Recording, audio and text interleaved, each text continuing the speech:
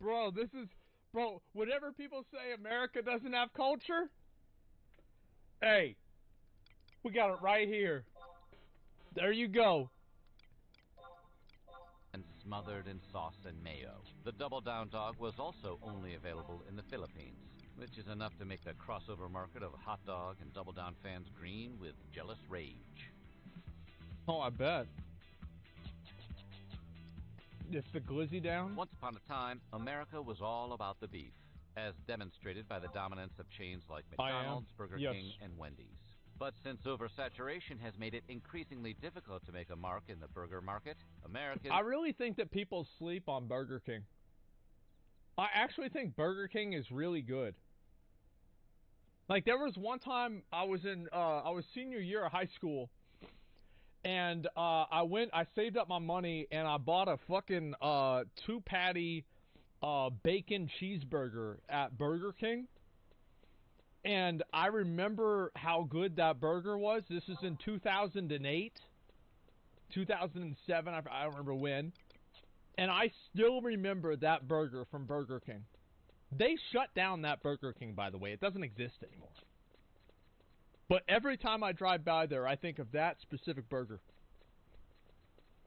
Have been increasingly turning to chicken. Chicken consumption in the U.S. has actually risen 16.6% per capita since 2010. That's nuts. Meanwhile, in like I feel like turkey's better than chicken. I like turkey more. Amount of time, beef consumption has declined by almost 3%.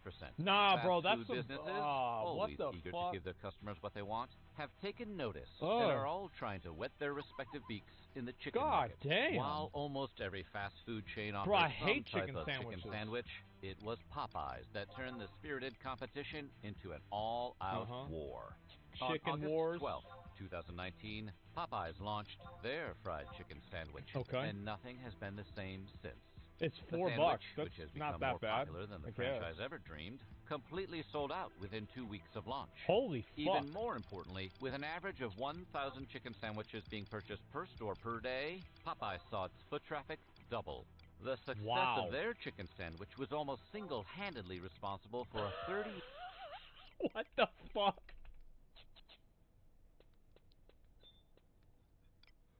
Oh my god. Wow. 38% jump in Popeye's same-store sales reported in the fourth quarter of 2019. McDonald's, conversely, saw its chicken sales dip in roughly the same period, a development they attributed to competitive pressure from the Popeyes sandwich. If imitation is the sincerest form of flattery, Popeyes is probably feeling pretty flattered, because the success of its chicken sandwich has spawned a whole lot of clones. Yep, the McChicken. In July of 2020, Fatburger responded with its King's Hawaiian... Wait, it's literally just called Fatburger? Oh, okay, that's good. Crispy chicken sandwich. The following September, Chick-fil-A put its honey pepper pimento chicken sandwich into testing. A month later, Church's chicken sandwich, and Wendy's upgraded its classic chicken sandwich Chicken Alert to competitive standards. December of the same year brought Jack in the Box's Cluck sandwich, and January saw the arrival of Sonic's Chicken Slinger. Carl Jr.'s BLT Ranch Big Chicken Sandwich. Carl's Jr. has this pussy shit that they do. You know how they have like 17 fucking menu items? And like number like 8, I think it's like 20 of them. Your skill has increased. 18 or 19 has like a sandwich, but instead of a bun, it's like a double down, but instead of chicken, it's lettuce. Have you fucking seen this? It's disgusting, bro. Like, what the fuck? It's nasty. Shake Shack's Korean-style fried chicken sandwich, and Boston Market's I never had that. Nashville hot crispy chicken sandwich. It was a huge... Whoa, wait, whoa. Nashville hot crispy... That's $8?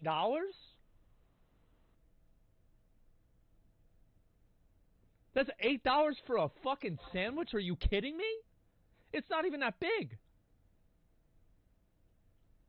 Probably a meal. If it's a meal, that's fine. But like, if it's $8 for just a sandwich, like that's chicken sandwich. Fuck that, man. It was a huge January for chicken sandwich lovers, and for people who still eat at Boston Market. KFC stayed quiet until 2021 when they responded to the challenge by cooking up their own Popeye-style chicken sandwich. The sandwich, a quarter-pound white meat, double-breaded, extra crispy chicken breast fillet, pickles and mayo or spicy sauce on a freshly toasted brioche bun, doubled sales expectations in a test market and is now widely available. Only time will tell how it will do compared to its numerous competitors. But if KFC really wants to win the chicken sandwich wars, it might be time to bring back the Double Down. Double down on KFC's Double Down. So what do you think? Would the Double Down tickle your fancy? Let us know in the comments below. And while you're at it, check out some of these other weird history food videos. I had to watch this because, like, I know a lot. I've been to a lot of KFCs. Like, I have probably had KFC in my life 200 to 300 times. If I had to guess, it would be somewhere around there. Like, I go in on KFC. I fucking love KFC. It's delicious. Maybe 20 for me? Yeah, it's nothing. Well, it's not like, I'll link y'all the video. This is a good video. I do think that like it's hard to capture how much of a big deal like health food was back in like the early the late 2000s, the early 2010s, because like back then like you had health food and you had fat shaming, right? Whereas like now you've got health food but there's no fat shaming. So like back then everybody was trying to lose weight. Nobody wanted to be fat. And this is just how it was. And fast food was seen as being like gross and disgusting and like bad and everything. Like it was, I remember I would go all the time. Like people would always criticize me whenever I was younger. They'd be like, man, like how you eat like this? Like you eat like an animal. Like what the fuck is wrong with you? Like this is so bad for you. Everything like that. Yeah, it's crazy. Yeah, Europores with their horrible tasting, quote, food. Yeah, true, brother. True, true. Double Down was my favorite fast food item ever, hands down. When it was taken off the menu, I knew which KFCs would still make and sell one, which is, and which would say that they have to omit one ingredient lest they get in trouble. Then they came to dark days when employees did not even know what a Double Down even was. This reminds me of a 5-layer nachos, man. Is that there was one Taco Bell. It was the Taco Bell on Riverside here in Austin. And they would still make me a 5-layer nachos. 6 months after they took it off the menu. And then I finally showed up there one time. Your skill has increased. And it was a new person, and they didn't even know what a 5-layer nacho was. They used to be $1. I really mean that. 5-layer nachos used to be $1 at Taco Bell. I would go to Taco Bell, I would order 2 5-layer nachos, and I would get a water cup that I would fill up with Pepsi. And I would have a perfect, great meal for $2 fucking. And now, it's like 10. I just don't know what to do. It's just, I don't know what to do. Like, it's just too much, man. It's just too fucking much. You guys couldn't have timed this video better, as KFC is actually reintroducing Double Down starting tomorrow as a limited time item. Yes, guys, for anybody who doesn't know, Diablo is doing a promotional event. If you order a Double Down, you get to play Diablo 4 beta. I'm not kidding. I'm actually not kidding. They're legitimately doing this. Yeah, it's a satanic meal, apparently. You could do an episode devoted to the Heart Attack Grill. Oh, yeah, that place in fucking Las Vegas. I like the Double Down, but I really like the naked chicken taco from Taco Bell that replaced the tortilla with a fried chicken disc. I've never seen that before. Holy fuck. On the very rare occasion that I'd eat one of these, I'd skip both breakfast and lunch, so I was basically starving for dinner. And then I'd eat all my daily calories in one meal. It tastes even better when you're super hungry. I wish KFC would bring this back. Fuck, man.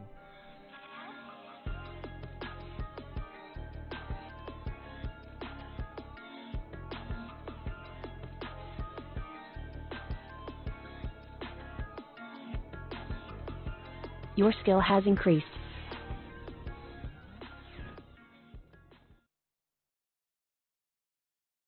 Oh yeah, people were very unhappy about Skillshare. I didn't see why this was, so I was going to look into it. Apparently Skillshare is bad. Skillshare.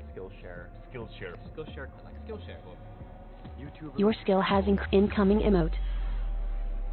The dark side of Skillshare. Basically, every infotainment video on YouTube pitches Skillshare as some sort of godly resource. Do you want to learn how to code? Skillshare. Right. Do you want to learn how to animate? Skillshare. Do you want to just learn how to learn? Skillshare. Okay. At this point, Skillshare isn't even seen as a learning platform. It's seen as the thing productive people do. Clearly, Skillshare has done a phenomenal job when it comes to branding, marketing, and positioning. Okay. But the same cannot be said about the platform itself. Well, let's see why. Skillshare is not only a mediocre platform, it's a negative platform. And that's not my opinion. That's the overwhelming opinion of everyone who ended up using the platform. On Trustpilot, wait a second. A negative platform, and that's not my opinion. That's the They accused me of fraud and canceled my entire account that I had paid for without warning, just blocked me from their platform. They also ran a background check on me without authorization and searched me online. I refuse to use my real name on a platform for this reason. You have a right to access your data and remind them that if they close your account before your renewal due, it is unlawful.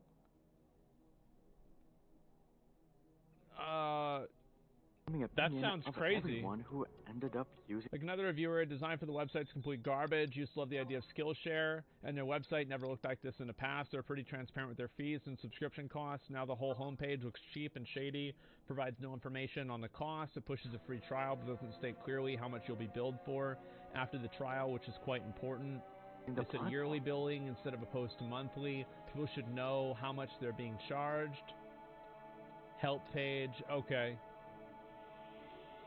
So yeah, that basically, I think that the second one, the first one is so hard to say because like I don't know like whether that's all that's true or not.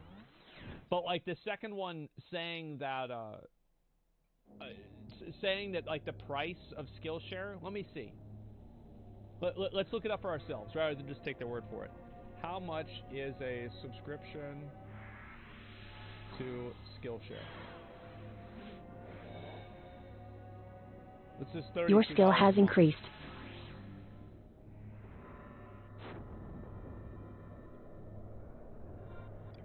Okay, well... Your skill has increased. So let's look at Skillshare.com. Let's see here. Skillshare, I type .cop. Okay, so... Close that. Accept cookies. Alright. What is Skillshare? What's included in my membership? Okay, well let me look this up. I don't know if it's gonna show anything anything weird. Let me just take a look real quick. So terms of service, start learning today, 7 free days, sign up using email.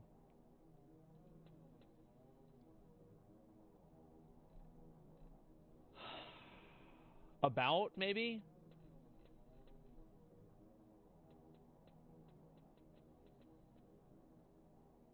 Yeah, I mean, it's... They don't...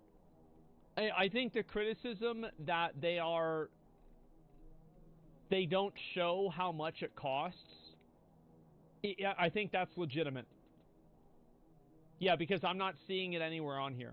Hit sign up, I do, and it just takes me to putting in an email. Like, I don't want to make an account on there.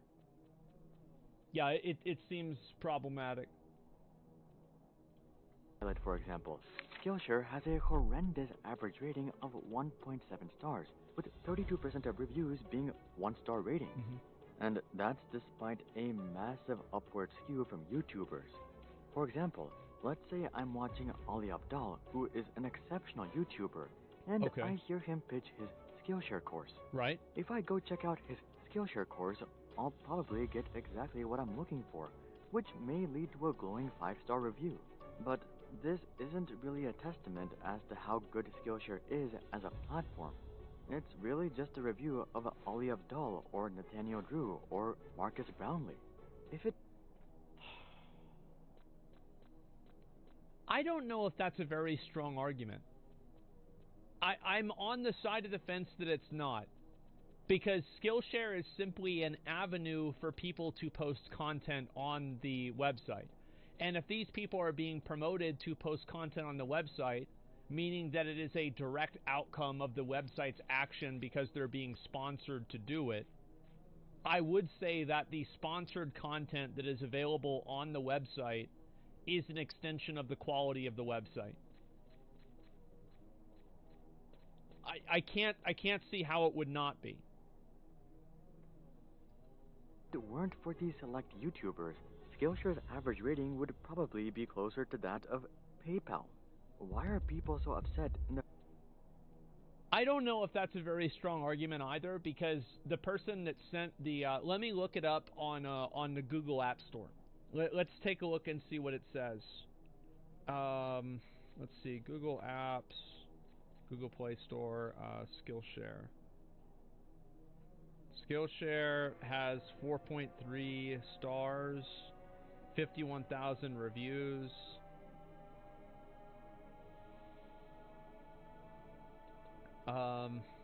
People are complaining about the price.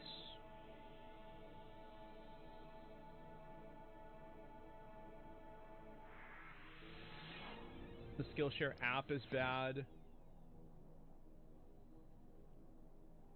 I don't know. I mean, like,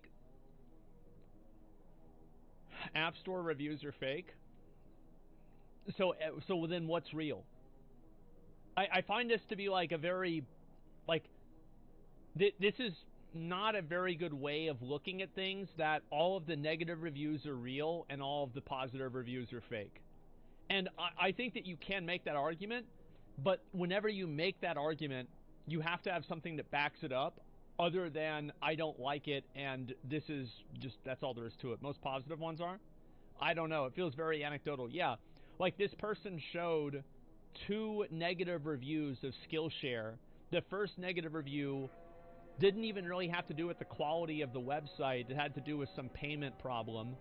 And then the second one, I forgot what the second one was. Oh, it was about the pricing of the website. So neither of these things were actually about the quality of the content that existed on the platform.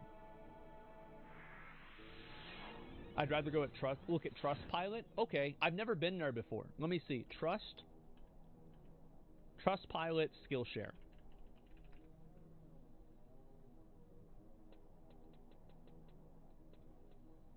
Ooh, this is not good at all. This looks like a 1.7. Holy shit, a 1.7. That's really bad. Let's look at a few other ones. What are other competitive things that are similar to Skillshare? Yeah, let's look at Twitch, for example. Twitch is worse. Twitch is at 1.5. Udemy, okay. A 2.2. Also better than the 1.7 by half a point, half an entire point. Very substantial. However, still poor. How about Masterclass? 2.6. Okay, 2.6 is pretty good. Let's look at YouTube.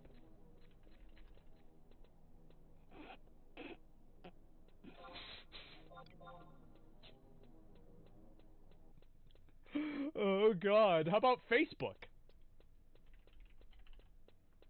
Oh, God. Oh, shit. Oh, God. It's not good at all. Wow. All right, let's see here. Reviews. And also, let's look at Masterclass again. So it has 774 reviews versus Skillshare, which has 1.4K reviews. So that's about a difference of about double of the amount of results. Is 700 versus 1.4K, would these be within the same realm? Twitter? Okay, we'll look at Twitter one more.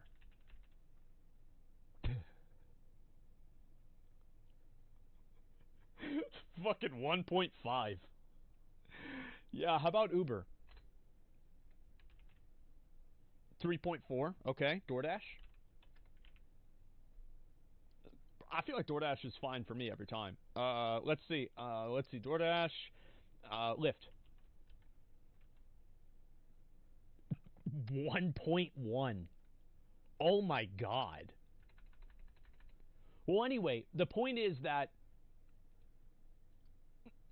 yes, Skillshare does seem to be rated lower than its competitors in the space. I don't know about that Udemy, or I guess that's like U Academy or something like that. I have no idea. And it's also rated less than Masterclass. Check Starforge. We don't really have one. We don't have an app yet. I'm sorry. That'll be soon. First place. But my point is that they are both rated extremely low on this website. However, the other ones are rated higher, which is that does serve to mean something. But it should also be contextualized around they are all rated below 50%. Every single one of these is rated below 50%. And so are things like Twitter and YouTube. So it seems like people are not getting what they want out of this app, or their opinion of the app is not very good, and that's why. It's a mixed bag. Yeah, it's very hard for me to say, okay, based off of this, like, it's a problem. Seems like people aren't getting what they want out of any app. Well, I think that also people just don't like the app, and so they rate it down. Because a lot of people aren't rating, like, there were 700 people that reviewed it. There were 7,000 people that used Lyft. Millions of people use Lyft. 7,000 people say it's bad. That means that it's extremely good, because negative criticism, this is a business school fucking thing that we learned, you are 9 times more, for every one type of positive criticism you're going to get 9 times, or sorry, whenever somebody has a negative interaction with a business or with an employee, they are 9 times more likely to complain about that negative interaction than they are likely to talk about a positive one. So I'm going off tangent here. But the point is that the low ratings that he showed, the 2 low ratings, I don't think that is sufficient enough to be able to draw the conclusion that without these content creators on the platform would be dead. I don't think it exists. I don't think that's enough. Well, aside from a history of slimy sales practices, Skillshare simply doesn't offer a history of slimy sales practices, like what?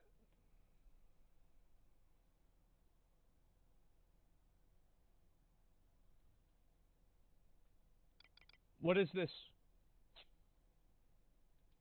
The value that YouTubers say it does.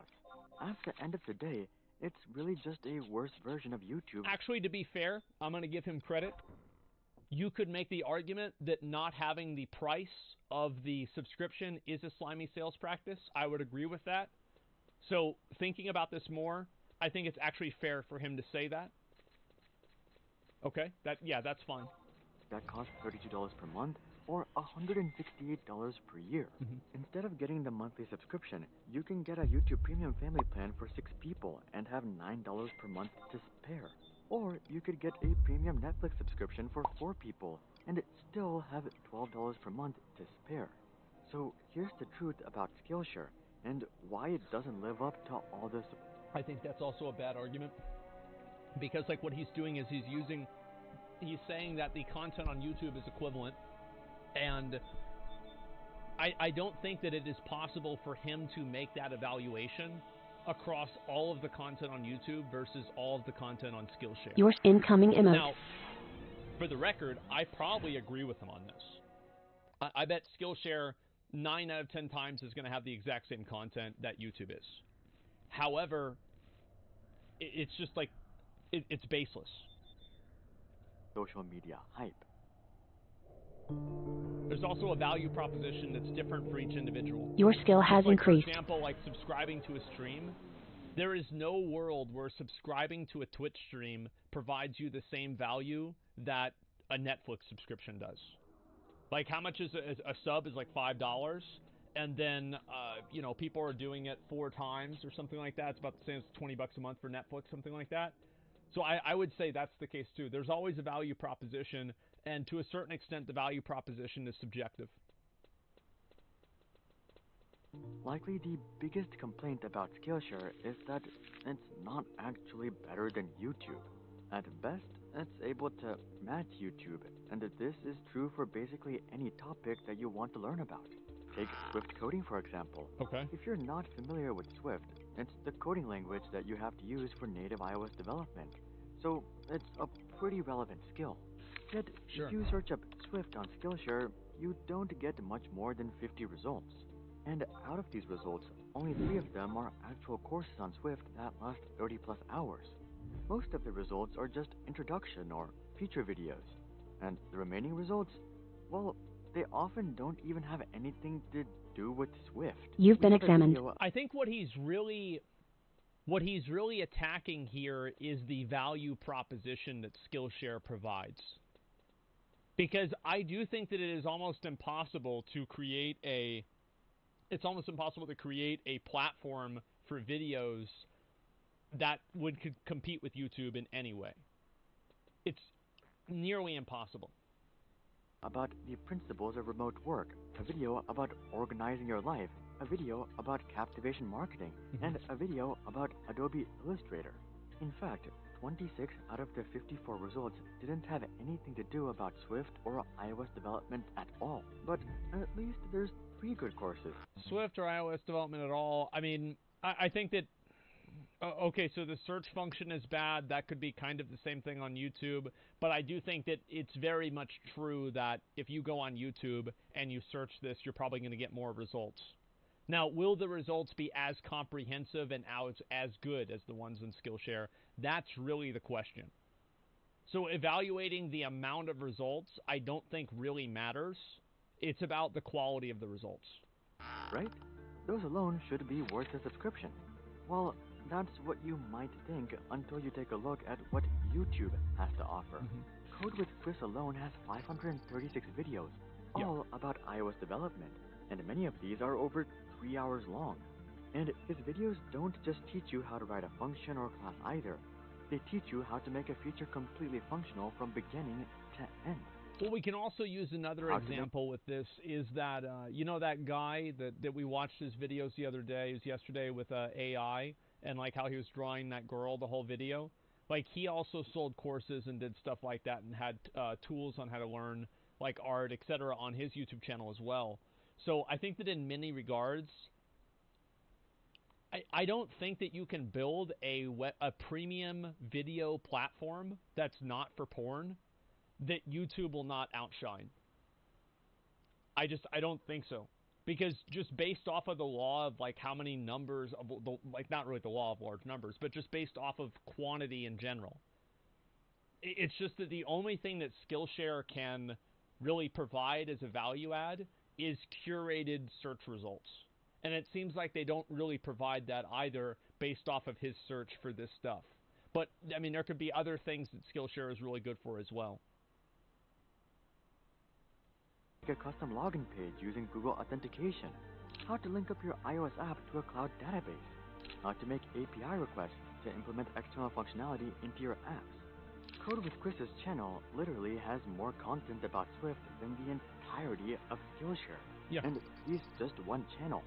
There's dozens more like... Yeah, how can you possibly beat YouTube? Exactly. iOS Academy. Bad argument so far? Do you think that's a bad argument that because YouTube is open to a global audience and it's being uploaded by a global audience and the best videos are usually the most popular ones, so there is like a democratic selection process that will automatically generally correlate the better videos towards the top of search results that is being done across the entire world? You think that's not a good argument? I think that's a very good argument. Yeah, it's very good to compare. Because what he's really doing, it's not that Skillshare is a scam, by the way. Skillshare is not a scam. It's just that the value proposition is just, it's not worth $32, at least not in this regard. The point is you don't want to go through a billion channels to find a good one. That is true. iOS Academy and that's the curation that I was talking about. 3 videos covering everything that Chris covers, but he takes it even one step further. He has these massive series where he builds full-on apps from beginning to end. For example, he's currently making a Rick and Morty app completely from scratch that has a total of 45 parts. Oh my god. This series alone has over 10 hours of content. We also have Sean Allen, Paul Hudson, CodePro, Rebelloper, Let's Build That App, and so many more in just the little niche of Swift. This same argument can be made for learning JavaScript, or animation, or motion graphics, or cooking, or basically any skill you can think of. But none of this is really surprising. YouTube is the biggest video hosting platform in the world. On Skillshare, there's a total of 30,000 courses. On YouTube, there's 30,000 hours of content being uploaded every single hour. I think that's also a very bad argument. I don't think that really makes a lot of sense because it's completely different. Like, there's 30,000 hours of content being uploaded, yeah, but a lot of it is just family videos that don't even have anything to do with it, and full-length feature movies being uploaded, and 10-hour repeats of Hey Ya, you know, the He-Man fucking song, randomly uploaded every day. So it's just like, I don't really think this is very good. I think that he should talk more about, like, the fact that Skillshare, because obviously the argument that you could make for this is that Skillshare provides better curation, and while YouTube does have more information, you might be able to find the right information on YouTube, Skillshare would be able to find it in a more bespoke way and be able to tailor it more for individual content creators and people that are looking for that content specifically. So it's like, I don't know. So, naturally, YouTube will have the most in-depth, most comprehensive videos on any niche. Structure, yeah. And ironically, this is true for even the YouTubers that pitch Skillshare. Ali Abdal, for example, has a total of maybe 30 hours of content on Skillshare. Okay. Meanwhile, on YouTube, he has hundreds of hours worth of content. We should also note that Skillshare doesn't have any sort of vetting process in terms of who can post content. So basically anyone can post content on Skillshare just like on YouTube, meaning that the content on Skillshare isn't necessarily more credible, valuable, or informative. Meanwhile, there's... do they have a vetting process to remove content that's low quality, though?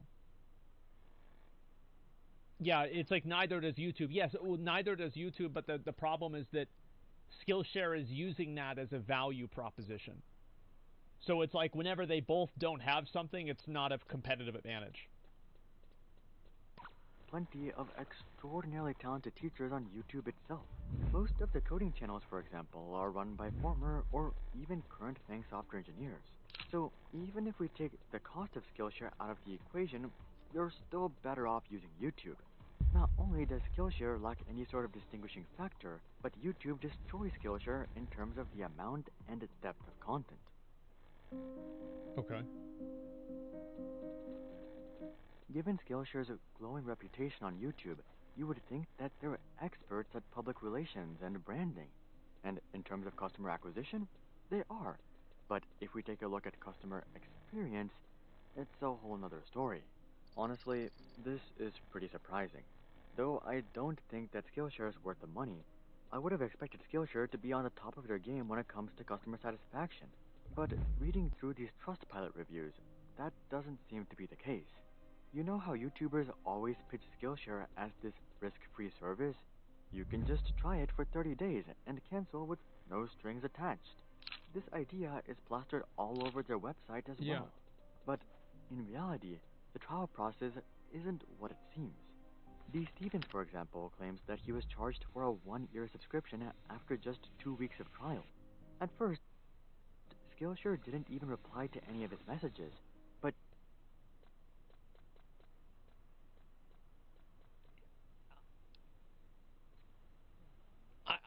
I don't know. Like, it's... How does that even happen? Yeah, it's like, number one, where's the proof of this? Like, here's my, you want to know my honest fucking opinion? This person doesn't even fucking understand English. They're capitalizing math. There's things constantly misspelled. This person's a fucking moron. Do you think I'm going to believe them at their accounting of this situation? Absolutely not. There's no proof of this. There's no evidence that it happened. Now, if 10 other people say the exact same thing, then yeah, I would take it more seriously. But one person saying this who can't even understand the language that they're complaining in, this is not going to fill me with a lot of confidence that they're an accurate source of judging the product. They don't even know what they're saying. I'm not trying to be mean, but there it is. Even when they did reply, all they had to say was, "You have 14 days to cancel from the day you sign up." This likely seems confusing at first glance, but when you read the fine print, it all makes sense. Basically, you do... Well, wait a second. So from even when they did reply... They advertise 1 month free trial, and then they take a 1-year subscription fee after 2 weeks of signing up. Message them again. All they say is you have 14 days to cancel from the day you sign up. So they are 1 month free trial is a lie.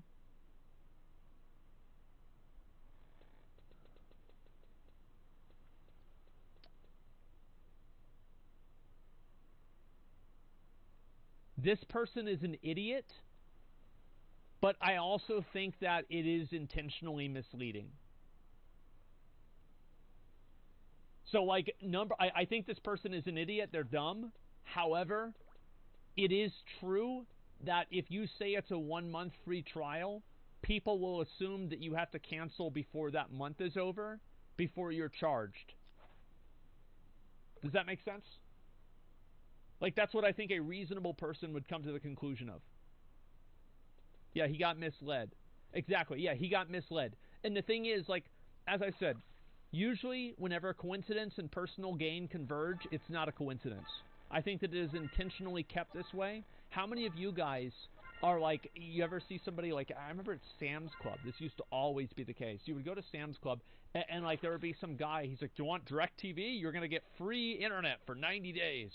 And I'm like, I always ask people, how much does the free one cost?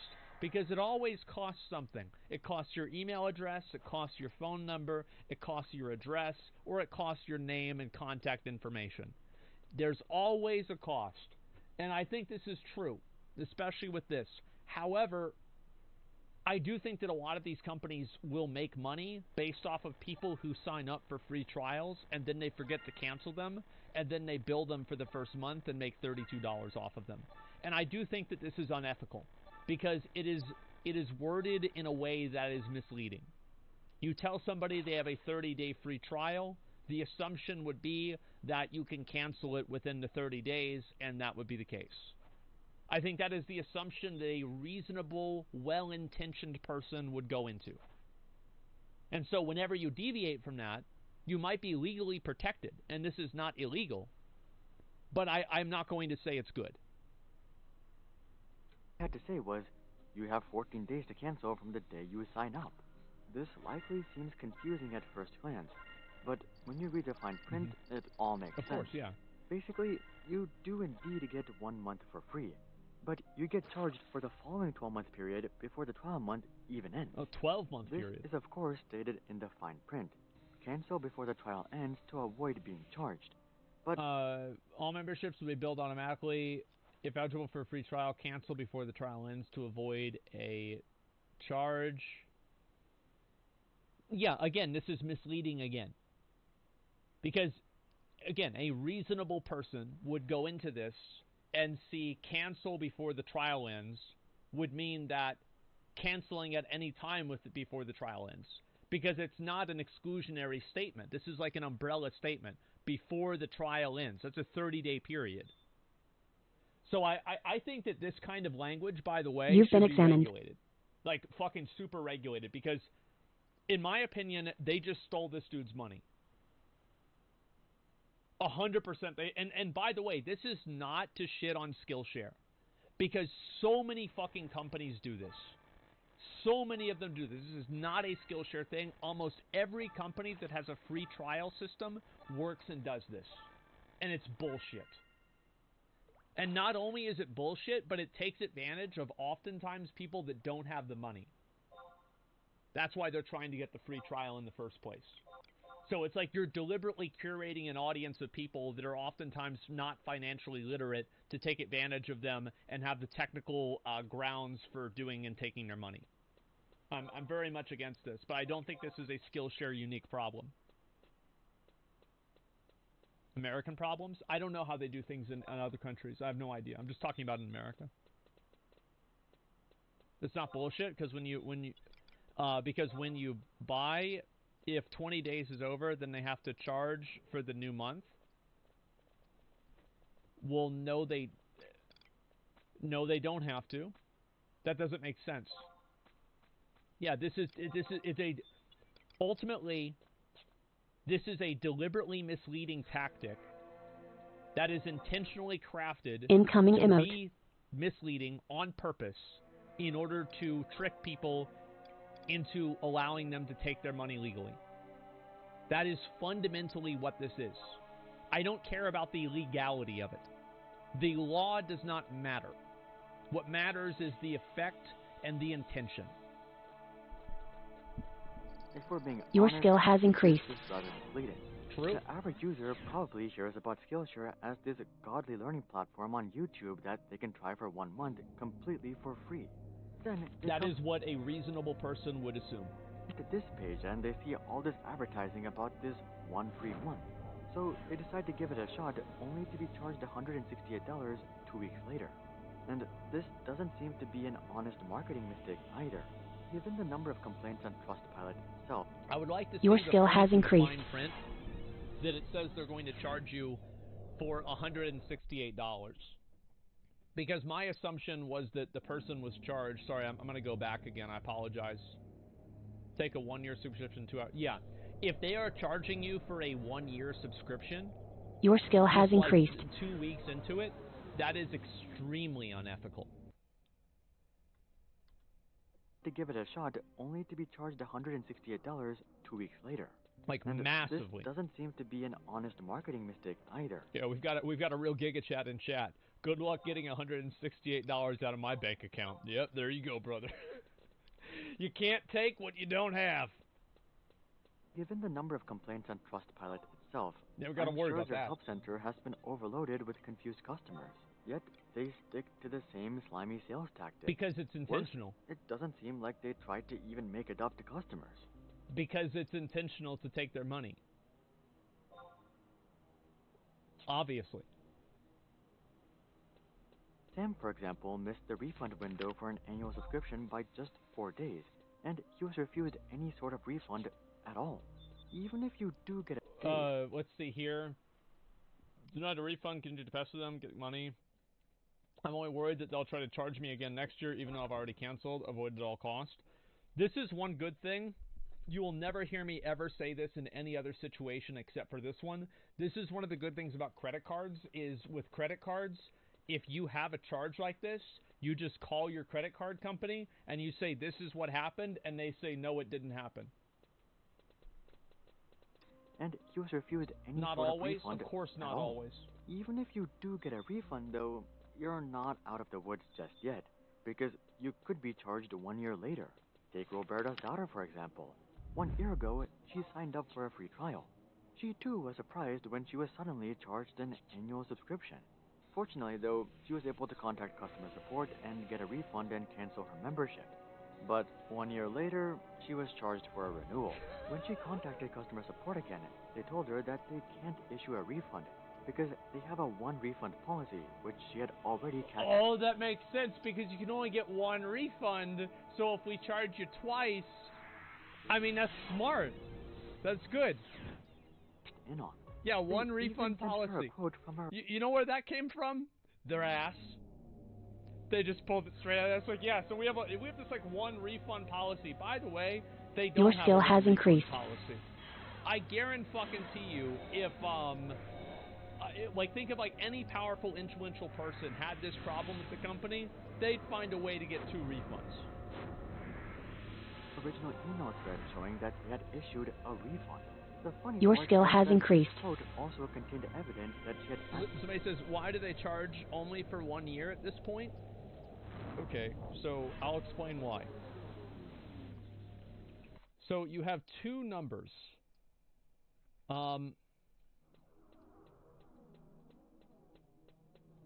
Okay, which one do you want? And think of it in terms of dollars.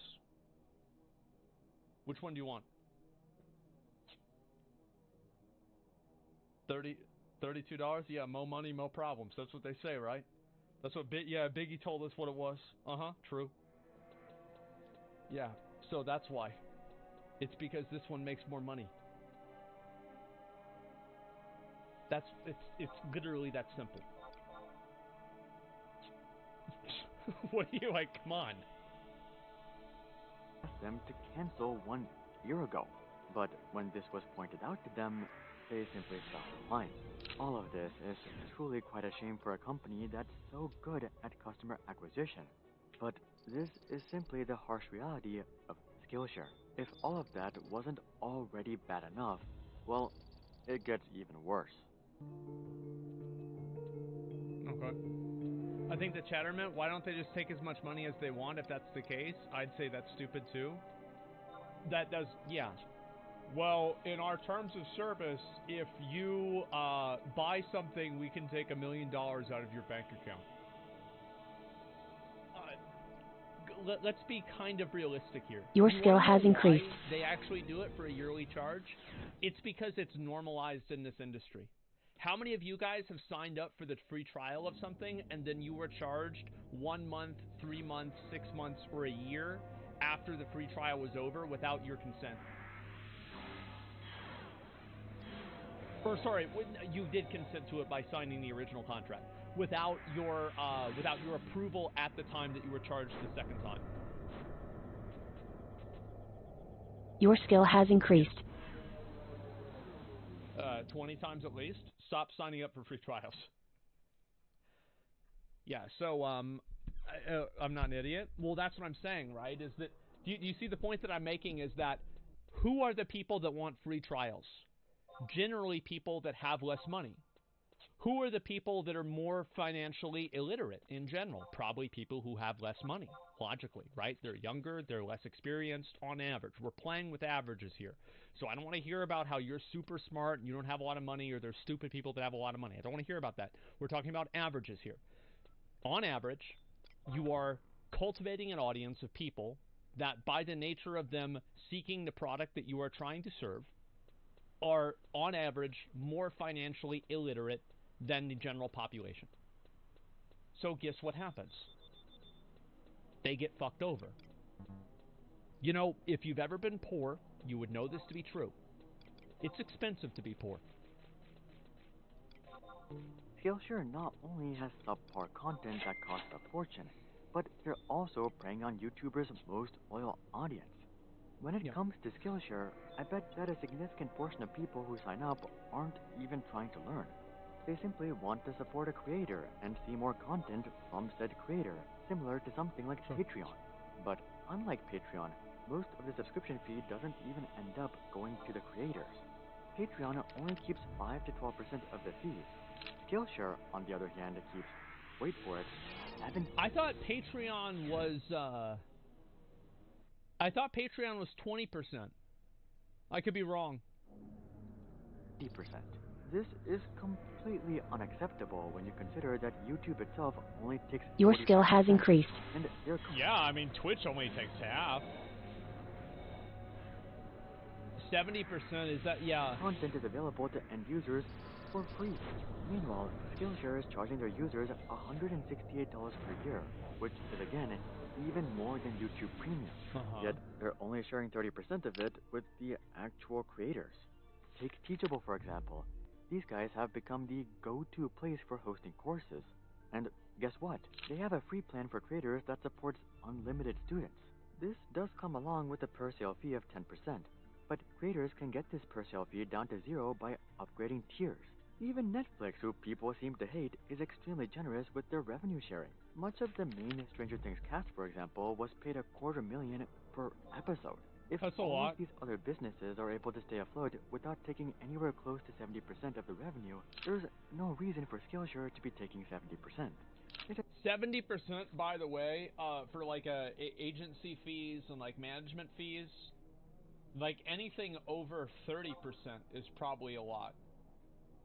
Like most places operate between like 10 to 40% based off of what's happening, etc. Like anything, but bro, like you're talking about 70%? That's some fucking meth drug dealer shit. Where you're like a mule and you just have to take a bag of crack across the fucking country for like $3,000. Then whenever you get there, they shoot you. Like who the fuck does this? That's awful. It appears to me that Skillshare figured out that many YouTubers have extremely loyal audiences that are willing to pay up large amounts of money to get more content and theoretically support their favorite creators. Yeah. Instead of creating a smooth platform to enable such support, though, Skillshare has decided to cash in for themselves.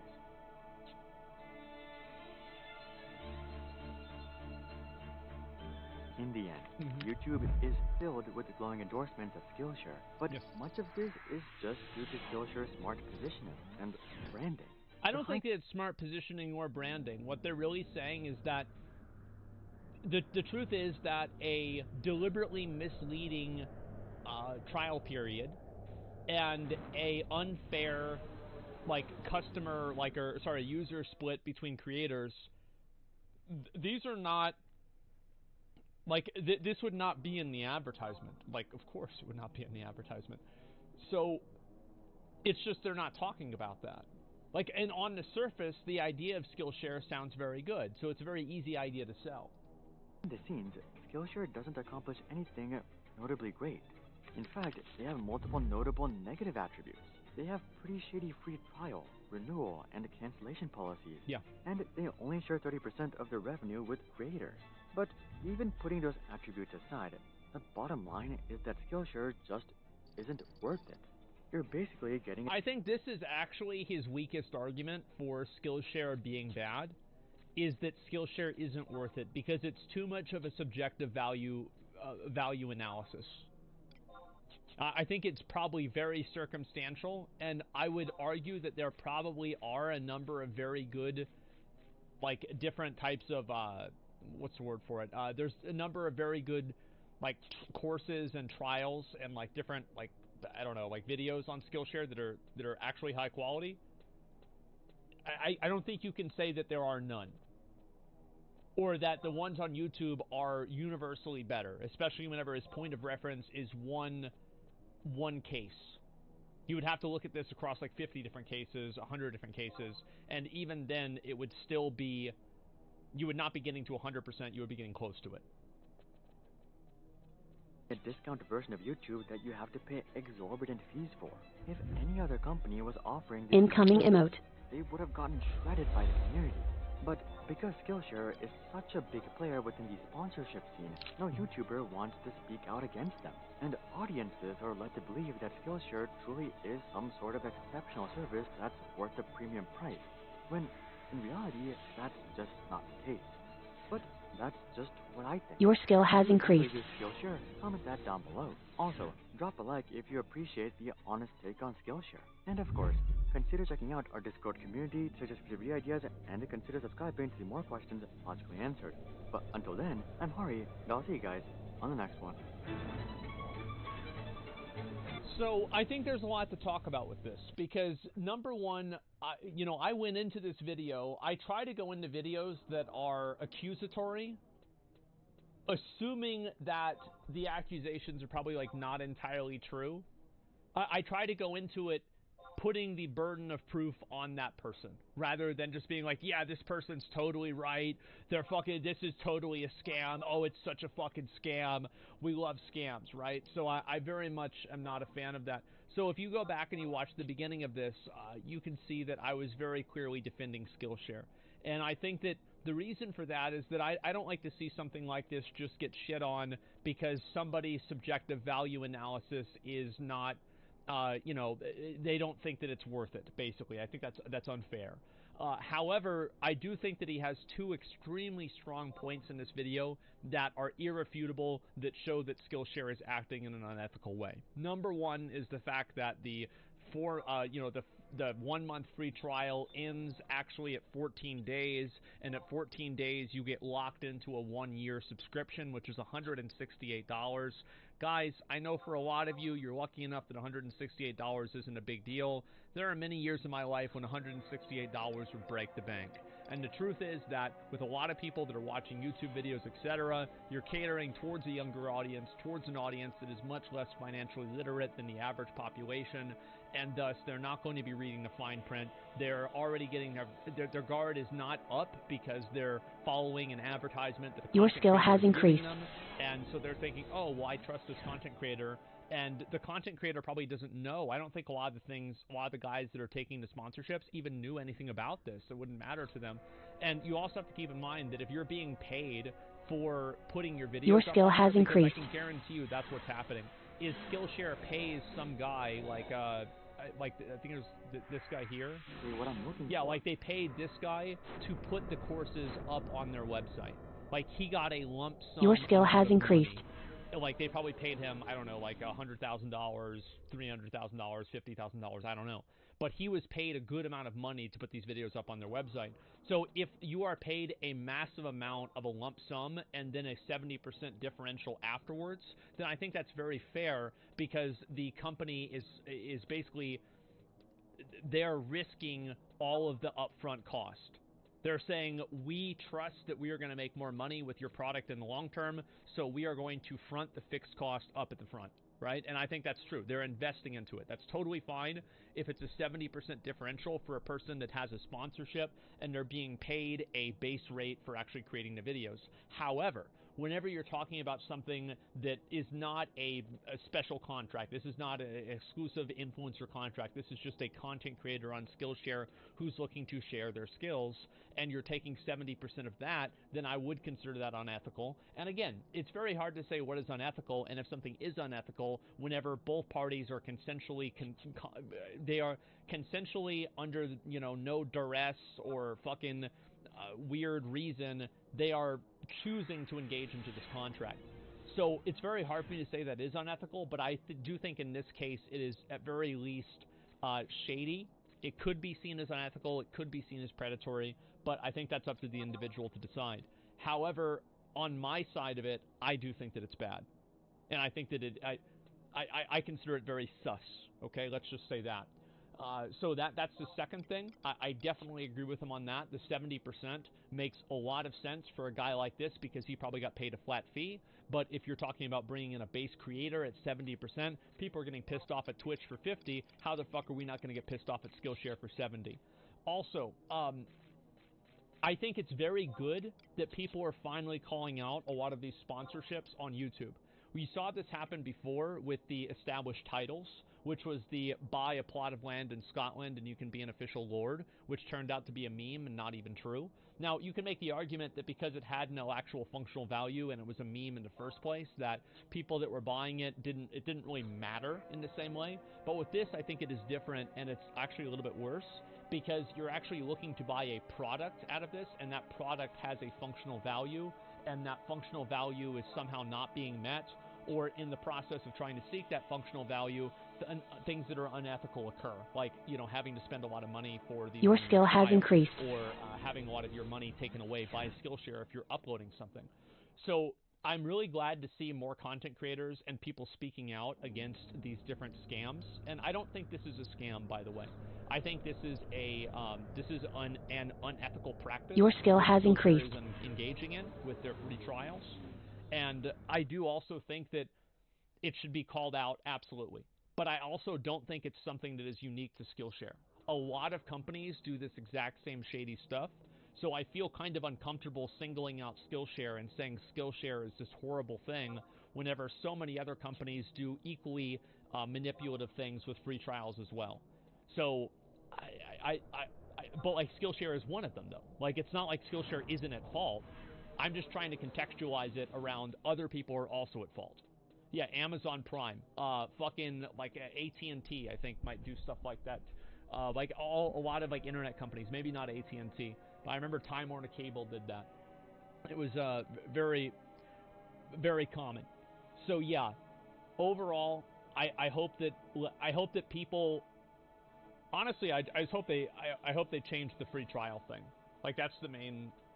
That's my main takeaway for this, is that Skillshare should see this video and see how many people are being misled by the free trial and realize that it's not worth the hit to your reputation and integrity to steal people's money who are oftentimes the people that need the money the most. So I really hope they change that, and I also don't think it's the content creator's fault for supporting something like this. The content creator might not know every single nuance of their payment structure, etc. I think that, of course, people should be held accountable for what they promote, but I think there's a reasonable amount of distance that you can assume that a person has with a sponsor. Like, just because somebody takes a sponsor doesn't mean that they approve every single action this company has ever taken, or they understand every nuance that the company has. But I do think that content creators, after seeing this, and now that this is public, should be much more reluctant on taking sponsorships for Skillshare. That was a lot for me to say. I'm very interested in this kind of stuff for obvious reasons. So, yeah, I had a lot to say. I'll read a few comments here, and then we'll be... What a rant? Yeah, sure. Just because everyone doesn't mean it's not a scam. You're totally right, and that's the point that I was making. However, I do think that it's misleading and disingenuous to take something that everybody is doing and then pin it on one person and say that you're bad for doing it. Incoming emote. You're right. Fundamentally, you're right, but it is deliberately misleading, and I think it's almost like you're playing favorites. As a content creator, how do you differentiate a legit sponsorship opportunity and a scam? Simple. The amount of money they pay you. Yeah, if they pay you a ton of money, it's legit. If they don't, it's probably bullshit. That's simple, guys. Come on. But no, I mean, really, you look and see if other people have done it, and this is what happens, right? Because, like, as a content creator, like, I see this a lot. With a lot of content, what you end up seeing is, like, you see, like, for example, like, Marcus Brownlee is, like, one of the most well-respected YouTubers on the entire platform. So, like, if I see him taking a sponsor for something, I think to myself, oh shit, like, this is something that's legit. I should totally believe in this, and it's real. Absolutely. Sorry if I pronounced his name wrong, I apologize. But the point is, like, this guy is the real deal. So whenever I see him do that, and maybe this guy saw him do that, and then this guy saw him do that, and then I see this guy do it, and then I look at all the other guys that are doing it, it's like, well, it looks like everybody's doing this, so it's okay. So, like, everybody just kind of assumes things are fine. And, like, realistically, that's not a very good way to go about doing things, but I think that there's also, like, that's just what's going to happen. It's just what people are going to do. Yeah. He's a bit brand biased. I mean, I think you can easily make that argument, but overall, like, he's relatively well respected. You know, much more so than a lot of other mainstream YouTube personalities. So, yeah. Established titles, exactly. New DBZ game we got announced an hour ago. I tweeted you the trailer. Yeah, sure, I'll take a look at it. Give me a second. I have to admit, I preferred seeing the Skillshare ads, the Endless Keeps, and Raid Shadow Legends. I mean, people have got to make money, and that's just how, you know, we live in a society where people need to make money. Once we reach some sort of singularity where everybody can live in a virtual world and scarcity is a thing of the past, then we won't have to worry about it anymore. But until then, you're going to see sponsorships. Philip DeFranco are sponsored by established titles, so even big reputable YouTubers can be deceived. Well, look, man, like, everybody can be misled by something because nobody can fundamentally Your skill has increased. every nuance of a system like this. It is an unrealistic expectation. Whenever some of the biggest, like, think about all of the venture capitalists that invested into Eddie Ibanez, who was the guy that was part of Logan Paul's CryptoZoo. Remember that whole part of the story? How he hoodwinked literal Your skill has increased into investing in him and giving him money. So if these people at the very, very highest level are not able to completely discern this, you shouldn't expect somebody like Philip DeFranco to do that either. That doesn't mean you shouldn't hold them accountable after the fact, and it doesn't mean that we shouldn't have conversations about being more accountable and being better at being able to see these things ahead of time.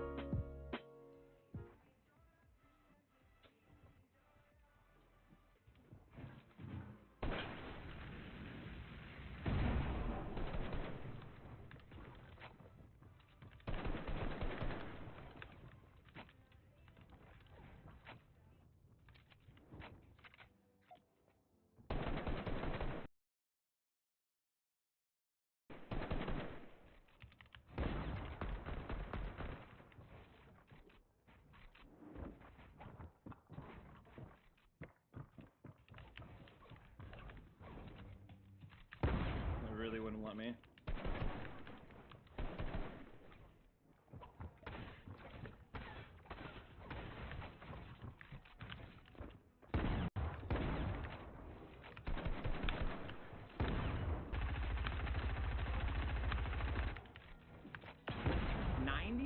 Point blank.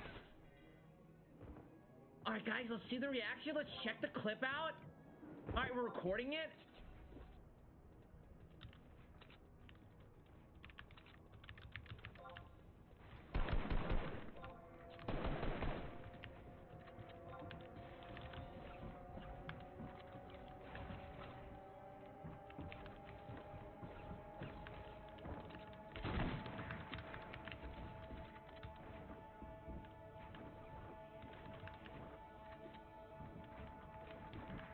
Incoming Tau.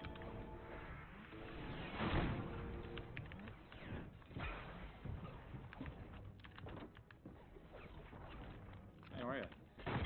Why does this guy reload? Oh.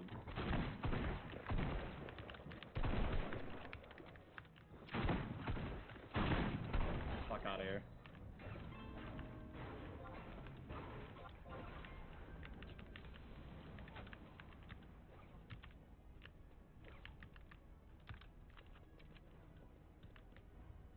I love how I just got shot at, bro.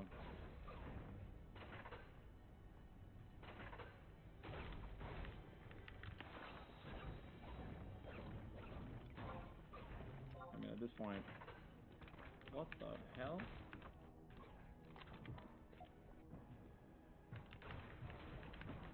Hi, Brutus.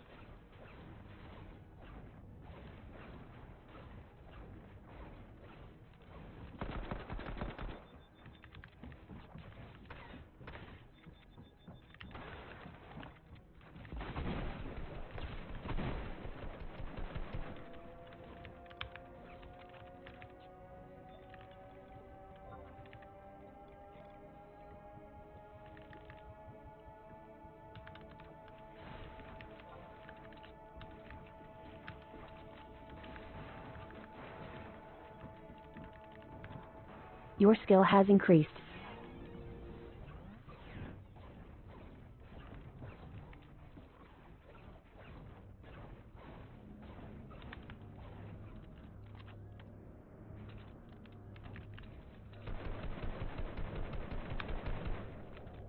Your skill has increased. Why is the bench so slow? It's the same kids, bro. So fucking cringe. Get out of my game. Get away from me, man. You're not proving anything by going to a fucking game and running to someone and you know they're in a fight with somebody and fucking killing them. Like, it's so, this game is so fucking stupid, bro. Like, the community, these little fucking kids, it's just so dumb. It really is, man. It's not fun. It's just not. And the thing is, man, these little fucking cloud-chasing losers, they have no idea, man. Like, all they're doing is just harming the game, man. Because I'm not gonna fucking play it. I'm not gonna play it. I'm not gonna stream it. And no one's gonna, you know what I mean? And then, like, you're just gonna get these sweaty, but good for you, man. Get your fucking clip, send it to your buddies. We killed Ninja. I haven't played the game in, ever. Don't fucking play it anymore. I come back, and I still almost kill all of you idiots. You guys grind this game 12 hours a day, minimum. Box fighting and fucking creative all day, and I still almost shit on you with zero practice competitively. Every time. Like, think about that. The Floosh, shut the fuck up. You don't know what you're talking about. That guy's been in my game 4 times in a row and died in front of me. Or killed me. I'm not just making this shit up. I don't just see someone kills me and I go, oh, frame sniper. It's the same fucking people every time. No, apology accepted. I'm not trying, like, I'm just like, I just get angry. I get angry when people don't believe me. And it's fine, like, all right, I guess, you know, because there are so many, there are more streamers that cry stream snipers more than, like, they're actually getting stream sniped. So, like, I get it. Be skeptical. But not with me. Fucking trust me. I have been playing this game, I have been playing Battle Royales for almost half a decade. I know what it's like to be fucking stream sniped, man.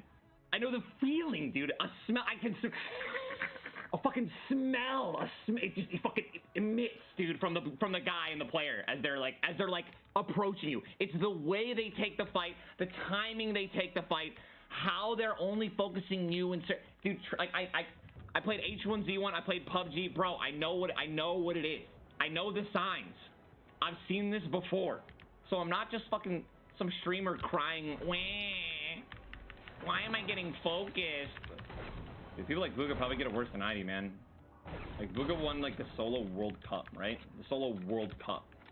Stream sniping him in solos, dude, and killing him. It's like next level clout. All these little 12-year-olds want it. They're thirsty for it, bro. Is this what it looks like to be a loser? It's gotta be.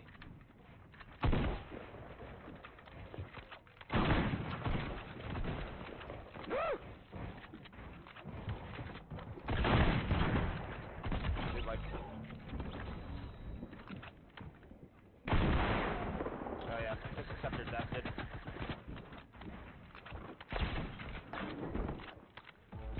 Yeah, just accept it, like.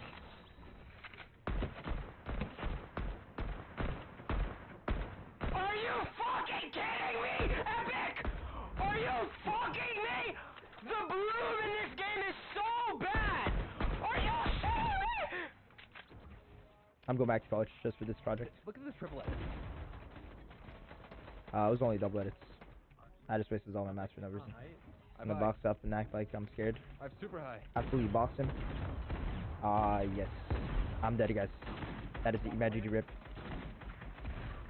He's dead. Nah, I'm on my wall. I saved you. Oh my. Did you kill him?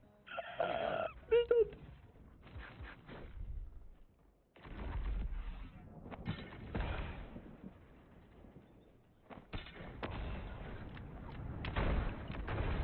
No way!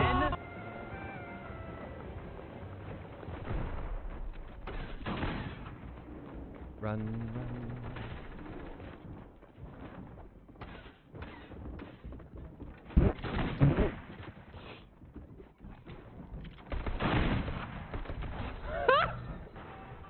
Later, bitch!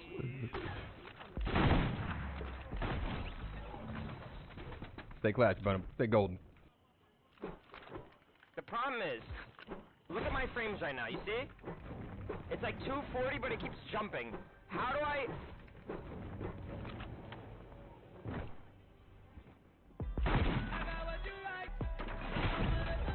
This is so stupid, dude. This is stupid, dude. I'm done playing this shit. Pues me va a pelear, bro. Oh! Whoa, whoa, whoa, whoa!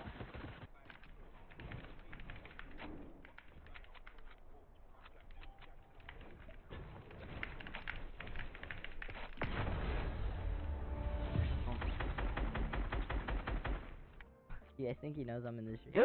He knows I'm in this tree!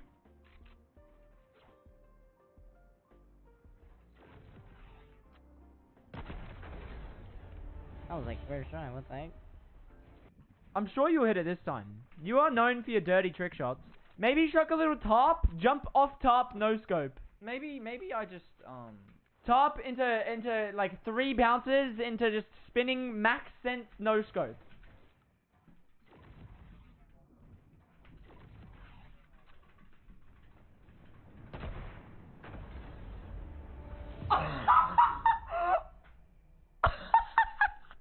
Are you fucking kidding? Yup!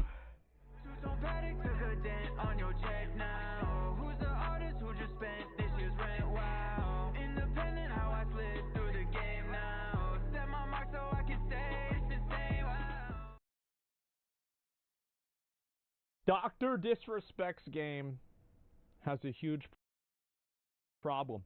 I'm sure all of you know that Dr. Disrespect has been working on a game for quite some time right now. And that's pretty exciting, until I feed you the poison here. I'm about to roofie your drink with this one. It's not just a game, it's a crypto-based game. It has a very strong NFT component to it. Do we know if it's NFT, if it's like crypto-based or strong NFT? I don't know if it's really that big, but to be fair, I think I don't think it's unfair for him to say this, considering half of the promotion that he's done for the game has been in some form or another of NFTs or crypto. It seems like NFTs are the focal point of the game. That's the number one thing they've been mentioning in regards to that's this the project. good part, guys. So it's a play-to-earn experience, and these buzzwords, NFT, play-to-earn, crypto, are... So play-to-earn, in your mind, whenever you hear the word play-to-earn, what I want you to think about is, like, you know, like those factories in Malaysia where there's like 1,000 people that work in something, an area that's as small as a McDonald's? Think about that. That's what a play-to-earn game is. Yeah, for 3 cents an hour, and then the building burns down, and none of them can get out because they're locked inside, so they can't leave during work hours. Beyond detrimental to the hype of any project in 2023. People run away faster when they hear NFT than if they had heard someone shout bomb in an airport.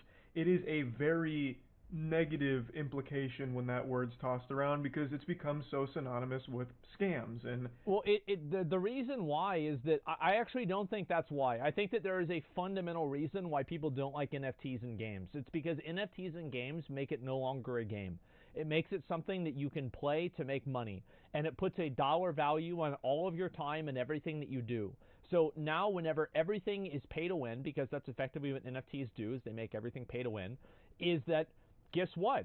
Now you no longer have the ability to just like play a game a lot and then be better than somebody, because somebody else could just spend money and they'll be ahead of you. So I think NFTs are just fundamentally pay to win, and they're also not always pay to win, because you can have like a cosmetic. But a cosmetic is still, you are turning the game into a job. And a lot of people play games because they're games. And also because a lot of the games that have come out that have NFTs in them are garbage. I fully believe that if a good game came out that had NFTs, it would succeed. But the problem is that the games are not good or bad because they have NFTs. They're good or bad because they're good games. It's the same with the game being woke or not woke. It doesn't matter. It's not going to change a good game into a bad game, and it's not going to make a bad game into a good game. People losing their money or getting deceived by NFTs in the crypto space. So people have been dunking on Dr. Disrespect for his inclusion of NFTs in the game. And there's a lot I'd like to talk about with this. So to quickly give you a brief lore recap, the game is called Dead Drop. Dr. Disrespect is spearheading the operation. Hopefully it doesn't live up to its name. That would be sad. I want to see Dr. Disrespect's game do well. And I want to make sure that this is very clear, that the reason why I don't know about Charlie, right? I'm not sure really what he thinks. But like for me, like I'm giving feedback because I want to see his game do well. I want to see more content creators make their own games. I want to see this happen, but that means sometimes saying no to certain things. And fundamentally, it is a Tarkov-style shooter, as I understand it, where when you drop into the game, you can find NFTs in the world, and if you extract with those NFTs, you can then turn around and sell them on the blockchain. So you can make legitimate money through playing the game. It's a free-to-play game, and you don't have to use it as like a money-making thing, but you can. The concept is cool, but I'm sure a lot of you... Whenever you don't have to, and this is the problem, right, is that, again, it puts a dollar value on every single thing that you do in the game. Whenever you obtain something, you think about, wow, I just got something that's worth $3. Oh, I just got something that's worth $2. I worked for 40 hours to get some cosmetic item or obtain this thing that, you know, is worth $5. It makes people feel like their time's wasted. That have your thinking caps on may have already identified a glaring issue with the entire core idea of it. But before really diving into the meat of it, I'd like to at least say I always appreciate and applaud creators who go into different areas and try and create bigger things and make wild content, big projects. I always think that's great. And I'll shamelessly plug real quick, speaking of creators doing bigger projects, Godslap. Issue 3's out right now. Issue 3 just dropped, baby. It's available at godslapbook.com. Also, issue 1 and 2 are of course still for sale there, and we got the 2 variant covers for issue 3 as well.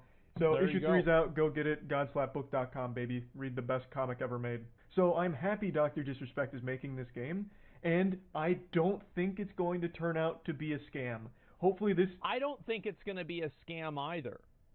Yeah, I don't really think so. It's not that it's a scam. The problem is if the game is good or not. That's what I feel like. Everybody's talking about NFTs. NFTs will not make or break this game. If the extraction shooter is good, people will play it. Fucking period. That's it. Make the good game. Statement doesn't age like festering dog shit in 2 years when the game drops or whenever. But I just can't imagine that he would blatantly scam his audience because it would be career suicide. And I just feel like there's no reason for him to do that. He's not going to scam people. It's just probably not going to have something that's enjoyable for a lot of people with NFTs. You know, like that's all there is to it. Like, yeah, it's just going to be a flop. I don't think he's going to scam people either. There would be no reason for him to do that. No way he wouldn't recognize this. It really feels like he wanted to set out to create like a really unique game and experience, but overlooked a lot of obvious problems that'll come from this. So let's talk about it. He posted I don't think it's overlooking obvious problems. I think the reason why he's doing it is because most of the NFT transactions that are done in games like this get transaction fees, and he wants to make money through the transaction fees. It's not that he doesn't understand, it's that he does.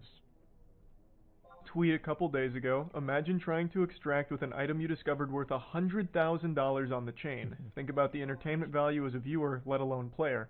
A new PvP experience is upon us. The concept of digital collectibles in an online game is so exciting to me, especially an extraction type of game. People saying scam and are just brain-dead headline followers. Same people that spend a ton on skins for an annual release game. Same skins everyone has too. Now, let's really... Bro, I'm gonna tell y'all one thing, man. If a game had $100,000 skins, I would be cheating in that bitch every day. I would be sitting on virtual desktops, VPN, NordVPN, ExpressVPN, Opera GX, fucking like a that fucking whatever it is, like the browser. I'd be cheating like crazy. I'd be stealing everybody's shit because guess what? It's worth a lot of fucking money. Peel apart this onion here. You've got to be huffing a fucking unreal amount of shungite to think for even 1 second with $100,000 on the line in your game that people won't cheat. Cheat. So true. Your skill has increased. He's always, he always has the right opinions. I'll tell you that. Yeah, this is a W take. 100% W. Yep. True.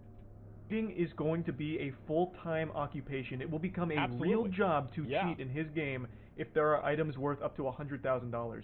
Even if the items only go up to like $500, it'd be stupid not to cheat. You get cheats for fucking... Well, the truth is that it would even be better if they were at $500 because people would be less likely to report something that was $500 that was stolen from somebody who was a cheater. Versus pretty much anybody who loses an item that's $100,000 would be reporting it. So actually, if you look at dollar value per hour, you will probably get a higher dollar value per hour if you're cheating in a game that has a lower ceiling, because the high ceiling items are going to have more scrutiny on them. $10 and then try and steal items off players that are worth hundreds. It's a no-brainer.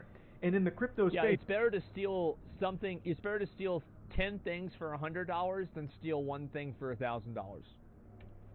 This is very common with something like Axie Infinity. Axie Infinity is a play-to-earn crypto game where the more you play, the more money you can earn. And do you know what's happened? It's become an absolute goddamn fucking disgusting, yucky cesspool of cheating, exploitation. Absolutely. There is an entire market for people paying less than a minimum wage overseas to have like workers full-time grind Axie Infinity for them so they can make money off of it through the game. Yeah. And not only that, they have the resources, and like they've already bought the computer. No, we watched a video on this. He's 100% right about all this. This is totally true. Had this big hack where they lost $600 million. I'm going to say hack in air quotes here. I'm using that term real loosey-goosey because it's a very shady situation. They just so happen to get hacked and lose $600 million in the process. So more like Haxie Infinity, am I right? And this is a game worth billions. Meanwhile, Dr. Disrespect does not have billions behind his game. Guess what? So how the fuck is he going to prevent something like that from happening in his? Well, he's not, and that's the thing, is that it's just... That's why these things are problematic, is that whenever you put a bunch of money out there and there's so much money on the line, you also paint a giant target on your back. A massive one. Because again, if you're a hacker, if you're a cheater, what do you want to hack into? The game that you can make millions of dollars from, or the game that you can't? The point is, in the play-to-earn space, there is a lot of bad actors. In fact, there aren't any normal... Yes, I was about to say, there are no... I think a better way to say it is there are no good actors. Players left, really, for, like, Axie Infinity, for example. I'm sure there's, like, a couple pockets, a couple of holdouts, people playing for fun, but it's very rare. It is mainly just this stinky vehicle for exploitation and making money off the play-to-earn model with as little effort as possible. It's pretty gross. So that is absolutely going to be the case in Dr. Disrespect's game, where the only people playing are going to be the ones exploiting it for money-making purposes. Dr. Disrespect seems to believe that because it's free to play and will hopefully be... Well, to be fair, Dr. Disrespect's premise is correct. Everybody, I would tune in to watch somebody try to extract with a $100,000 item. I would. Abso-fucking-lutely. But you can't run a game based off of Twitch hype for something that happens every month. I think a lot of us would. I think a great parallel to this is EVE Online. So whenever you look at EVE Online and how big the battles are in that game, there's more money lost than $100,000 in one of those massive battles easily. It's like I'm talking about millions, hundreds of thousands of dollars lost in these huge battles in EVE Online. However, you look at the average player base of the game, you look at how well the game is doing overall, not very good. Very badly, I would say. So if your only draw to the game is that there are high-stakes outcomes that can sometimes occur, that is clearly not enough. Fun to play. It'll incentivize players to hop in the crucible with their boys, normal gamers like you and me, red-blooded, Gabe Newell worshiping gamers. Yep. They're going to be the ones playing my game, not these cheaters and these people looking to abuse our system. When that's just absolute wishful thinking, that is a pipe dream. You have to be Kegeling Shungite to really think that's going to be the core player base for a project like this. Yeah, it's not going to happen. With a $100,000 fucking golden snitch on the line, $100,000 real world schmeckles, do you really think that Darren and the boys on the JV football squad are going to be hopping in to try and duke it out on the battleground to fight for that legitimately with honor? Fuck no, they're downloading an aimbot right now. They're going to be fucking rich. Yeah, they didn't graduate, and yeah, they didn't get into the school they wanted, but hey, it's not going to fucking matter because they're about to be rich. Hell yeah. Absolutely. And also keep in mind that, like, even if you make people do real ID, there's a new kid that's going to cheat every day. Kids turn 18 every day. They start playing these games again every day. And guess what? There are thousands of them every single day. Absolutely not. It is going to be cheaters. And since it's an extraction type game, if the normal players happen to be the one to find the item, the cheaters are going to be the one to come around, kill them, and take the item and extract before you ever even have a chance to fight back or do anything about it. And since it's on the blockchain, it's immutable. You can't really uncheat it. You can't funge the unfungible, goddammit. The non-fungible will stay non-funged. Like, it's a problem that you won't have a solution to. Yeah. There isn't a single AAA gaming developer out there right now that has solved cheating. Every single... That's a very good point, yeah. It's like whenever Activision can't fix this, EA can't fix this, Bungie can't fix this, every single Tencent can't fix this. Your skill has increased. Can't fix this, but somehow Dr. Disrespect can. Oh. That doesn't sound good to me. Developer has cheaters. Billions and billions of dollars go into anti-cheating and to prevent cheaters because it ruins communities and it ruins the longevity of a game. If there's a lot of cheaters, people will stop playing the game because the cheaters push them out. No one's been able to solve that issue. What chance does Dr. Disrespect Studio have of making sure that no cheaters exist here? 0% and with chance. this kind of money on the line, can you imagine the frustration, the misery, and the unbearable sinking feeling of finding an expensive item only to have it taken from you by someone that's playing unfair? Oh, absolutely. Your skill has increased. Imagine you get the $100,000 magic biscuit. You are holding it. It is in your hand.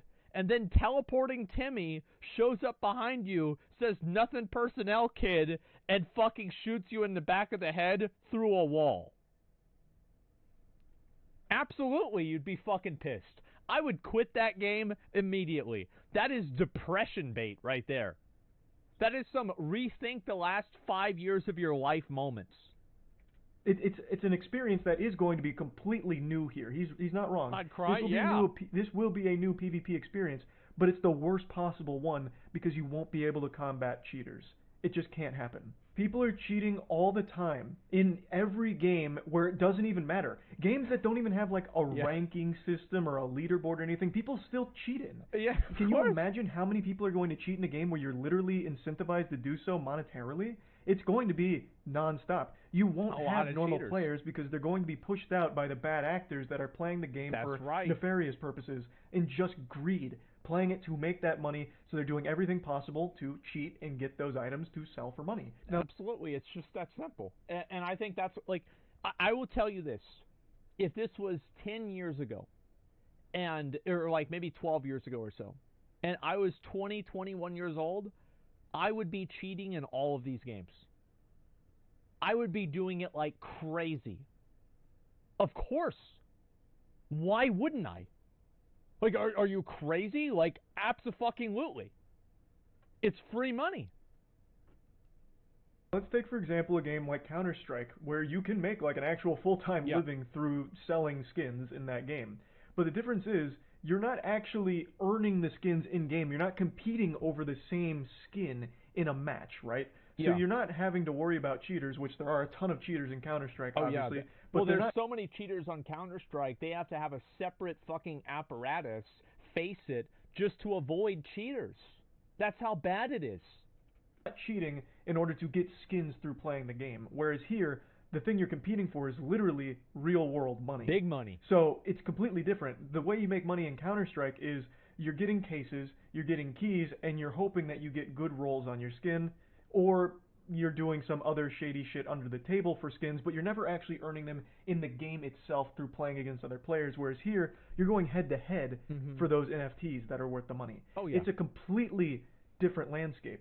And when asked why he's chosen to have it I'm glad he's actually responding to people and talking about it. That's good. Be blockchain-stored digital items as opposed to a server-side storage like CSGO, he replied saying that he likes the idea of having the digital collectibles have functionality in a different game that comes out 7 years later.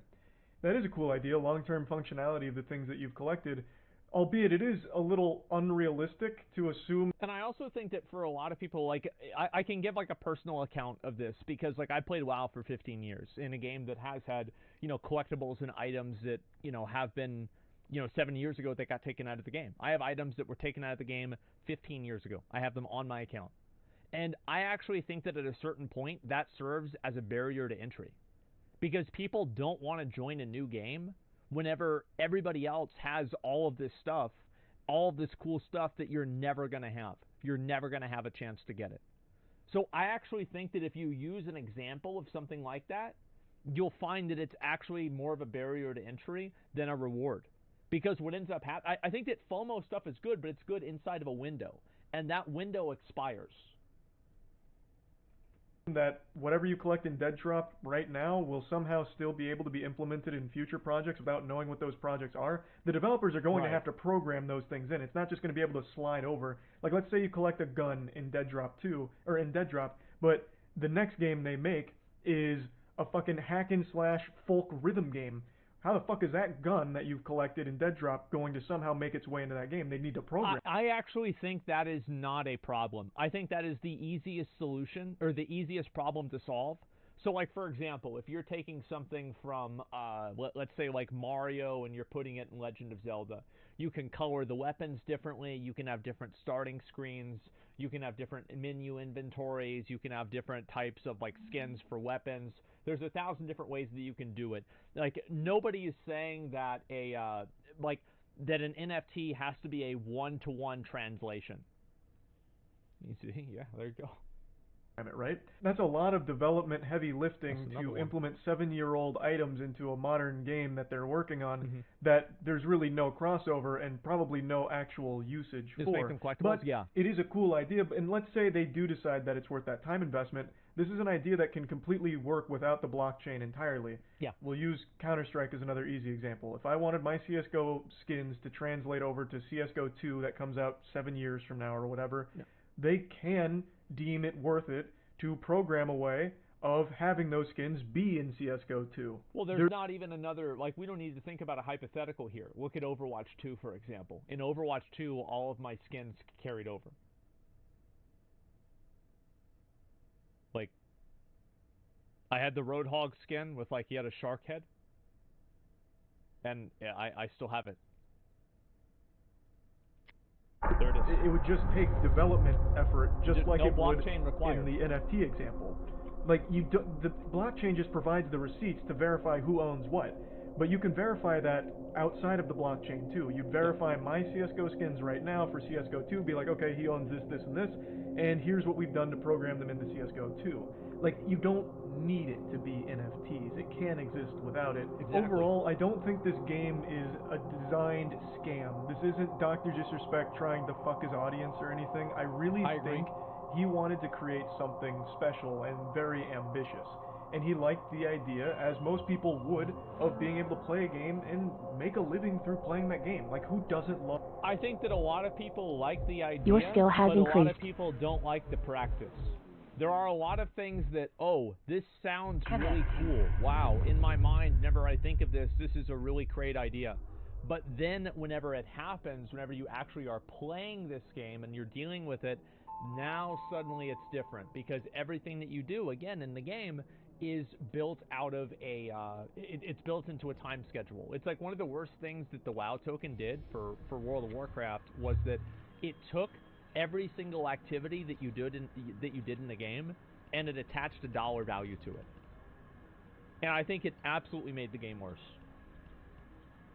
That as a concept. But all of this assumes that everyone's going to be playing fair, and when it comes to money, when you're putting monetary value on the hours you play that game and the items you find, people are going to take the easiest path to get that money. And it'd be stupid not to, honestly, with $100,000 on the line. Yeah, you think about it, right? If you, like, imagine if you live in El Salvador, okay? Like, or you live in Serbia. Like, these countries are not like the U.S. This isn't like Norway. They don't have these amazing, great social systems. The standard of living is fucking awful there. And abso-fucking-lutely, you'd be cheating in this game. I'll tell you one thing. If I lived in one of those countries, I'd be cheating in every single one of these games at the same time. Absolutely. That's generational wealth. Yeah. Abso-fucking-lutely, man. Live in Serbia? Hey, bro, it's not your fault it's like that. Like, I didn't blame you. I'm just saying, like, the standard of living in a lot of those countries is really fucking low. So think about how much money $100,000 is to you in maybe a first world country, and then fucking quadruple that, and then think about how much that is for somebody in a second world country or a third world country. For some of these items, apparently, everyone is going to be trying to cheat to get those items. No one's going to be trying to play legitimately to obtain that level of wealth. And I don't blame them for wanting to cheat for that. No, it's not. That's a life-changing amount of money in this game. But yeah, anyway, I just wanted to talk about this a little bit because it's clearly a huge issue with the project entirely.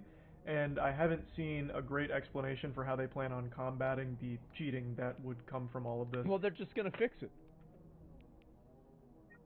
Yeah, so problem solved. They're just going to ban them and fix it, so it's just not going to be any cheaters. That's pretty much what's going to happen.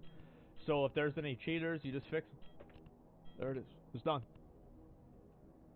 So it seems like an impossible task to ensure no cheaters exist in a game like this. But anyway, that's really about it. See ya. There it is. I'm not surprised about this at all.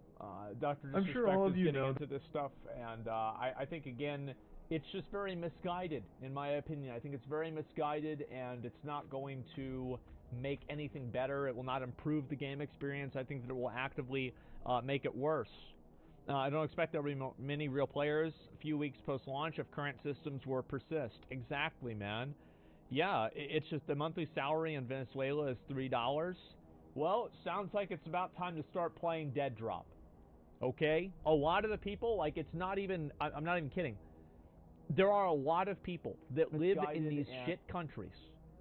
And guess what they do? They play these pay-to-earn games because they can make more money in one of these pay-to-earn games that they can in a real career over their country. It sucks.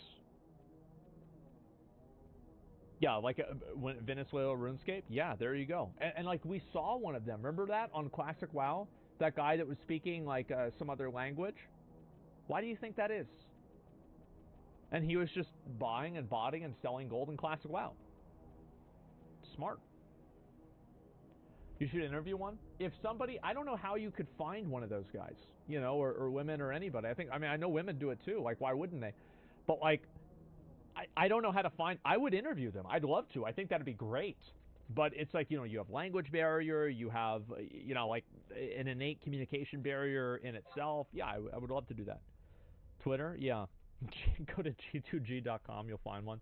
Yeah. Anyway, I think this is a good video, a pretty good synopsis of it. I definitely agree with pretty much everything in here. But I do think that solving the consumables, or not consumables, cosmetics being reusable in other games, I think that's actually not that bad of a problem. But everything else is definitely a big issue. Absolutely. Lots of people make a salary on Tibia. Yeah. Well, I'm from Brazil, and the developer and some guys from Speed Hack and for New World. Oh, yeah, people are speed hacking New World? Absolutely. Way too many people in these countries would see this opportunity to make money instead of actually working worse-paying jobs, and they should. That's what I would do if I was them, too. Like, bro, if I was in one of those third-world countries, fuck working your ass off at some field or something like that, like working out there where there's, like, no workers' compensation, they don't give a fuck about you, you have, like, no autonomy at all. Like, if they shoot you or they don't pay you, what are you gonna do about it? Bro, fuck that. I would be cheating in these games all day. Incoming emote. You know what? Like, yeah, it's kind of bad to do that, but, bro, they gotta live. Your skill has increased. They gotta live, man. Like, what the hell do you expect them to do? Just sit there and die? That's what the fuck. I'm from Bulgaria, and most people speak English very well here. Yeah, I don't know if they do or not. All I'm saying is that a lot of times people in other countries that have a dominant language that's not English, a lot of them don't speak English. I never mentioned Bulgaria, okay? I don't know what happens in Bulgaria. I'm sure there's some countries that is the case, some countries it's not. Try not to take this too fucking personal, okay? Like, I'm not your enemy. I don't dislike you. Just keep that in mind.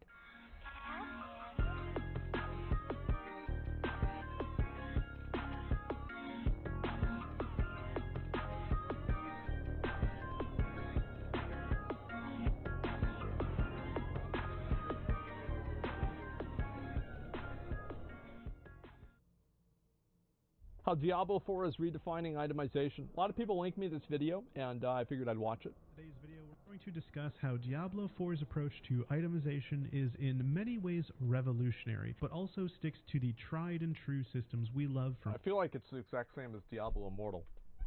Okay. Past Diablo games. After all, Diablo 2 is the game that set the standard for so many games that came after it. Many proclaim maybe you know something I don't know. Perfect itemization, and to this day, many games still look to Diablo 2's itemization for inspiration. Now, when it comes to Diablo 4, one of the most innovative new features, and what I think is genius, is that the appearance of weapons and equipment will be based on the region they are found in. Now, this is incredible. Items will actually look different based on zone. So a chest... That's really cool. So it's like transmog for... Yeah, this is kind of like, you know how like in New World, for example, you can get the same piece of gear, but if you get it from Genesis, it looks like it's made out of like bark, but if you get it from Tempest, it looks like it's made out of fucking like metal. Armor found in Skazglen might have a more druidic look than a chest armor found in Kyrgyzstan, which has a more arid environment, and therefore you might find the chest armor with more of a baggy cloth look to it. Now, this is something completely new to ARPGs or any game, as far as I know, and really helps with immersion, since you would think you would find items that look like they're from the zone you're in. Now, I'm really excited to see if the same exact item dropping in 2 different zones looks different depending on the zone you found it in, right? And so that would be... I think that will probably be true for like yellow items, but probably not true for uniques. Like, for example, Andariel's Visage has a very defined look. Scorn has a very defined look. Like, you can't have a druidic Scorn, and you can't have a, cloth version of Andariel's Visage, for example. that the artists are designing multiple appearances for the exact same but item. maybe Or, you on the will. flip side, I if don't it's know. just That'd be really certain cool if they did zone-themed that. items only drop in their zones and nowhere else. Either way, however they end up doing, I think it's a very cool immersive design that's different than what we've seen in the past. Now, we've seen a few item tooltips, and they're looking pretty great, but what we haven't seen live yet is that item tooltips are actually going to automatically adjust themselves when calculating lucky hit chance depending on what skill is equipped. Now, the reason for this is because different skills have different proc coefficients, and so... Oh, I get it. Okay, so it's kind of like how different spell... Yeah, I mean, I mean, you pretty much said it. Yeah, different spells have different percentages. So by changing your skills while hovering over an item, you can see in real time how... I really like this, by the way, because I think that one of the weaknesses that Path of Exile has is that a lot of the nuances to its itemization are not easily understandable. Like, it doesn't really make sense that Righteous Fire doesn't hit targets, for example. But, like, Righteous Fire does not technically hit a target. So anything that changes with spell hits doesn't matter. And increased and more. Is there a reason as like an English language reason why increased is additive and more is multiplicative that is intuitive for a user to understand? The answer, I think, is no. That changes your proc coefficient. Now, this is a great change, I believe, that will really help players better understand their proc chances based on the current skill equipped, and really just help players optimize their build by letting them switch through their skills and realize, oh, this is probably the best skill to use with this lucky hit, for example. So I think this is extremely good, and I'm really happy to see this, because I think one of the worst things about PoE that makes it hard to get into is that you see a build guide video, and it's a 30-minute video, and there's no gameplay in it. It's just a bunch of spreadsheets and, like, this fucking calculator with, like, all of these, like, simulations and shit like this. And the best part is that all of the comments are like, wow, bro, this looks awesome. Holy shit, I'm so excited. I can't wait to play this next league. Oh my god, man, I'm so ready to know life this. This is going to be amazing. I think this is awesome. Yeah, they love it. It's going to help the player not have to I think it makes it hard to get into the game. Browsing, and they can just stay in the game. And kind of yeah, you should not have to use a third-party tool to min-max the game. You should not have to use a third-party tool to theorycraft. Figure it out for themselves. And if you're enjoying this video so far, don't forget to hit that like button and subscribe for more Diablo 4 content. Now, usually all characters in a Diablo game would typically equip a total of around 10 items, but in Diablo 4, barbarians are able to equip a total of 12 because of the arsenal system, which lets barbarians use different weapons for different skills. Because we're better. And rogues who can equip a total of 11 items because they're not as good. Additional ranged weapon. This is a very cool innovation for Diablo, which I'm actually interested to see how they end up balancing it, because an extra item slot in a game like Diablo, I feel like could really tip the scales, especially... I disagree with that. Basing what they're going to do, I am assuming what they're going to do is going to be based off of like kind of New World. So for example, if you have a shield equipped, or actually, like, there are a number of different ways you can look at it. Basically, if you have a shield equipped to your character and you don't have a sword also equipped, the bonuses from the shield are not active. And I think what they're going to do with Diablo 4 is that the weapon swaps will change your stats dynamically inside of combat. And the weapons that you don't have currently active will not be active stats. I'm assuming. If they don't do that, it's going to be fucking broken. Actually, a weapon in the barbarian's case, or I guess both of them have weapons, right? This makes barbarians and rogues more hungry for loot, which means players might find it harder to find exactly what they're looking for because of the changes coming to trade. Now, this is a good insight, and I think he's definitely right about this, that it could make it more annoying to build a barbarian or a rogue if you know that you need more items. But I think that as long as they don't design it to where, like, you need, for example, like, I'm kind of guessing that, you know, ground slam or earthquake or something like that, maybe you can't use this with a sharp weapon and you have to use a blunt weapon instead. like, hopefully that's not mandatory until very high into the end game. Diablo 2, trading was a great way to collect all of your best items. You might find the best weapon for Necromancer, but yeah, you're not it's a relevant for Necromancer, Mega Man so you maxing, want to exactly. trade it for one of your best items. Yeah, Or, it's like how in Path of Exile people will use, like, they will have an item swap macro, or not macro, actually. They'll have an item, like a weapon swap, like, you know, a weapon swap to get Rampage, for example, or a weapon swap to debuff a target, and then they swap back to their main weapon to kill the target. maybe you'll just make a Necromancer later. But you don't need to do that until you're That's the way doing you Uber, can do it too. like, but for the elite purpose bosses. of this example, let's say you want to trade the item, right? Well, in Diablo 4, trading is going to be somewhat restricted. Certain items Big will L. be bound to your character and untradeable the moment you pick them up. Not a Meaning they are fan. bound to your character and cannot be traded. This is called bind on pickup, and this is a system in which What I would hope they do is they would make it designed the same as Diablo 3 on release was designed. Well, actually, I hope that they make everything tradable. Everything should be tradable. I will not accept any excuse that Blizzard has that they cannot moderate a game whenever Path of Exile is fucking free and they're able to moderate RMT, but Blizzard in their buy-to-play game can't do it. Miss me with that bullshit. Hire more people, stop taking away their bonuses, and maybe it'll be okay. Yeah, absolute bullshit. However, if they were to come to a middle ground, I would love to see, remember back in Diablo 3 whenever it got released, how, like yellow items were actually some of the best items in the game? And, like, you have, like, a yellow staff or, like, a yellow mace that was, you know, like, top 10 in the world for DPS outside of, like, an Echoing Fury or something like that. So I would be okay with that if uniques were not tradable, but yellows were. But yellows were extremely competitive, even at the highest level, with the uniques. I guess I would be okay with that.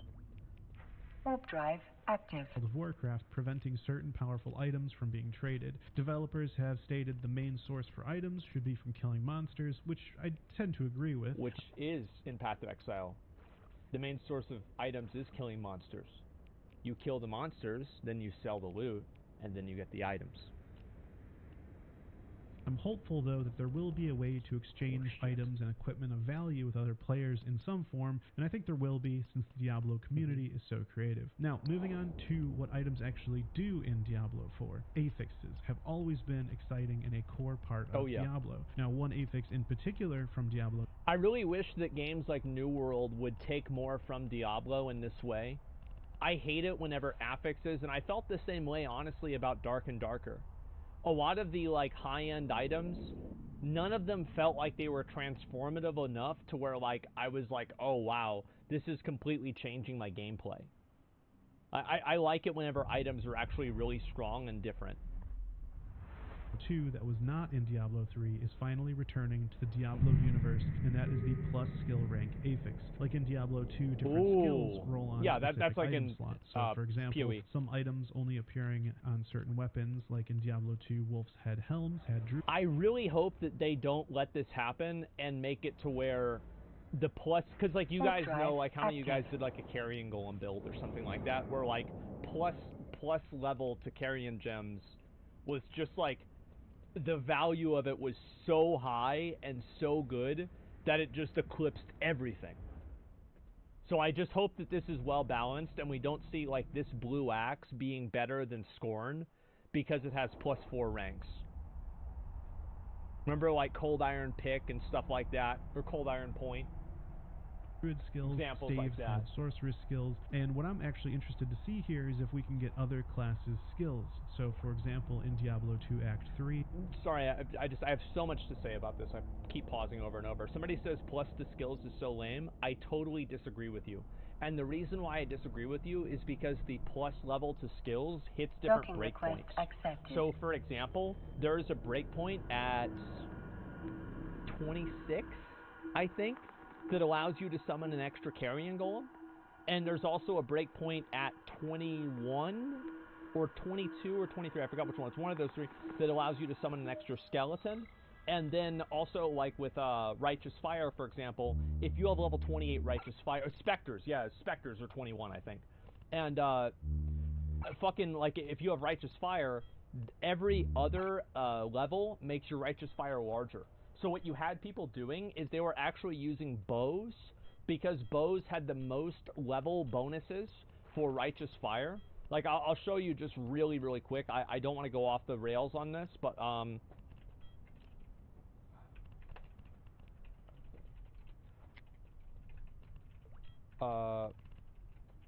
let me see if I can find it. It was like, what's his name? Captain Lance or something like that? Fuck. This is from like a year ago, so I don't think I'm going to be able to find it. What was his name, Lance? Yeah, it was Lance something. I just remember, like, what the fuck was his name?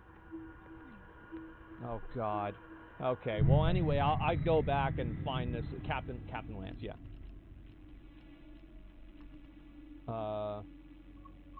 Warp drive active. Maybe this one. I'm not sure if this is it or not. Let's see. No, it's not. Well, anyway, I could go on and talk about this a million times. The point is that being able to get extra levels, the extra levels and ranks to the spell become interesting because they're not scaling linearly. Like, there are different breakpoints, and, like, kind of think of it as, like, steps in a staircase. So, like, if you're halfway up one step, you might as well have not really gone up at all.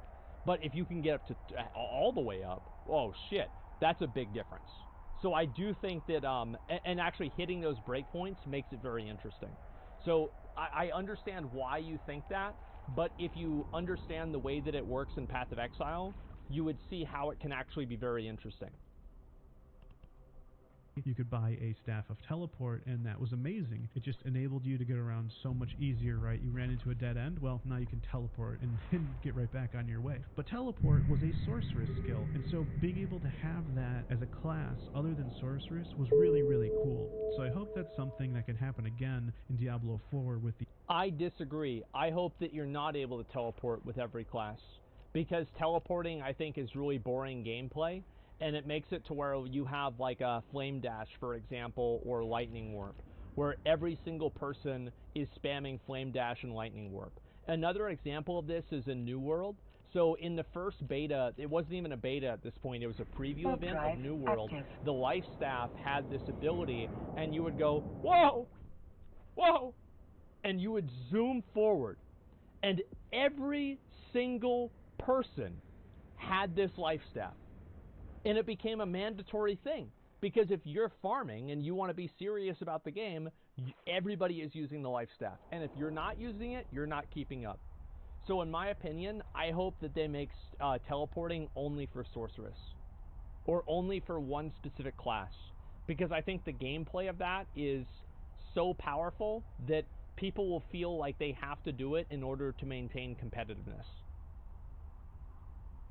Plus skill rank affixes, which are coming back. Okay, moving on to item qualities, which Diablo 2 established years and years ago and is still used in so many modern games, including Diablo 4. Item qualities include normal, magic, rare, legendary, set, and unique. Normal items will have no affixes, magic items will have affixes such as plus 7% resource regeneration. Yellow is rare 3. items will have affixes that are usually better than magic items and can also have legendary affixes. Legendary items modify skills like in Diablo 3, but unlike Diablo 3, Blizzard has emphasized that they're not going to rain from the sky, meaning they're going to be much more rare, even though there will be... I worry that this will be true for the first 6 months of the game. And what I think Diablo 4 really has to worry about is going down the route of PoE, because think about how much hate Chris got whenever he scaled things back from Harvest. Because I'll be honest, guys, I actually think Harvest crafting was massively fucking overpowered. But the problem is once you give people the keys to the castle, it's really hard to take them away. Hundreds of legendary items in the game. Now this is awesome because being able to spend years and years playing Diablo 4 and still not find like certain items is what I'm looking forward to. So I hope they put... I don't like that. I know what he's using as an example is it Tyrael's fucking... God damn it, where's the chest piece? What's the chest piece called? Not Tyrael's Visage. It's a Tyrael chest in Diablo 2. Tyrael's Might. Yeah, Tyrael's Might. I actually don't like that design. where an item is just so fundamentally rare that you might not ever see it. However, I do think there's a middle ground. So, like, I think mirrors and PoE are too rare.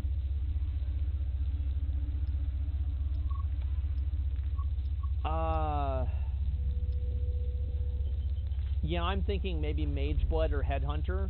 Well, the difference with Mageblood and Headhunter, and the reason why I think that it's actually okay that they exist in the way they do in Diablo, or sorry, in PoE, is that in order to get a Mageblood, or I mean, I know a Headhunter, like I Ancient Orb the Headhunter, and I did it in Metamorphosis League. It was amazing, and then I quit the game the day after because that's all I wanted, and I got what I wanted, and I was like, well, I don't really care about playing with this item, I just wanted the item, and I got it, so I quit. And so anyway, I actually wasn't streaming at that time either. It was on break, and so anyway, there's like a bunch of other ways that you can get Headhunter, and there are ways that are more and less deterministic, right? So you have running certain map mods. Now they changed this recently, but let's just assume that they didn't. You also have chance orbs, but these only work with leather belts. And then you also have ancient orbs, which are much more deterministic comparatively to chance orbs. But they don't require an item base. They only require a belt, period. And then you also have, of course, the what do you call it? The divination cards, like doctors, nurse, etc. But also keep in mind as well, you have you can just buy it. You can just go on the PoE trade and buy the item. That's it. Or you can buy towards the item. You can buy maybe a doctor a week, or like a doctor like every couple of days if you're farming a lot. Like, there's a lot of ways that you can do it. So the only thing that I like what he's saying, having the item drop. You can play the game for years and maybe never have the item drop. But I don't agree with the idea that you can play the game for years and never be able to obtain the item. Does that make sense? And I really like the way that PoE does it with Mageblood and Headhunter, for example. A ton of items that are rare in the game, and it just takes a long time to eventually see them. I think it's going to be a really fun way to explore Diablo 4 and make finding legendaries so much more meaningful. Now, legendaries will fall into a couple different categories, like generic, which any class can find useful. Yeah. Something like enemies hit by your basic skills increase the damage of your next core skill by 20%.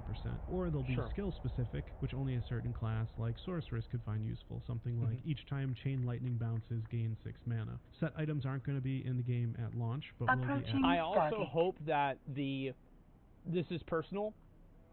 Some people might disagree with this. I hope that items and class set items are the best items.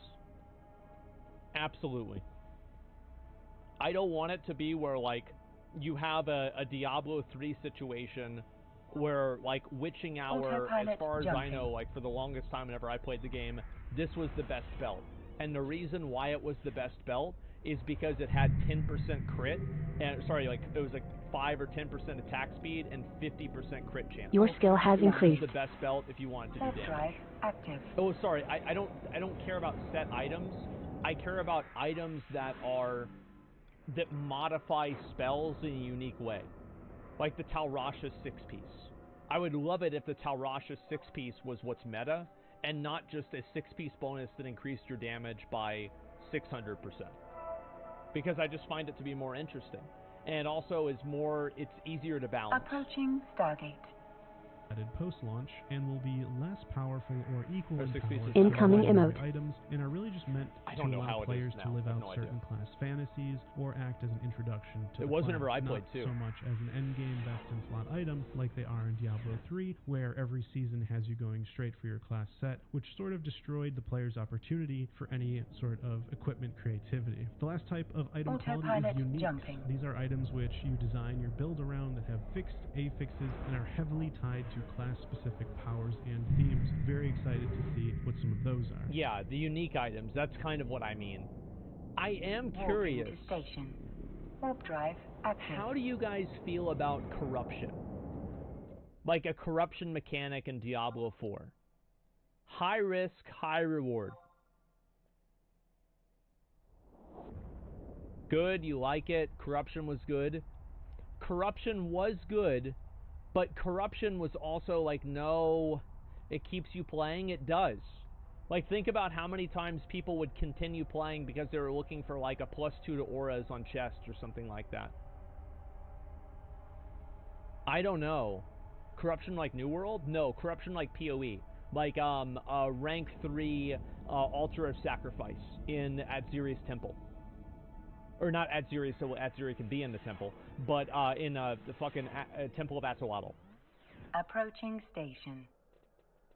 I'm also really excited to see that the item qualities appear to be a mixture of Diablo 2 and Diablo 3. I personally I hate to also say it, but a lot of these, it reminds me a lot of Diablo Immortal.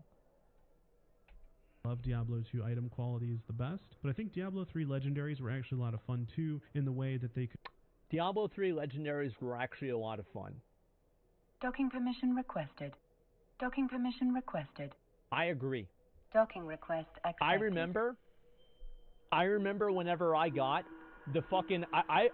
we'll go all the way back. Like, I'm talking about Asmongold Diablo 3. Okay, where the fuck is this? Yeah, this is the old stuff. And wait, recently uploaded... Oh, no, they changed this, didn't they? Oh, my God. I remember whenever I got my 6-piece Tal Rasha set, like 2 weeks or 1 week into the first part of Diablo 3 Reaper of Souls, and I could just walk around, and I could do a fucking rift without casting a spell. That's how overpowered this shit was. It was amazing. Let me see if I can I find this somewhere? Oh, fuck, where is it?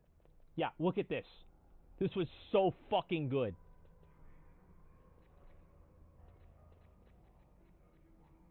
Just literally walking around doing absolutely fucking nothing. Complete passive build. You were a wizard? I was an Archon wizard. I hit Paragon 100 in base Diablo 3. And I quit the game 2 days afterwards because that's all I cared about. Yeah, I was so happy whenever I got this fucking set. Oh my God, my dick was so big. It was amazing. Let's go back to the video. Essentially righteous fire? Yes. Well, it's actually, I mean, well, actually a better analogy would be more like a ward loop, because you're casting multiple spells, because Tal Rasha would actually have a chance to proc all of the different weapon elements at the same time.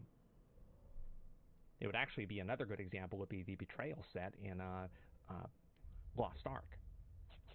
Could augment your character and sort of inspire you to play in a certain way. Now, I've seen the new inventory, and you can actually see here it's organized into 4 different tabs. You've got equipment, consumables, quest items, and aspects. This can be helpful to stay organized, but it also hints at the possibility that we may be looting a lot of quest items and holding on to a lot of consumables in Diablo. Definitely not a fan of inventory management. I know you guys could probably assume that. I don't want to have to worry about holding on to consumables and having space allocated to them. I don't like it in PoE. It's annoying. The only reason I put up with it in PoE is because the game is so good. I don't want to have to put up with it.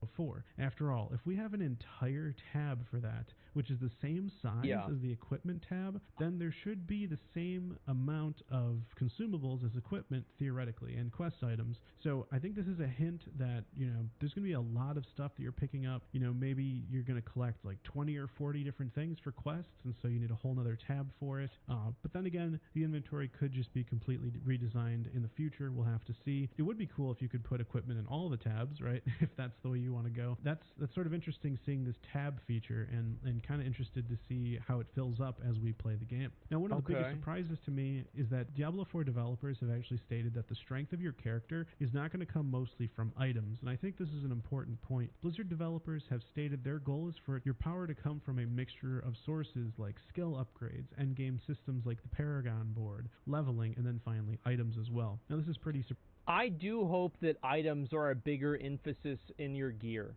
Now, I do think that obviously the Diablo 3 version of well, once you get this item, and this item makes your earthquake do 5,000% damage, and then you combine it with the other item that makes every single time that your earthquake does damage, you cast a, Wrath of the Berserker, and it makes you do 1,000% damage.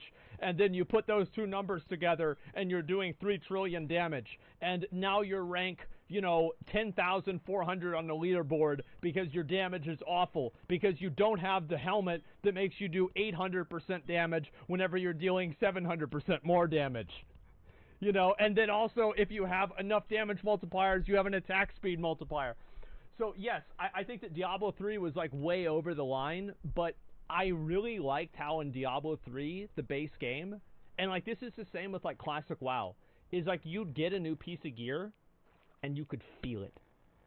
What was the first thing that you would do whenever you got a new weapon in WoW back in the day? You'd queue Warsong Gulch. You'd queue at Arathi Basin with the boys. Because you wanted to fucking feel it. So yeah, I mean, I think weapons and gear should absolutely be the main way that your character is more powerful.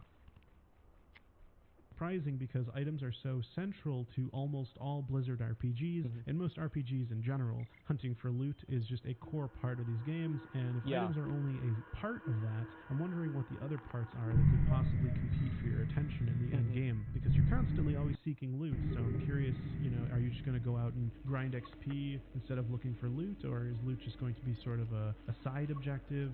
I'm interested. I think that Path of Exile does it in the best way. That obviously the difference in power between somebody who's level 95 and level 100 can be substantial, because that's probably maybe one other notable node. But other than that, you can get almost that way, that far. But a character that has 1 mirror worth of gear is not as powerful in a demonstrable way as a character that has 5 mirrors worth of gear. And the fact that that can exist, I think, is amazing. So I'm very much an advocate of gear becoming better and better and better over time. I just don't think it should scale to the extent that it does in Diablo 3. To see how they end up pulling this off in the end. Another big part of Diablo 4 is actually going to be your mounts. Finding new and rare mounts beyond just horses is actually going to be part of the Diablo 4 experience. So I can only imagine, are we going to be riding demons? And what's interesting about mounts is that mounts themselves can even equip items which grant stats and change their appearance, or can make them even move faster. Now I'm curious to see how big a role mounts are going to play in Diablo 4, and to be totally honest, I'm not too excited about the mounts. I mean, moving faster is... I'm willing to indulge in this, and this is not just as a balding mount collector, but are mounts going to effectively be your followers? Because we had followers in Diablo 3, and I thought followers, how many of you guys had the follower, and then you gave them, you either gave them the ring that put the damage zone on you, or it had the sword where it would have the demon spawn, and then you would pull mobs inside of the chain. Yeah, Unity. Is great, but it does sound like they're going to be a pretty big part of the game, and it could be sort of like your companion whenever you mount them. Yeah. There's not going to be mercenaries or companions like there were in Diablo 3 and 2, so perhaps mounts is sort of taking that place. I'm also curious how mounts are going to affect incoming PvP. party invite. Yeah. Sort of whoever gets their dismount attack off first is going to get a big advantage, or how soon after taking damage can you mount up again in PvP. So I wonder if it's going to be a lot of remounting a lot in PvP. But hopefully Blizzard finds a good way to balance mounts and make it a fun system that works. Now, another big innovation in Diablo 4 is that creature types have an increased chance of dropping certain items. So, for example, bandits, they're going to have an increased chance to drop maces, crossbows, and boots, while drowned, which is sort of an undead creature that came out of the ocean, are going to have an increased chance to drop pants. Other monsters. So this is something that Path of Exile has. You see a lot of people that were farming, I think, Tower for a while to get your skill has increased. Tower, because they were high value, and now you see a lot of people farming, I think it's Crimson Temple. I see a lot of that now, and I just worry that if they have a couple of really, really good chase items from one specific mob type, and you don't have trading, because what trading does is trading also creates a supply and demand function. Because, for example, one thing that I did a lot in PoE is I would run, the divination maps. I think they were called fucking like Putrid Corridor or Putrid Cloister. And I would run these all the time, and I'd make my money back on them because a lot of other people were not doing this. So, like, if you have everybody farming doctors and you have everybody farming headhunters, then the value of them is going to go down. So, of course, you know, conversely, the value of other things is going to go up. But whenever you don't have trading, you don't have these supply and demand correctionals to stop that from happening. So I would hate for it to be where, like, because this item drops only from this area, you have to farm the shit out of this area indefinitely. But if it's something like in Diablo 3 where they had, what was the ring where you could equip a set item with one less piece? It was like the Ring of Royal Grandeur or something like that. And you're able to get it relatively quickly after playing for maybe like 5 or 8 hours or something like that. Then I think it's kind of okay. But it just depends on like how long that chase item takes to get. For families like Skeleton, Fallen, and others will have their own increased drop chances, which hasn't been revealed yet. I think this is an interesting change. If you're looking for a specific piece of gear, you're going to go, okay, Skeletons drop gloves. I'm going to go to this crypt and just farm for my best-in-slot glove, and sort of that is how it's decided, right? So and that does sound that's cool. Sort of the way we're going to do it, if that's their intention behind making certain monster families drop certain things. The extent is what worries me. Ultimately, how it turns out. When it comes to weapons, what I find interesting coming in Diablo 4 is that each weapon type is going to have inherent characteristics which can't be modified. So, for example, bows, they're going to do plus X% damage to distant enemies. Staves are going to do plus X% damage to crowd-controlled enemies. So, it's going to sound like this has really, it sounds like this really has the potential to control how you play the game. For example, if you're using a bow, you would almost want to be shooting at enemies that aren't even on your screen anymore, right? Like an entire screen away to maximize your damage bonus. That's why you download the hack that increases your maximum view range like you did in Diablo 3, so you can off-screen the mobs with your basic attacks with the old Demon Hunter. You know, I didn't do that. If you are wielding a staff, you're going to want to choose all crowd-controlling skills to your skill has increased. Plus damage. So I think it's going to depend on how much plus damage actually it ends up being to determine if players actually completely change their play style depending on what weapon they're using. But it also does feed... I'm also very much a massive advocate of allowing classes to play totally weird builds and having a build for warriors or barbarians that is a bow. I remember whenever they made a actual weapon throw build in Diablo 3 that could actually clear Inferno. I thought that was so fucking badass. And I love seeing builds like that. In sort of the realism, the fantasy, the immersion of using your weapon properly, right? If you're using a bow, you probably shouldn't be in melee range, and so this sort of encourages players to use their weapon. But what if there's a spell or a bow attack that's like a fucking, like a spread shot where you're shooting like 5 arrows and it actually becomes good to be in melee range and it scales with strength instead of dexterity? I don't know. I think that'd be interesting. I hope they try, shotgun basically. I hope they try crazy shit like that in the seasons. In a way that is logical. So I think this could be a cool system. Now another new feature coming to Diablo is dungeons, and what's cool about these dungeons is that you can actually farm specific item slots of gear. So for example, gloves. I imagine when you mouse over a dungeon entrance you might get information on it, sort of like a tooltip on what specific item slot is going to drop off the boss or the monsters in the dungeon, so you can decide accordingly if this is a dungeon you want to do. Now this is an interesting idea, but I'm wondering how it will be implemented. It could be cool to know exactly what item slot drops and then seek it out, but it also kind of takes away from the randomness and the surprise of finding an item you didn't even know about. Of course, over time, I don't think that it will if it works the same way as PoE does, where there are certain maps that have a slightly higher chance to drop certain items, but the items that they can drop that's unique to that area, like there are a few things like Bottled Faith, for example, that only drops from Cortex as far as I know. It's like this will just simply never drop outside of Cortex. So yes, obviously there are some of those, but many of these items just have a higher drop chance in that area.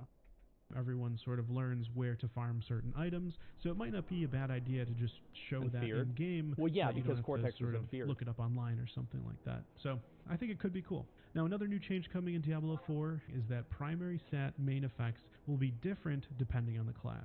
So, for example, strength is going to increase a barbarian. This is good. This is actually the way that it worked with in like classic WoW.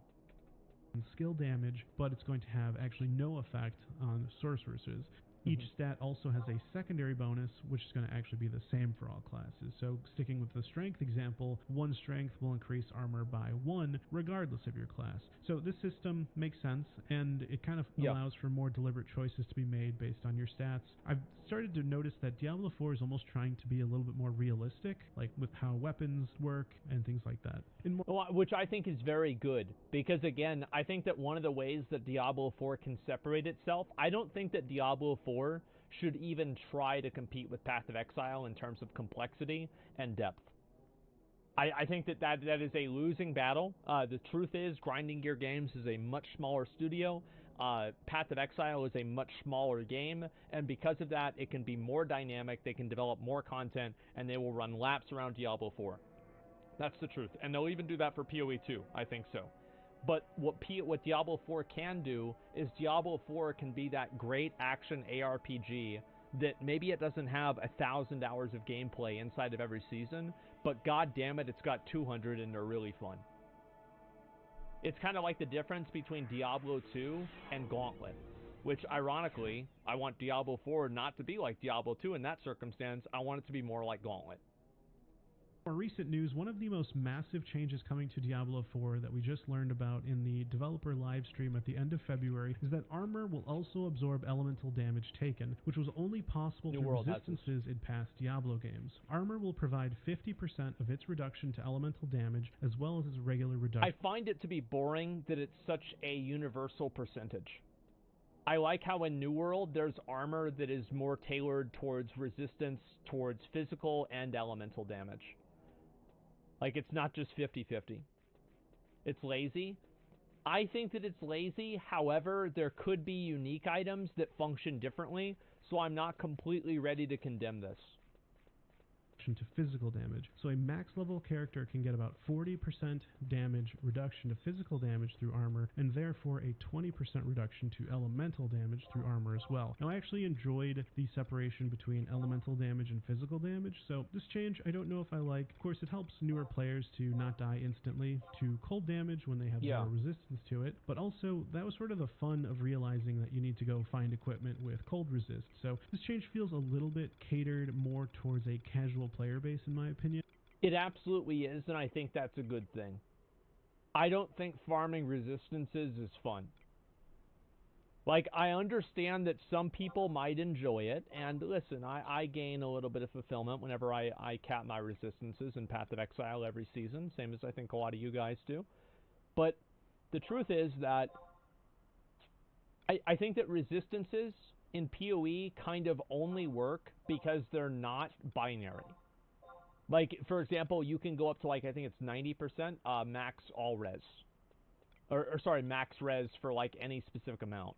But, like, if, for example, the resistances, you only had to get 75%, and 75 couldn't go to 76, and it couldn't go to 74, I would think it's a completely useless stat, and it could be taken out of the game, and nothing would change. It's kind of like hit rating in WoW.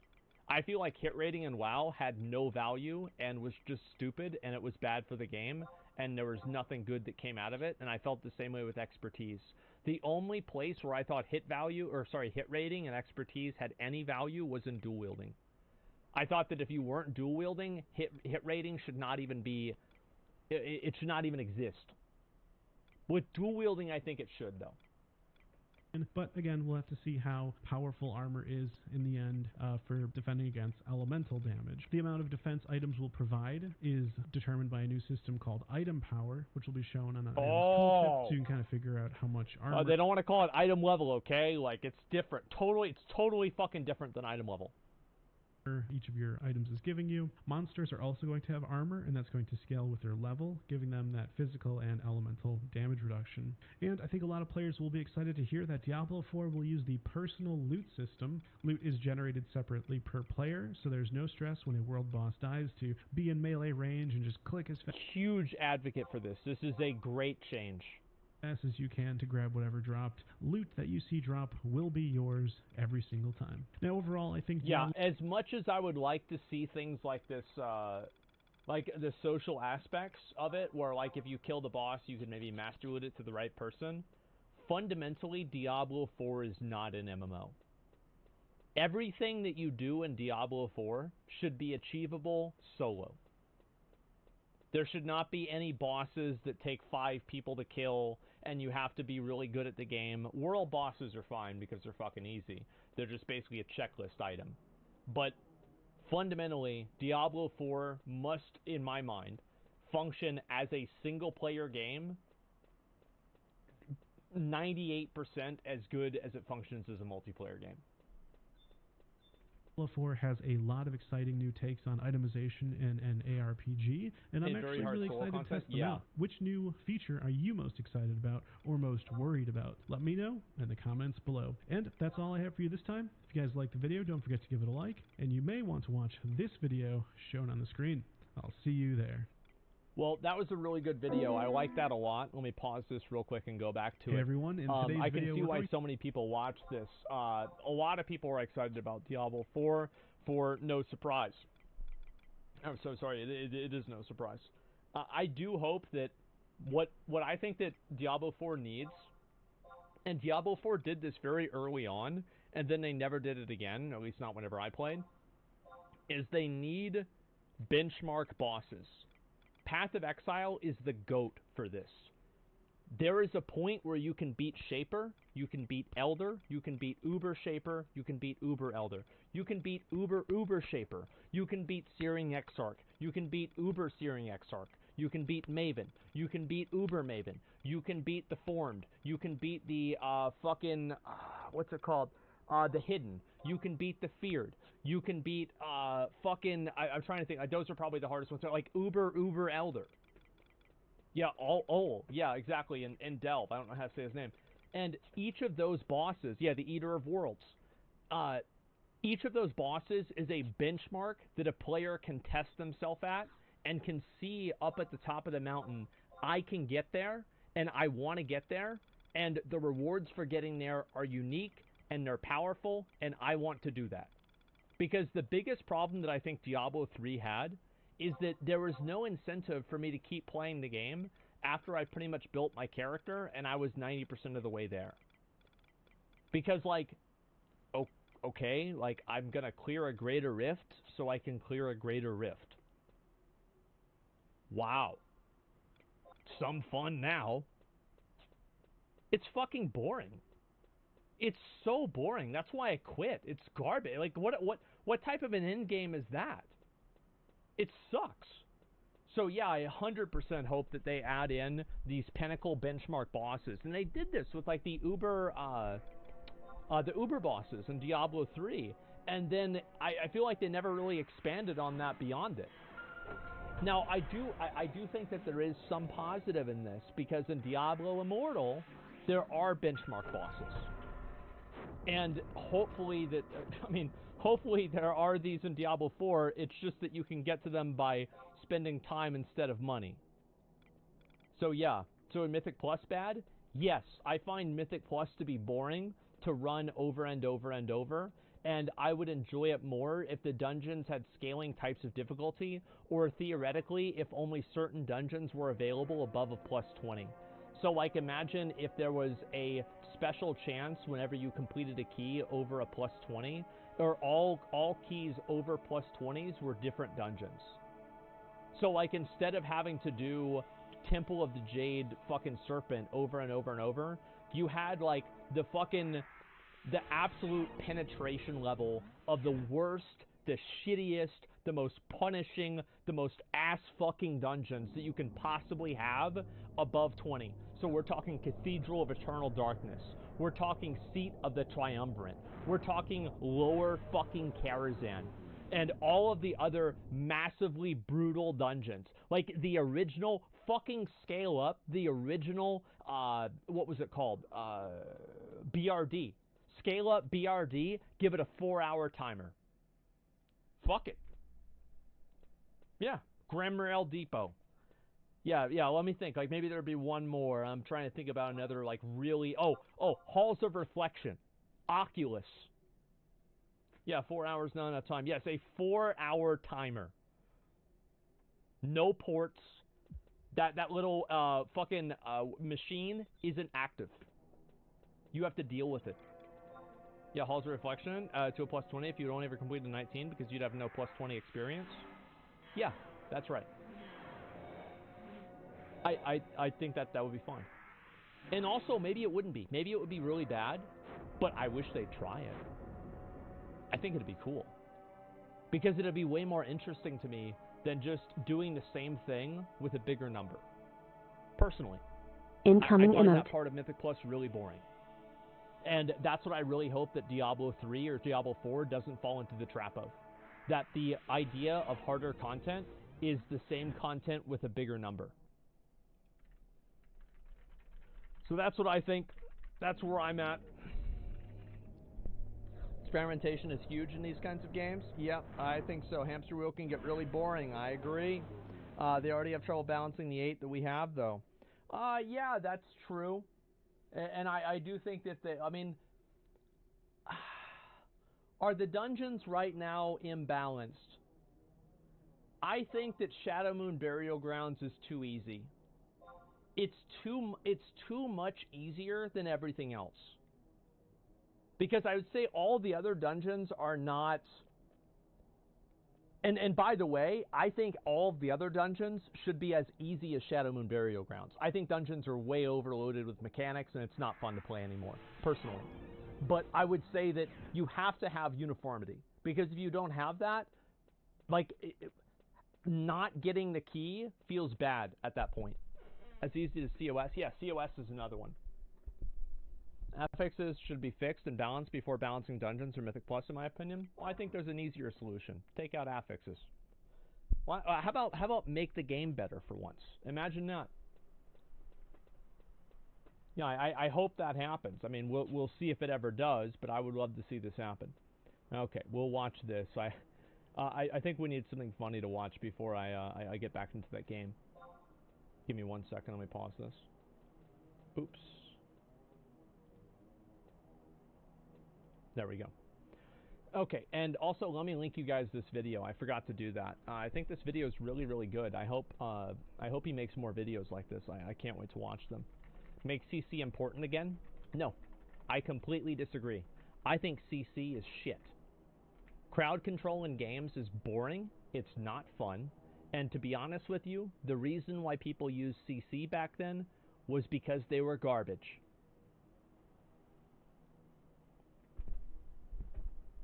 Excuse you, watch this one and it's a doozy? Yeah, I bet it is. As a Mythic Plus pusher, there's weeks where you just don't push because affixes suck ass. Yeah. Well, I also think that you just have... I don't know. I mean, like, I think the game's too fucking... the game is too complex now. Like, whenever I watch somebody play Mythic Plus and they have, like... there's all of these tools... Let me say it like this. If there were no combat awareness tools, we would not be playing the same World of Warcraft. And I think that is awful. The fact that the game is designed and is played competitively with this many tools. CC's okay in Albion, though? Well, I mean, I don't know. Albion's mainly a PvP game, so I'm not sure if it's any different. So should take? Just want to sit there and face roll huge damage? Yes! Yes! I absolutely fucking think so. Will never happen in any game ever? Oh, it absolutely fucking does. In Elden Ring, it happens all the fucking time. Yeah, I want to round everything up. I want to fucking... And you know what? It is skill-based. Because you're managing all of these fucking mobs. And you're getting your rotation. And you're doing it fucking perfectly. And you're getting every single big cast off. Massive numbers all over the screen. You don't give a fuck what the mobs are doing. You know why? Because they're dead. It's boring as shit. I disagree. I found Mythic Plus and Legion to be way more fun. Straight up. At the end of the day, I had more fun in Mythic Plus and Legion because I got to do that more. I don't know. You know, I think that, yeah, Classic Andy take, yes. And you know what was really fun in Classic WoW? Getting all of the world buffs and blowing up the raids. And that's why Season of Mastery wasn't fun, is because you weren't able to do that. It was fucking awesome. That's Unga Bunga Brain? So what? It's fun. Bro, if you wanna prove to the world how smart you are, stop playing video games and do something important. Like, I don't give a fuck about, like, oh, I'm gonna prove how smart and how good I am at this game. Bro, nobody gives a fuck. It's a game. The only thing that matters to me in a game is if it's fun. And if the game isn't fun, that's it.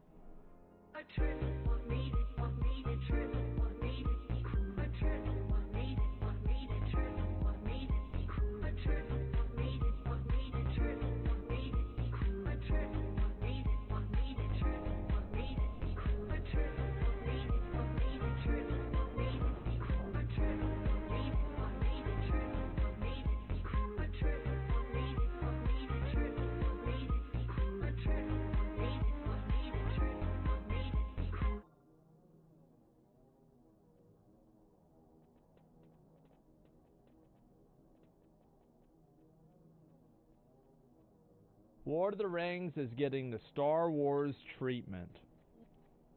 Hello everybody and welcome to a special video here today because this guy looks like kinda Grayson. I don't know why, it just reminded me of Grayson. We're not going to be doing the typical general fantasy news, but instead hyper-focusing on one specific fantasy news story that dropped this week. I briefly touched on this in the last episode of Fantasy News that was hosted by Murphy Napier in a cut-in at the beginning, but I want to give my full thoughts on the current state of the Lord of the Rings IP and why my feelings on the headlines we have seen in just the last week are so negative, which is a bit atypical for me to do here. I haven't really talked about this at all, but there has been a lot of news and talk about them making more Lord of the Rings stuff, like remaking the movies, etc. Really try and find these silver linings or possible best case scenarios for all kinds of stories here, because I know fans tend to get excited. But when I hear that people are planning to give Lord of the Rings the Star Wars treatment, it makes me basically just nauseous. That might seem over... Do you want to know the truth? I don't care. Because we got the Peter Jackson trilogy, and it doesn't matter how many stupid variations they do after that, it will not take away from the fact that those movies were amazing. And it's like, listen, you go to DeviantArt, and you're going to see a bunch of different fucking stuff for Sonic the Hedgehog. Well, I mean, Sonic, that doesn't mean Sonic has 3 dicks in the game, does it? No. So who cares? Yeah, I just treat it as fan fiction. Dramatic, but please keep in mind that this is a series that is incredibly special to me, and it is okay for people to get really passionate about the things they deeply care about. People are pissed about this. Yes, this could absolutely, in some miraculous chance, result in a ton of great Lord of the Rings adaptations. But is that 100%, guys? Yeah, that's totally what's going to happen, because that's what's happened to Star Wars too. Really likely. The number one thing I have seen to be fair, I thought Rogue One was pretty good, and there were some elements of Star Wars that were good. Like Kylo Ren, I thought was a good character overall. But in general, yeah, it's an L. Mandalorian, yeah. So it's like, if it's getting the Star Wars treatment, we will probably get a handful of W's, but the majority of them will be L's. When people are talking about, hey, actually be positive, I didn't watch Andor. Good, is the idea that, yes, it is just a money-making endeavor, but so is all filmmaking in the history of filmmaking. So why should you have any different expectation here? Because that is absolutely not true. Yes, making money on the studio level is why movies are made, but you need to look no further than the Lord of the Rings franchise itself to see that passionate filmmakers who really want to get a film made made from the ground level up is also a completely valid and interesting part of filmmaking history, and one that seems to be completely absent on this soulless corporate buyout of an angle of the Lord of the Rings IP. Mike Flanagan, for the better part of a decade, has been... Well, that's the way they've done with plenty of these things, is they just buy the IP and then they farm it out until nobody likes it anymore. Actively campaigning to do some kind of adaptation for Dark Tower because he knows, understands, and loves that series and has a specific vision to give something to the fans they will love. And we're going to get into many more angles than just a business level. It's the same reason why, like, Henry Cavill was so good at Geralt of Rivia, is because he played the games, right? He liked the books, he played the games, and so guess what? The character's going to be good. Later on, including just like the themes of Lord of the Rings and the potential of what kind of adaptation could still be done. But first, let's talk about the fact that this is just Warner Brothers and New Line Cinema buying a sliver of the IP from the Embracer Group, who has a larger set of the Lord of the Rings rights, and saying they're just going to start giving it the Star Wars treatment. And there's two angles to this point that I want to get into. First of which is that I understand there are massive Star Wars fans out there, and I think Star Wars ebbs and flows in qualities. Sometimes you get an Andor, other times you get Rogue One. And there are fans to all of those entries, and that's totally valid. But I cannot stress this enough, especially if you're someone who's not super familiar with these two series on their origin level. Star Wars and Lord of the Rings are entirely... Yeah, my understanding is that both of those were good. Like, I watched Rogue One, I thought Rogue One was great. To be fair, half of the reason why I like the movie is the last 2 minutes with Darth Vader. But it was still in the movie, so it counts. But I haven't seen Andor. Conceptually different into what makes them interesting and special for fans. Star Wars is kind of this infinite, sprawling galaxy where, it certainly started with George Lucas, but for decades now it has a legacy of having creative input from all kinds of minds, expanding the timelines deep in directions that just go far beyond his initial conception of the original trilogy. This is actually a really good insight that Star Wars has so much more of an extended universe than Lord of the Rings does. Because Lord of the Rings, the Silmarillion, and like all of the other surrounding work, like The Hobbit, it all was created by Tolkien. It's not like, you know, this other guy, fucking George R.R. Martin did part of it, and then, the guy that did Dune did part of it, and then there are some of these other guys that used to do it, and they, like, retired. So, yeah, I definitely think this is the case. They're comfortable with that. They are extraordinarily okay with it, and you can continue to dump in new characters, ideas. And they've been doing this with Star Wars for years. Like, I'm talking like 20 years they've been adding in, like, oh, this is the Knights of the Old Republic, and these are these other characters, and et cetera, et cetera, et cetera.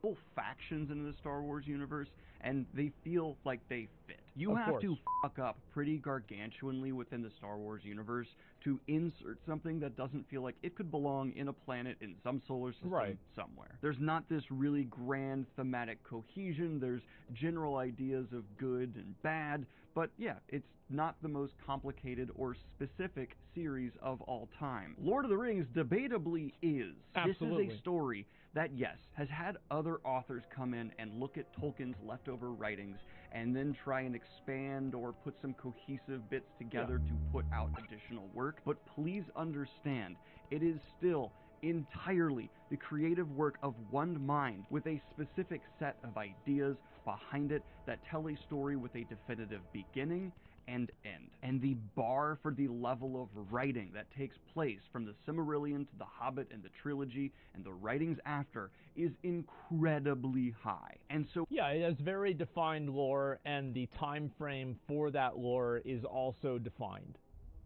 Like, everything is defined. All of the characters are defined. The beginning of the universe is defined. I mean, it all is. There's a few unanswered questions, but I think that they are intentionally unanswered. Like, where did Ungoliant and Tom Bombadil come from? These are like just intentionally unanswered questions that Tolkien created for the story. When you see a company come in and say we're going to give it the Star Wars treatment, the baggage that comes along with that idea is immense. And in my opinion, antithetical to the foundation of the Lord of the Rings series and why it is important and even influential. You can go watch the Lord of the Rings breakdown I did here, where I get into Tolkien's life and the ideas behind the Lord of the Rings a little bit more specifically. But I want to move on from that literary angle and talk about another that I think is equally as important as to why the specific Star Warsification of Lord of the Rings is just wrong. Now, we don't know exactly. I think this guy actually brings in an insanely good insight, drawing the difference between Star Wars having an extended universe and Lord of the Rings not having an extended universe and not having room for an extended universe. This is an incredibly good insight, and it is a massive difference between Star Wars and Lord of the Rings on the most fundamental of possible levels. Exactly what they're planning to do in terms of this Star Warsification, but we know they are restricted to the Third Age, and there seems to be a great amount of hesitation to just cranking out a whole new trilogy of Fellowship, Two Towers, Return of the King. Let's be honest though, in today's day and age, they would break up each of those books into the two sub-books within them, and would have Part 6 1 and movies. Part 2. Instead though, there seems to be this focus on taking individual characters from Lord of the Rings and giving them their own movies, as if Aragorn is somehow a character that can get a treatment like Iron Man. Spoiler alert. Not at all. I mean, this is something we've started to even see happen within Star Wars. Well, the problem is, like, you have to, like, there's too much reading between the lines and writing extra lines in between those lines. That's what the issue is. Like, yeah, of course it would be interesting to have a book of, like, you know, how did Aragorn become Strider? You know, like, what led him to being in the Prancing Pony that night whenever Frodo and Sam were all there? Absolutely. Like, how did he first meet Gandalf? Like, of course. But it's like, do I trust them to be able to do that properly? And is there enough information to really make a good book or a good movie or a series about that? To very mixed results. And again, Star Wars characters are not as specifically tailored and designed for the one story they're involved with as Lord of the Rings characters. Aragorn, in my subjective opinion, as a character, you get 100% of everything you could possibly need from him from the first time he appears in Fellowship to the end of the Return of the King, because I think it's fair for people to want to have a little bit more of his backstory, because it seems like it doesn't really make a lot of sense, like, approaching you know, how he was, like, raised by Elrond, and then, like, all this other shit, etc. Yeah, definitely people would want to see a little bit more. I think Aragorn is probably the one example that I wouldn't use, but I think for somebody like Frodo, for example, or somebody like Bilbo Baggins, between The Hobbit and Lord of the Rings, that's pretty much the whole story. There's a start, a fabulous execution of development, and then an incredibly cathartic end. And if you go and take a writer who is not Tolkien and just start shoehorning in audience-pleasing things earlier happening in Aragorn's life than The Hobbit, what are you adding that's actually beneficial to the artistic ideas behind the character? Well, I think that this is a huge mistake this guy's making, because he's assuming that the goal of writing the story for Aragorn is to add to the literary value of Lord of the Rings. So that's not the goal, okay? Like, this is, like, absolutely not the goal. Now, if that happens, well, that's nice, but definitely not the goal.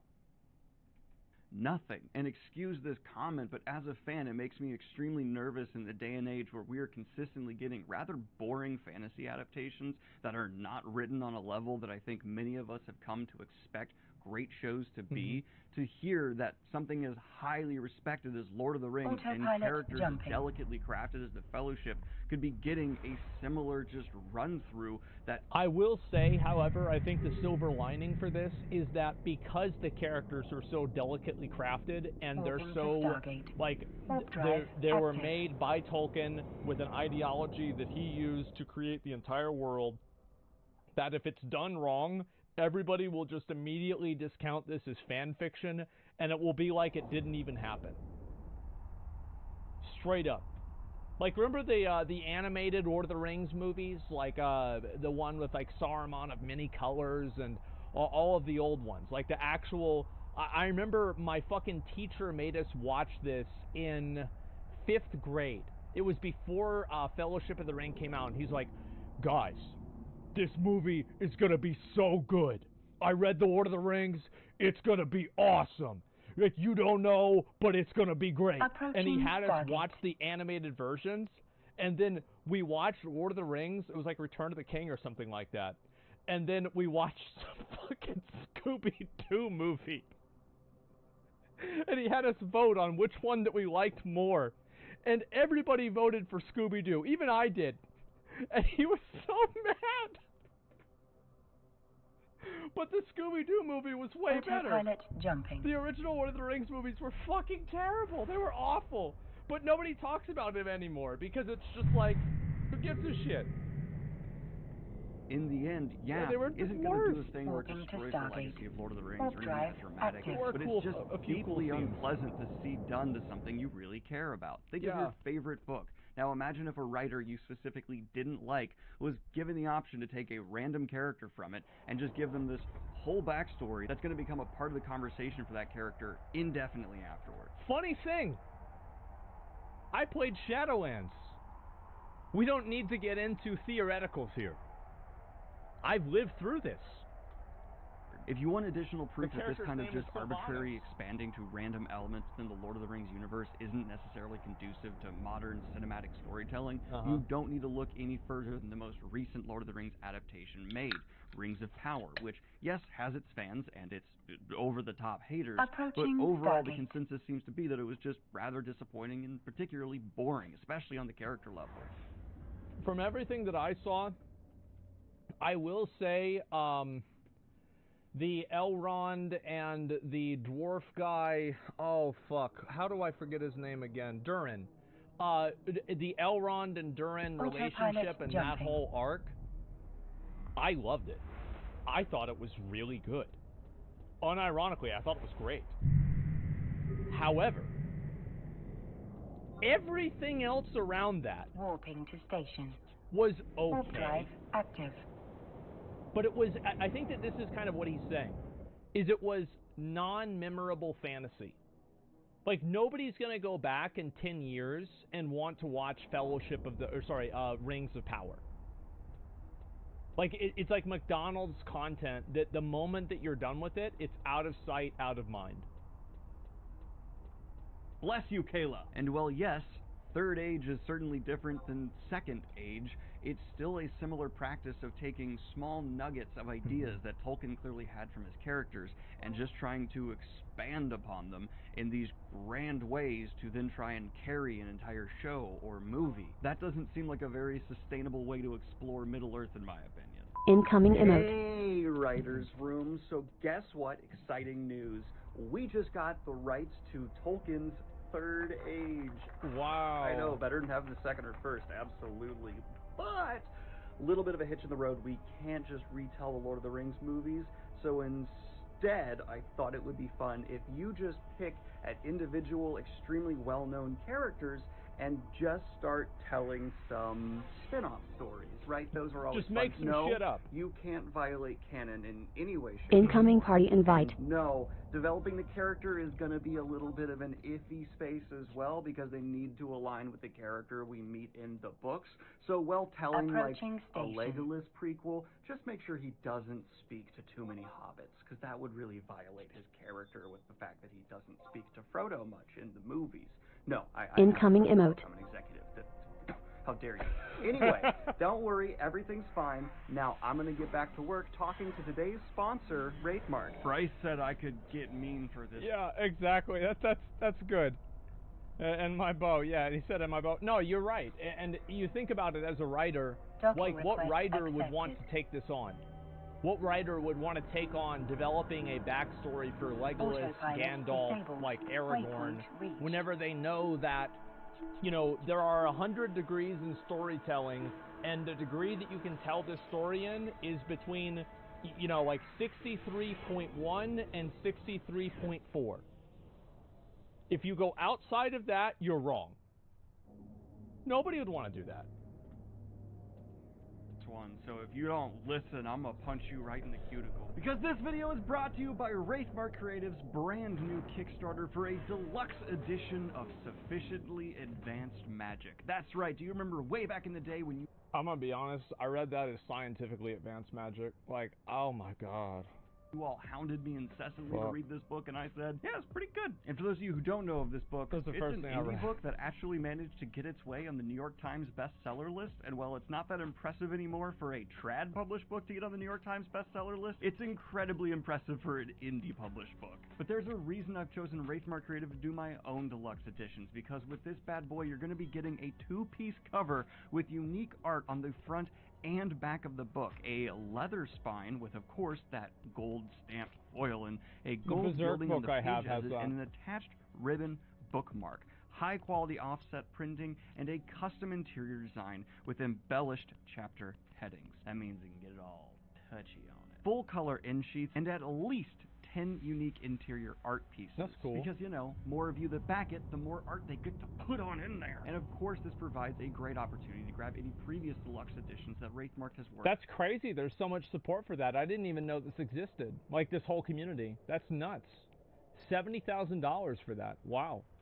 On, including the Sword of Kaigen, which was a banger hit for them. That's crazy. So if you're interested at all, check out the link down below and back the Kickstarter. Tell you learn Glintstone spells IRL. Angry rant. Now there was one counter argument to this that I came across that did initially actually give me some excitement and put me on board with some of the people who are saying this could possibly be good and let's just be excited, and that's that apparently Peter Jackson, to some extent, is going to be involved with the development of this continued exploration of the Middle Earth. And I think that they need to have somebody else do it, personally. I mean, The Hobbit wasn't really that good. I think that we need to have somebody else do it. I mean, that's really that's my opinion. I think that, yeah, The Lord of the Rings was great, but we can't just only have Peter Jackson doing it. I mean, there's other people too. Quentin Tarantino. Oh my God! Imagine that. The Hobbit was good. I think that The Hobbit was, and to be fair, they forget that all these directors are like 60, 70, some of them, and they aren't directing shit. They're directing shit into a toilet bowl while they sit in their McMansions. They aren't directing because they're too old. So just keep that in mind. I'm sure some of them might have passion projects, so some of them might make big movies, I guess. But I'd say most of them probably sit around an old folks' home or something, or, well, really their mansion with their staff, I would say. You know? What we need first is good directors from the new generation. And I'm not sure we have that. I'm wondering if directing might be actually a lost art that we might not ever see again. Because these people, they can't make good movies. I haven't seen a good movie outside of... I mean, there's the ones that Hollywood's been doing that have been good, like Dallas Buyers Club and, you know, Birdman and fucking, you know, Black Swan and shit, you know. But, like, overall, like, I would say for every good movie like that, there's, like, fucking 9,000 bad ones. There's over 9,000 bad ones, you know what I'm saying? So, like... I don't know, and then if you look at, like, modern directors, name one. Name a director who's, like, 33 and an up-and-comer from the new gen that's making good movies like Oliver Stone or, you know, Spielberg or, you know, and we know this, I know this, maybe they don't know it. They have faith in their generation, but see, I don't see anybody. I don't see anybody standing out at all. I think we see good, like, YouTube creators and stuff, but I don't think we see good Hollywood, young, good Hollywood. That's a dinosaur scene full. I mean, the stars are not dinosaurs necessarily, but the direction and the art form of it, and the writing, that's all, and all of that stuff is all dinosaurs. And when they die, I don't think the new generation knows how to do it at all. At all. And I think the same is true of albums and television, movies, you know, video games even. Like, if you look at what Squaresoft is now compared to who they were when they were Final Fantasy VI, It's a big fucking difference. Big spinning in their grave difference. You know what I'm saying? And I wish to weigh in on this a little bit, right? You know, I'm gonna get back on Final Fantasy here. I just have caught like 15 black screens today. I'm terribly sorry. You know, it's not my fault. Just waiting out a world timer, you know. So, but anyways, you know, this thing about you know, young directors getting to do Lord of the Rings. I don't think that'll ever happen primarily because I don't think they can make any movies. I think in like 30 years there's going to be this crazy fall off where they try.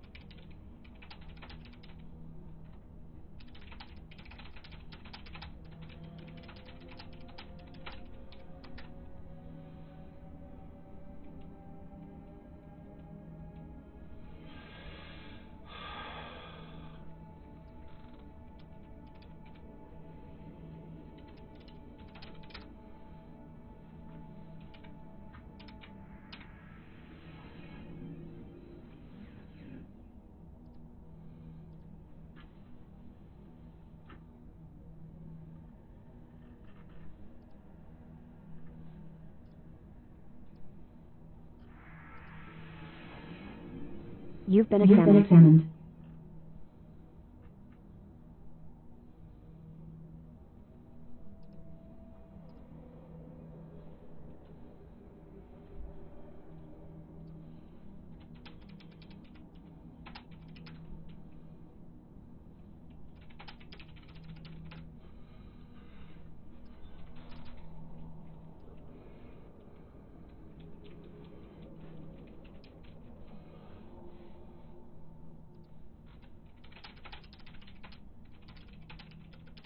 Incoming call.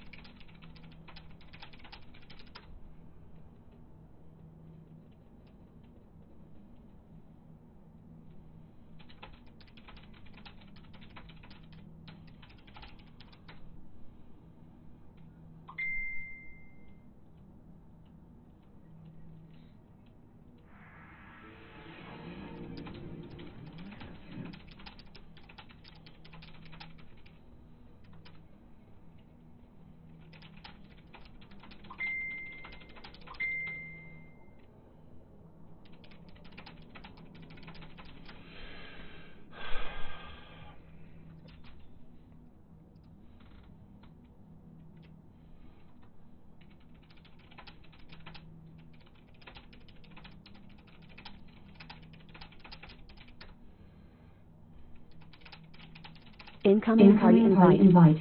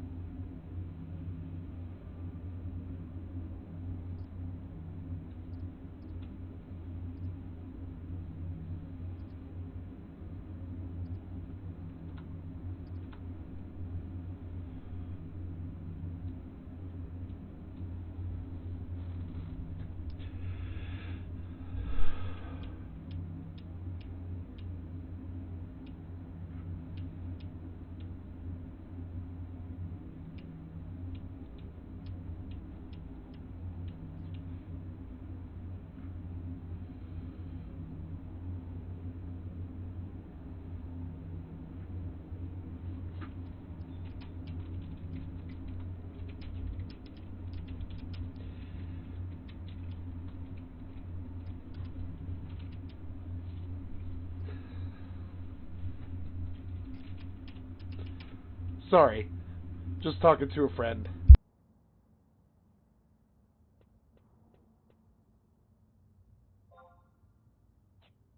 Good stuff. Not bad.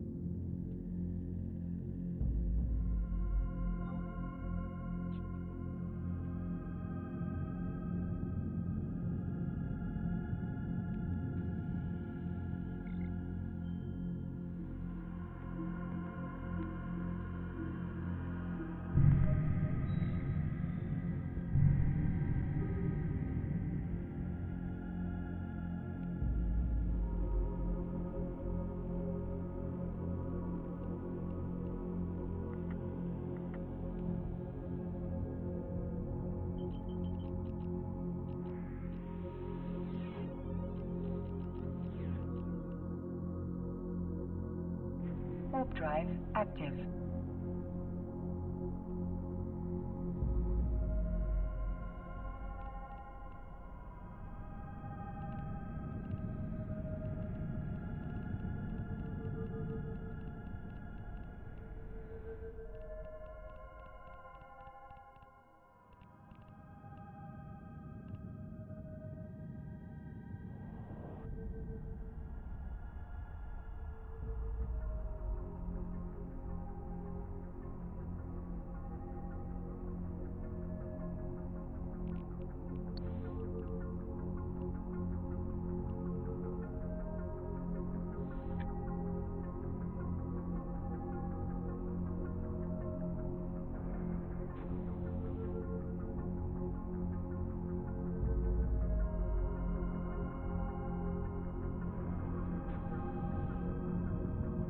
You've been examined.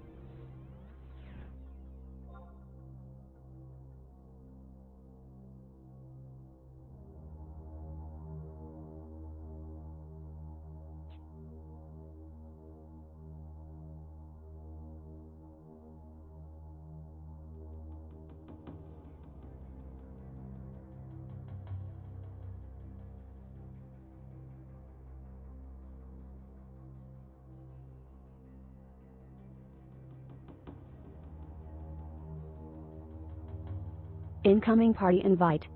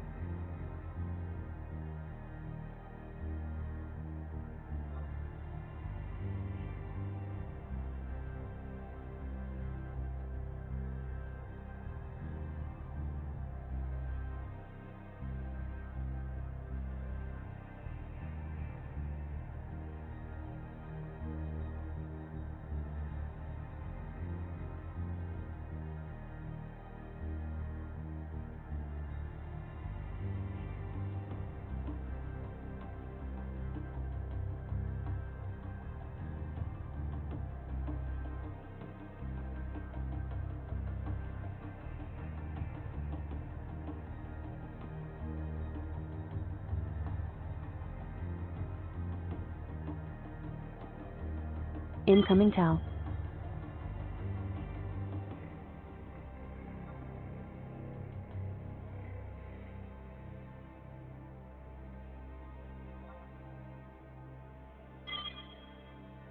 Incoming emote.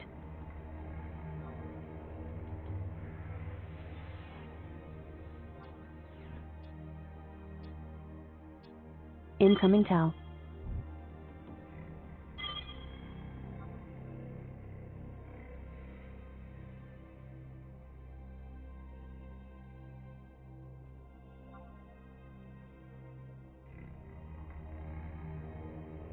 Incoming Tau.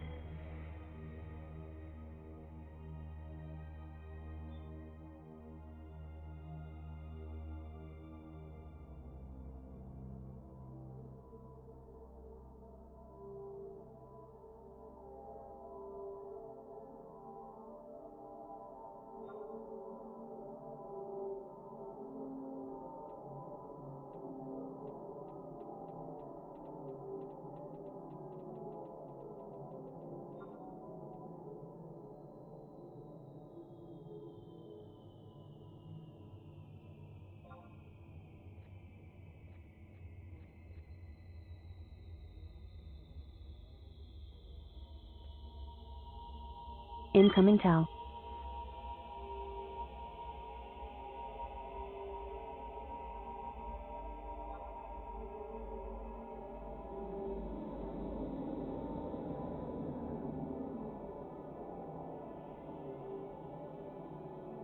Incoming emote.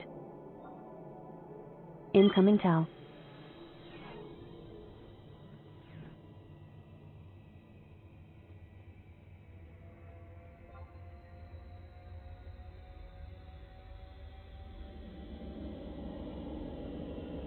Incoming Tau.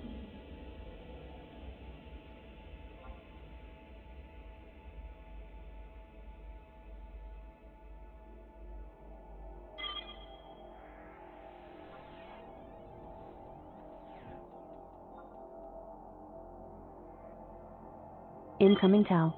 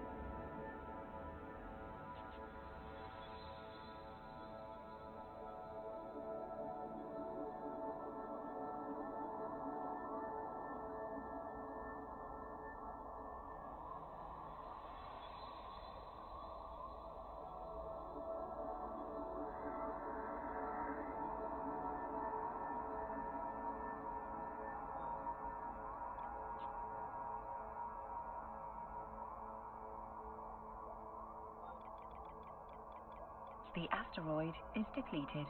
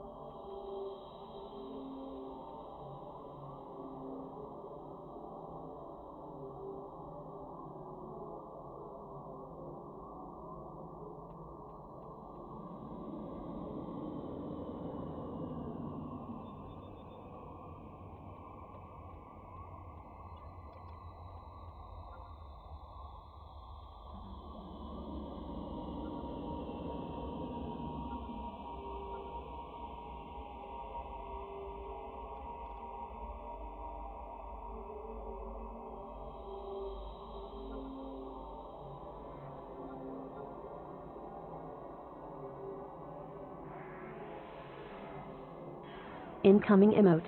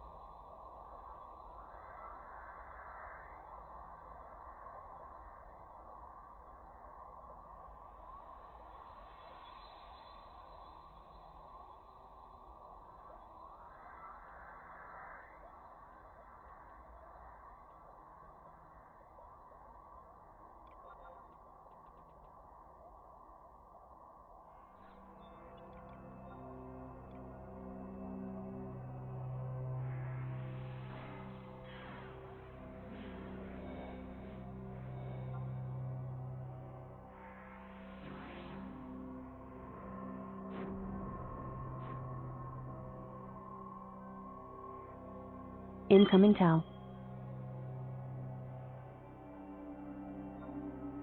Incoming emote.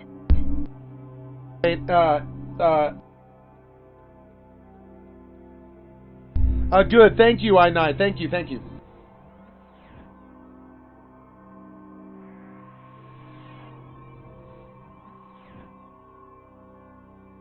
Gonna switch the sound now, guys. Sorry, I had to charge my headphone subs on my speakers.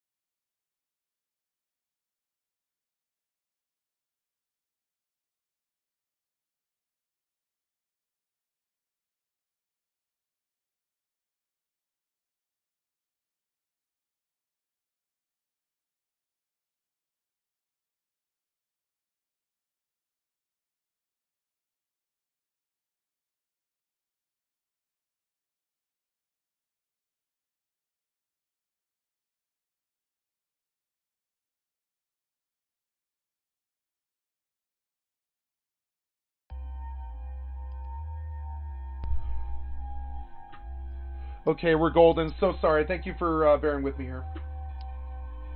Looking good. So, okay. And then, I got one more thing I got to do on my tablet here.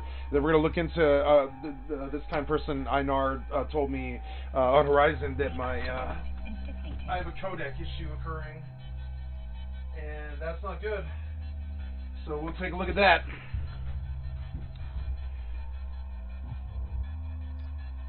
We will take a look at that. That's not good, yo. And I bet it's my fault. And I'm sure it's my fault. And I wonder what it is. Let's go see. Twitch error 3000.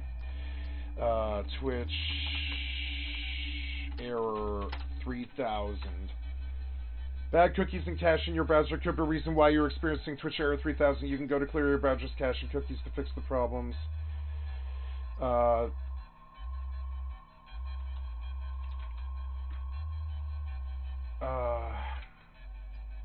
Oh, so Einar, I don't know if you're still in the channel, but that may be helpful to you, sir.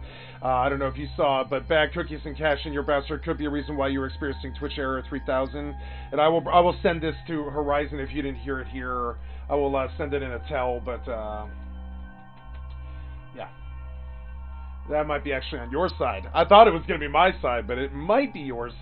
I thought it would have been my side, though. How do I fix it, right? Yeah, this is, ooh, yeah, that's not too good.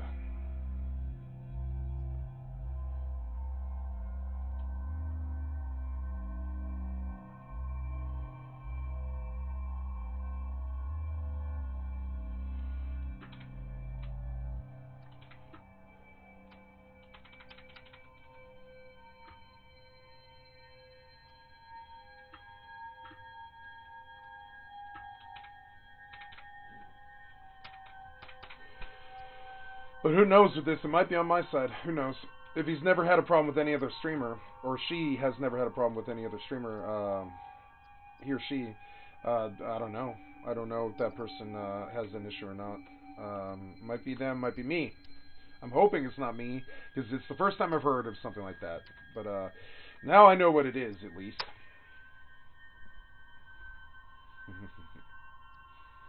For science! For science!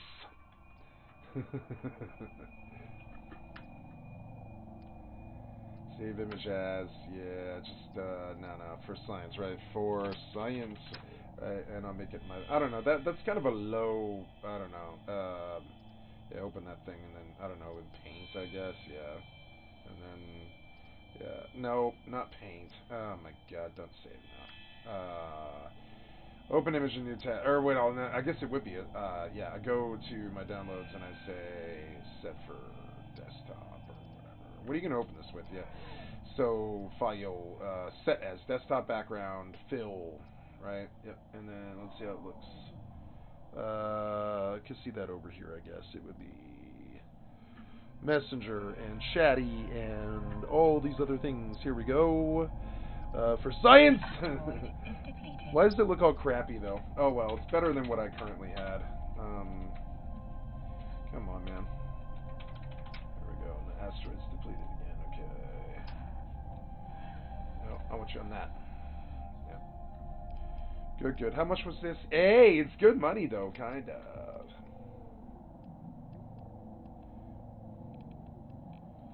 I am broadcasting my local. I'm not sure. Sorry, not my local, but my,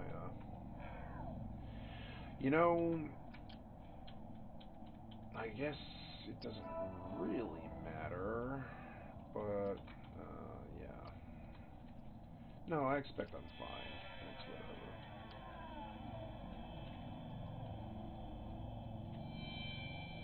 whatever. Yeah, I gotta get mana. This will probably black screen me. That's okay. 2 black screens in a row, right? Let's see.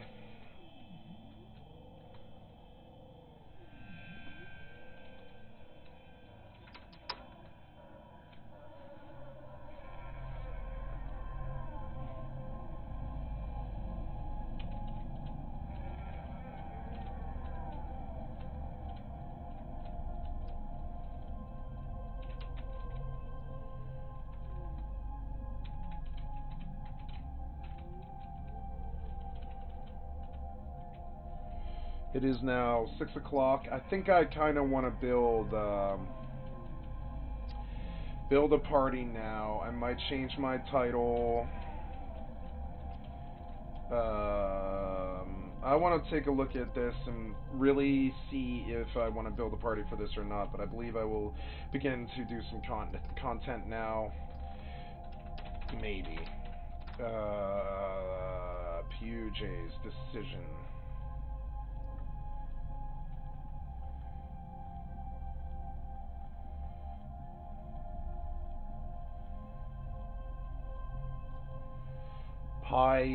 Puget's decision is the one I'm on. Just gonna verify, make sure. Quests for current Sandoria. Puget's decision. Go to Tabnasia, get a Tabnasian Bell in the LDN Necropolis. Okay.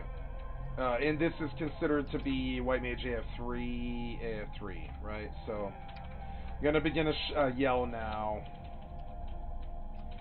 Go see Yogg, right? Was it Yogg or Vogue? Vogue. I think it was Vogue.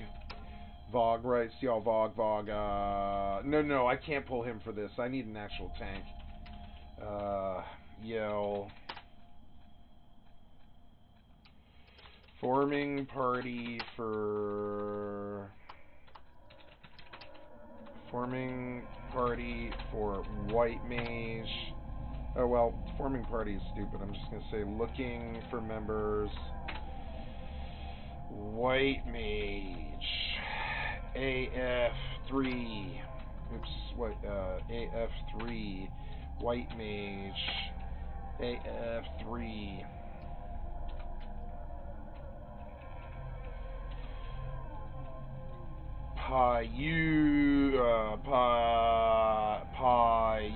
Puget's decision.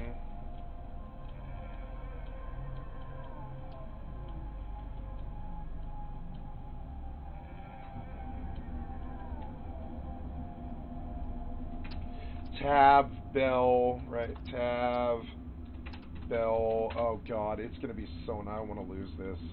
I'm just gonna keep recycling it, you know. And I'll write a shout too. Tab Bell, LDM Necropolis, the LDM Necropolis, right? NM Fayin.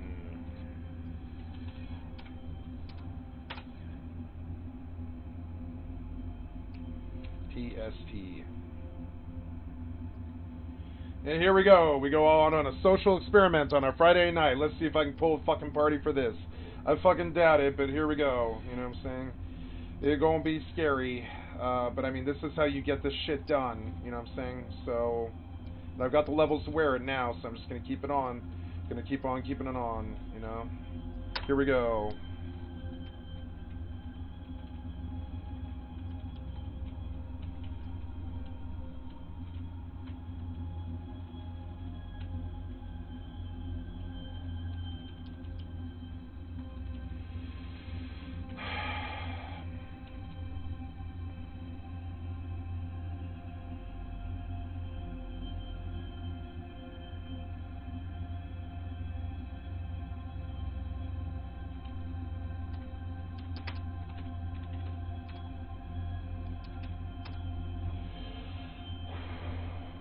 I didn't pull anybody. Oh, it's so tragic. I guess I'll try tomorrow.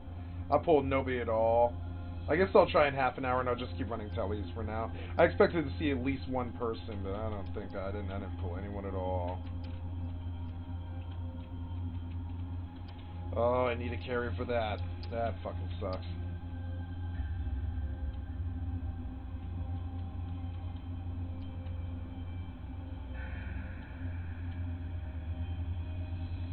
I didn't pull anyone. That sucks. I really did expect like 3 people or something, but maybe not. I might have to spam for a couple of hours here, but I don't care. That's fine by me.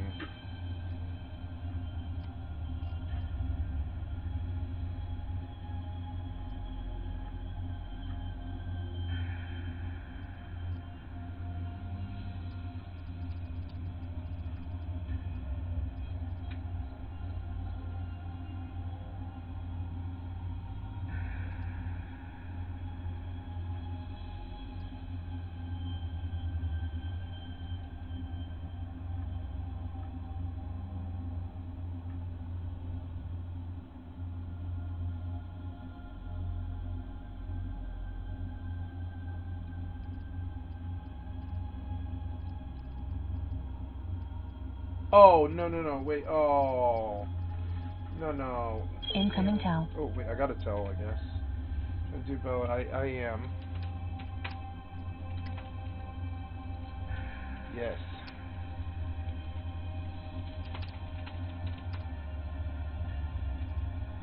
LDM. Incoming party invite. Oh, wow.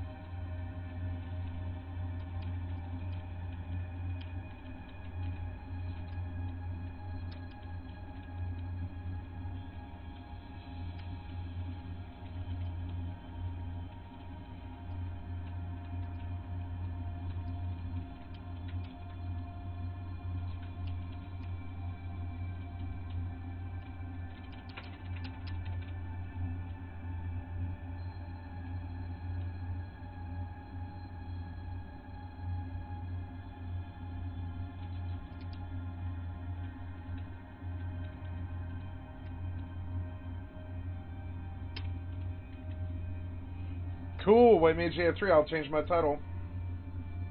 I really did not expect to get something. That's really fucking cool. Somebody else is thinking about this too. Okay, so I hope this isn't as bad as I think it is.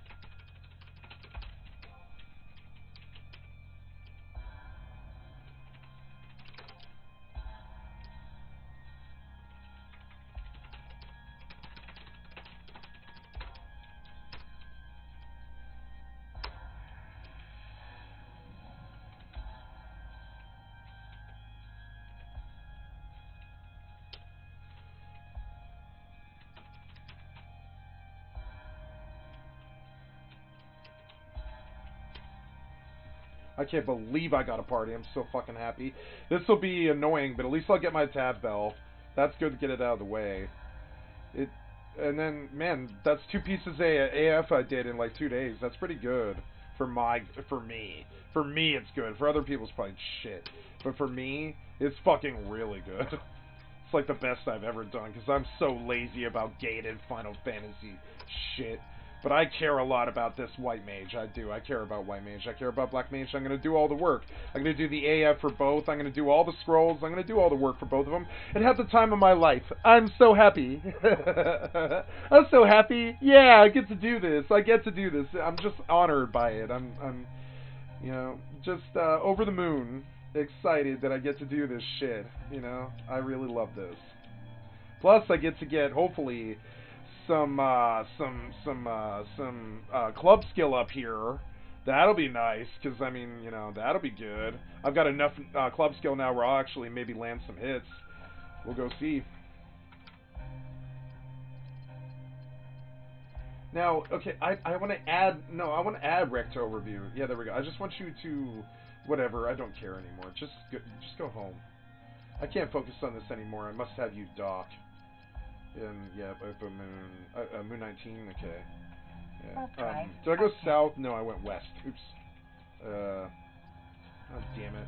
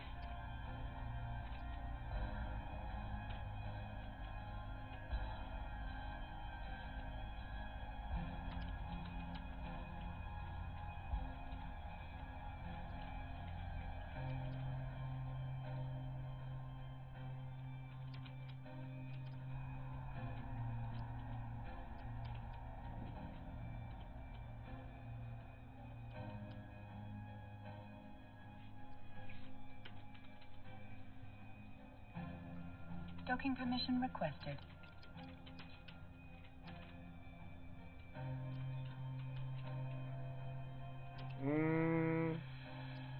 You know, before I do anything at all, I'm definitely gonna do re-raise. Yeah, fuck that. I'm just gonna sit until my mana's back before I do anything at all. Your skill has increased.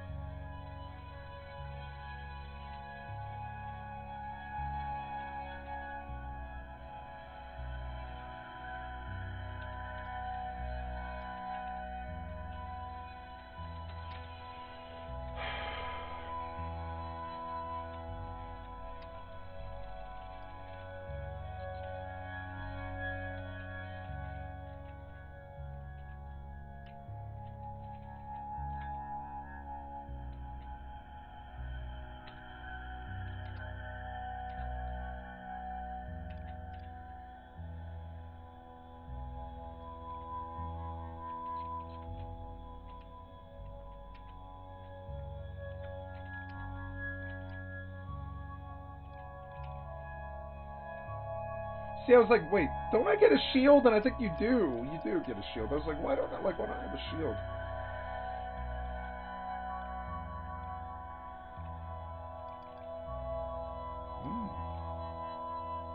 I need an Electrum Hairpin. But I don't know. I think the Seer's Crown's better in 3.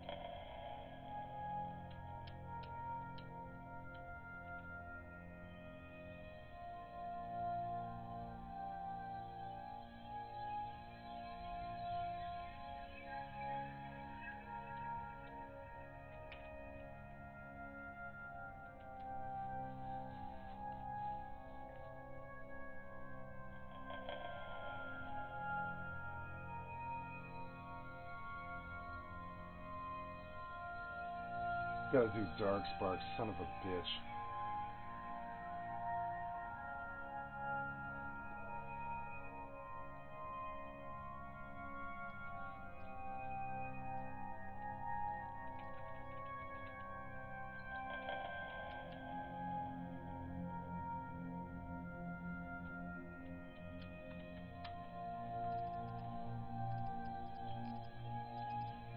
Not bad, 3.4. That's pretty good. It's not that bad, man. Like, you know, do 10 runs like that, pay for a nice hawk or something. It's worth it. Definitely worth it.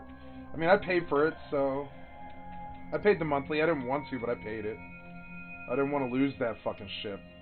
That's not my problem that my corp couldn't pay for that hangar, or didn't want to pay for the hangar. That's not, like, their fault, you know? That's not CCP's fault. That's my fault, so I didn't mind paying it. Okay, so Psylocke. We run 4. We're gonna run Protect Shell.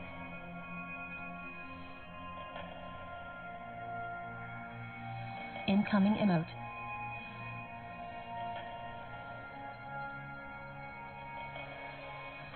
Okay, Sneak Invis.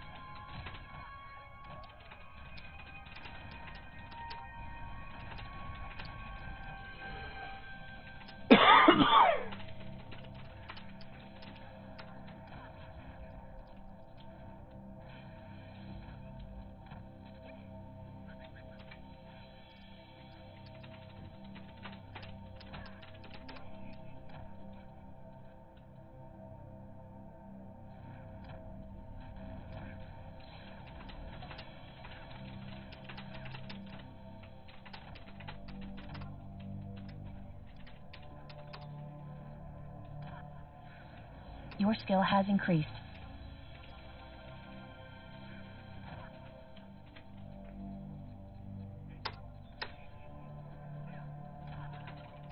Your skill has increased.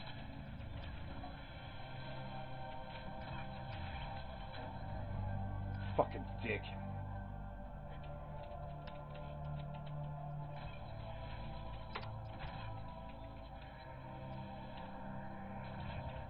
Oops, wrong bar. Your skill has increased.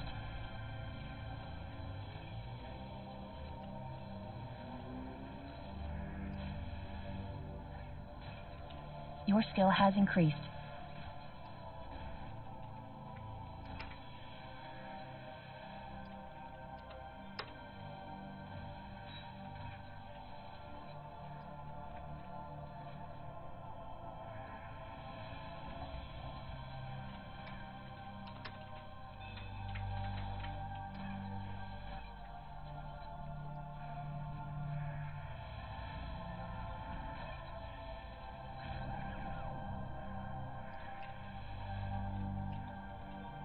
Fucking son of a bitch, dude. You're so annoying.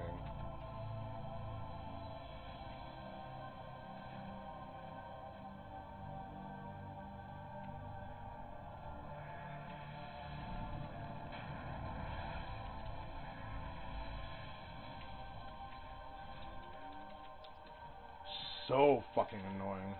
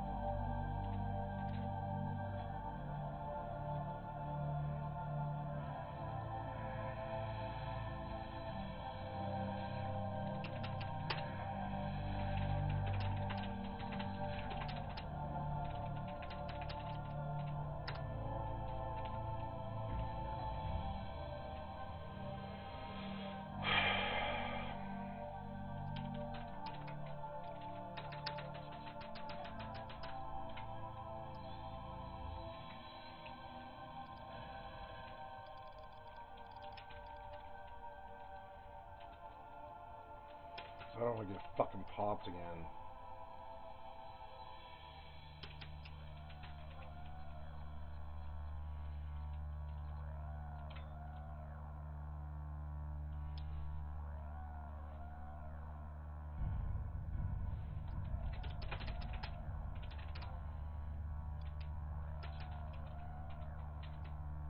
Incoming Tau.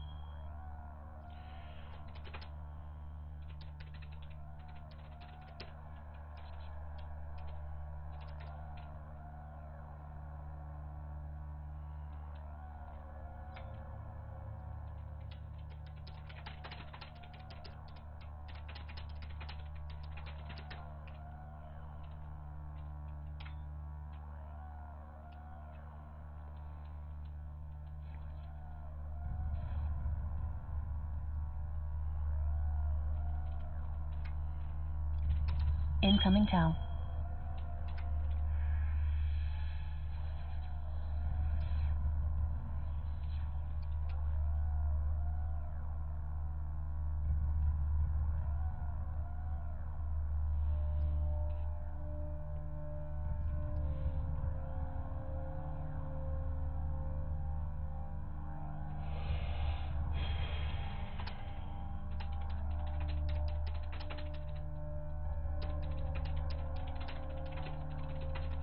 Incoming emote.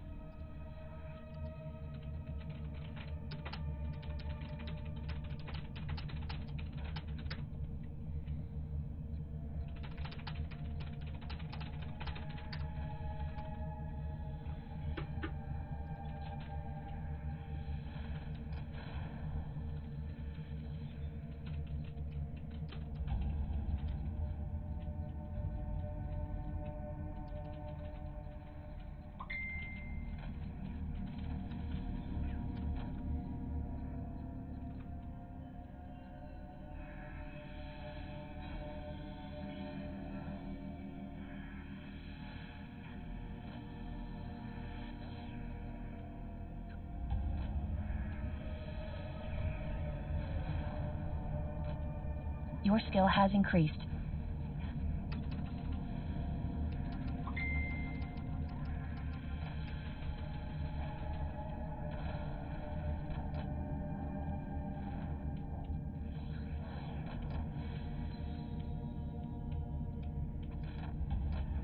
Your skill has increased. Yay, skill up.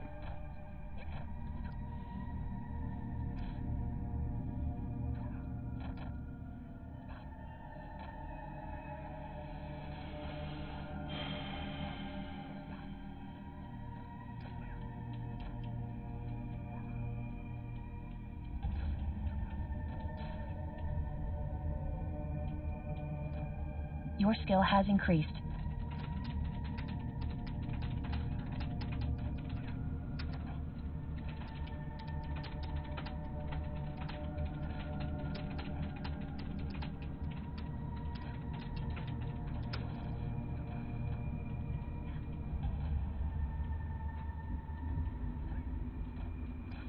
Your skill has increased.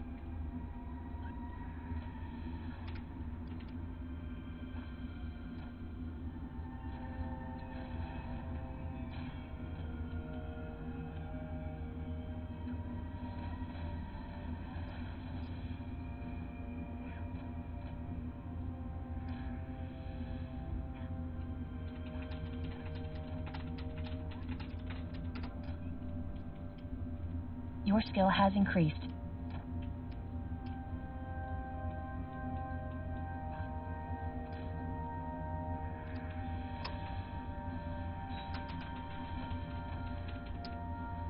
Your skill has increased.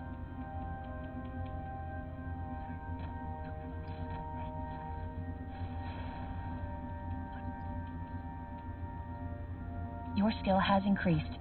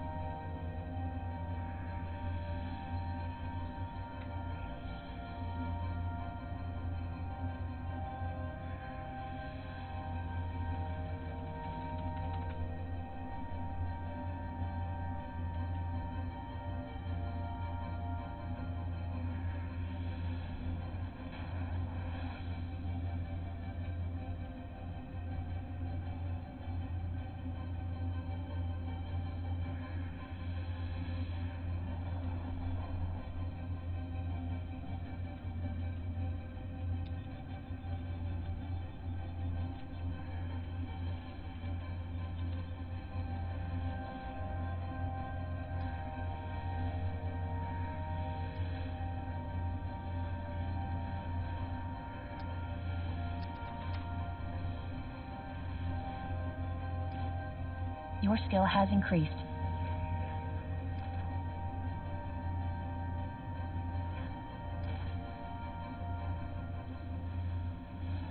Your skill has increased.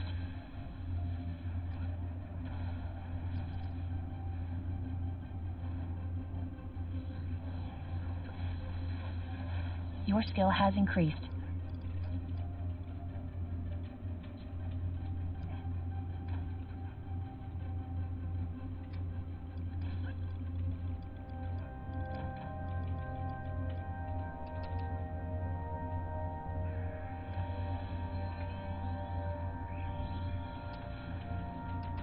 Your skill has increased.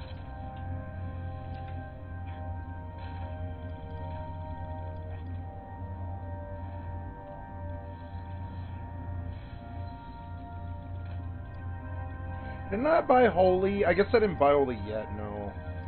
I thought I bought Holy, but I guess not.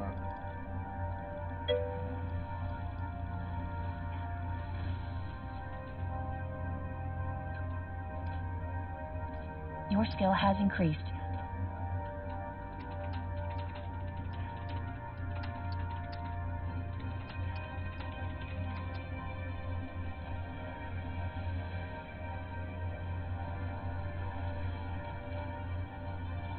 Your skill has increased.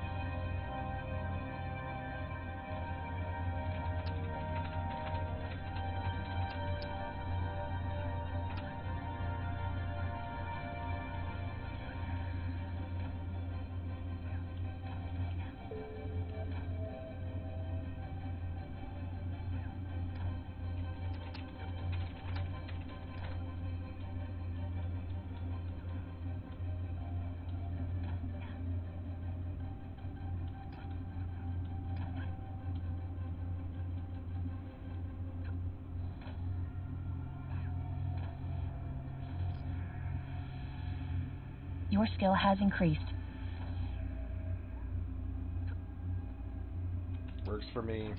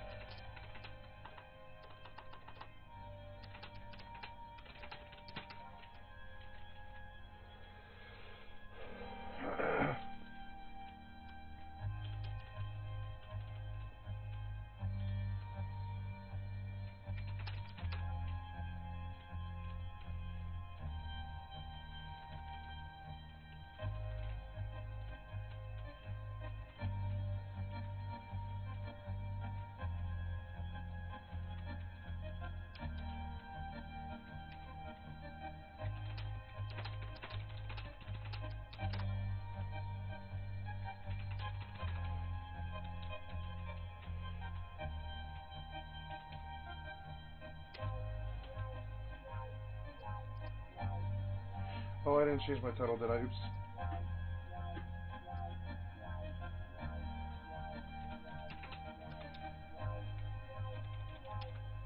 There we go.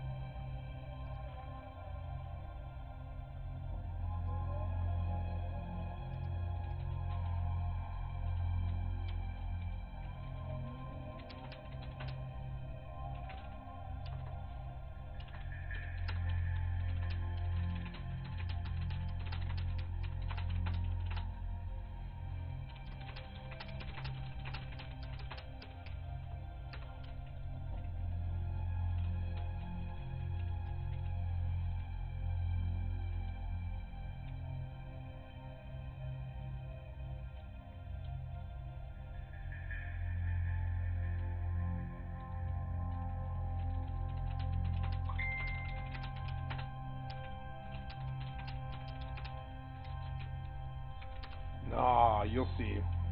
My black mage will make quick work of this.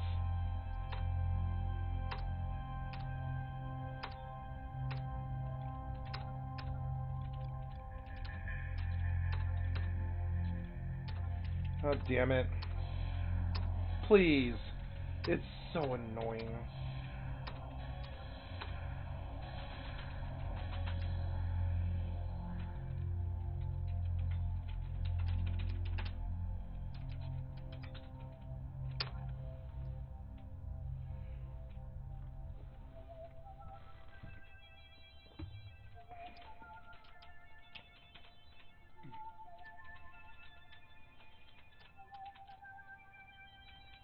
Oh. Yeah, I got my Ermites and all that. Yeah, I got it all.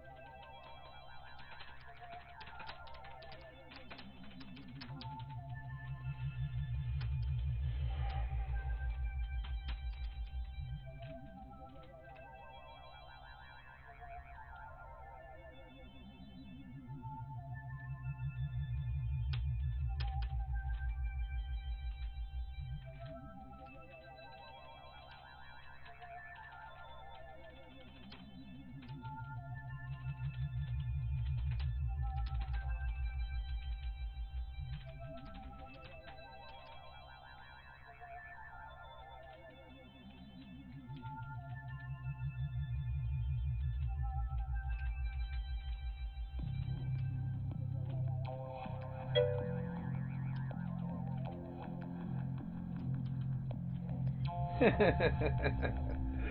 It is funny.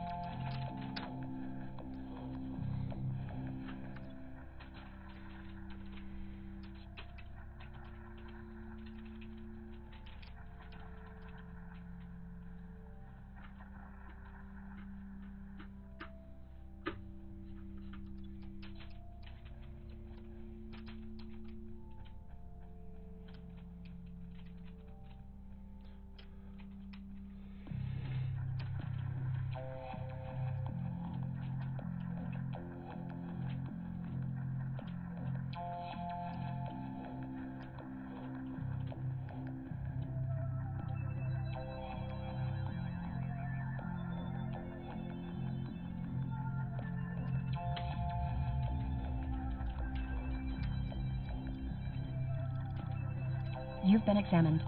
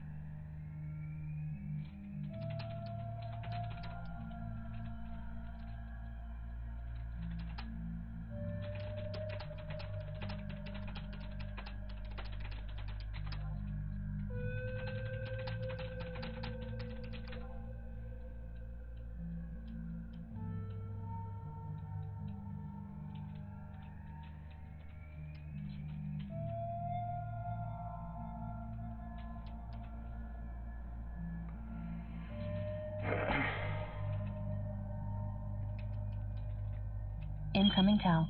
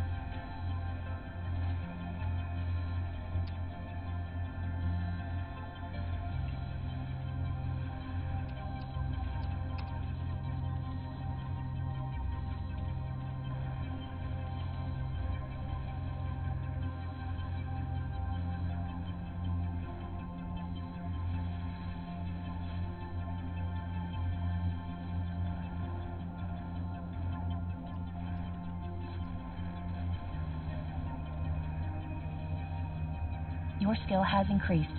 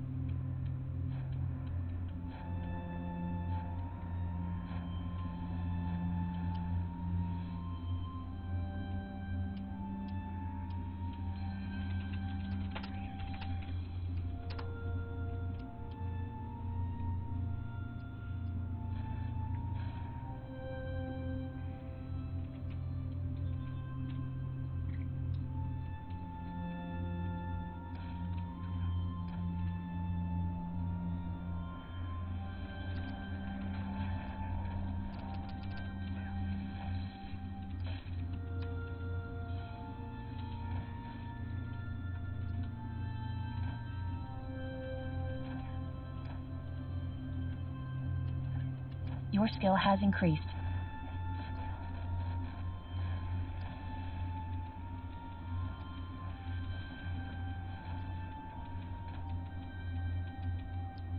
Your skill has increased.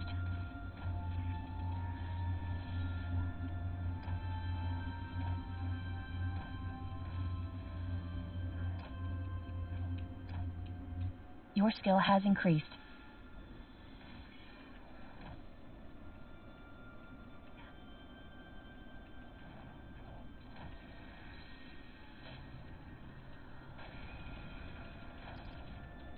Your skill has increased.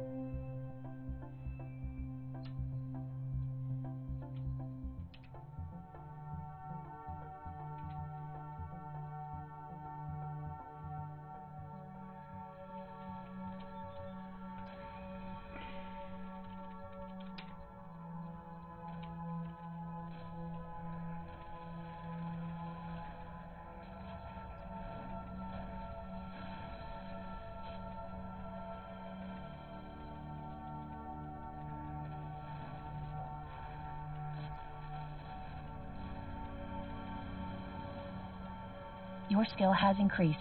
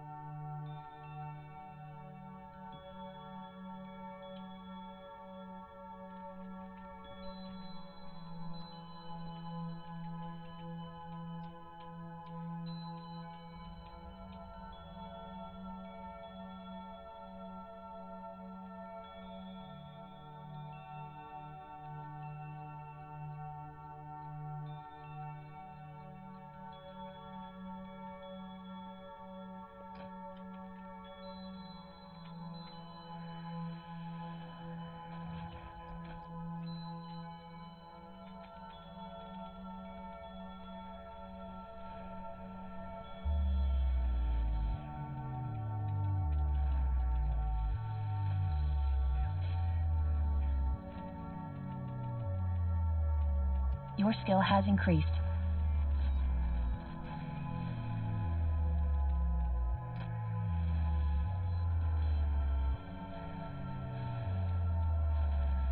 Your skill has increased.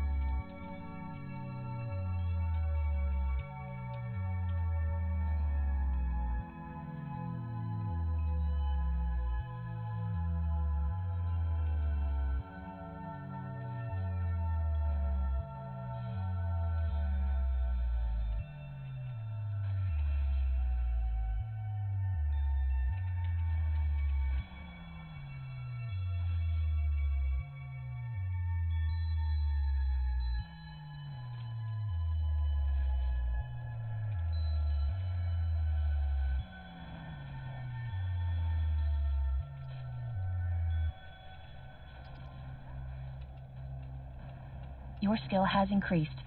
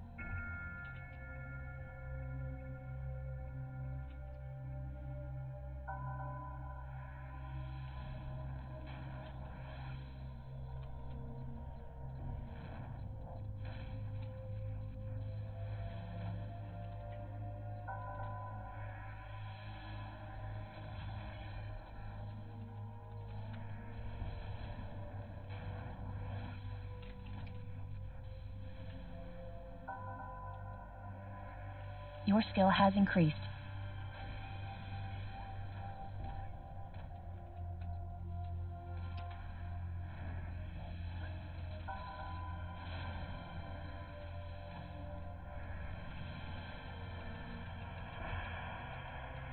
Your skill has increased.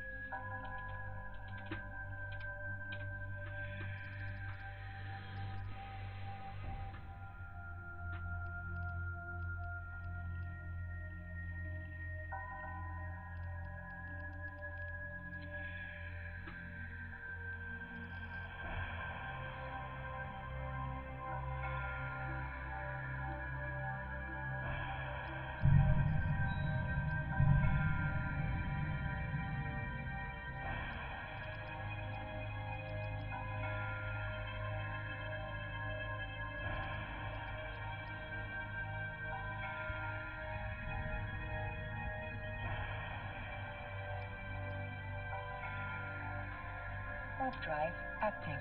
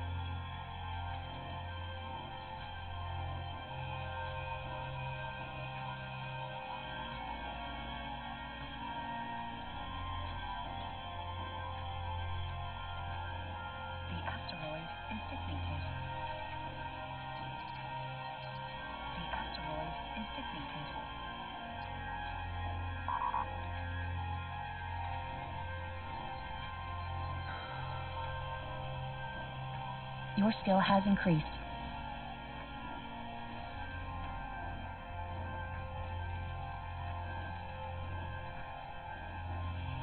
Your skill has increased.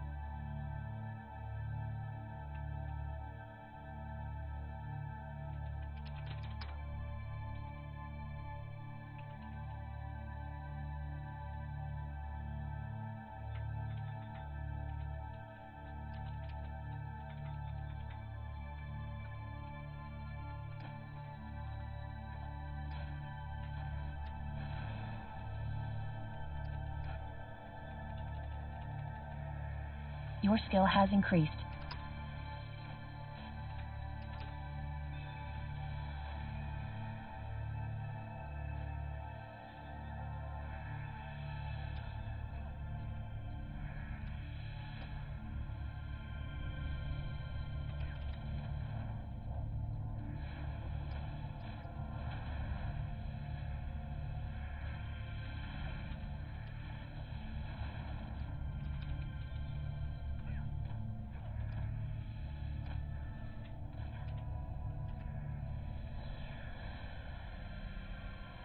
The asteroid is depleted.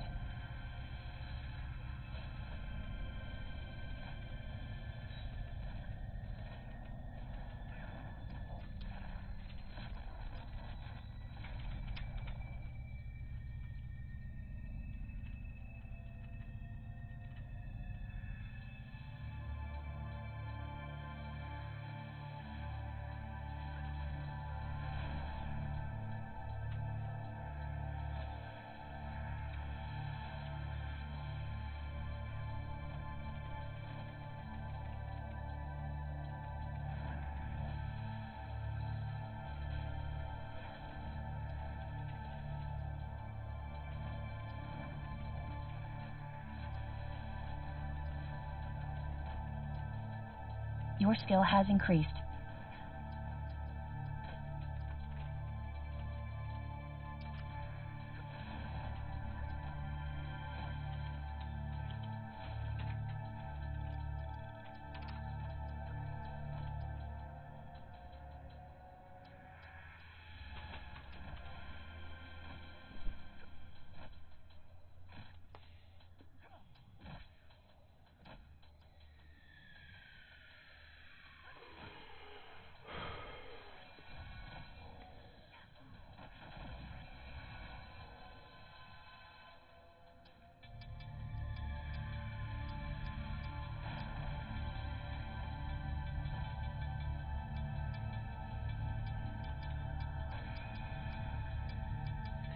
$5.25. God damn.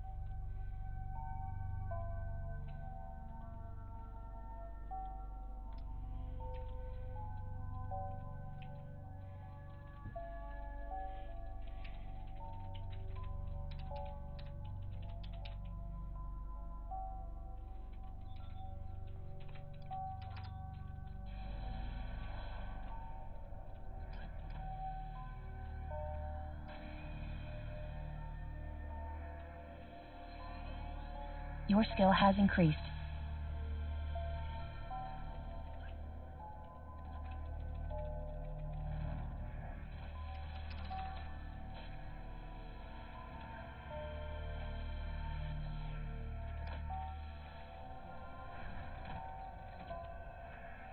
Oh, God damn it, I didn't realize you stopped. A little louder, man.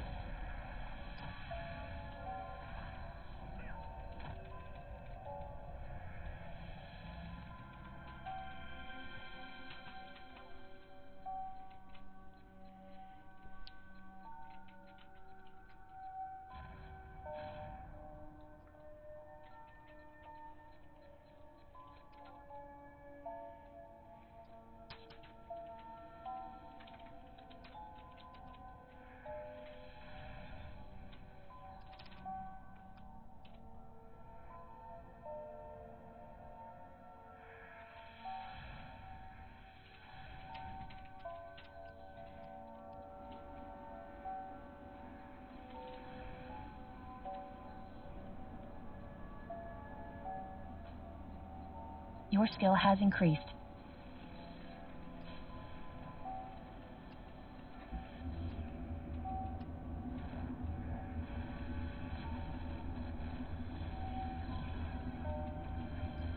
Your skill has increased.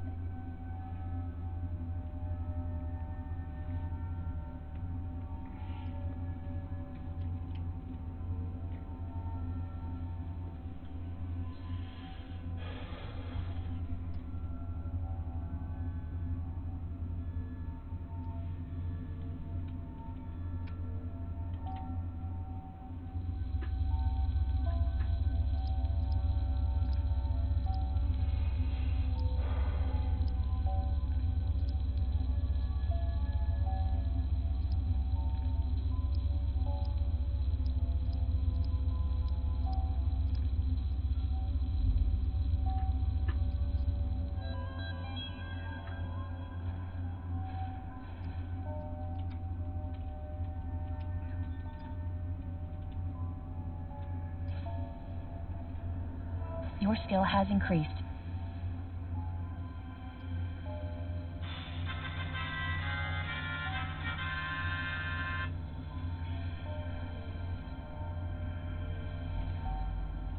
Your skill has increased.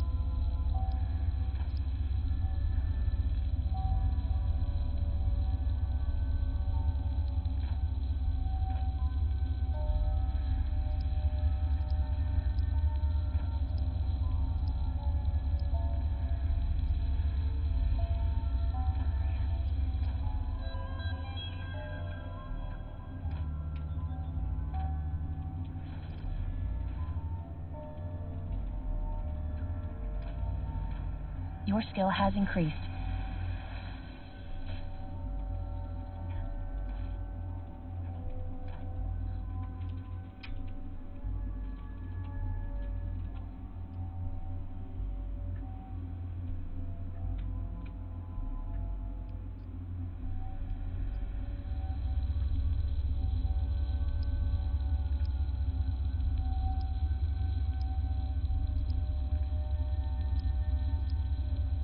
The asteroid is depleted.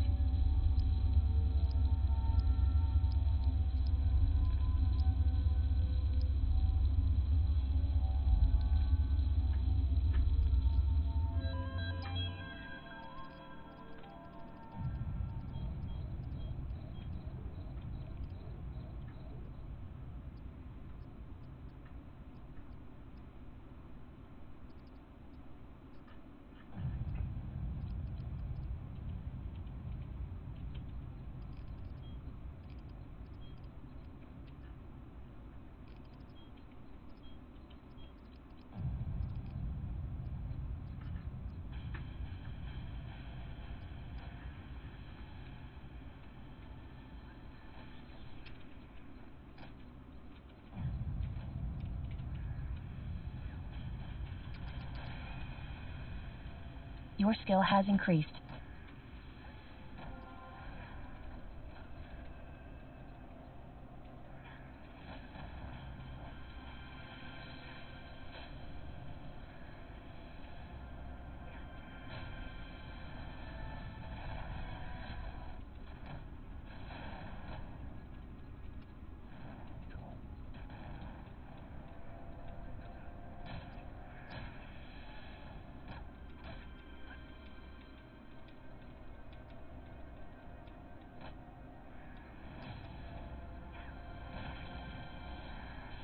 Your skill has increased.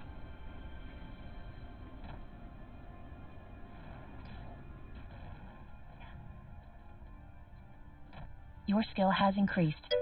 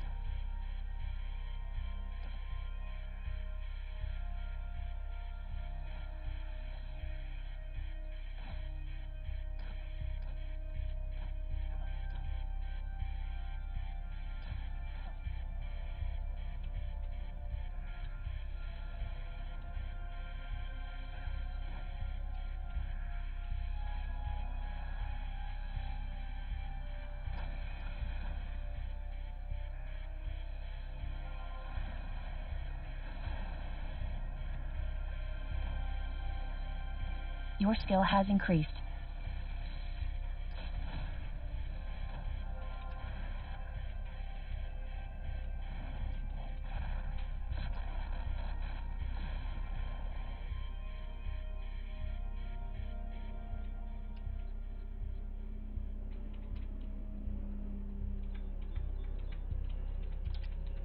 Incoming emote.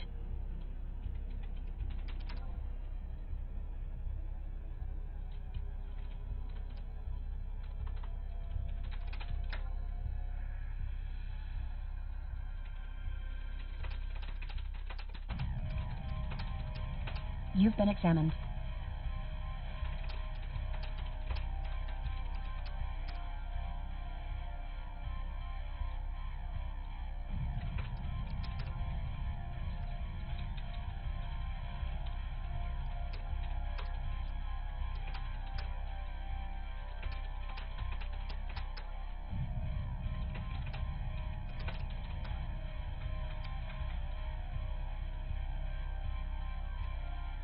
Incoming party invite.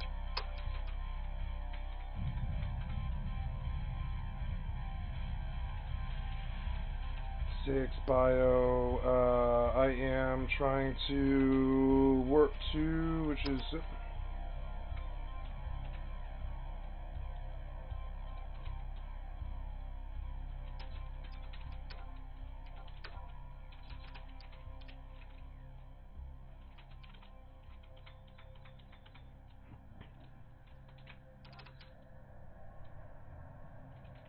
Incoming emote.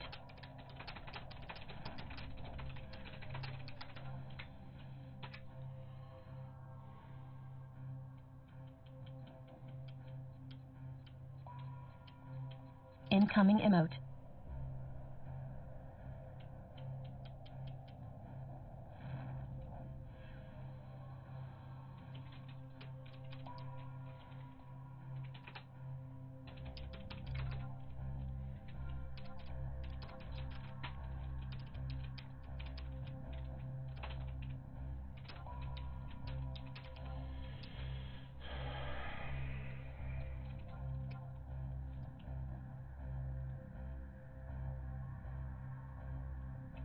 Incoming party invite.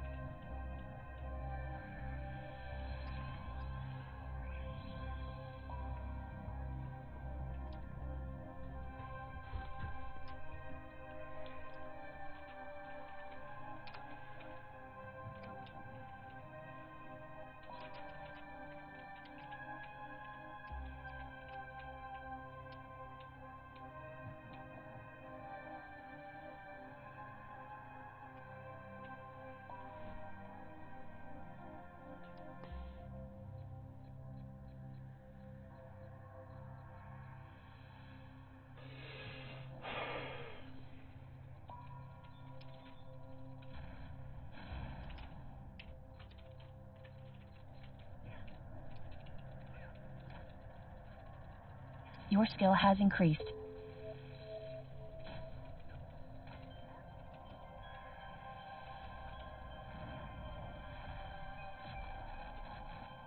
Your skill has increased.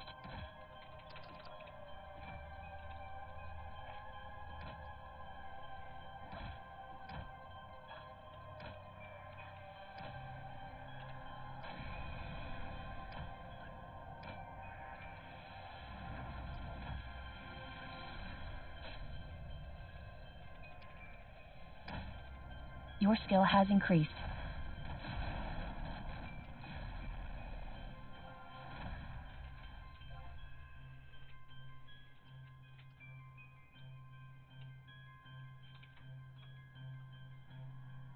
Oh, God damn it.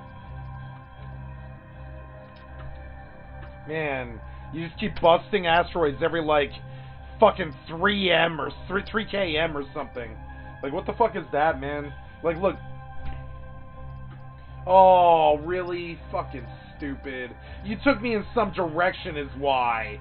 For fuck's sake, man, get better at that stupid shit. I need you to get better about that stupid shit. It's 2023. You know I didn't double-click space. But okay, you can say I did, you piece of fucking shit client. You can say I double-click space. I'm sure I did. It's really easy to double-click space. Fucking fix it! fucking stupid. I'd be okay if their little message popped, you have just double-click space, would you like to go that direction? And I'd be like, yes or no. But instead of you just sending me 60 km away and wasting like 7 minutes of my fucking time. Fuck you and your bullshit fucking like jank clients in 2020 fucking 3. And I love this client, don't get me wrong, this is the best client ever made. But it's still got fucking problems, really bad ones. Like that. All the time I double-click space and I end up in some bumfuck corner when I alt-tab back. And I'm like, what? Why? Why wouldn't you at least ask me? You would think the ship would be like, are you sure you would like to go forward into the abyss with no apparent goal? You would think.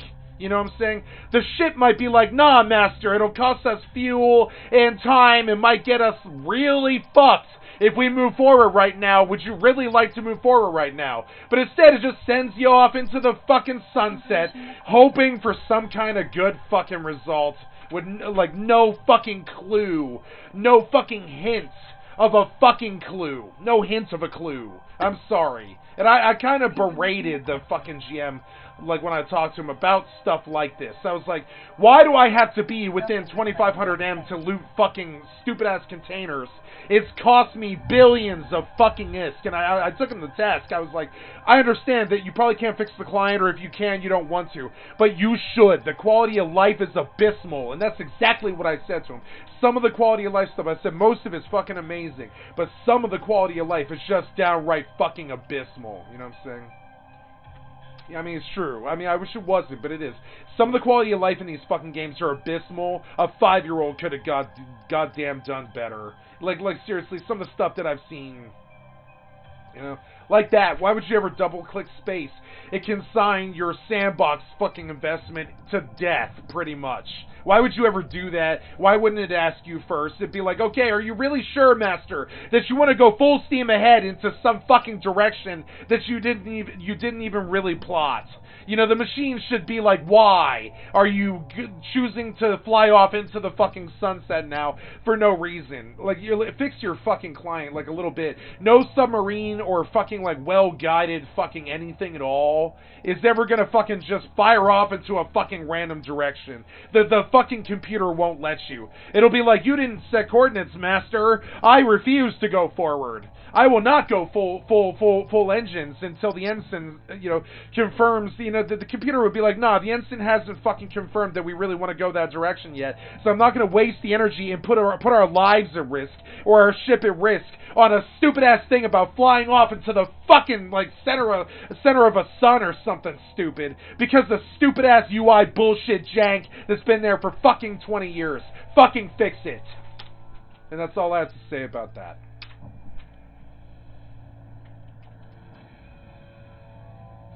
Fucking fix it. It's not that hard to fix. Your skill has increased. I forgive the Horizon people because they have to work with a client that they can't just, like, you know, wave a fucking magic wand at to force it to bend to their will, which is desperately what they need most. They don't have that ability, though. But you guys do, so fucking fix your fucking client. You do have that ability. And I took him to task for it. I was like, it's bullshit that I should lose a fucking 57, or sorry, I told him, I was like, I lost a 700 million Gila specifically because the loot container was like at 2800 M. And he was like, yeah, that'll happen. And I'm like, yeah, I know, I understand, but I mean, like in the world of spaceships, don't you think that they might have a fucking tractor beam that might bring a box 200 meters, you know? Yeah, on pretty much every piece of shit spaceship that you could think of, it probably might have a little basic tractor beam to bring a box to it. You don't think? It's a game based around fucking spaceships. You know what I'm saying? So you would think that they might, and there is tractor beams in this game, absolutely big time, and you got to fit for them and all this shit. But I mean, like, come on, dragging a box 200 fucking meters, it's not that fucking hard when you're in space where there's no gravity and you have a little bit of maybe some energy based inside of a vessel or a hull that might be focused on bringing the loot to you or something fucking like just generally logistics. egotistical and not put your life at risk and destroy 700 million of a fucking Gila on a fucking loot container fuck up in the goddamn quality of life bullshit. And I'll fucking call you on it every single fucking time. Fix your horse shit. It's been 20 years. Fix your shit. You know? Fix your shit. Fix it. You know what I'm saying? I'm fucking sick of your bullshit and your bad quality of life changes. And all the time you talk about how good you are about fucking quality of life, but I don't fucking buy it. The quality of life's not that good, is it? Or I wouldn't fly off into fucking space into destination unknown, now would I? Is the quality of life that good? You know? Come on. Man, there's this point where my logic comes into it, where I'm like, okay, I'm gonna tell you how I feel about this, and I'm terribly sorry if it's not what you fucking wanna hear, but I have to do this every single fucking day. You try dealing with it every single fucking day, and not be fucking pissed about it, you know what I'm saying? This party is not moving, nothing's happening, we're entirely fucking full, nobody's doing anything, this is a bad enough quest as it is, you know, like, are the spawns just this bad? I mean, I don't know. Do I have a coffer key? No. I don't know why the Darkstalkers wouldn't drop, you know, LDM coffer keys. Whatever.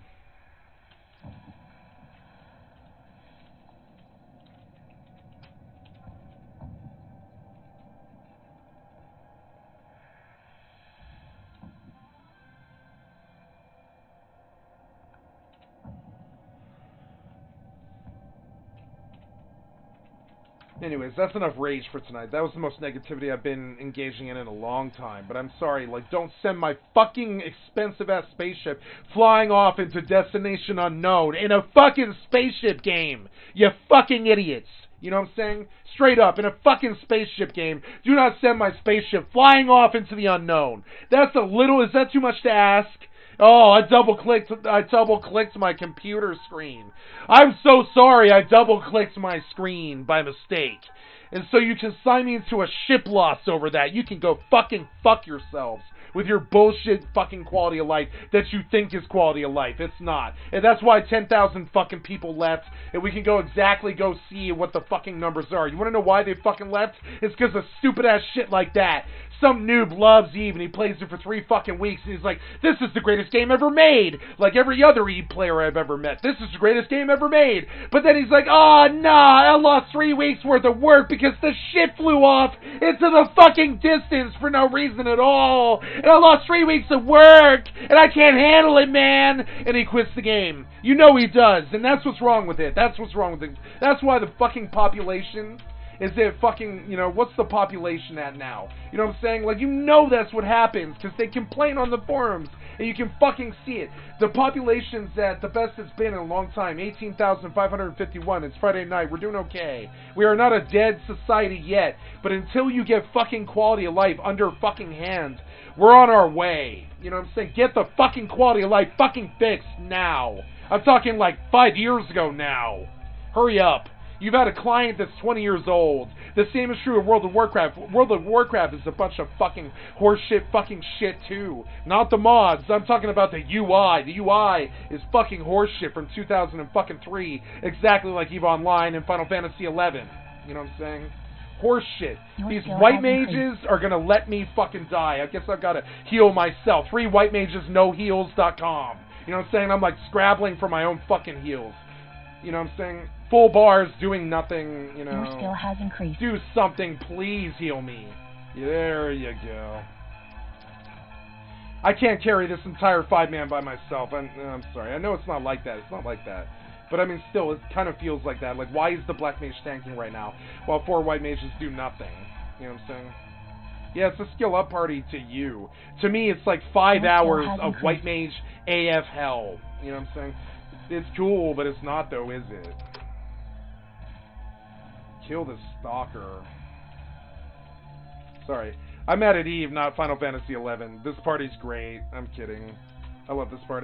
See how easy it is when the bad quality of life affects you. Do you see how bad it is to just take that rage and point it at something else? And that's what's wrong with the community. It is not that these neckbeards are angry, or that they're piece of shit basement dwellers that are all angry, or all the fucking nasty fucking epithets and fucking things that we say they are, or any of the nasty shit that we come up with. In my experience, it's never like that. It's never what the stereotype is. It never is. So, like, whatever, like, I'm saying, like, the reason that all these gamers are so fucking toxic and hateful and send death threats and shit when you're Anita Sarkeesian is because they deal with such bad quality of life all the fucking time that it makes them want to kill somebody. It happens to me every single fucking day. So look at how I just turned that bitch about EVE Online into, like, raging in my fucking party about how these white mages aren't healing me. Do you see it? I channeled my rage into something else entirely that's totally not related. And you can see how unhealthy this toxic rage actually is. And we just pick a new target and unload our volley. You know what I'm saying? Like some kind of bad DPS with no control, you know? And I'm sorry. I dislike what the quality of life does to me. I think a lot of shit has to do with quality of life in both America and the fucking video games. In both America and the video games, the quality of life is good, but it's not what it could be at all. I'm sorry. I expect mighty things. I just had a conversation with my best friend for 2 fucking hours about how we expect mighty things out of these fucking people sooner or later, you know? I expect mighty things out of these people. I expect mighty things out of my people. But the quality of life isn't so great, is it? If the rent's $2,000 and we got kids shooting up schools over overpopulation and shit. You know? It's a lot to complain about. It actually kind of is. It's a lot. It's a lot to take in. It's not too fun. It's whatever. And it's all quality of life. It's quality of life out there. It's quality of life in here. You guys, remember that old cliche? It's like, what a way to run a railroad, right? Like, what a way to run a railroad. It's the perfect cliche for it. Like, this is not how we should have ran this railroad, neither the video games or the country. Like, the quality of life isn't too good. You're only as strong as your weakest fucking link, and if the fucking, if your weakest link can't function because the fucking UI is so bad they can't tell what's going on, they're like, is that their fault or is that your fault as the developer? I'm just saying, you know? That's all I have to say about that. Sorry for the negativity bomb, guys. I'm gonna stop, I promise. I'm not a totally negative person, I'm not. I just throw my hands up and, I'm kind of sick of being told, like to quote Lord, I'm kind of sick of being told to throw my hands in the air over this horse shit. I'm kind of sick of it. Like, a little bit, you know? I'm sick of being told to throw my hands in the air, because what you guys supplied is not that good. It's not that good, you know? You should have worried about the quality of life first, and then the depth. Instead, you did all the depth and didn't worry about the quality of life, and it suffered because of it. It suffered so bad. You make perfect race cars, but you don't know how to make fucking, steering wheels and shit, you know? Fine. I want to stand around and do something for a while. Or do nothing for a while. Here we go. I'm gonna go sit, though.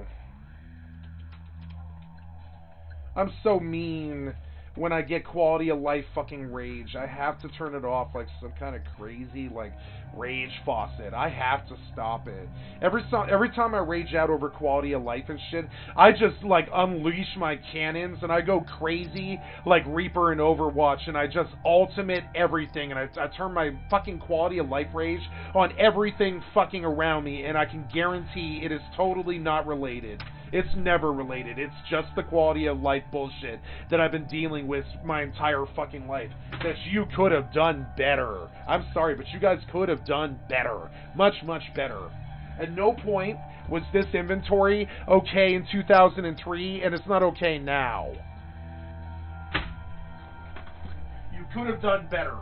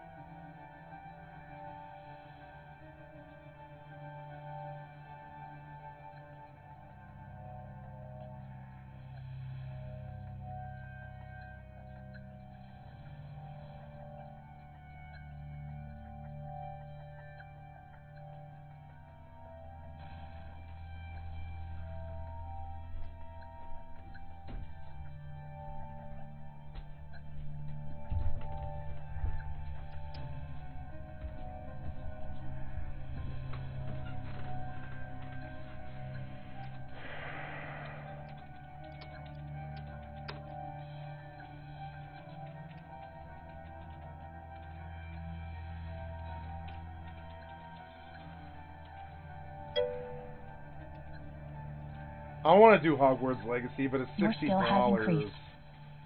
God damn it, I should buy Hogwarts Legacy. I think I probably will buy Hogwarts Legacy right now.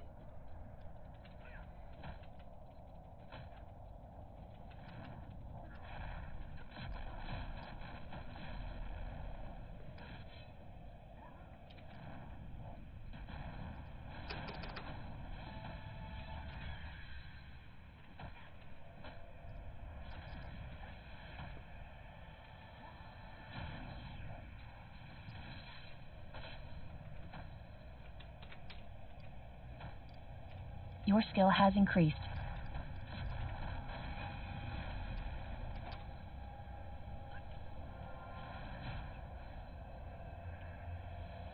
Your skill has increased.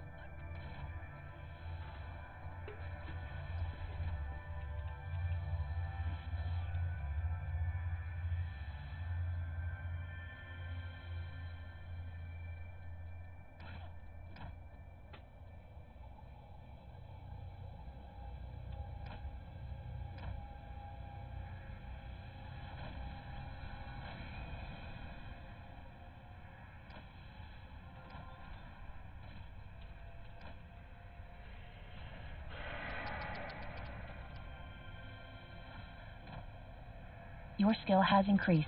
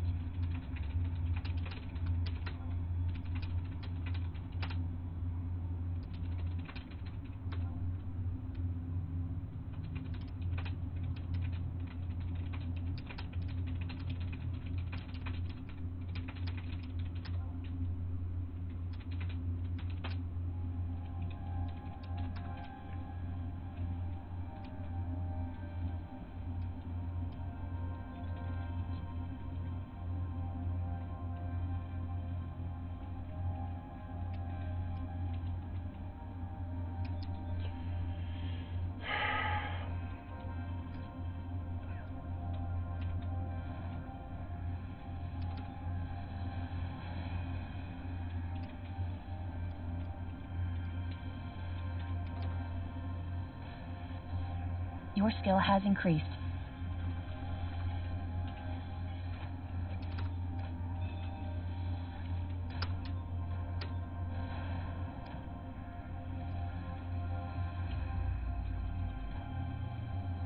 Your skill has increased.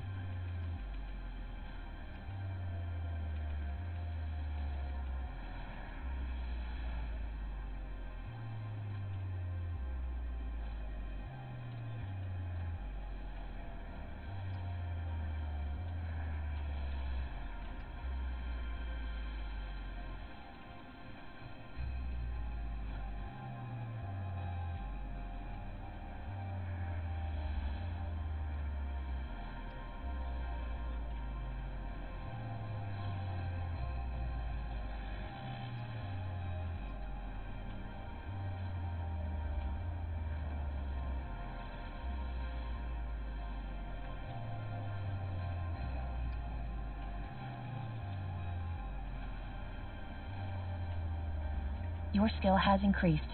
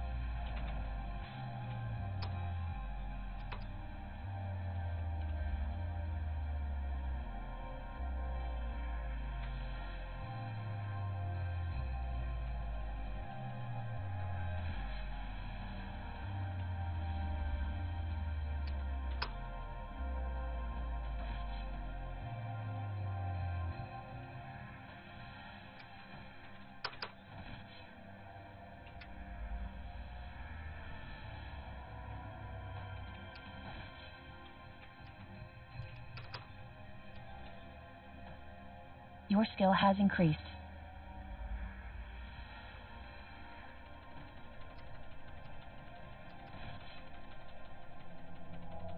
Your skill has increased.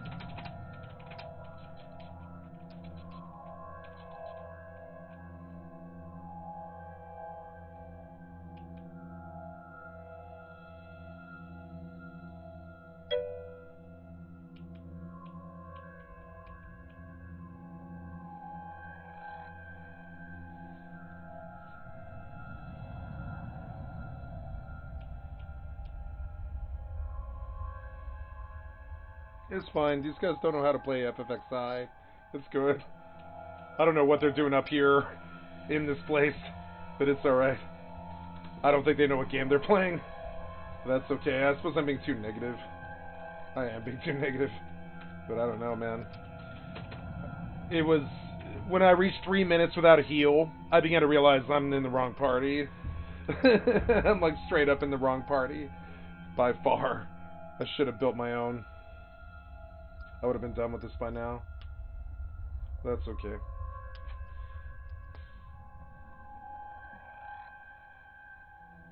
As in done with the entire AF by now. It's been...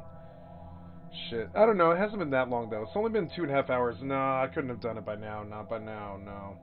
Not at all.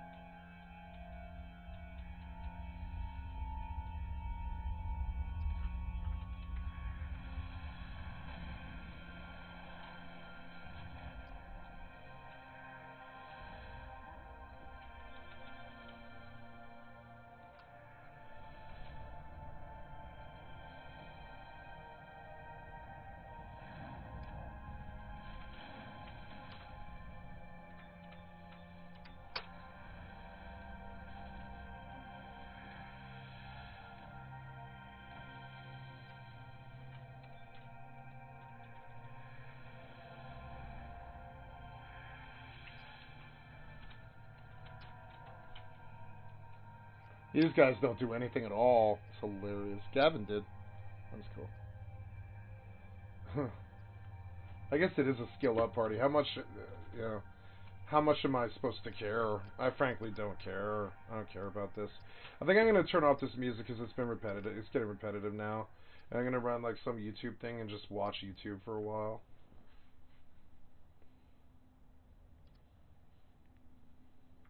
Failed weight loss YouTuber becomes morbidly obese. And we'll just clock 5 hours if we have to get 2 drops, and I'll leave at the end when they're like, we have to go to bed, and I'll be like, I don't have my drops. They're gonna be like, sorry, we're Americans, we have to go to bed, we're fat, you know? It's gonna be like that. We got kids, you know, I know how this works. What a 500-pound girl stupid. truly eats in a day. Yup. With her brutal transformation beginning when she'd weigh in during... Well, this is like, the problem with this is that there's a lot of people that are into fat chicks, and like, it's called like feederism. And the issue is that, like, on YouTube, whenever you make videos... There's a lot of people into fat chicks? I don't know about a lot of people at all. No, you guys don't know about this? No, There's I mean, guys, I know a small percentage of people who... every deviancy, every type of weird perversion. Please provoke. Please fucking provoke. So just get that. Like, I've been on the internet for 20 fucking Please provoke. years. Please heal. Please do something. Yes, I know all about it. It's except for OTK. Except for OTK. Everything. Well, I knew that. I just didn't know the. I didn't know the fucking. I didn't know that was a fucking. It was not anagram. You know, it's one of those things. You know, acronym. I didn't know that was the acronym. So yeah, it's like it creates a positive feedback loop of getting fat, because that's what those people want to see. Her very first video. I did my weigh-in. I was 368.0. Amberlynn's courageous ability to share this vulnerable information led to an instant fan base of approximately 200 subscribers, along with positive comment after positive comment on every single video. Wow. But while everybody was rooting for Amberlynn, only 7 days after uploading her first video, there were already signs that her weight loss... Keep in mind, okay, I love the guy, but we're going to make a joke about it. Greek lost a ton of weight, and she could have just lost all the weight and thought the earth was flat. So it's not like losing the weight is a guaranteed solution to all of these problems. However, usually it is a good thing. Journey was going to end in disaster as she'd post her first weekly weigh-in explaining that she hadn't lost any weight. My weigh-in was 368.0 last week. My weigh-in today was 368.0. So I stayed the exact same. The other thing that became obvious in this video was that Amberlynn had no desire to sacrifice for her goal. When it comes to Thanksgiving, no, I will not be counting calories, if any of you are wondering. No, I will not even be thinking about my health. That's smart, but bro, like, hey, yo, fuck that shit.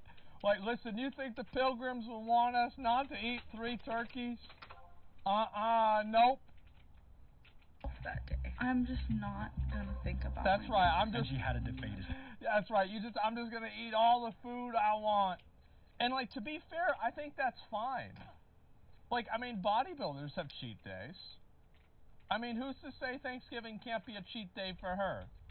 I have a feeling, based off of this video, that every day, however, will be a cheat day. Attitude toward her weight loss journey. I don't have willpower like I used to. I remember the days where I was down 3 pounds a day, but I'm never gonna be that again. It's safe to say that this unconfident mindset was doing her no favors, as 1 week later, she'd upload another weigh-in video revealing that she'd actually gained weight. This week has been my most indulgent, binging week I have ever had. I weighed in at 371.0. Before she'd talk about her solution to fix this, which was not to eat healthier, but rather to change the day on which she weighed herself. That makes sense, yeah, because like on Sundays, the gravitational pull of the earth is different, because that's the day that Jesus comes down to church, and he, you know, like, remember, raised us up? That's because the gravitational pull is less on Sunday, so if you weigh yourself on Sunday, you're going to weigh 10 less pounds. I will be weighing on Thursdays now, and by this Thursday, I hope to be down 3 pounds. It should be simple. Well, Amberlynn concluded by stating that losing another 3 pounds... Your skill has increased. Once again... Well, I guess it's on Thursday because she eats a lot on the weekend, so that would be the longest period of time. And then I bet for her the weekend also starts on Friday. So she eats a lot of food on Friday, Saturday, and Sunday. So Thursday would probably be the day right before those 3 days that she would theoretically weigh the least. That's like logically what I think is going on in her brain. And gain weight in the week that followed. I've been having a lot of issues with saying no to certain foods. So I did my weigh-in. I was up 2.8. Every time I weigh in, I'm like not losing. I don't know what to do. With the trend continuing. I think one of the problems with this is that it's the same with the Nakado avocado thing, except for I don't know if I think this is probably just a person who has mental problems, because like obviously it can be funny to make fun of a fat person because they can't stop eating food, sure, but it is an actual mental disorder. The same as video game addiction is a mental disorder, it absolutely is, and these people deserve sympathy and help.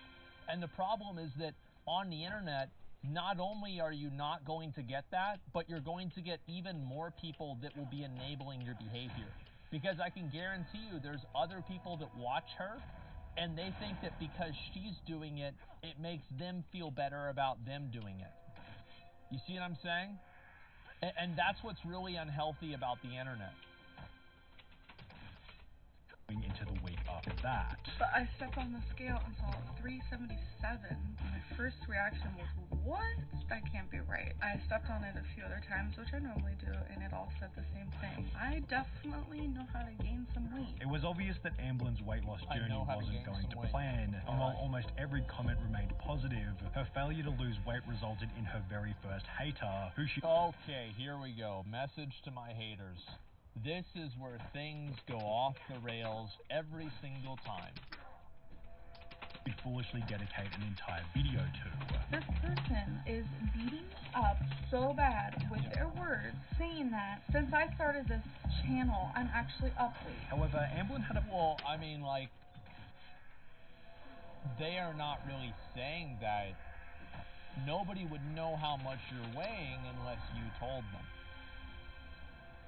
I mean, I think that it's like, the problem with this is that there's a very interesting, like, I think a middle ground that nobody seems to realize, that making fun of fat people for being fat, effectively fat shaming them, I don't think this is healthy, and I actually think the majority of people that want to make fun of fat people and call them fat, ugly, and disgusting, I actually don't think they're trying to help this person lose weight. I don't think this is any form of tough love. I think this is just an angry, unhappy piece of shit that's looking for somebody that they can bully and feel like they're in the right for doing it. The same as every other fucking group of people on Twitter. It's the exact same. So I think that I am against fat shaming. I in general am. But I am also against healthy at every fucking size. Because, guy, I know there's a, you go to a retirement home, you're not going to see anybody who's 90 who's 500 fucking pounds. You know why? Because they're dead. Because being fat like that's going to kill you. If you don't think so, then look up morbid obesity. And then look up the word morbid and what that means.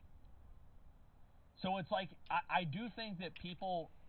There should never be the idea that a lifestyle that is fundamentally unhealthy, like being overweight, and I think being overweight is, like, there's a huge spectrum of this, but I think that I will draw the line at morbidly obese, which is 100 pounds, I believe, over, the average weight that you're supposed to be. I think that at that point, there is almost nobody who is that weight who is healthy. And also, there is nobody who is that weight who will continue to be healthy for a long period of time if they stay at that weight. And I think also a lot of I've been 260 pounds to 360 pounds, somewhere around there, for 30 years. I don't treat my body like a temple. I treat it like a zoo. Don't be like me. It's bad. You don't want to live the way I do. Abso-fucking-lutely.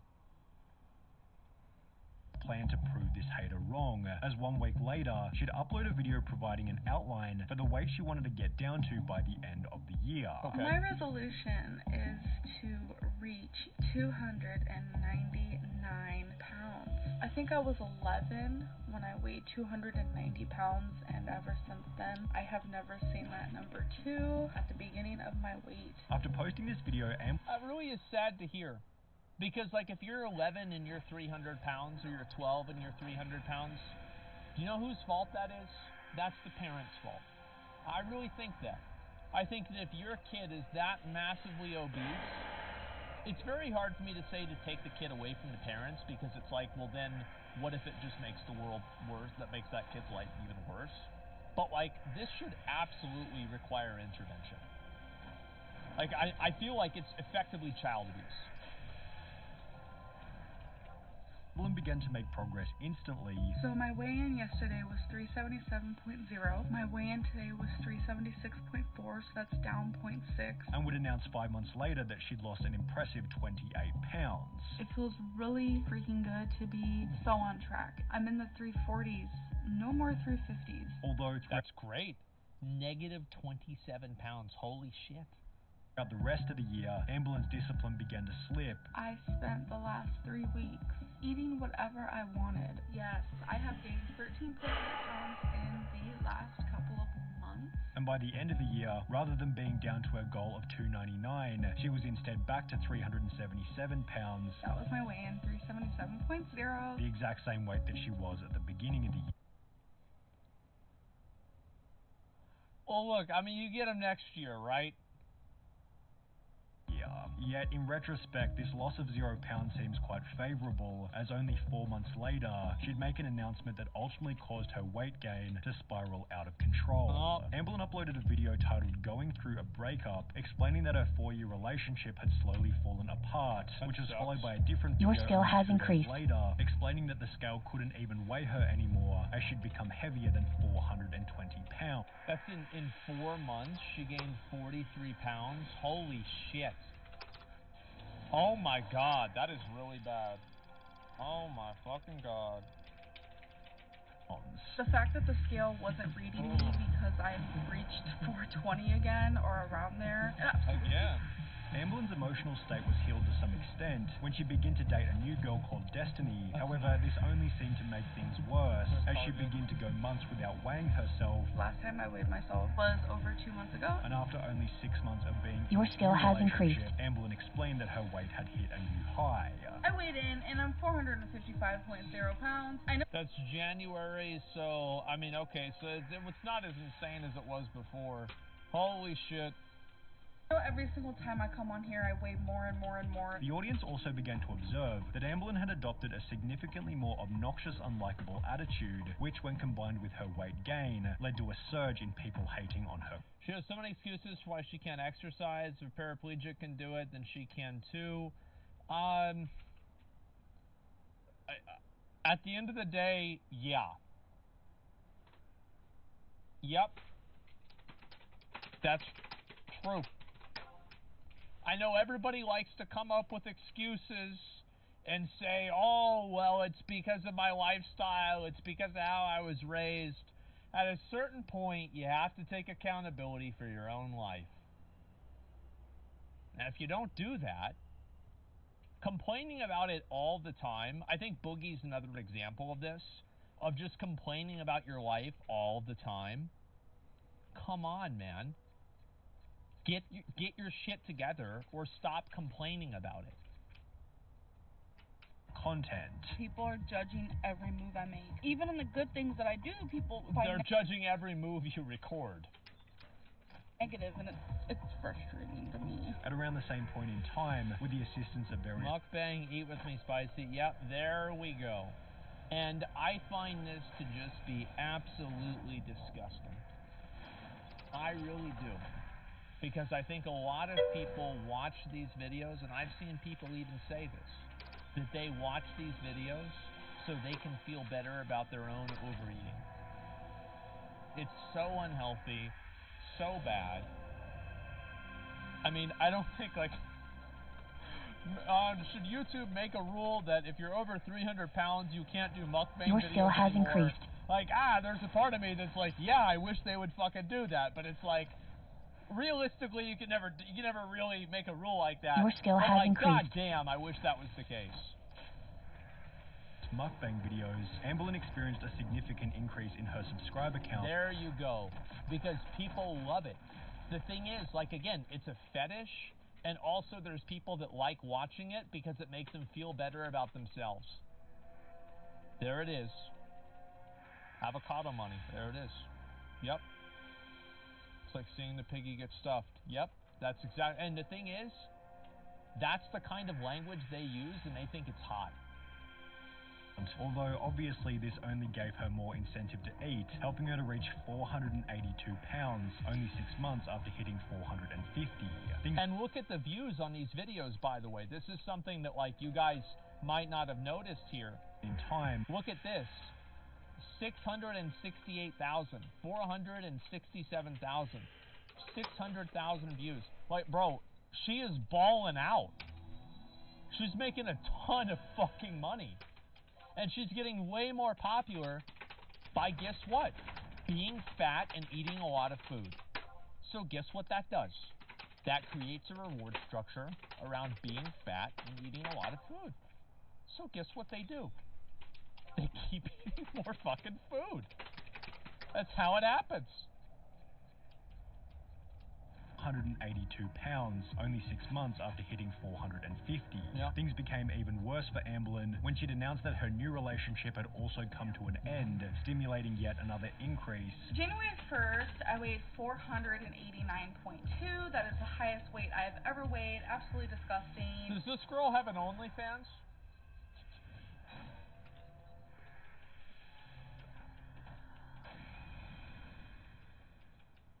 No, it's an honest question.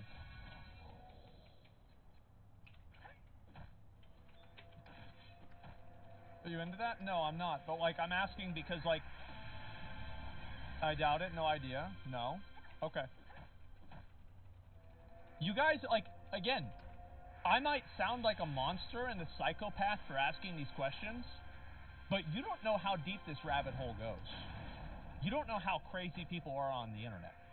I was just curious if she was aware of the kind of audience that she was attracting and she was doing it intentionally and trying to monetize it or not. That sound like a bad joke? No, it wasn't a joke at all. No, it was an honest question. No, I was not. No, that's straight up. 10.8 pounds away from 500 pounds. I can't even, like, say that out loud. That is, like, possible for me to be that big. It is scary. And as a result of this gain, Amberlyn decided to put her foot down and make a change once and for all. Right. Only this change wouldn't come in the form of a new diet or even a new exercise routine, but it would rather appear in the form of a video announcing that she would no longer be stepping on the scale or tracking her weight loss journey whatsoever. That makes sense, because the real weight you are is the weight you are in your heart. I am done with my weight loss journey. Yeah. Sharing. Yeah, and like, this is the thing. Like, the thing is, this is the beauty of America. That if you want to be 500 fucking pounds, and you want to make videos about it on the internet, and you want to say, you know what, brother, ain't you gonna tell me I lose my weight? I'll look at however the hell I want. I threw my scale in the fucking garbage. I sold it and I went to McDonald's. Got myself a hamburger. I ate that shit so quick I'm hungry again, though. Guess what? You can do it. You could absolutely fucking do it, yeah? My journey does not help me at all. It seemed as though Amberlyn couldn't bear to see herself hit 500 pounds, with this willful ignorance being spotted by the... Sharing your journey doesn't help. Like what? You just don't want to be held accountable for your bad decisions. Don't read the comments. Being morbidly obese is more unhealthy than just reading a comment about rice or corn. I don't think that she should have to read negative comments about herself, and I don't think anybody's in a position to hold her accountable for her own life. I love this whenever people are trying to hold some other internet personality accountable for something that has no bearing on their own life. I don't think any of these people are doing it for her own good. I think they're doing it because they like being controlling and they like telling somebody on the internet what they can and can't do, and they like knowing somebody that they can condescend down to and talk down to because it makes them feel better about themselves. I completely disagree with this person. However, I do think that unfortunately there is an element of truth in it, because if you keep reading negative comments and you keep talking about them constantly, then you will continue to create more of them until you decide to move on yourself. Audience immediately. Her former title as a weight loss YouTuber had transformed into the new title of a weight gain YouTuber, and with a steadily increasing audience, Amberlyn's inability to lose weight began to receive... For a second I thought that was an oxygen thing on her nose. I guess that might not be till later. Exposure outside of YouTube. She's a woman who started her channel at 350 pounds to motivate herself and others to lose weight. She has since gained over 200... By the way, that's not a joke. You die after you get one of those. Like, a lot of people, like, they get those and then they die. That's just what happens. That's life. There it is. Well, there goes 4 hours for no reason. Pretty fun. No drop after 50 fucking kills. Come on. Bathroom at this point and is mostly immobile. She's a train wreck. My fear of becoming like her has been a great motivation to continue this lifestyle, and it's not like this was the only person who was using Amberlin as fuel for their own weight loss journey. I don't agree with this. I don't think these people are actually doing this. I think they're just saying it so they can find a reason to shit on somebody. I really dislike this idea that there's like this, like, I hate this moral superiority that people think they have on the internet. It's so fucking annoying. I watch Amberlin Reed's videos on YouTube to motivate me to cut my portions down and work out more. Good lord, that poor girl. Not even 30 and she can barely walk due to morbid obesity. But while these people were able to find inspiration to continue Incoming on party their invite. journeys, Amberlin Reed was doing the opposite. She'd begin her 4th year on YouTube weighing in at 497 pounds. I thought she said she wasn't gonna weigh herself. What happened? Come on. Can't even stick which to accompanied that. yet another optimistic resolution. My goal is not to go out to eat a single time in January. I'm gonna be pretty much doing like a very clean eating, and I'm just pumped about it. However, the audience already knew exactly what was going to happen. Amber is never gonna lose weight. Never gonna lose weight. She's been doing this for years now. She'll be eating at Texas Roadhouse in 2 months. Okay, all right. Let's fucking cut this Texas Roadhouse slander here. All right. Is that I was at some fucking bougie-ass California hotel dinner. This is like a couple of months ago. I bought an 8-ounce filet mignon. Shit was $52 fucking dollars. I went over with my dad and we got Texas Roadhouse. That shit was delicious and it was $28 bucks. Texas Roadhouse is fucking delicious.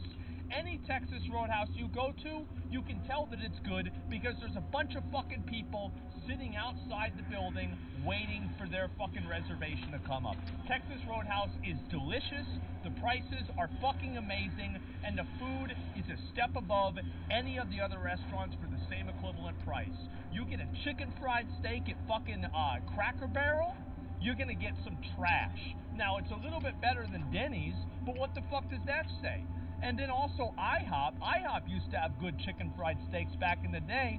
Well, now they fucking don't. I went over to IHOP. It was a shithole. I went over to Denny's. It was the same as it was before. It was still a shithole. You go to Texas Roadhouse. They give you fucking bread with these nice like cinnamon butter on it. And then they serve you your food, God. and it's fucking delicious. The portions are honestly way too fucking big. Oh my fucking God. Because they serve so much goddamn food. Why didn't you change my sub? I told you to change to Black Mage. Fine. Fuck you.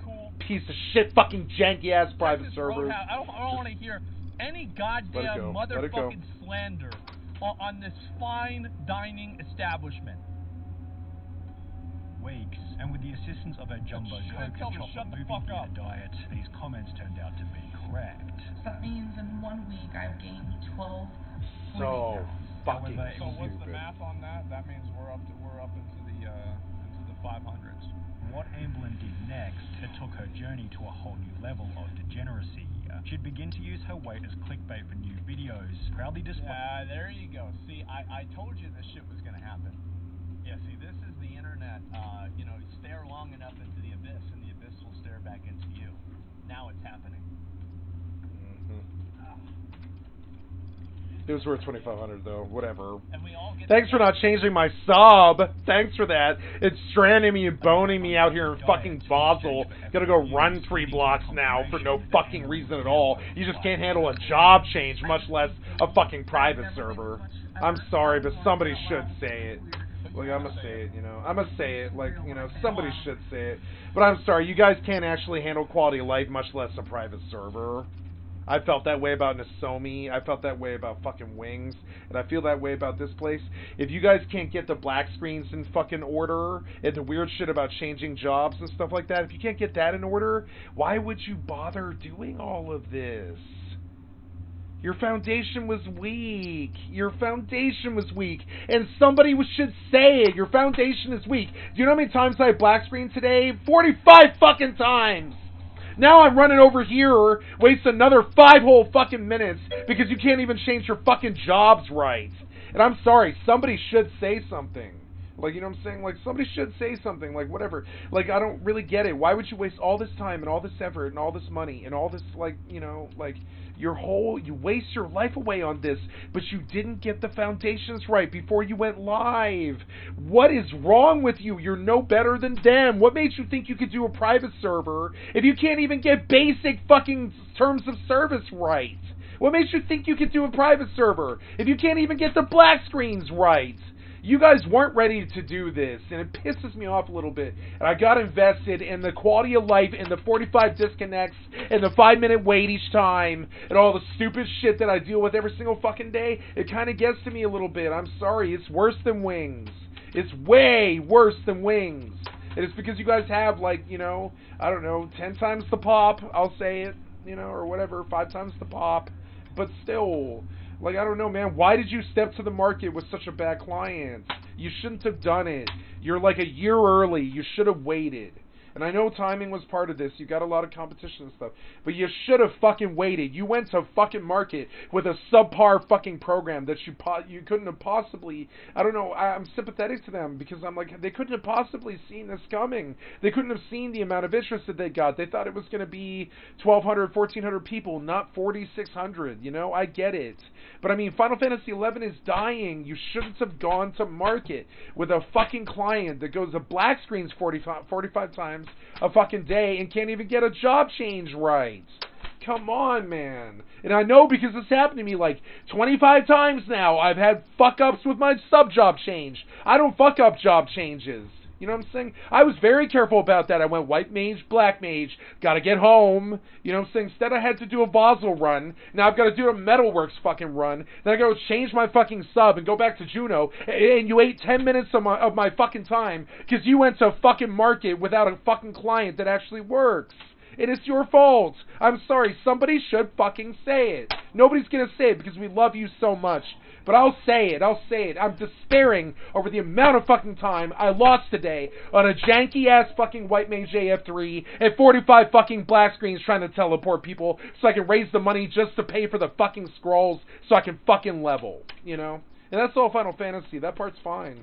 But I'm just saying, like, fuck, man, like, I don't know. This shit with Comrade is fucking stupid. What was your fucking retardation with this? And I'm sorry. I'm just gonna stop raging, you know? Like, what was your, like, I'm sorry, but what's your malfunction? Why did you write this way? Why did you waste your time with this? Why did you reinvent the wheel? Why am I facing 45 black screens a day? Why did I just spend 4 hours in a White Mage AF3 and didn't even see one drop and 55 fucking kills with 5 people in the party? Why did that happen? You know what I'm saying?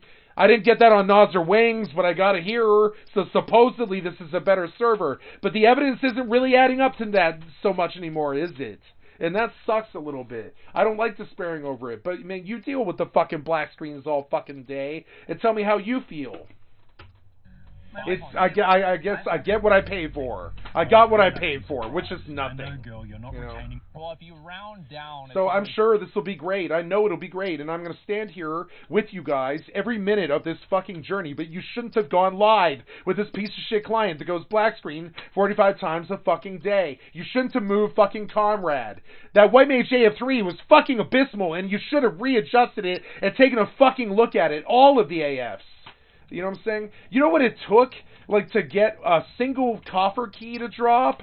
It was not fun. Like, what? I mean, what's with that drop rate? It's not because we don't have Thief. I mean, I know why you did this.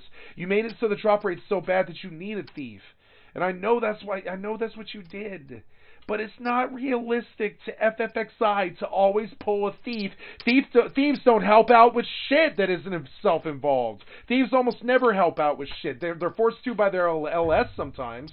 But you know why they're rolling Thief. It's so their lives are easy and they make their money easy and do no work. You know, I mean, not do no work, but it's just like I swear to God, I never ever seen, in like, I'm serious about this too. I'm gonna say it, and I mean what I fucking say. I've never seen or heard a thief ever help with an artifact quest in the fucking 250 fucking artifact quests I've ever done for artifact armor. I've never seen a thief help. I've never seen a thief help in the 250 runs I've done. It's just not in their business to do so. That's not their coffer. Why would they help? So why didn't you adjust your fucking game?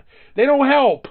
They don't come when we go White Mage AF3. They don't come. It's not Thief AF. So why the fuck would they come? Unless we fucking bribe or cajole or beg them. And you know that's no good. And you should have fucking fixed it. You should have fixed the drop rates on these fucking horseshit AF.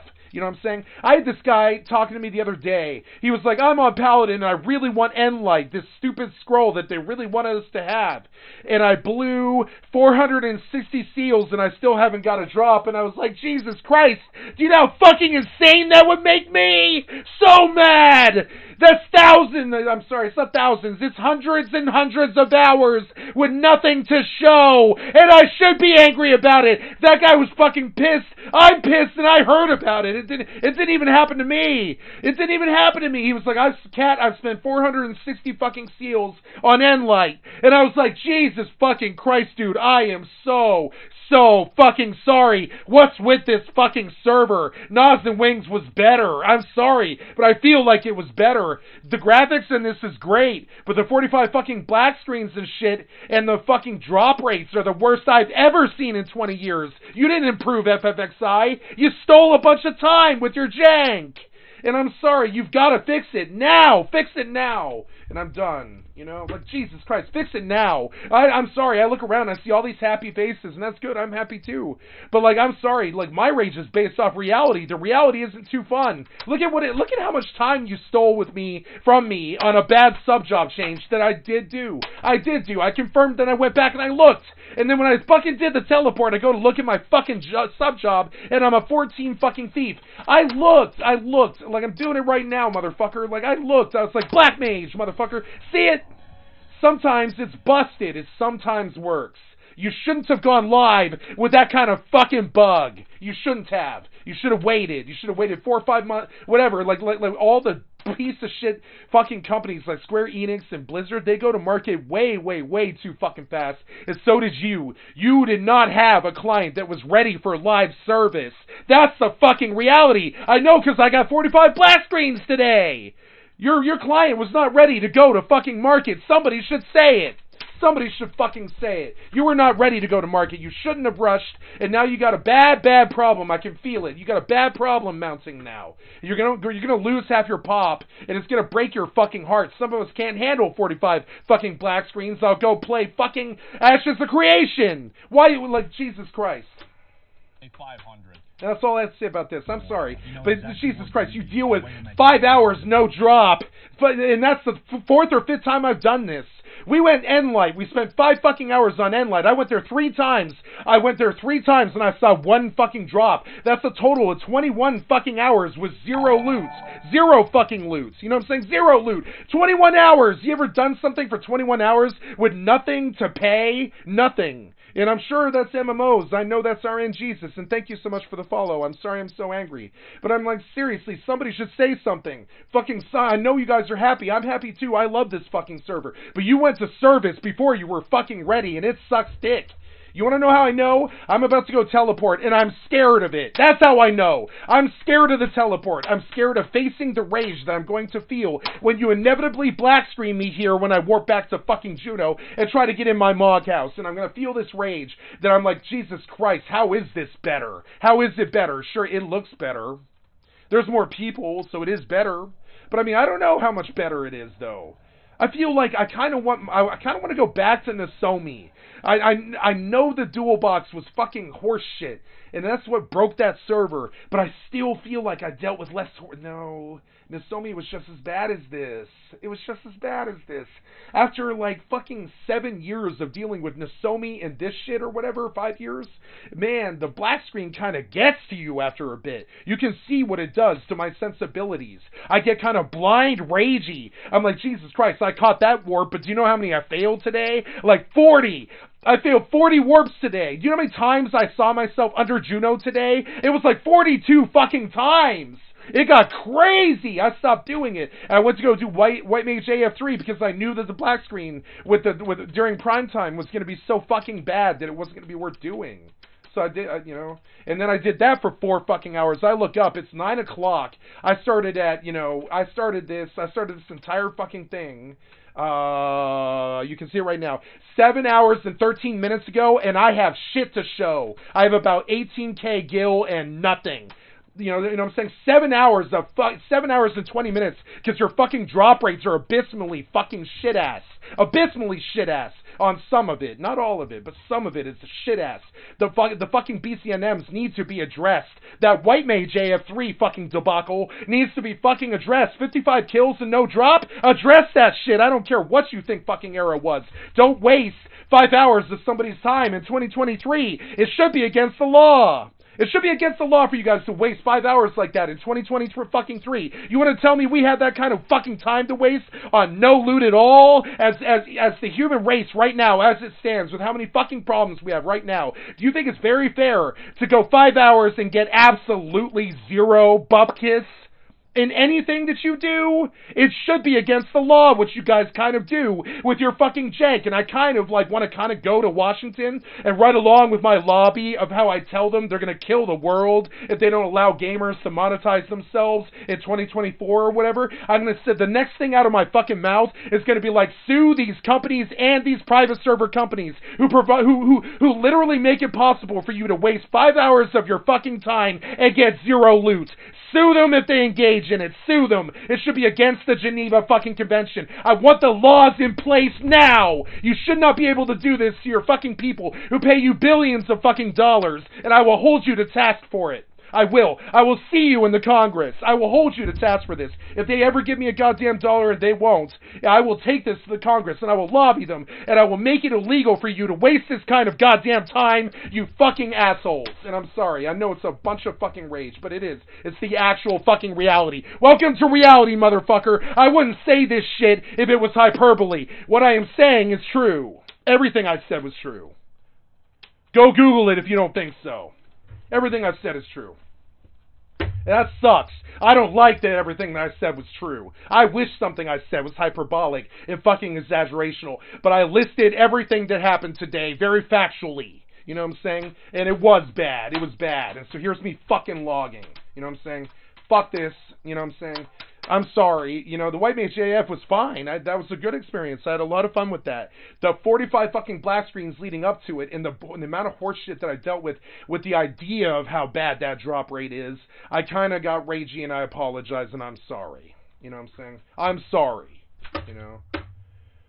I'm gonna go right back into it because they have me addicted and stuff. But I mean, it's a narrow. I go right back into it. I'm not going to quit. I'm not like that. I've never been a fucking quitter. But Jesus Christ, man, you kind of make it fucking hard. You make it fucking hard.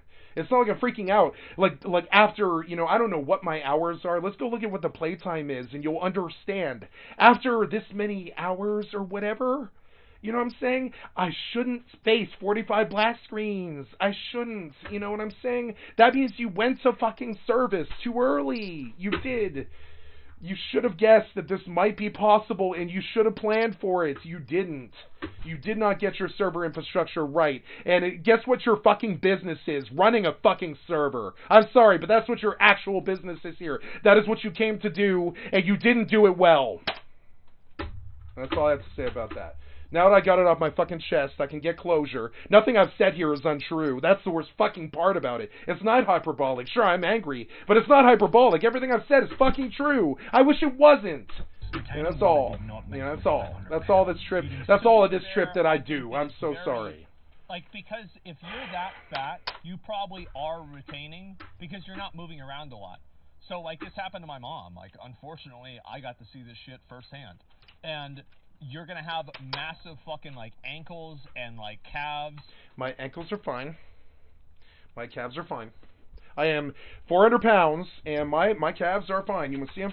They're fine. I can't get them in front of this fucking camera. Without dropping my keyboard. But my calves are absolutely fine. What he is saying is absolutely false. They're not fat-eating calves. They're just as skinny as anybody else's. You can be fat and not eat if you don't do anything at all but play MMOs or be an astronaut. You know what I'm saying? Be an astronaut or an MMO. Like, the science has not supported my scene. They don't know what it's like. When you clock 16-hour fucking days every day for 7 years fucking straight, it's as if you are basically, like, in 0G for a long, long time and stuff.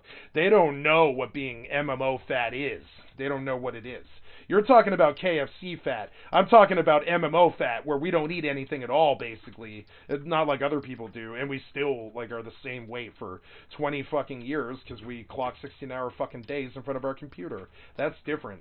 There's a difference between it. There really is. There's a fucking difference between this girl who is literally pounding a donut burger right in fucking front of me, which I've never done in my entire fucking life. I've never had a donut burger, but she obviously has and shit. There's a big fucking difference between people who eat too much and people who clock 18-hour fucking days trying to be the best in the fucking world in the video game industry. And yeah, both lead to being fat. They both lead to being fat, but one's honest, one is not. Healthy, so bad. I mean, you're lying to yourself if you think pounding food all day is okay. But you're also lying to yourself if you think that somebody who plays video games for 18 hours a day and is fat is a bad person. They're not. They just don't do anything but play video games. There's a difference between fat people who, you know what the last time I had McDonald's was? I think it was like 2017 or something like that. There's a big fucking difference between people who play video games all fucking day, 16, 18 hours a fucking day, and do nothing else but that, and fat people who pound fucking like donut burgers all day. There's a big fucking difference, and I'm not in that same category whatsoever fucking ever. You know what the last time I ate was last night at 9 p.m. It's 9 p.m. right now. It's been 24 hours since I've eaten. And because I've clocked, in the last, 36 hours, I've clocked, 28 or something like that. So understand me. Fat is a fucking spectrum, and you lump us in. You lump gamers in with fat people. I don't fucking like that. Not all of us fucking pound burgers all day. It's been 4 months since I've had a fucking burger that wasn't keto, that wasn't made by my mother, that had, no calories or whatever. You know what I'm saying? There's a big fucking difference. I dislike this because you kind of do fat shame all of America. Not all of us are pounding food and being fat. Not all of us are like that. There is a large constituency of us who sit in front of a monitor screen for 16 hours a fucking day and don't eat barely anything at all because they don't have any money, because they play MMOs all day, which doesn't pay any money because you didn't allow the kids to monetize themselves with video game currency or anything the fuck else, skins or anything really. So you kind of chokeholded and steamrolled half my community, and I really don't appreciate that. And I'll take a lobby to fucking Washington and I'll get you to fucking change it. And while I'm doing it, I'll make it illegal for both these private servers and these fucking real services servers and shit for the amount of time sync they do over stupid ass shit. I'm gonna make the time sync illegal somehow because it's reprehensible. And that one, the Congress is gonna love. They're gonna be like, wow, the average gamer spends 40 hours a week gaming, but only actually does anything for 6 of those 34 hours. The other bit is grinding aimlessly or sitting there waiting. Yeah. Turns out that all the time sync they baked into these MMOs is actually literally, basically criminally insane and should be prosecuted. And I'll fucking force them to prosecute you guys. I'm sick of the fucking time sinks. I'm done with it now. I'm done with 5-hour fucking grinds for no weapon, for no item drop. You can take that, shove it up your fucking bad design fucking asses. Straight up. And I wouldn't say it if it wasn't true. I wouldn't. Should YouTube make a rule that if you're over 300 pounds, you can't do mukbang videos anymore? There's a part of me that's like, yeah, I wish they would fucking do that. But it's they should. Yeah. Realistically, you can never really make that'll never happen. But goddamn, I wish that was the case. Yeah, that should be true a little bit. Yeah. Mukbang videos. Amberlin experienced a significant... Yeah, fat mukbang. Why does that exist? Why is a fat person doing fucking mukbang? You don't think that might fucking kill them? Get some fucking morals and ethics. You guys don't have any, or you wouldn't have gone to market with your fucking bullshit 45 black screens. Increase in her subscriber count. There you go. Because people love it. The thing is, again, it's a fetish, and also there's people that like watching it because it makes them feel better about themselves. Aw. There it is. I'm slow in the draw. Avocado money. Did I switch my sub? Yep. I did. Okay. It's like seeing the pig. And I promise I will calm down. I'm so sorry for letting loose, guys, but this is what being a streamer is. You try and entertain people with whatever fucking content you can. Sometimes that's rage. When it is, I would say, justified. We went in there at I believe it was 5:30, and we left at 8:45. 3 hours and 15 minutes and no drop can suck a dick in 2020 fucking 3. It should be against the law, even for private servers. Fight me if you don't agree, because I absolutely believe what I'm saying. I believe what I'm saying. It should be against the fucking law. Some of the fucking shit that you did back then, and the shit that you still do now with your time sync bullshit. And I'd like to make it a Geneva Convention so you can't do it anymore. I'm sorry. Like, not linking these crystals, that to me is literally like a war crime. Not linking these crystals to the different cities and shit, that to me is like a war crime. Not improving the run speed. Do you know how many fucking hundreds of thousands of fucking man hours you stole with that? I find it reprehensible. I'm talking Nazi war criminal reprehensible. And I know that I'm on a new tip that nobody's ever said before, but somebody should say it. It is, what is the word? It is degenerate, and my best friend used the word today. It's the correct word for it. It's not just degenerate. It is it's like morally bankrupt to let your server go live with the amount of time sync that you baked into this for 4,000 people to waste their time. You know what I'm saying? It should be against the fucking American law. And I really do believe this wholeheartedly. I'd like to take you to task and sue you for it. You should not have gone to market like this. And it shouldn't be illegal. You know what I'm saying? I put you up there with child rapists and murderers with the amount of time that you spend with this time sync. I do. I think it's criminally evil. And I really do have a deep conviction about that. And you know what? I bet you the fucking SCOTUS does too. That's the nasty part about it. I bet this, when you put the numbers in front of the SCOTUS, they're going to be like, they waste how much time? No, it's illegal. You know, they're going to be like, no, that's illegal. It should be considered a war crime, just like me. They spent how much time and got nothing at all? 5 hours of their lives with nothing at all. No. And how many times did they do that? Oh, 4? Yeah, 4. Oh, how many times did they do that in a month? Oh, 16 at 4 hours a pop. And this guy blew 80 hours of his waking life in just this month on a time sync. And the SCOTUS is going to be like, no, you cannot design your games like that anymore. It's worse than the fucking loot boxes, and you will go to jail if you do so. That's what needs to happen. Your fucking time sync, fuck you. You guys think it's fucking immersion. You're stupid. You just don't value your fucking life's time. You don't value your fucking time. That's why you feel that way. Sorry, but it's the reality. Yep, that's exactly. And the thing is, that's the kind of language they use, and they think it's hot. Although obviously this only gave her more helping her to reach Please do what I told you to do. Pounds, Jesus Christ, and I lost it. 450. And look at the views on these videos, by the way. This is something that, like, you guys might not have noticed here. In time. Look at this. 668,000, 467,000, 600,000 views. Like, bro, she is balling out. She's making a ton of So I didn't money. Get that guy, but I got the one before. Way more popular. That makes no sense. Being fat and Whatever. eating a lot of food. So guess what that does? That creates a reward structure around being fat and eating a lot of food. So guess what they do? They keep eating more fucking food. That's how it happens. 182 pounds, only 6 months after hitting 450. Yep. Things became even worse for Amberlyn when she'd announced that her new relationship had also come to an end, stimulating yet another increase. January 1st, I weighed 489.2. That is the highest weight I've ever weighed. Absolutely disgusting. Does this girl have an OnlyFans?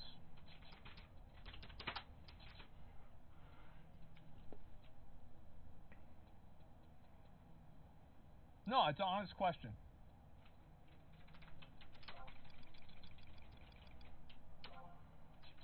Are you into that? No, I'm not. But, like, I'm asking because, like, I doubt it. No idea. No. Okay. You guys, like, again, I might sound like a monster and a psychopath for asking these questions, but you don't know how deep this rabbit hole goes. You don't know how crazy people are on the internet. I was just curious if she was aware of the kind of audience that she was attracting and she was doing it intentionally and trying to monetize it or not. Did it sound like a bad joke? No, it wasn't a joke at all. No, it was an honest question. No, I was not. No, that's straight up.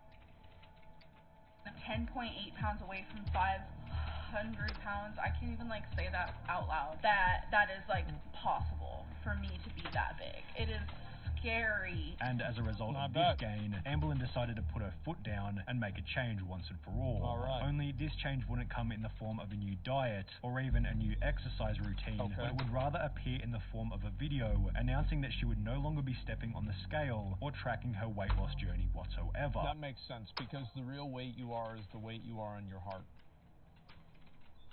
I am done with my weight loss journey. Yeah. Sharing. Yeah, and like, this is the thing. Like, the thing is, this is the beauty of America.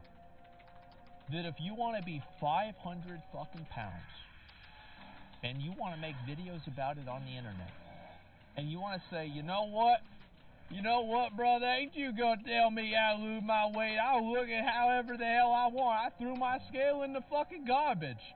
I sold it and I went to McDonald's. Got myself a hamburger. I ate that shit so quick I'm hungry again, though. Guess what? You can do it. You could absolutely fucking do it, yeah? My journey does not help me at all. It seemed as though Amberlynn couldn't bear to see herself hit 500 pounds, with this willful ignorance being spotted by the... Sharing your journey doesn't help. Like what? You just don't want to be held accountable for your bad decisions. Don't read the comments. Being morbidly obese is more unhealthy than just reading a comment about rice or corn. I don't think that she should have to read negative comments about herself, and I don't think anybody's in a position to hold her accountable for her own life. I love this whenever people are trying to hold some other internet personality accountable for something that has no bearing on their own life. I don't think any of these people are doing it for her own good. I think they're doing it because they like being controlling, and they like telling somebody on the internet what they can and can't do, and they like knowing somebody that they can condescend down to and talk down to because it makes them feel better about themselves. I completely disagree with this person. However, I do think that unfortunately there is an element of truth in it, because if you keep reading negative comments and you keep talking about them constantly, then you will continue to create more of them until you decide to move on yourself. Audience immediately. Her former title as a weight loss YouTuber had transformed into the new title of a weight gain YouTuber, and with a steadily increasing audience, Amberlynn's inability to lose weight began to receive... For a second I thought that was an oxygen thing on her nose. I guess that might not be till later. Exposure outside of YouTube. Oxygen She's a woman who thing on started her her channel nose. at 350 pounds to motivate herself and others to lose weight. She has since gained over... Like, I have sympathy for people who are addicted to food, but that's a battle that is far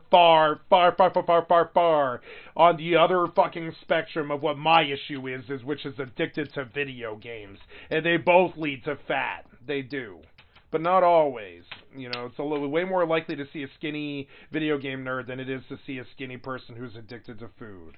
So, like, I hate being lumped in with this a little bit, you know, so it kind of sucks. Like, I don't pound food all fucking day. I never have in my entire life.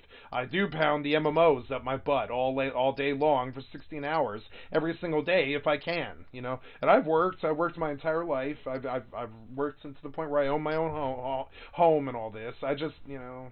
Joe, you die after you get one of those. Like, a lot of people, like, they get those and then they die. That's just what happens. You don't want to know why I'm mad? I was planning to pass my 2 White Mage AF to those 2 other poor White Mages. They really wanted that. I didn't give a flying fuck about the loot. I'm really mad that they didn't get what they really wanted. You know what that's like? To spend 4 hours in fucking LDM killing 60 fucking Darkstalkers to get nothing at all. It's like going to the fucking zoo and standing in line for 4 fucking hours just to be told that the zoo is closed. And getting nothing at all. And you've got kids who really want to see that artifact drop. Really, I'm talking like, oh my god, like they really care. They obviously care. They wouldn't be there for 4 fucking hours and shit. And that's what it's like. So you tell the kids at the end of it, nobody got anything, guys. No zoo for anybody, guys. And the kids all crying, they go home, and it's just sad. That's the experience that you provided today. Somebody should say what it is actually like. It's actually sort of soul-crushing. It's like you fire up, you get in the car with your 4 fucking homies, and you go on down to the fucking zoo or whatever, and you like stand in line for 4 fucking hours waiting for the chance of a ticket to open up and to get your nice piece of crappy video game gear that's worthless, you know what I'm saying, that you don't even use past like 10 levels or whatever. And then, and like you're like, why did I waste 4 hours here? Why? And it's not that I lost 4 hours there. It's that they didn't get what they wanted, and they care about that loot. I told them in the party, I was like, I could give 2, I didn't say verbatim this, but I indicated, I was like, I could give 2 living shits about Final Fantasy fucking Artifact Armor. Never gave 2 shits except for the first time that I played the game since then, and I still don't give 2 shits about Final Fantasy fucking Artifact Armor. It's worthless pieces of shit that are easily replaced. Look at that Vermilion that just stood here. This nice person named Faye. I know this person. I don't know them well, but I know them. I've talked to them and stuff. Faye's a good person. Look at her. She's rocking a Vermilion cloak. Why the fuck would I ever use a White Mage cloak AF over, which is what I was working on right there, right? Over that Vermilion. Why would I do that? And I you know what? On Nas and Wings, I didn't fuck around about this, and I didn't go get my AF for anything but BS2, for anything for BST. On Nas, I took 675, 6 of them. Not a single artifact armor on any of those 675s, and I was one of the best players on the fucking server. I pulled the most damage. I made the most parties. I clocked the most hours. We were two jobs from max cap and all this other shit, right? And no, I didn't waste a fucking minute on artifact armor on any of the 10 jobs that I played on Nas. Not a minute of it. I didn't do one single piece of AF on Nas the entire fucking 2.5 years I was there. And guess what? The experience was just as good as if I had gone and got the AF. And that is the actual reality of it. It's worthless pieces of shit. Why did you not upgrade the fucking drop rate? You should have upgraded the drop rate. Anybody with a conscience and a fucking clue would have done so. That's life. Somebody should say it. There it is. I look at that Conrad change, and I'm like, do you know how much fucking time the Conrad change stole from me? It was like 50 fucking hours of my fucking time. Most single-player games are scared to take more than 25 from you, or they'll tank their Elden Ring push, you know what I'm saying? But here you are, wasting 50 hours of my fucking time on a private fucking server. Jesus fucking Christ, and I'm sorry, it should be illegal. It should be illegal. I put it right up there with fucking crack dealers. It's about as morally sound as crack dealing. It does just as much damage, I would say, to society as crack does. I really feel that way. The time sink is just as damaging to humans' lives as crack cocaine is. It won't take as many lives, but it's just as damaging financially and otherwise, and soul-sucking, and just, energy vampire-wise, and all this other shit. That soulless, fucked-up RNG grind that you built all this on is goddamn reprehensible and morally fucking bankrupt in 2023 when we know better. We know fucking better to deal with I'm sorry, I didn't come to video game MMO lifestyle to play this shit on a loot table that's set up like a fucking slot machine. I did not come here to do that. I came here to kick ass, take names, and I'm all out of fucking gum, and do it with my friends in my never-ending story fantasy. At no point did I ever want RNGesus in that fucking equation outside of rolling dice in Dungeons and fucking Dragons and my white melee attack swings. That's it. I don't want fucking RNG on the fucking loot at all. Why can't we get 6 crystals and a nice loot drop every single time a mob fucking dies? Why can't we get that? I'll tell you why. Because you guys you couldn't design your way out of a fucking nutsack, and you think you're good because you just skated by on whatever you skated by on, and nobody said anything except me. You know what I'm saying? And so you think you're good. You're not good. You're not good. It's not okay. You're not good. And I am definitely being factually based in what I'm saying. What you're doing would be considered reprehensible in an American court of law. It should be illegal. And I mean that. Is healthy. She starts a new diet every few weeks and breaks them within hours. There are rumors that she can't fit into her own bathroom at this point and is mostly immobile. She's a train wreck. My fear of becoming like her has been a great motivation to continue this lifestyle, and it's not like this was the only person who was using Amblin as fuel for their own weight loss journey. I don't agree with this. I don't think these people are actually doing this. I think they're just saying it so they can find a reason to shit on somebody. I really dislike this idea that there's like this. Like, I hate this moral superiority that people think they have on the internet. It's so fucking annoying. I watch Amblin Reed's videos on YouTube to motivate me to cut my portions down and work out more. Good lord, that poor girl.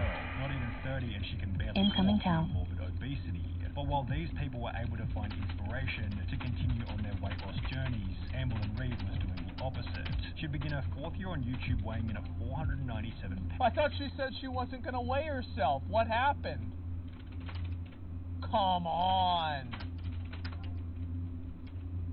She can't even stick which to that. Yet another optimistic resolution. My goal is not to go a single time in January. I'm going to be pretty much doing like a very clean eating, and I'm just pumped about it. However, the audience already knew exactly what was going to happen. Incoming party invite. Never going to lose weight. She's been doing this for years now. She'll be eating at Texas Roadhouse in 2 months. Okay, all right. Let's fucking cut this Texas Roadhouse slander here, all right? I was at some fucking bougie ass California hotel dinner. This was like a couple of months ago. I bought an 8-ounce filet mignon. Shit was $52 fucking dollars. I went over with my dad and we got Texas Roadhouse. That shit was delicious and it was $28. Texas Roadhouse is fucking delicious. Any Texas Roadhouse you go to, you can tell that it's good because there's a bunch of fucking people sitting outside the building waiting for their fucking reservation to come up. Texas Roadhouse is delicious, the prices are fucking amazing, and the food is a step above any of the other restaurants for the same equivalent price. You get a chicken fried steak at fucking Cracker Barrel, you're gonna get some trash. Now, it's a little bit better than Denny's, but what the fuck does that say? And then also IHOP. IHOP used to have good chicken fried steaks back in the day. Well, now they fucking don't. Incoming towel. I went over to IHOP. It was a shithole. I went over to Denny's. It was the same as it was before. It was still a shithole. You go to Texas Roadhouse. They give you fucking bread with these nice like cinnamon butter on it. And then they serve you your food, and it's fucking delicious. The portions are honestly way too fucking big. It's not a surprise people are so fucking fat here because they serve so much goddamn food. Texas Roadhouse, and it's owned by Willie Nelson. Isn't that fucking badass? Isn't that really fucking cool?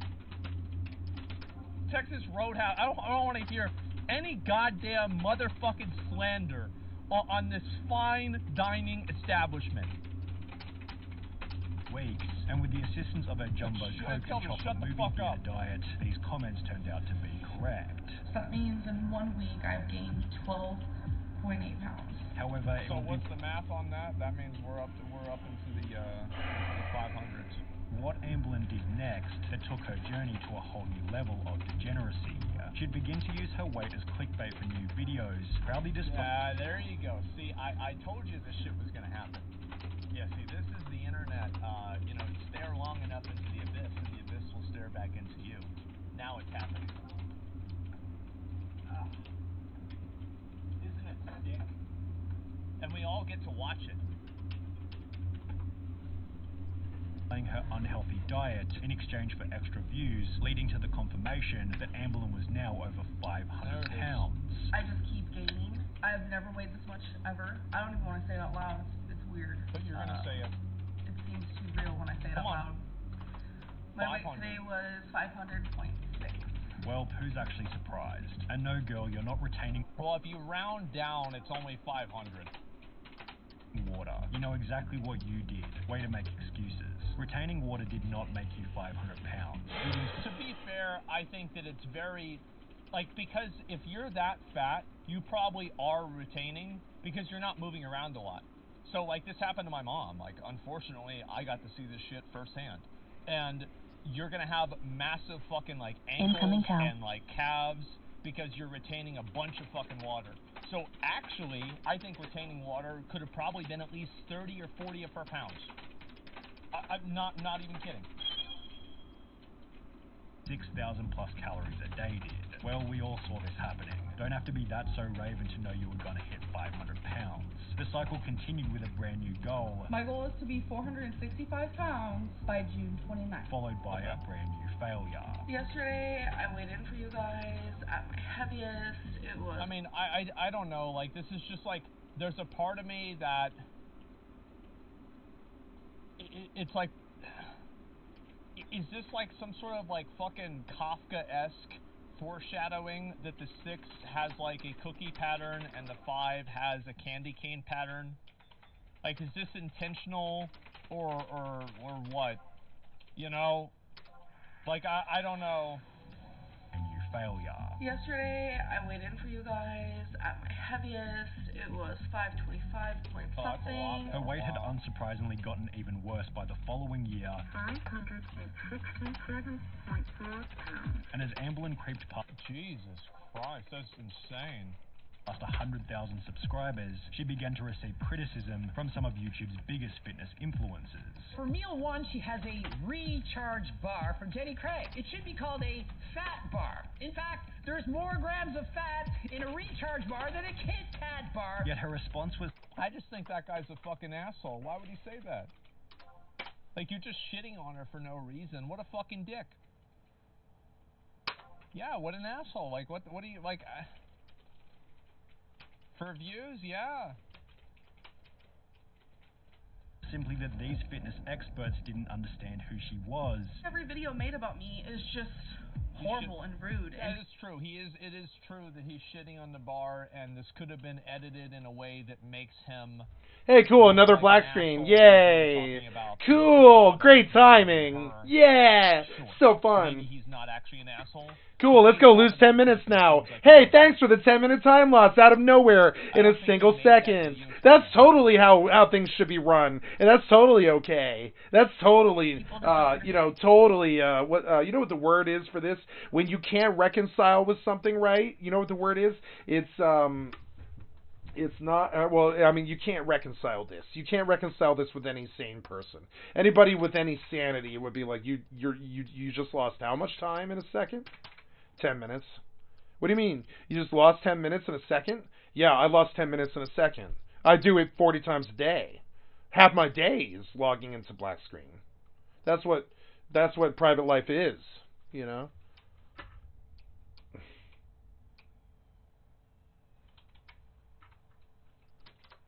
At least it got me out of the client fairly quick. Look at that. Nice. That was kind of less glitchy. That's good.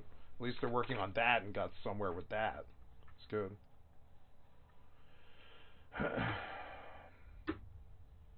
Oh, inevitable black screen. You just had that perfect timing that really irked me. Had it been zoning into upper, it would have been okay.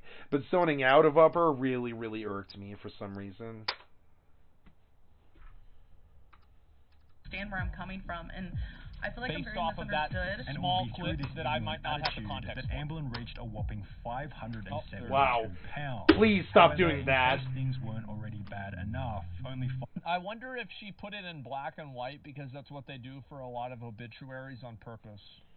Okay, so I know what the problem is. I'm a grown man trying to play a kids game and expect it to run like a well-oiled business, and it's just a kids game. It'll never be very non-janky. It's just janky. I'm gonna yell again. God damn it.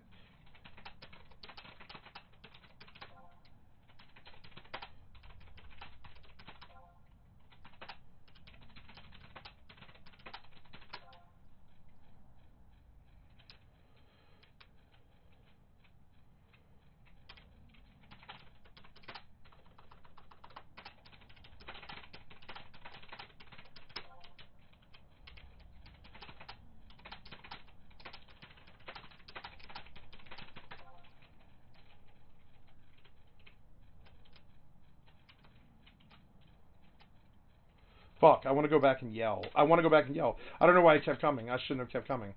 These guys, they'll get their drop if they do, and that's fine. They can get theirs first. We don't care about that.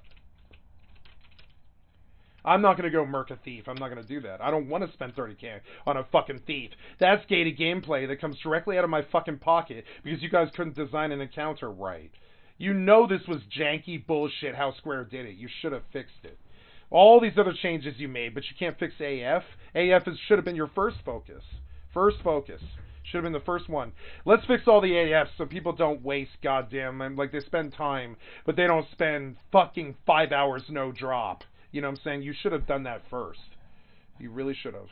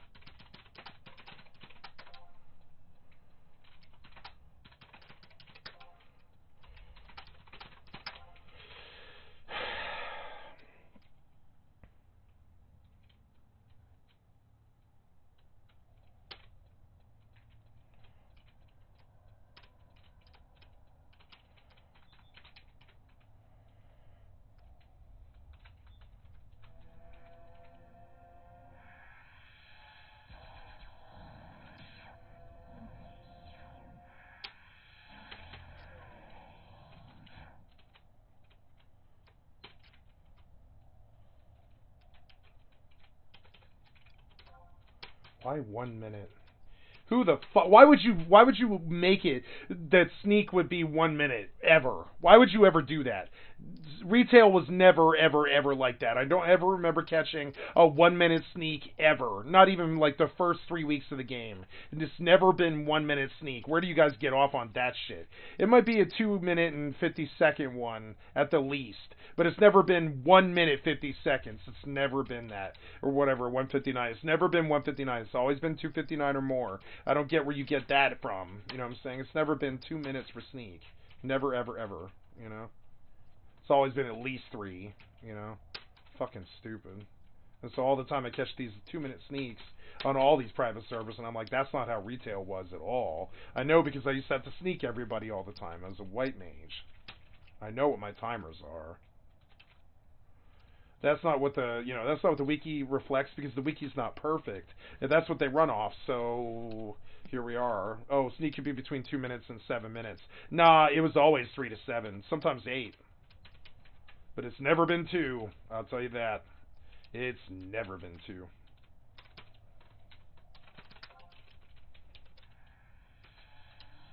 Oops. No, I'm going the right way.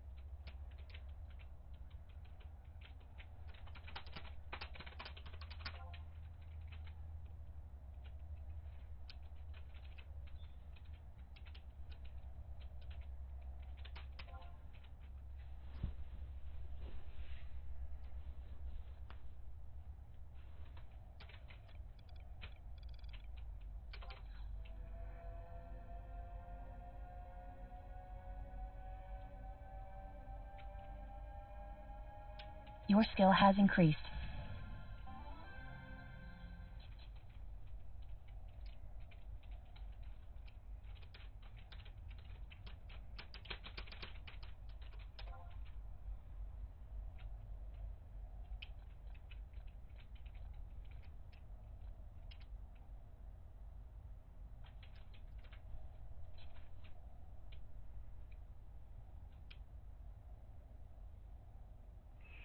Man, I was angry today. I was not in the mood to deal with Shank today, I guess. I'm happy and I'm a positive person. I know I seem all angry and negative, but I'm not. I'm a really generally happy person these days. But the Shank does get to me from time to time, and I despair and I throw up my hands. And I'm like, man, look at what the energy in nature and God or whatever it is that you believe in throws in my path every single day.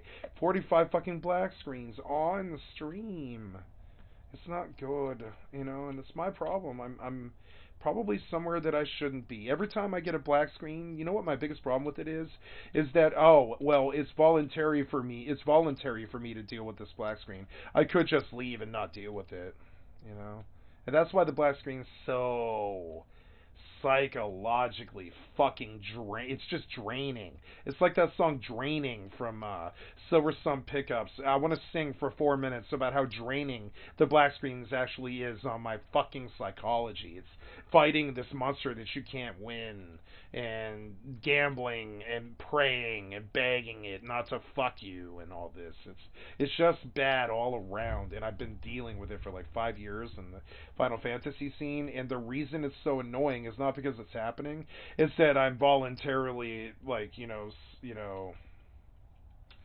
I am voluntarily submitting myself to such treatment. And that is very hard for me to stomach. That I voluntarily do this to myself. It's always been really hard for me to stomach it. So, I mean, you know, I believe in, oh no, I'm white mage.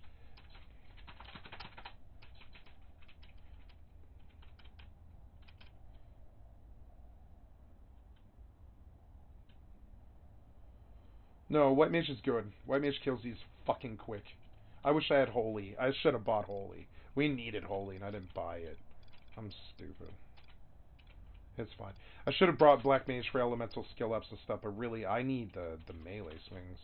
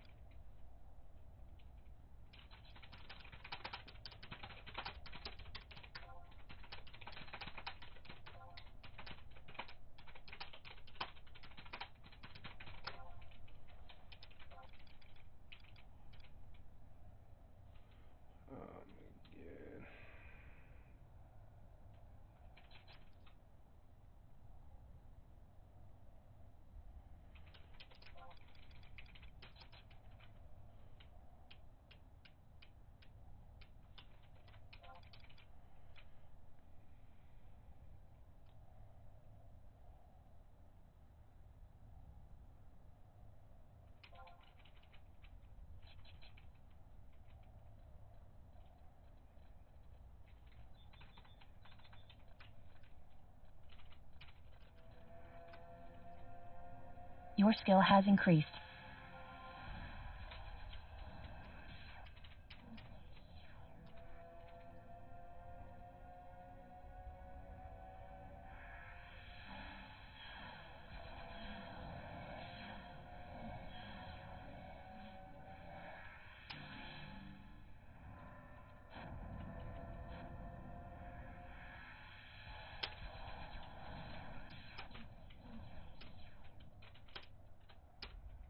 Goonies never say die, right?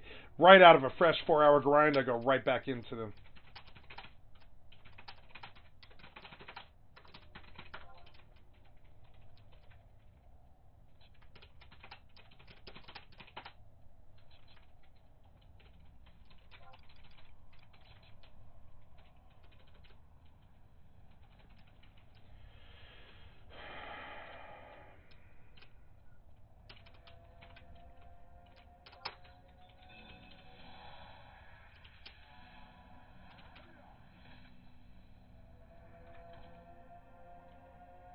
Your skill has increased.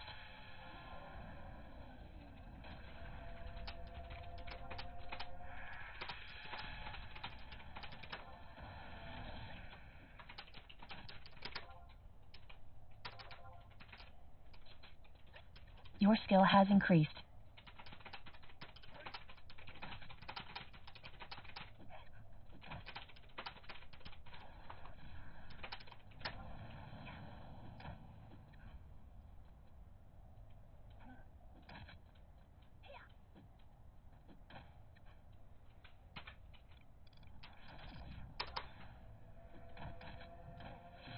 Your skill has increased.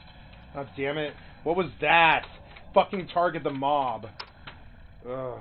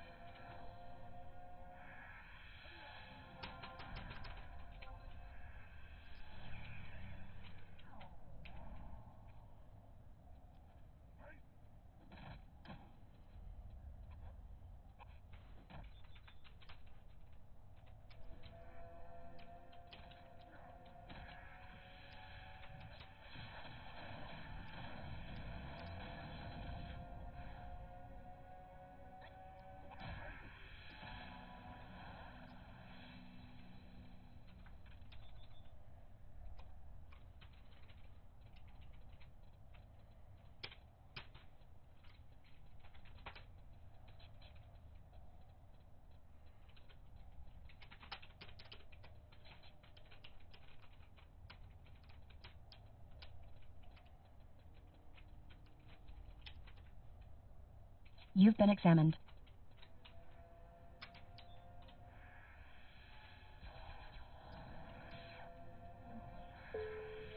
Incoming emote.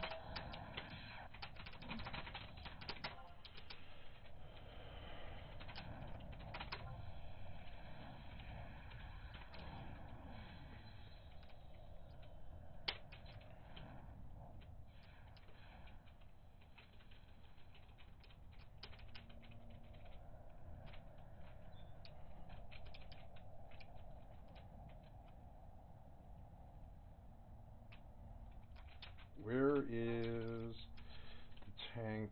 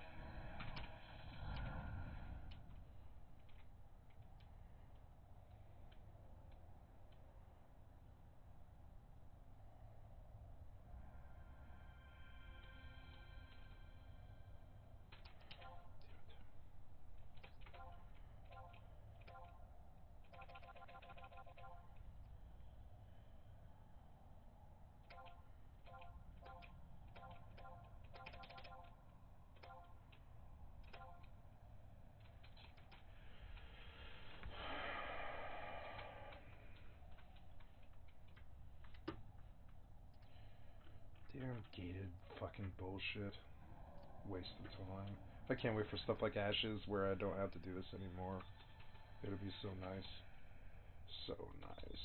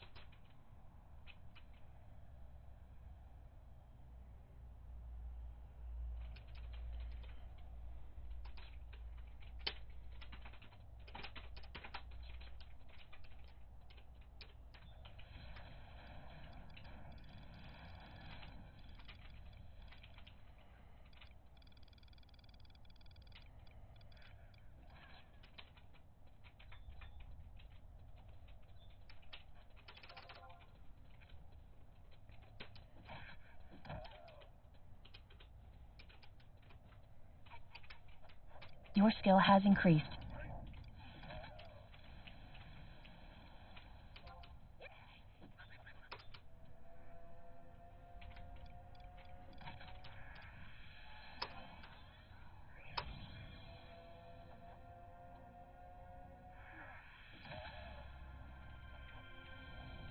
Your skill has increased.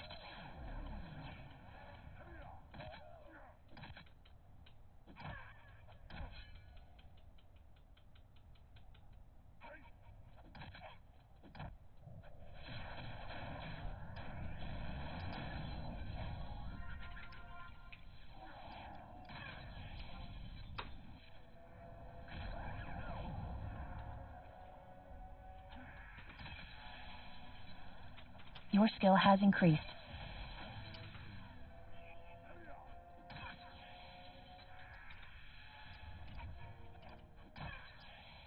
Your skill has increased.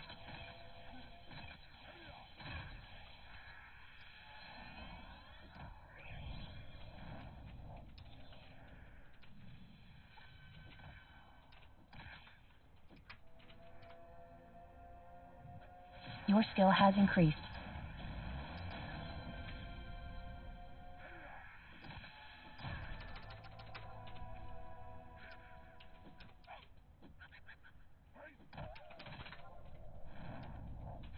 Your skill has increased.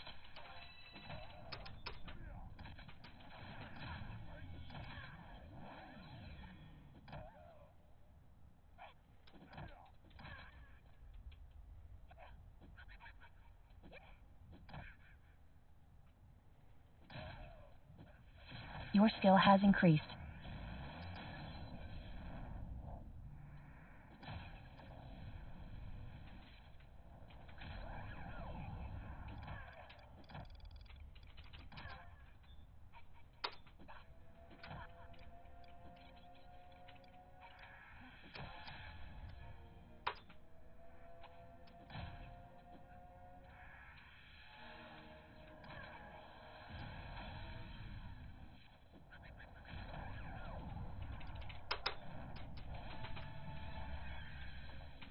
Your skill has increased.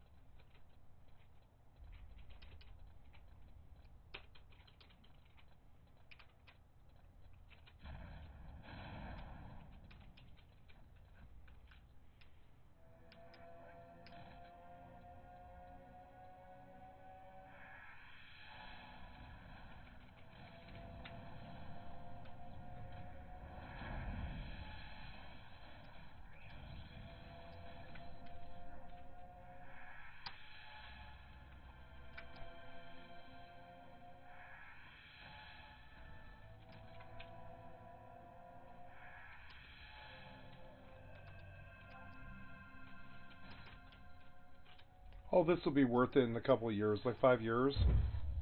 Rolling solo, not having a link shell help, having to bribe everybody, having to merc. It's an interesting lifestyle. For 20 years, I always had the best crews that always got me whatever it is that I needed, pretty much, right? And it's really fun to do it on my own, I would say. It definitely taught me how to be strong and be perseverant and try to, like, not be despair and not rage against the RNGesus or any of this, you know? And so, I'm happy. If it was easy, it would suck. I'm happier now because at least we're like continuing to try. What I realize now, what really made me mad is they all quit, right?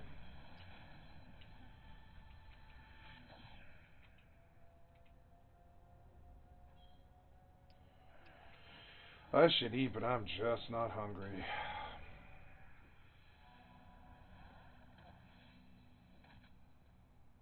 They have me on appetite suppressants, and that is just truly odd for me.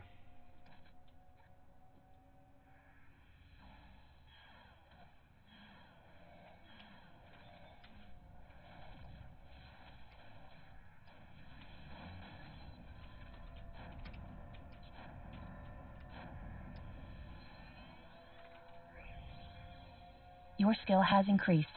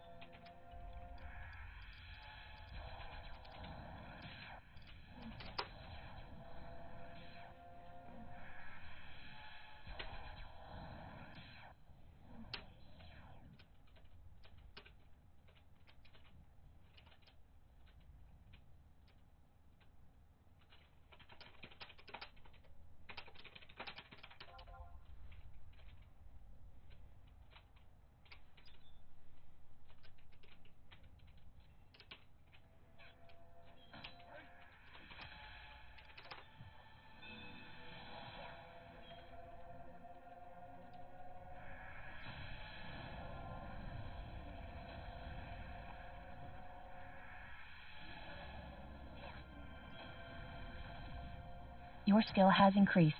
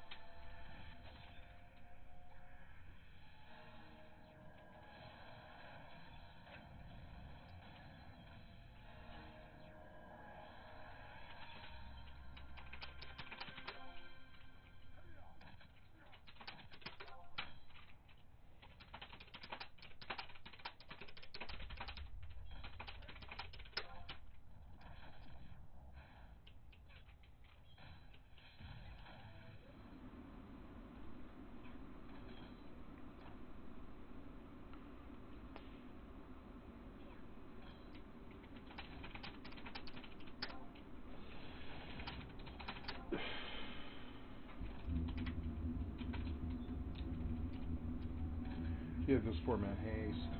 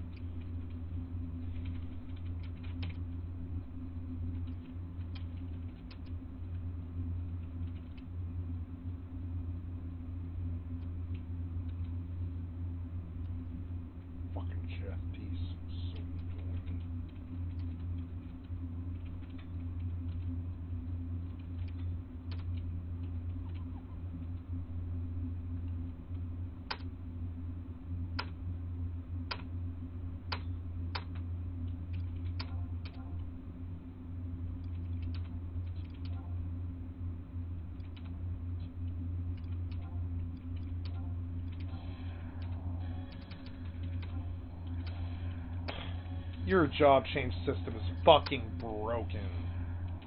I'm sorry. I can't stop being negative. I'm trying not to be negative. I keep running in barriers all day today. Did you get the jobs? Yeah, you did. You got it that time.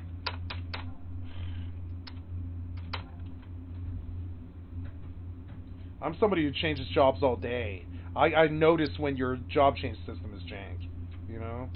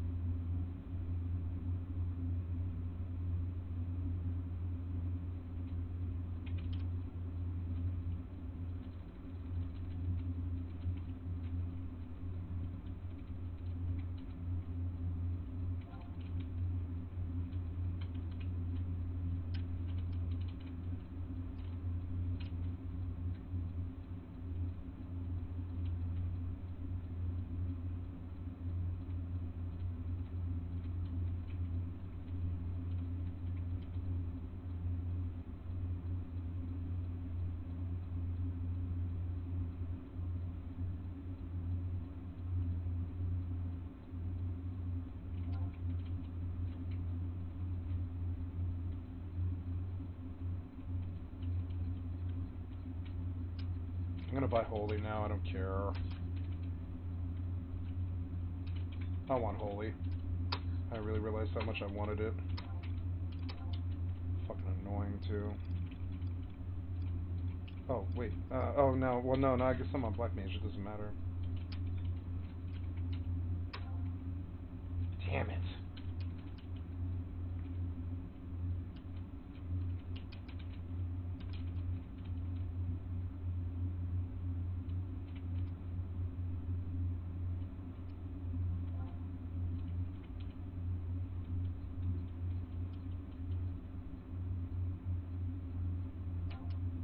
This timer sucks. Why did they do that? Ugh.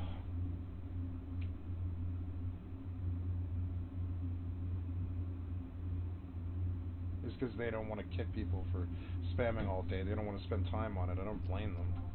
But it still sucks. I didn't get anyone.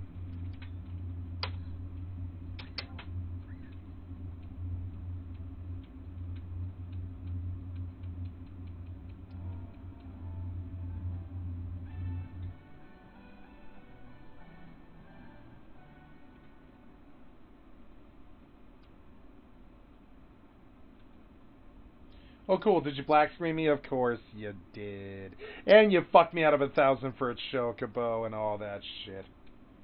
Cool. Great black screen right outside of upper. Yeah. Just like last time. Hey, thanks. That's so good for my morale right now. Thanks, Horizon. This is so much better than Wings, which I never disconnected on even once.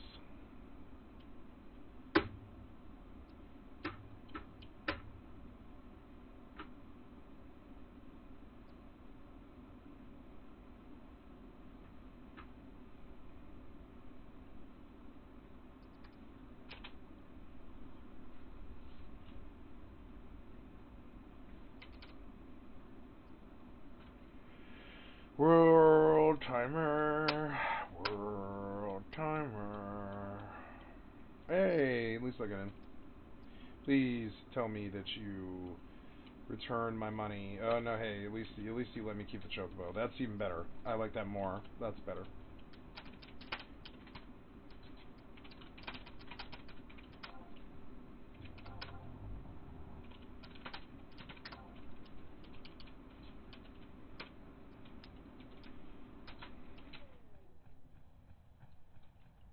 Incoming party invite. Incoming Tau.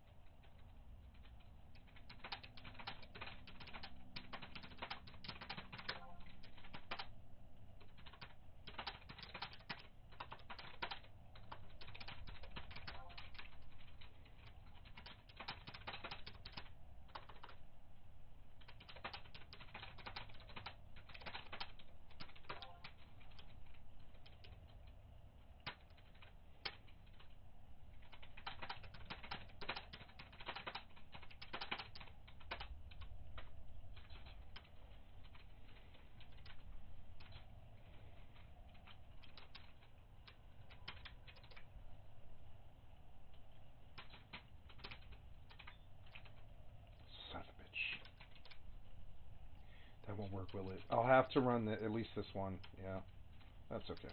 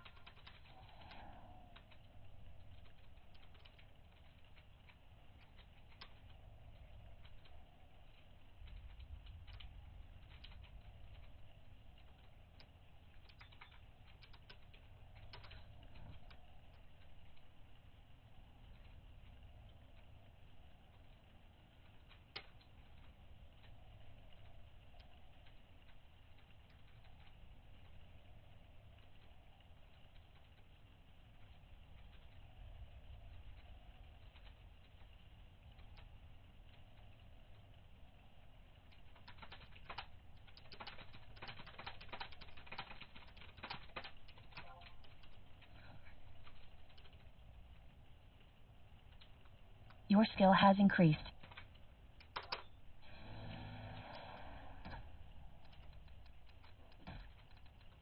Oh, cool, cool.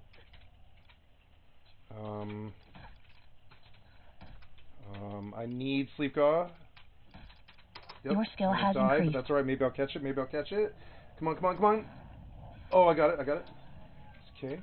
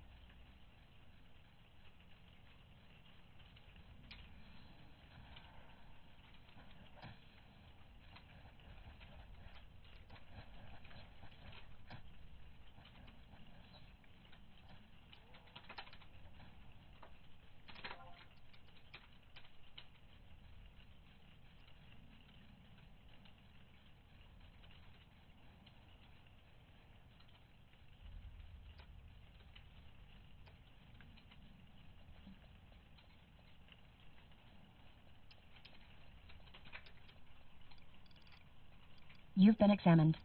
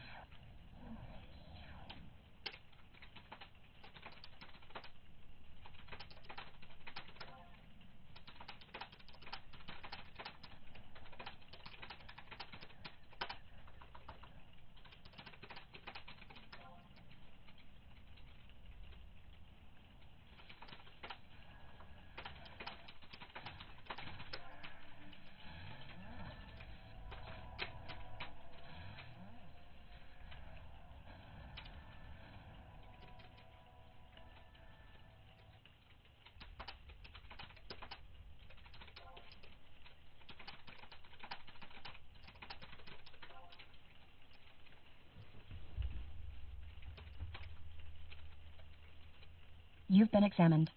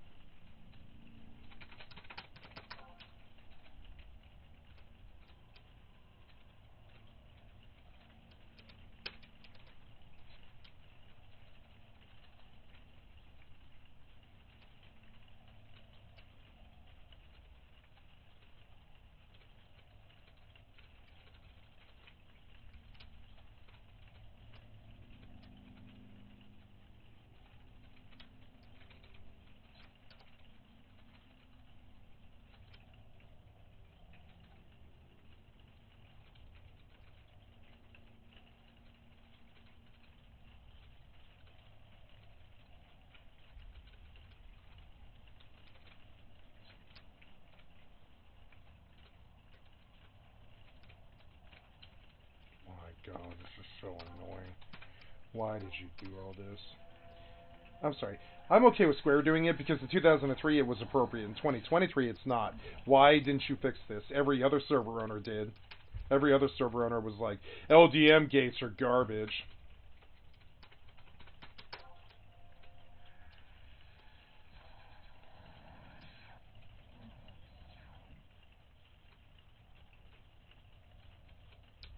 Okay, if you're hitting the gate, I'm going to capitalize.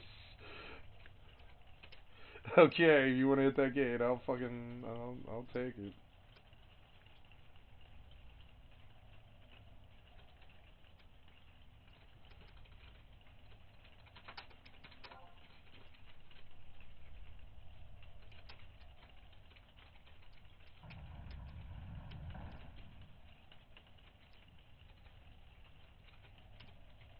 Oh my god.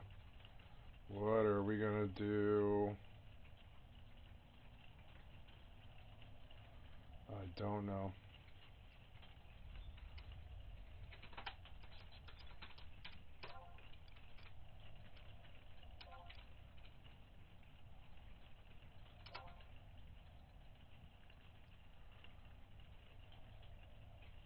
Incoming Tau.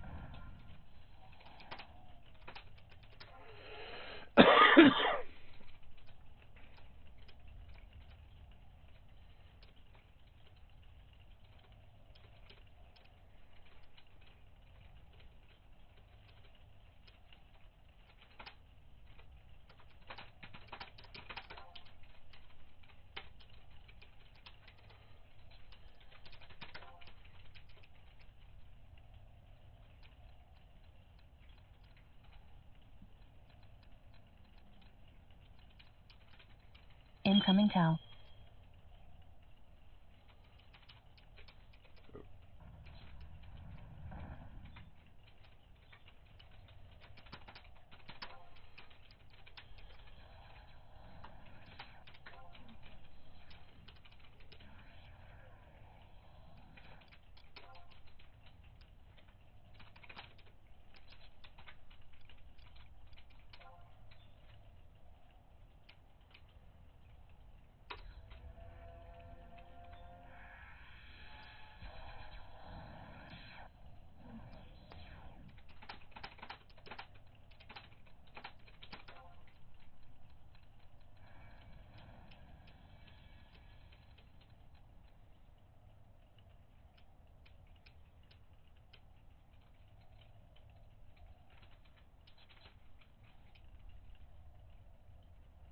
Incoming Tau.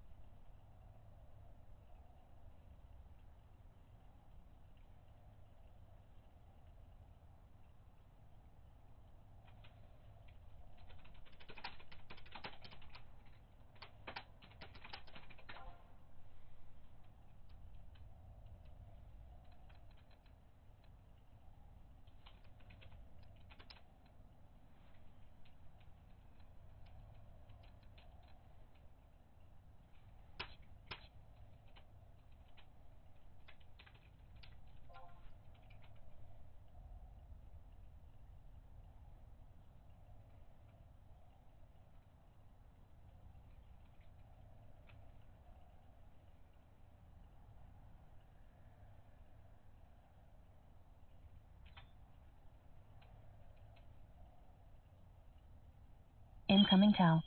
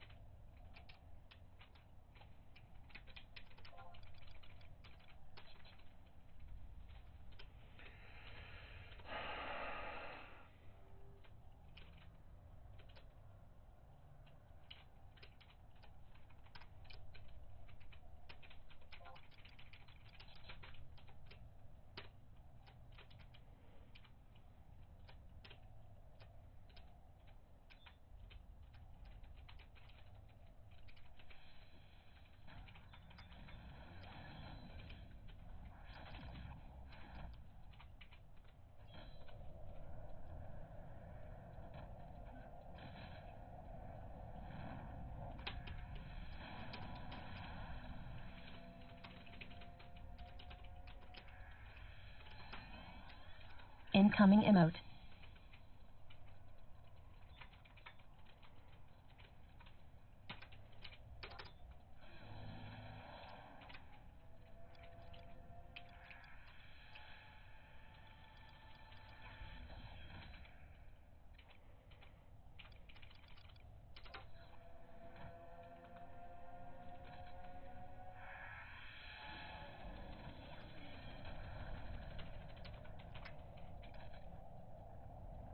Your skill has increased.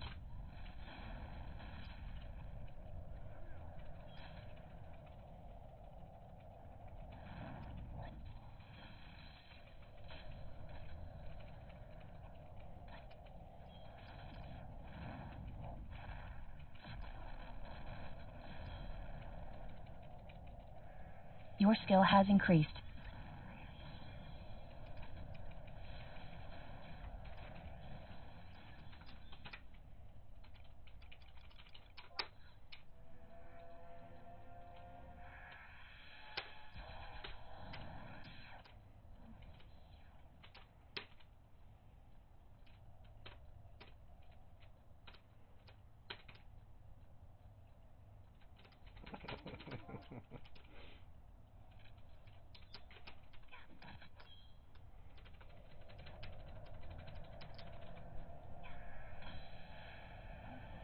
Your skill has increased.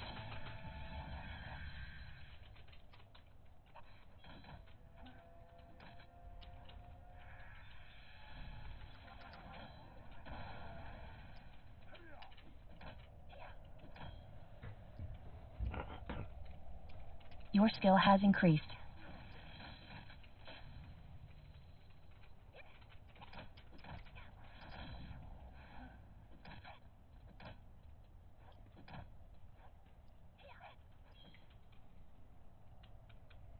Your skill has increased.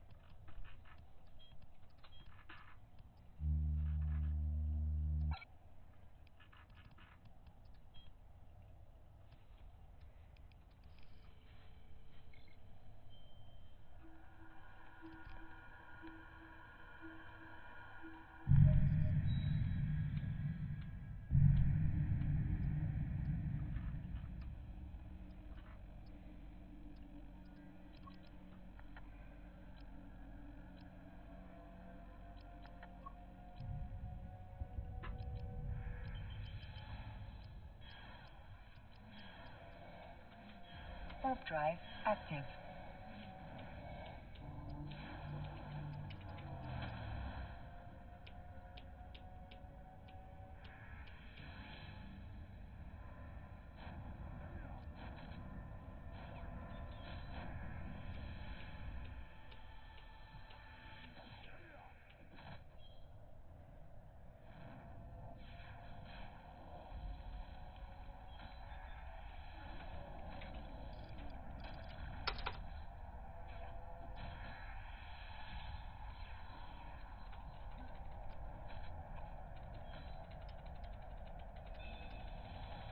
Your skill has increased.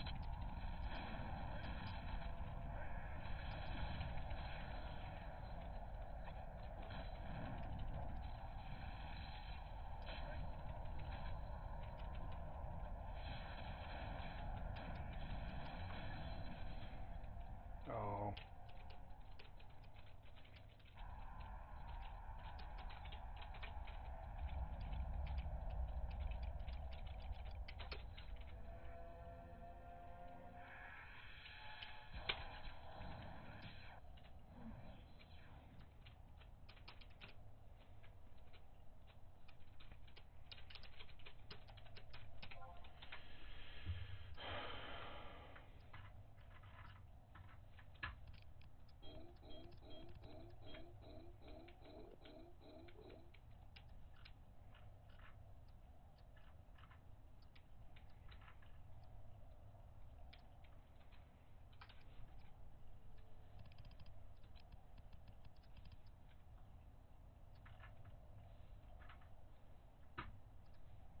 Wonder, like, is this being done on purpose or not? I don't know. And the reason why I'm asking about this is, like, I always wonder with people like this, are they doing it in order to, are they playing into it? 72 pounds. However, in case things weren't already bad enough, only 5 months later, Amblin uploaded a new video announcing that she'd been diagnosed with cancer. And look at 700. Because I got my results back, and I do have cancer. I have womb cancer. Which was extra frightening given her health. The reason why I'm really scared is because of my weight, which is also my fault. Yeah. So. Amblin had hit absolute rock bottom. And while during the early days of her channel, she stated that she'd never get weight loss surgery, desperate times began to call for desperate measures. Smart. So I have been putting off calling a weight loss doctor. Yeah, that's what's so horrible about it, is like, this is the same thing. Like, I mean, it sucks because like, I hear this and it reminds me a lot of like the situation that happened with my mom. And it's like just growing up and like watching that happen was just like so fucking like soul destroying. And it's like, if she was like a healthy weight, there is a very high chance that she'd still be around. Like, I would say probably 80-90% chance. For months now, but I don't know. Because like for a lot of people, like for example, like obesity is not what kills them. It's like some other effect, and then obesity is like a multiplier on how much that effect has on their life. For me, I just did it. I called a weight loss place that I know about. Amblin stated that one of the worst parts about getting the surgery was that her views on YouTube would likely decline. Do I think I'm going to lose viewers by getting weight loss surgery? Absolutely. And honestly, by me losing weight, I will lose viewership. Your skill has to increased. lose a bunch of weight prior to the surgery. At the size that I am, they won't be able to do weight loss surgery. Prompting Amblin to lose a whopping 89 pounds in only fucking impressive. Wow. That's insane. Your skill has increased. A couple of months. I weighed in today. Isn't it crazy what happens whenever your life actually depends on it and somehow, wow, it's actually not that hard after all. A new lowest at 483. Your skill has increased. I'm officially down 89.4 pounds, and I'm ecstatic. Although for whatever reason, Amblin never got the surgery, and instead, as you might expect, put the weight back on. That would be until... Yeah, I can see this being like a unhealthy thing where whenever she loses the weight, she feels good about losing the weight, and then the fulfillment of that, it's like, let's reward myself by eating, and then like it's like a rebound, right? And you're stuck in this loop.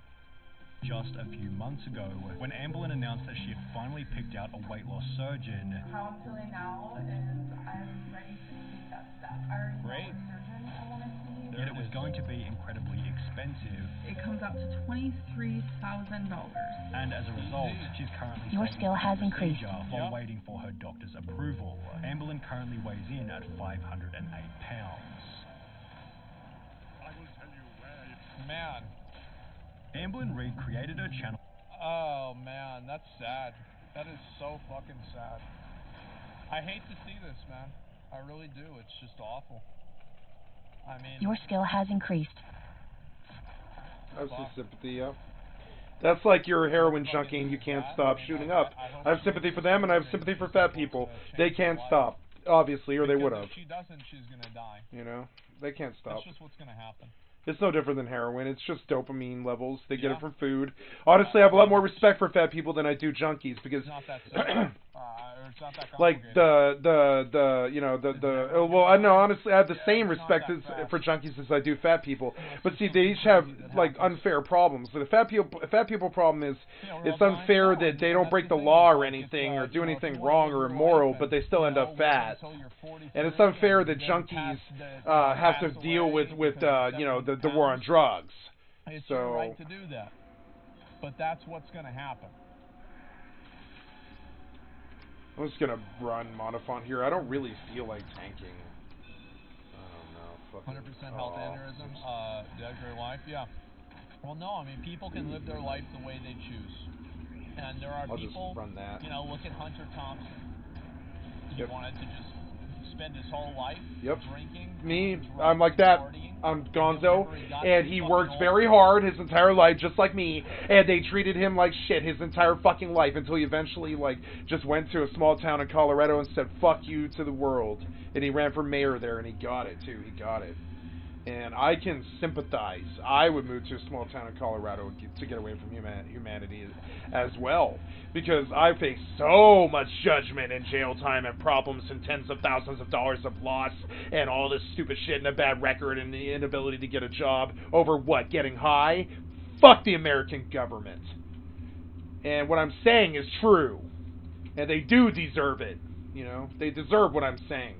Fuck the American government because of their war on drugs, basically. That and their war on other countries.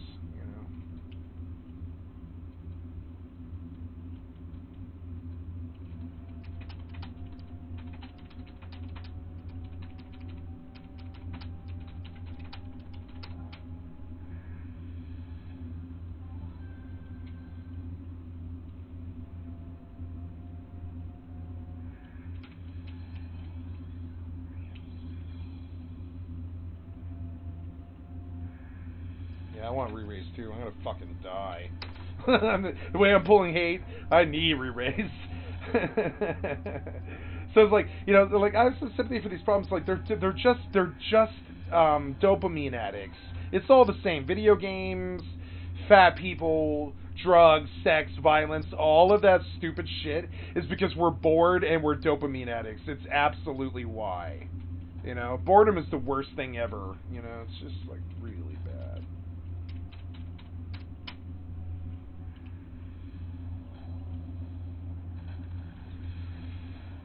I suppose I'll cast Stone 4 just to feel like I'm part of this.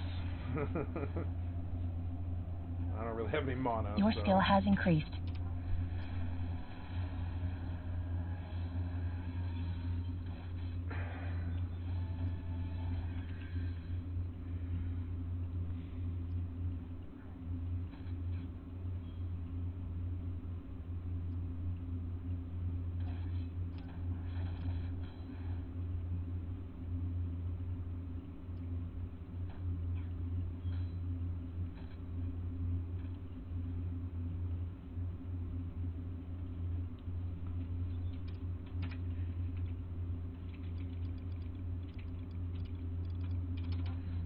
Don't get a sneak. I don't care.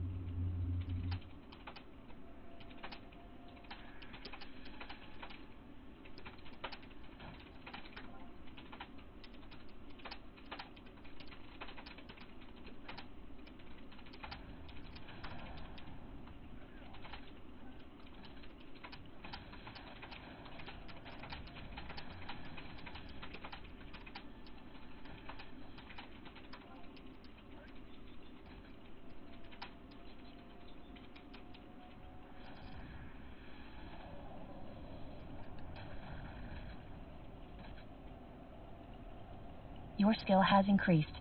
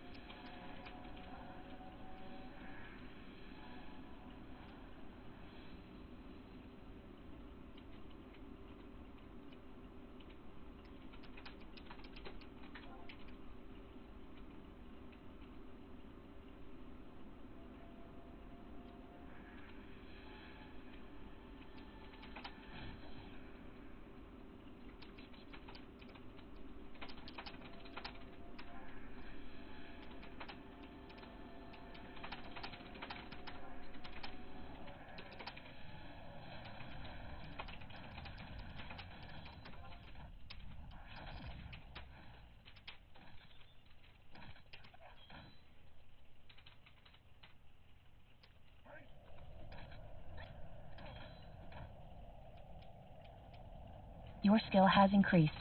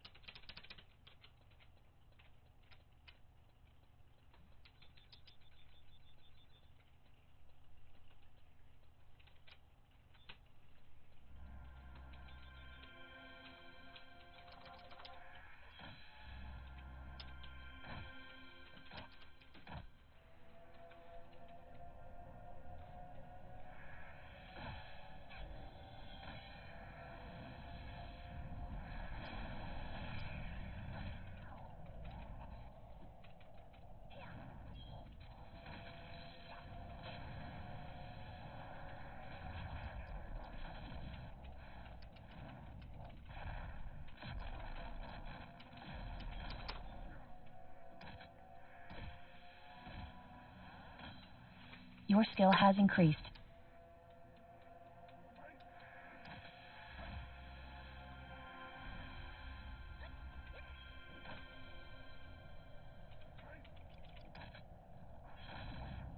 Your skill has increased.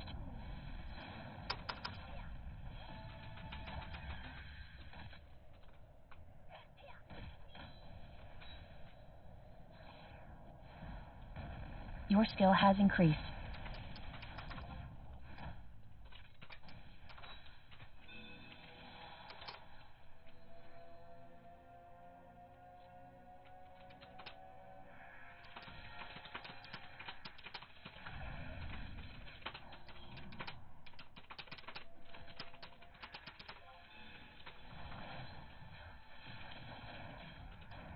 Your skill has increased.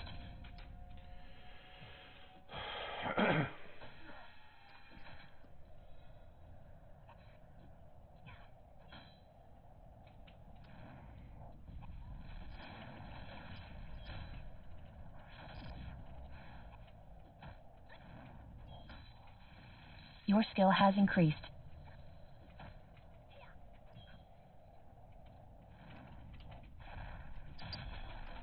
Oh, yes. Your skill has increased. Oh, you scared me. Okay. The way it looked for a second, I was like, oh, I'm being ganked. But it wasn't.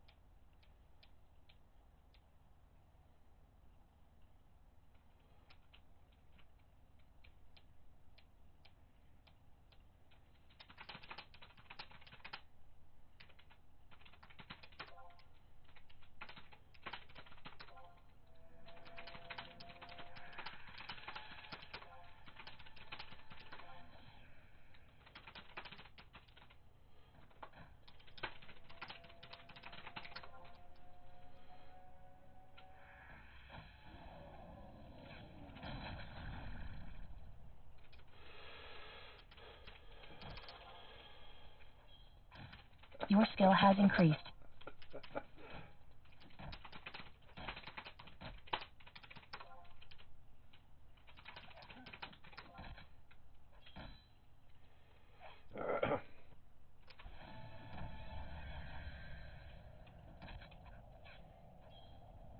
Your skill has increased.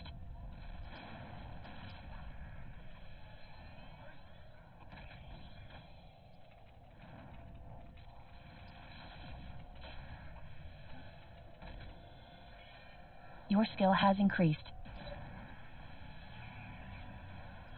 I'm full? I am full.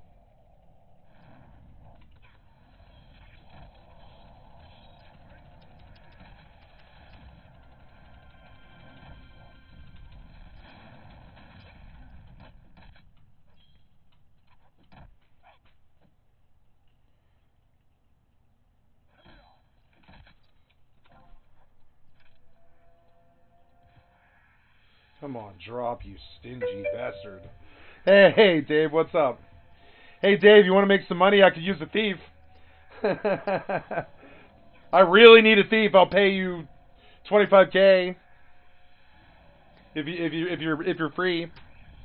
But if not, it's all good. We can do it without it. Good to see you, Dave.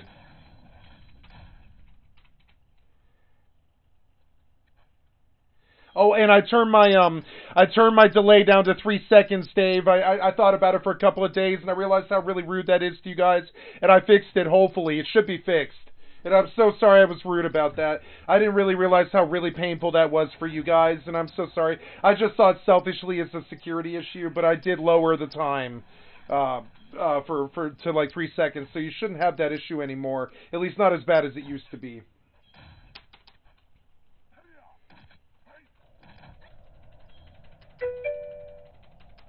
Yeah, that's, well, we need Treasure Hunter. We don't need your damage. We need you to hit the mob once. But, you know, I don't know, yeah, you see it? Okay, yeah, I mean, I'll pay you 25k to come hit these mobs before this tank leaves if you want it. And if not, it's all good. You know, we're gonna get it either way. We need your Treasure Hunter. I don't need your damage. I'm on 58 Black Mage.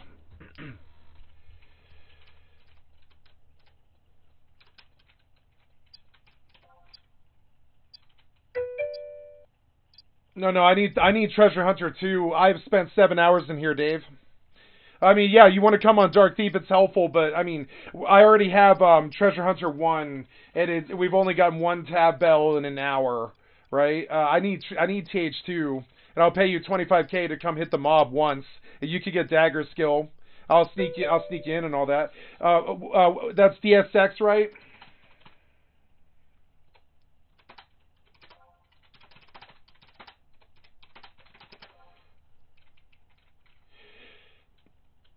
I might have you go dark later, but right now I have a 74 tank. I don't need your dark. We might need it later. I need TH2. If you get me 2 tab bells, I'll pay you 25k, Dave, and it won't take long. Yeah. So, Cloud XX is going to invite you here. I'm not leader.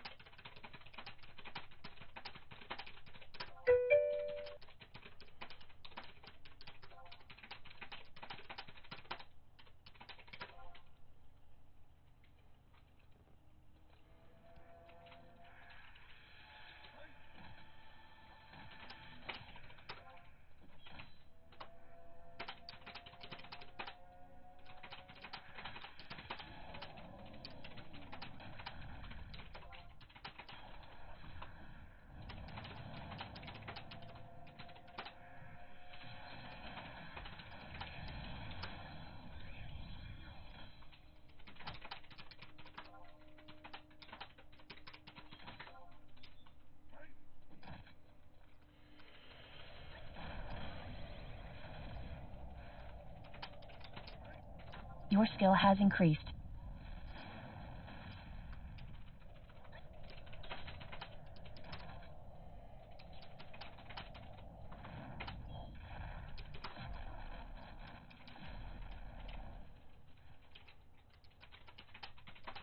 Incoming towel.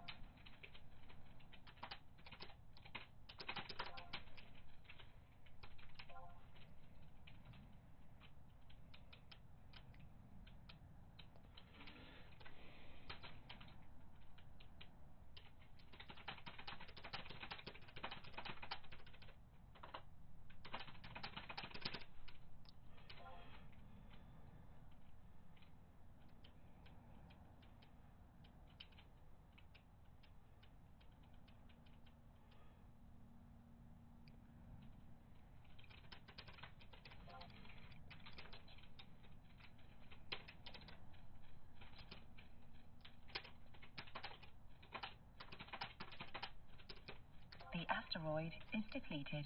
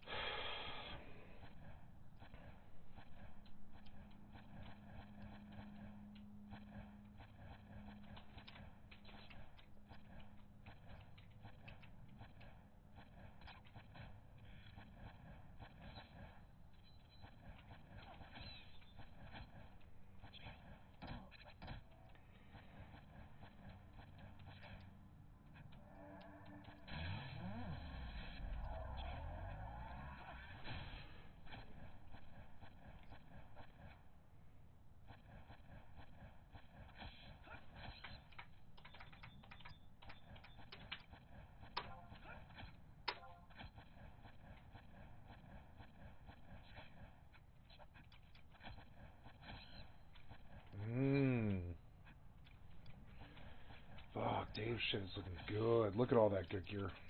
How's it? Bone knife. So what did that cost? Probably 60K, I bet. Okay, let's get out of here. Maybe they're cheaper. No. Bone knife +1. That gonna be like 60K for the combo, I bet. 40 to 60K, something like that. Yeah, we need to sneak here.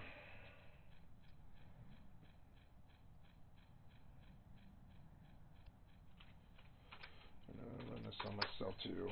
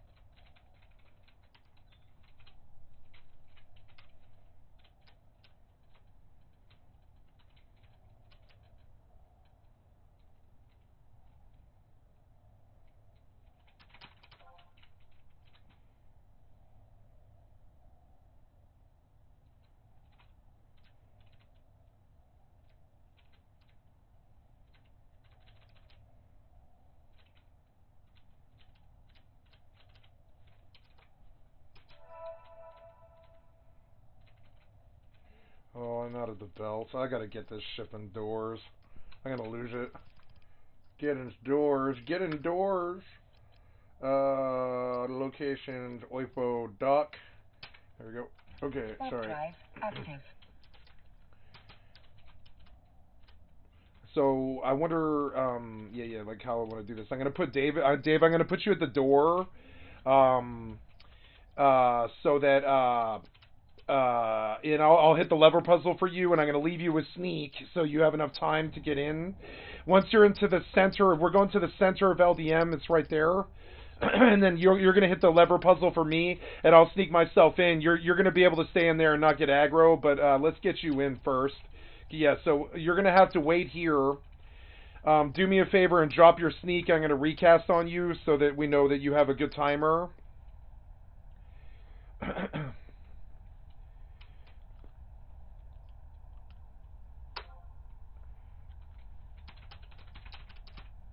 Thank you. Okay, and so you're gonna go through this gate, right? You know this, right? You're just going you're going to the center of LDM. I've got to hit the gate for you twice. So but just go to the center and then get to the lever puzzle inside. It's right there, Dave, like right there. That little guy right there. If you don't know it, I'm sure you do, but I'm just trying to cover the bases in case you don't. So you're going like you're right there right now. You're gonna go up and then to the left into there, and then right here is the lever.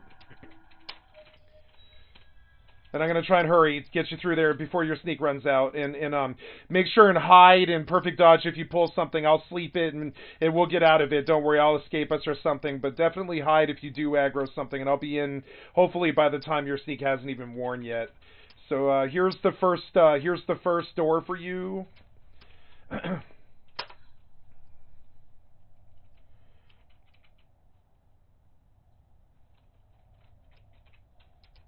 Okay, okay.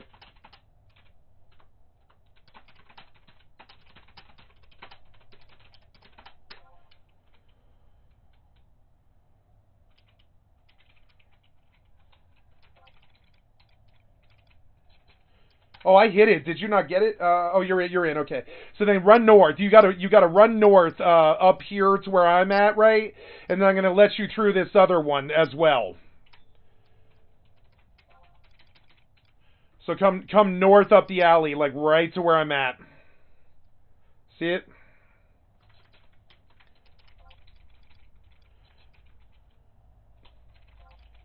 Or maybe I need to hit again. I don't know. I can't see through your eyes what you're seeing. Do I need to hit the lever again? Oh, door shut. Okay, here we go. How's that, right? Now you should be good. There we go. Sorry about that, Dave. Miscommunication. Okay, you're going to hit another one up here when you try to get into the center, and then let me know, and I'll let you in. And then I'll come around.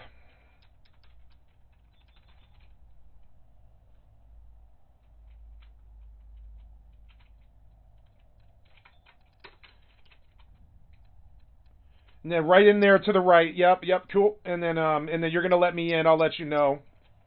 I'm going to re-sneak here. You should be okay. Just hide if you get in a problem, or a perfect dodge, and I'll sleep whatever it is. Don't worry. We'll get you, or I'll even res you if you die, but we need to get you down to them. We're almost there. But if you stand by the lever, I don't think you'll get aggro.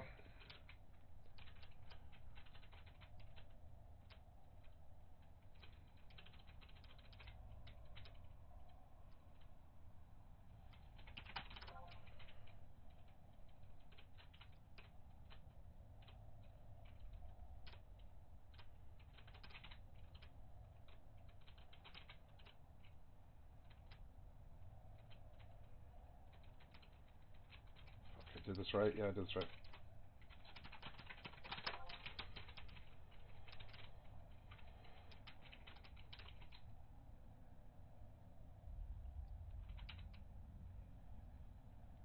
Go ahead and hit it. Thank you.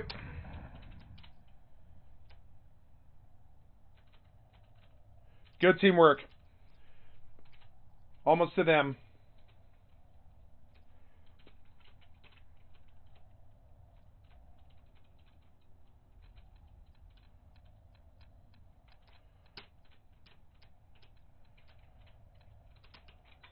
Okay, hit it.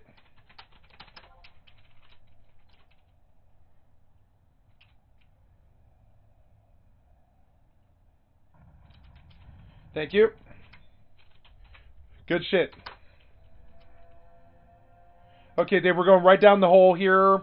There's no risk. There's nothing in biz or anything like that. And we have a 75 down here helping us. So there's no real risk. You're not going to die. The tank will keep hate off you. You needn't worry. And so drop down with me.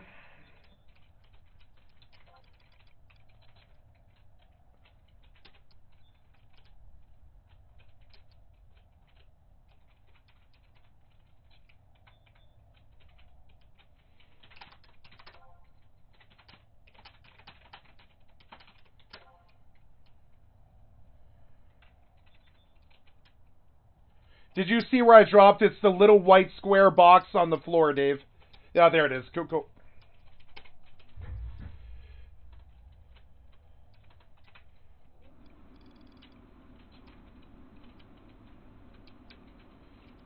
Okay, drop your sneak.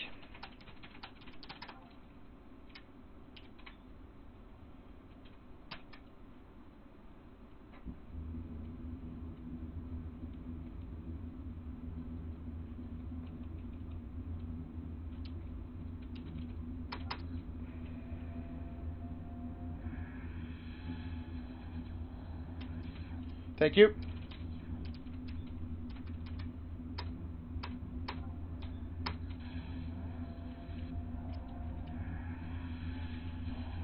Okay, here, this is for you, Dave. Open trade. And thank you so much for doing this. All I need you to do is hit the tanks mobs. That's him, is Keg Bane. Thank you for doing this, dude, because I need it. Thank you so much. I'm sorry to drag you to LDM as soon as you get up, you know what I'm saying? But we needed you. Thank you so much for coming, and I'll represent, you know what I'm saying? Thank you for saving our collective asses. We couldn't have done this without you. That poor tank, he's been here an hour, and he's just doing this out of the goodness of his heart, you know? And we've killed like 40 of these things, and we actually really did need you. So thank you.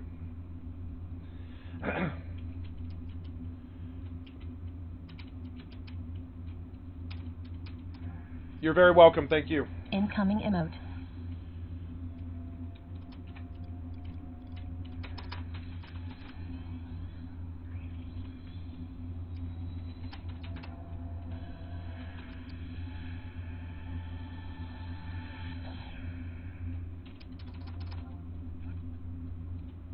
Your skill has increased.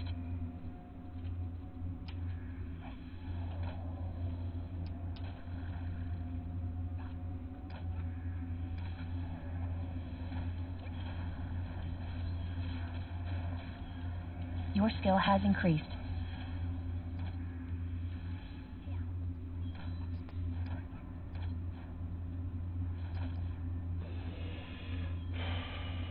Your skill has increased.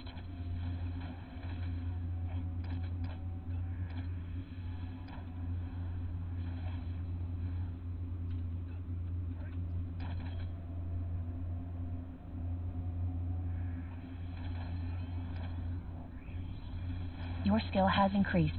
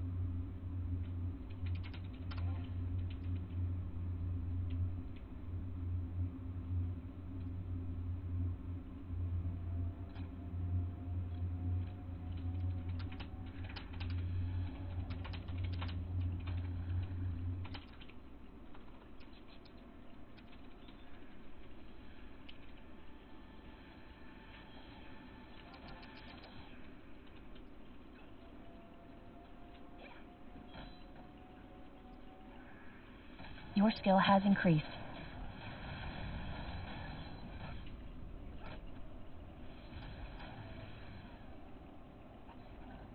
Your skill has increased.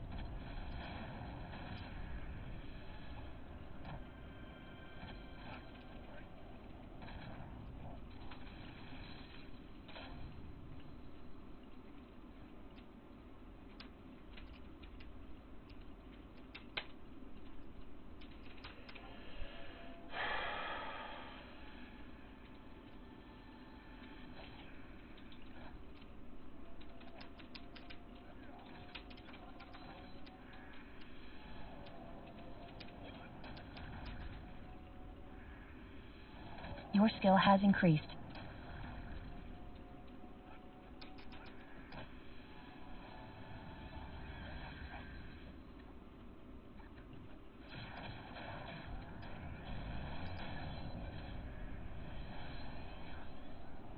Your skill has increased.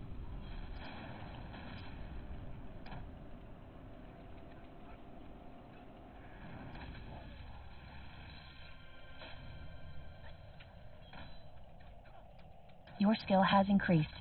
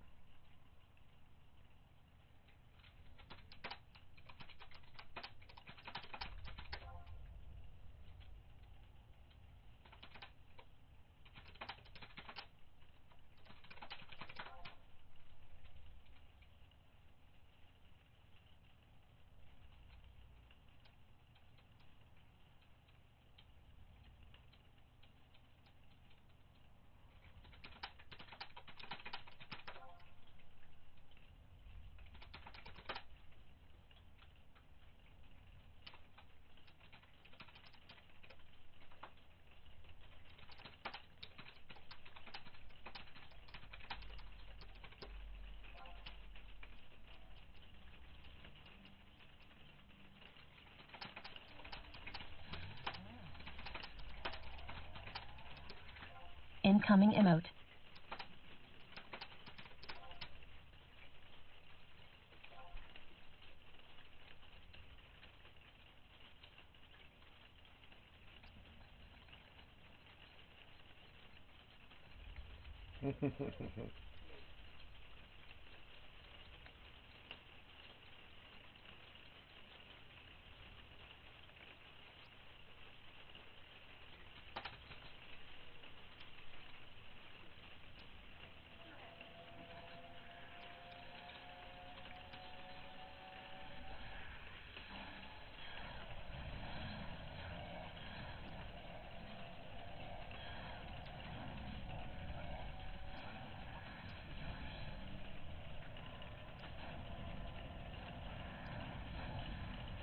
Your skill has increased.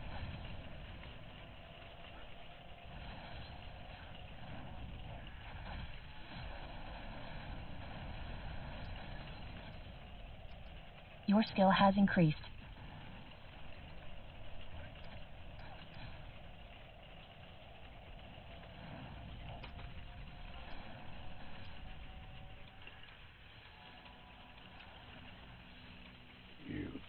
bastard. You've been so mean.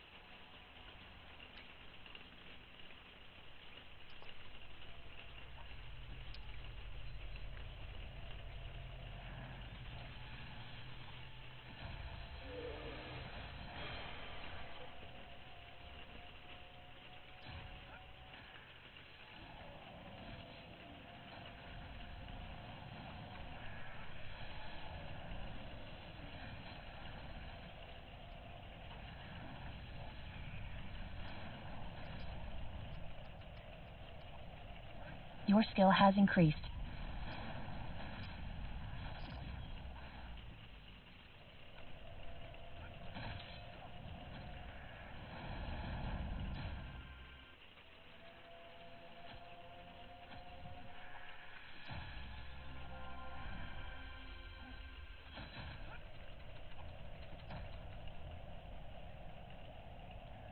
Your skill has increased.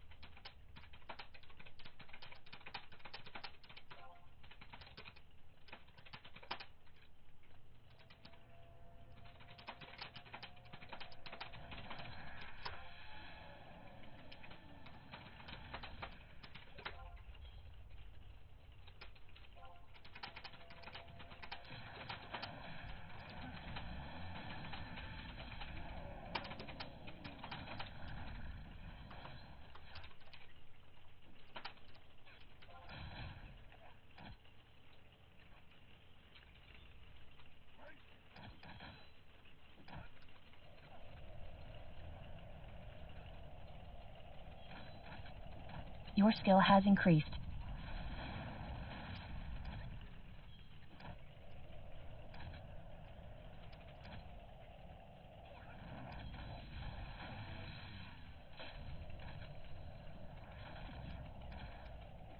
Your skill has increased.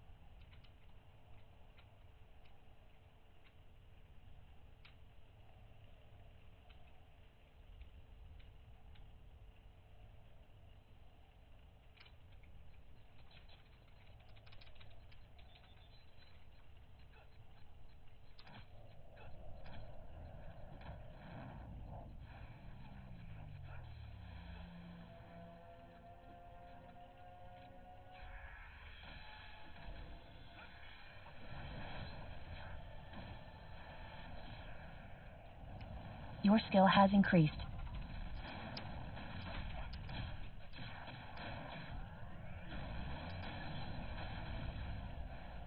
Your skill has increased.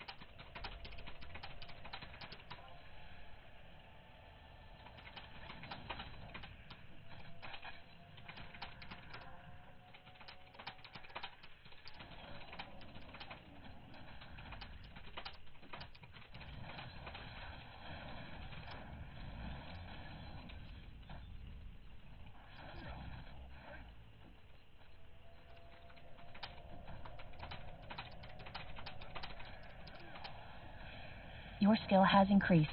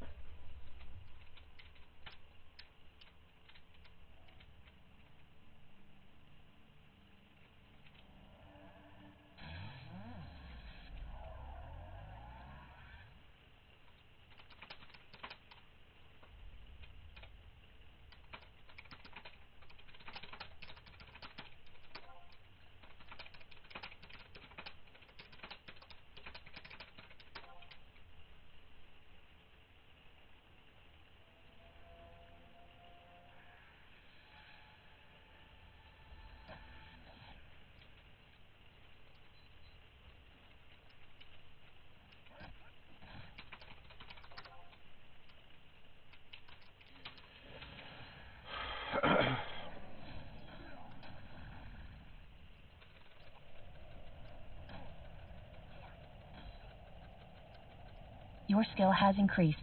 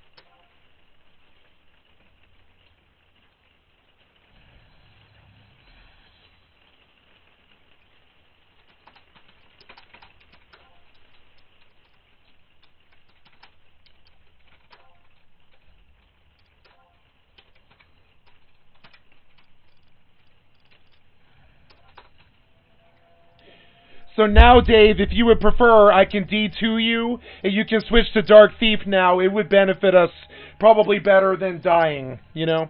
So let's see how it feels real quick. But maybe I could use your Dark now. We'll see. But I would prefer TH2. Let's see how it feels to do this before people. If it sucks, I'll have you switch if you're okay with it.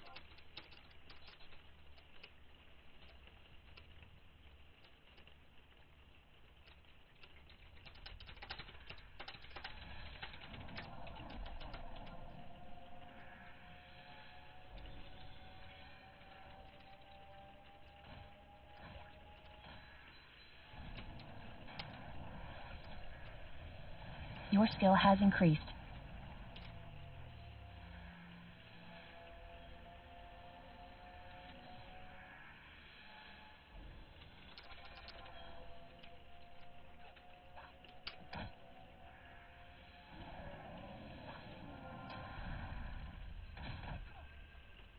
Your skill has increased.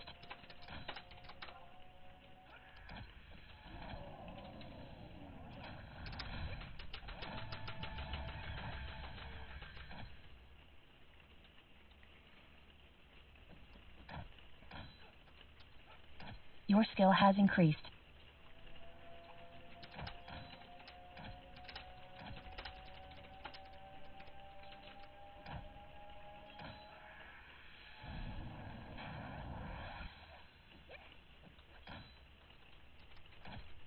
Your skill has increased.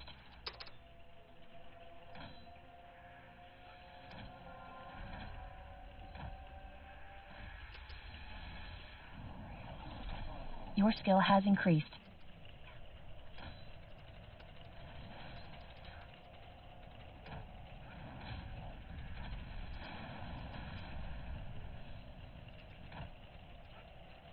Your skill has increased.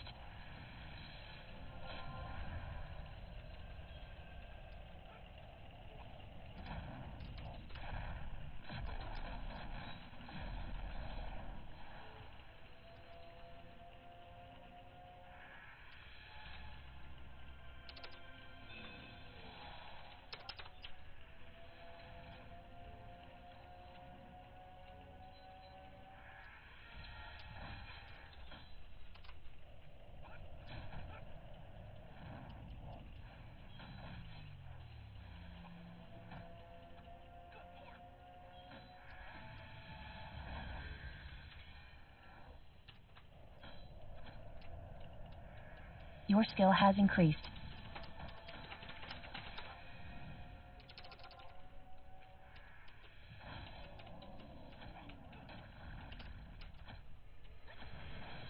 Your skill has increased.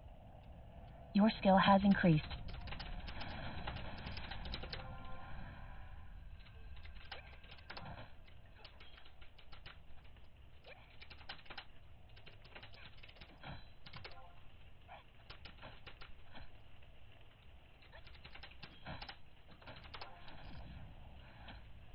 Your skill has increased.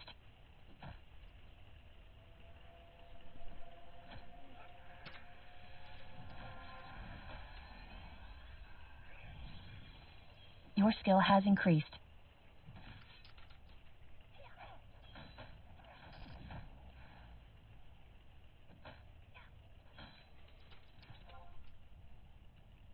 Oh my god.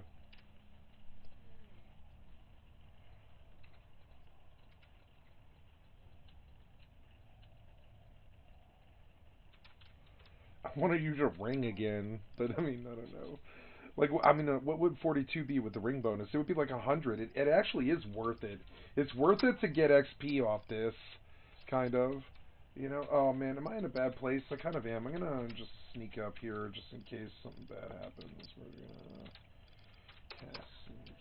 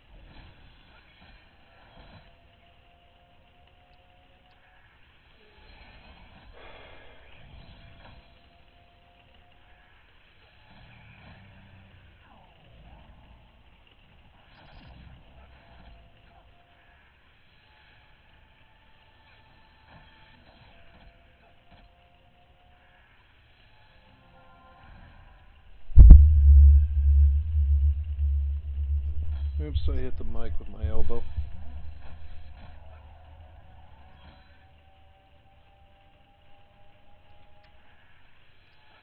Himself. That's his right. He can live his life however he wants. But I think the problem is that there was never a time where he's like, oh wow, this is so bad, I hate this. The only thing that the reason he killed himself is because he couldn't fucking do it as much anymore. That's what he likes to do. He can't do it. He said, what the fuck? So yeah, I think that I think seeing things like this is really sad, especially whenever you can see a person who's like so clearly unhappy. And it's just that it just happens. I watched her, and they said she has to wait a year Your skill for has weight loss increased. surgery. Yeah, but like waiting a year for that, I mean, like, I don't know. I mean, it's like you've got to then, okay, lose as much weight as you can until then, and then go from there. Did you hear Andrew Tate has lung cancer? Nah, he went on Twitter and he said that wasn't true. I think he said it today, and he clarified it. He never had lung cancer. It didn't happen. It's benign. Yeah, I don't know. Some to make you lose weight first before you can do the surgery? Maybe. Current wiki lists her at 520 pounds. What's this? Let me read a few of these. I think she's delusional and needs help. She's doing most of it for the views. I think that there's always a psychological effect that creates a Your skill has feedback loop increased. that rewards people for doing things that are for views. I would say. There's a paper that said benign and Aiden Ross said it was cancer. I don't know. I'd trust Andrew Tate on matters that relate to him more than Aiden Ross. That's normal. Nothing at all. YouTubers talked about this. God damn it. And, in this case, you just get the surgery and just gain weight. It's an unnecessary risk. Oh, so like they want to see you lose the weight so they don't just do this and put your life at more risk? Yeah, okay, that might make sense. She very seems to lose the weight. Losing a lot of weight quickly can be risky for her and her organs. Yeah, I think that makes sense too, for sure. I don't know. You can die from this surgery? Yeah, that's true. I mean, there's a lot of that stuff. Keep in mind the stress of recovery. Yeah, definitely. I don't know, guys. It's sad. You know, it's always, I think a lot of people like watching stuff like this because it makes them feel good about themselves. Truth is, like, this is just sad to see somebody do this to themselves. All of these stories, if they don't lose the weight, end the exact same way. That's just how it is. YouTubers who ruin their image with one single video. These 8 YouTubers did irreversible damage to their channel with one single video, and we're going to begin by talking about J-Station, whose entire career came to an end as a result of an upload titled "My Girlfriend Alexia Died, Rest in Paradise." Oh yeah, and didn't this guy also do a follow-up video where he was using a Ouija board to try to talk to her? Or was that somebody else? Yeah. Yeah, it was some really fucking crazy shit. Last night we lost Alexia. Your skill has increased. I got a call from her parents telling me what happened. J-Station stated that his girlfriend Alexia had gotten into a car crash and as a result had tragically passed away. J-Station would also go and visit his girlfriend's memorial on the side of the road. It's actually the same road that she passed away on, guys. I'm getting so emotional just being on this road. Where J-Station seemed so emotional that he could barely get out of the car to look. Your skill has increased. Let's go say the final goodbye for her. Everything's gonna be okay. I don't know if I can do this. However, his extremely emotional state here ran contrary to a video that he'd post 3 days later, titled "Dead Girlfriend Your skill has increased. Challenge at 3 a.m. Gone Wrong." That's just like, look at that! Oh my god! Bro, YouTube is so shameless. Your skill has god, increased. it's so fucking funny, man. Like, it's very hard to be more shameless than this. Bro, come on, I know. Your skill has increased. I mean, it's content. Like, the people that are watching this stuff are like 11 years old. in which he couldn't stop smiling. We're doing the Ouija board challenge. Your skill has increased. Let's like put it right now, guys. One like equals one prayer for Alexia, guys. Oh my god, this is so good. Fucking shameless. Oh my fucking god. Your skill has increased. His dead girlfriend for clicks? Yes, this is totally normal, guys. Welcome to the internet. It's like a parody? Yes. J-Station's complete lack That's of the emotion best part in about this it. new video led fellow Canadian YouTuber Some Ordinary Gamers to call the Canadian police and see if any Alexia Morono had recently passed away. No, I don't have anything by that name on the system. Nobody by that name specifically has suffered any form of death, right? No, I have an Alexia, but there's no death in that. As mentioned by the police officer, nobody by the name of Alexia had died, and after other channels such as Penguin Zero covered the story, Alexia came forward to confirm that she was still alive.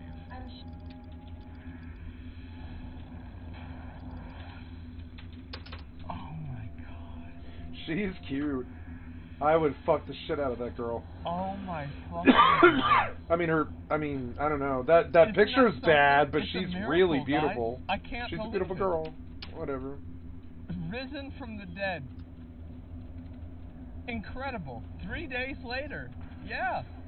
Your skill has increased. Sure, a lot of you are really confused as to what's going on right now. Yeah.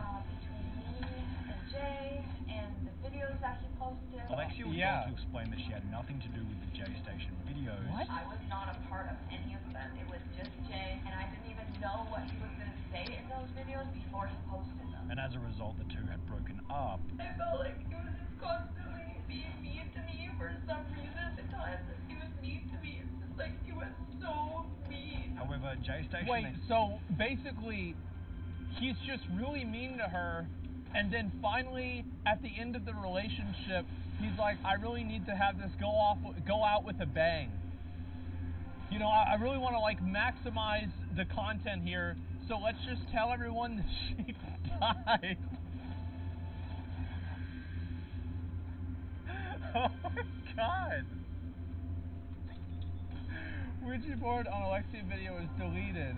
Yeah. I wonder why. This guy's the best. Yes. Your skill has increased. He clapped back by showing Alexia helping out with the videos before trying to expose Alexia as being the crazy one out of the pair. You are honest to God crazy. I've been a good person to you, Alexia. This one original video didn't... I mean, I don't know. I think it's kind of fair to be that mad because, like, obviously, this is what people do. Is that, like, they'll record somebody being really angry at them, but, like, you have to contextualize this. I mean, this could have been after some other thing, or it could have been after he said that she died. Like, if somebody said that about me and then farmed me out on I stopped raging for it. Well, I didn't stop raging, didn't. I had a lot of rage today. I kind of, like, got really angry today, kind of, because... not because I didn't get the drop, it's because I spent 4.5 hours with three other white mages who didn't get a drop either. And, you know, and I had a lot of rage today. It was a lot of bad shit over this drop rate. But honestly, I'm having fun now. I learned that what stressed me out was taking level 75 help that I couldn't pay and couldn't really reciprocate in any way or form, and having them waste 4 hours of their time on a bad drop rate. That really bothered me. But now that everybody's kind of level appropriate and I paid for the thief's help and stuff, I feel like without a 75 here, I don't feel the pressure of somebody, you know, wasting their life away on a drop that couldn't possibly benefit them. So, like, now I'm happy, and I don't mind that this is taking time. I need this damn skill up. But it's the fact that the 75's there, that's when the drop rate stresses me out. The minute they leave, I'm like, oh, well, now we're getting really, really valuable skill up, and, you know, whatever. And we have the TH2 that we should have for this, so we brought the right composition, you know, and all this stuff. Here we go. Now I'm full. I can pull. I'm gonna run a... Well, I don't know. I need that LE seal, but that's okay. I better run... Yeah, I'll probably run opener for stone, I guess.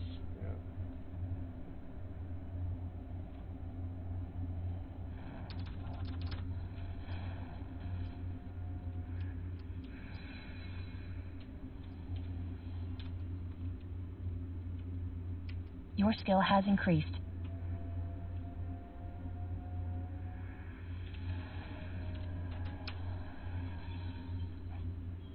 I don't know. I better run the SS here, cause yeah, I don't know, man. Yeah, just get buffs up for a little bit, you know. Your skill has increased. For a little bit, I think. There we go. Oh, sorry. I'll pull away from the wall here a little bit. Right. Your skill has increased.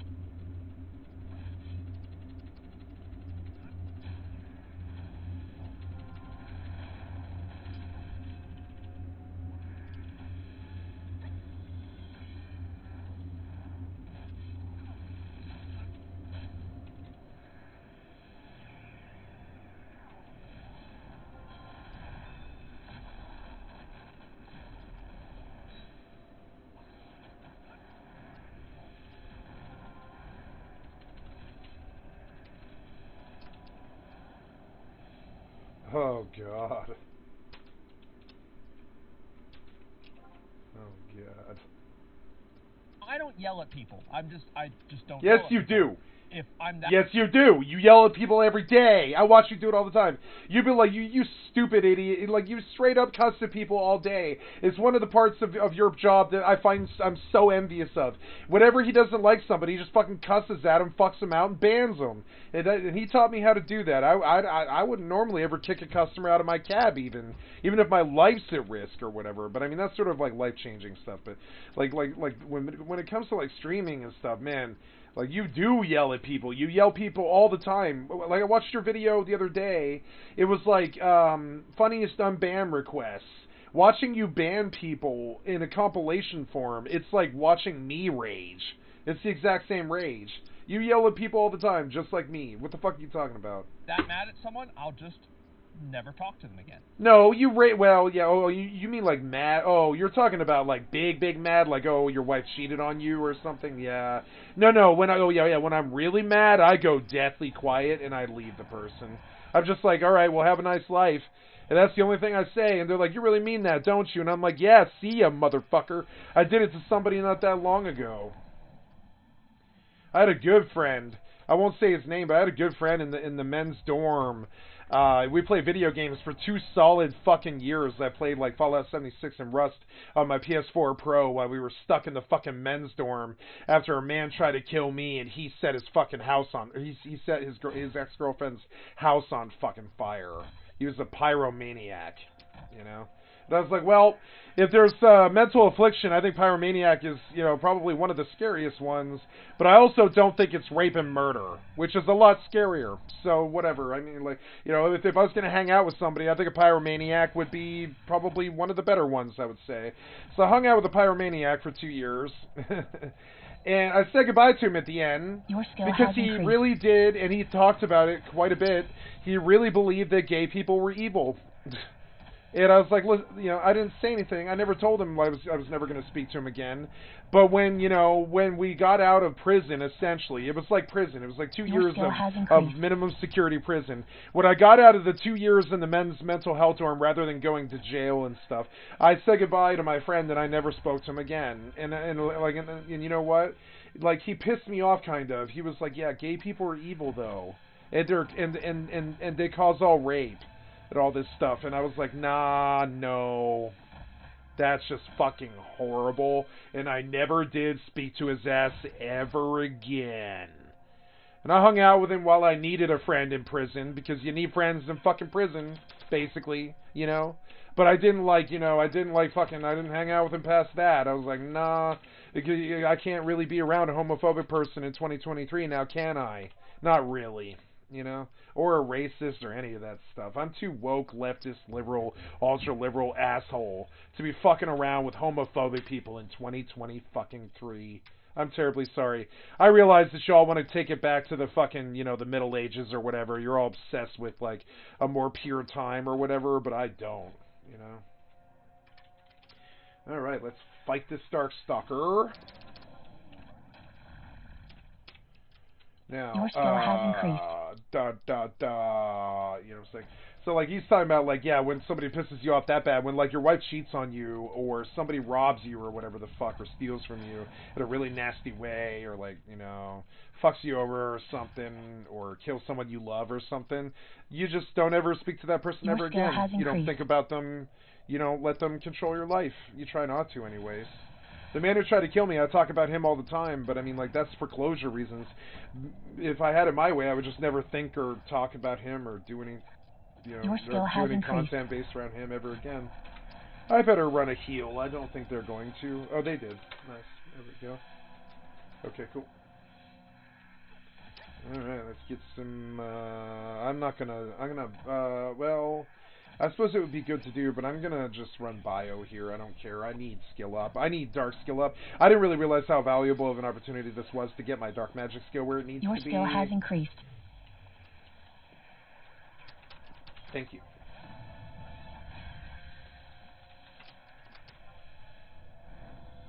Okay, so they want me to nuke, but I mean, I don't know. I'm in Your a skill has increased. dot rash and...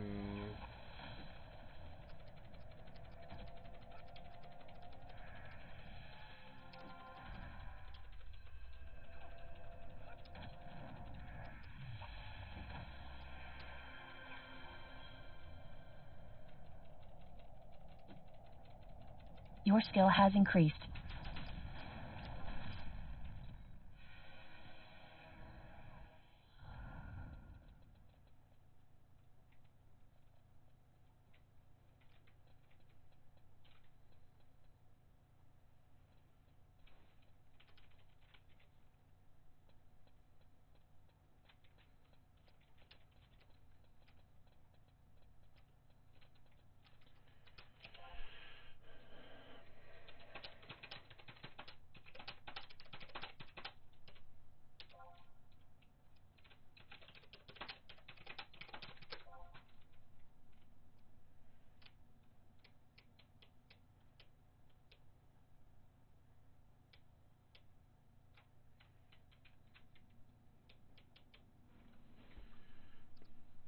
However, other people do, and I think that there are very few cases that warrant yelling at somebody, but this would be one of them.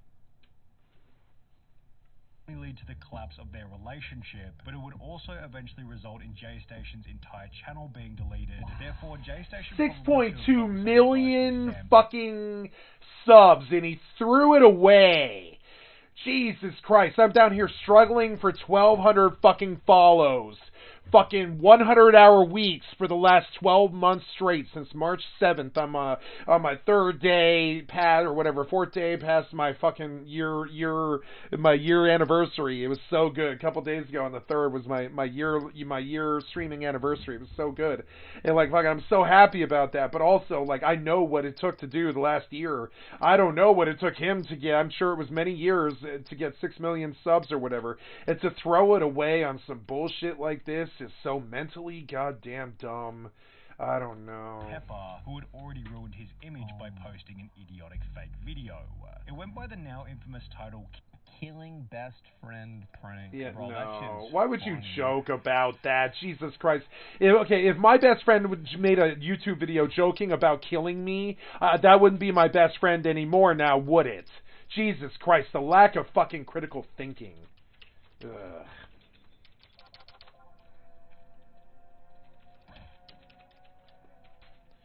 Okay, here we go. So we're gonna run like a stone forward to keep it on me. Your skill has increased. And stone. Oh, I'm on cooldown. So then we go moonlight. Okay, now we're gonna open up and maybe kill this thing.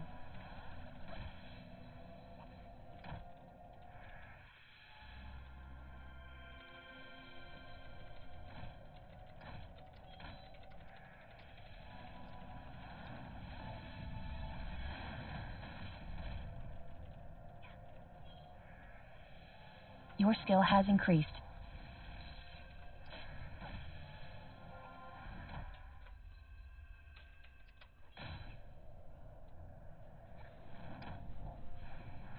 Your skill has increased.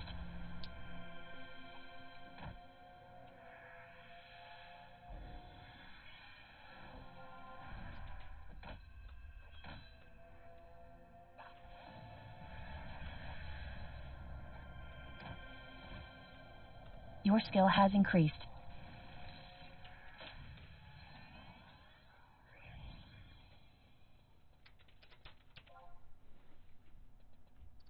Look at that. Yeah, all roads right back to the same place. Killing best friend prank, and it began with Sam stating this. Let's see how he reacts to his best friend of 5 years being killed in front of him. The premise of the prank was that two friends get taken to a rooftop somewhere where one of the friends who was in on the prank is shot with a fake gun to see how the other friend will react. Even though they eventually revealed that the whole thing was one giant prank, the absolute magnitude of the stunt helped it to go viral, racking up over... It's so ghoulish. Oh my god. And the thing is, like... I think the best part about this is there are so many 11-year-olds that are watching this, and this is like the coolest thing they've fucking seen. You know, like, yeah, anything for clicks, exactly. Your skill has increased. Totally to farm out like preteens and shit. Oh, 9 million God. views in a little over 3 weeks. But while the extremity of the video helped it to go viral, the prank also began to receive an unbelievable amount of backlash. It was Your obvious skill that has Sam increased. didn't care about the controversy in the beginning, as he'd respond to the drama by promising to delete his YouTube channel if he was donated $1.5 million on GoFundMe. Your goal's pretty steep here, $1.5 million. I just thought if everyone hates my channel so much, they got to put that money where their mouth is, you know? Yet this only seemed to add more fuel to the fire, as he was still getting heavy Well, did they raise the money?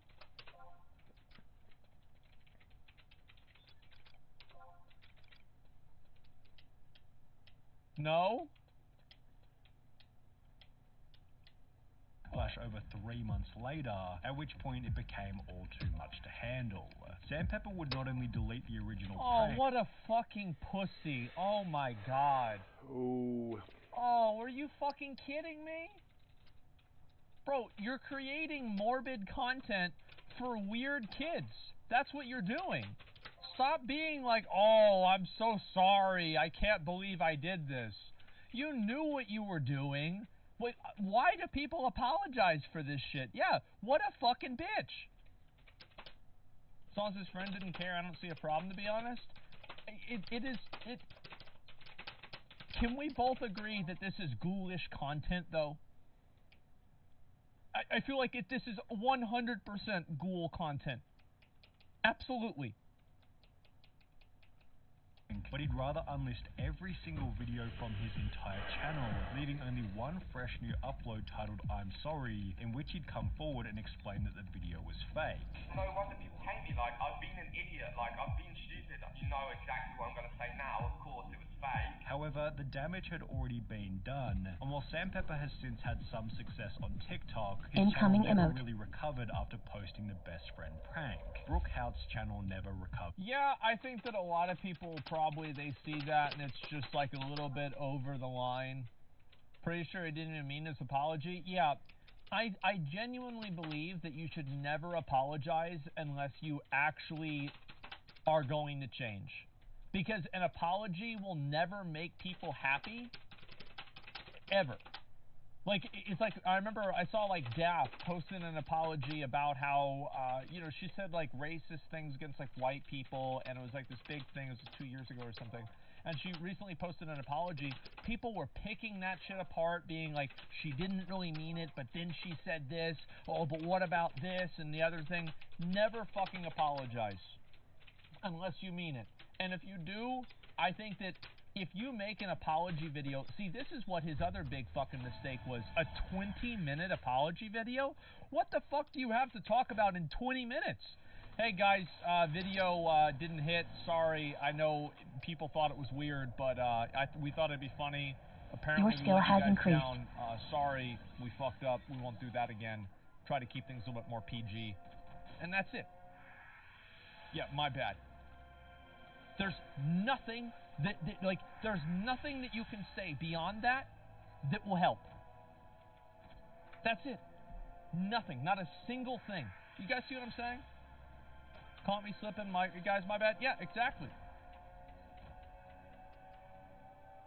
However, the damage had already been done, and while Sam Pepper has since had some success on TikTok, his channel never really recovered after posting the best friend prank. Brooke Hout's channel never recovered either, as after she'd accidentally uploaded a video of her mistreating her dog, her reputation was destroyed permanently.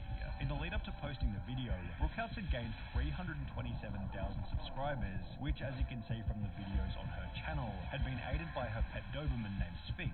Brooke always put up the facade that she loved her dog more than anything else. Obviously, me and my dog are really close. We're besties. We hang out 24/7. We're like 25/8. Am I right? However, less than a month after stating this, on the 6th of August 2019, Brooke would accidentally upload a full uncut clip of her pranking the dog while treating it like absolute garbage.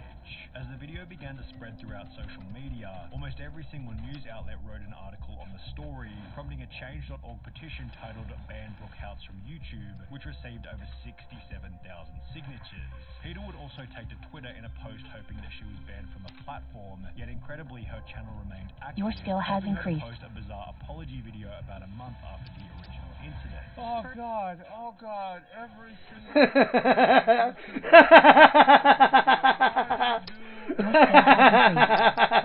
It's like, who do you think is right? Who is gonna, like, they literally saw you pushing the dog around, and it's like, is this animal abuse? I don't know, it got investigated, I'll let the fucking professionals decide that.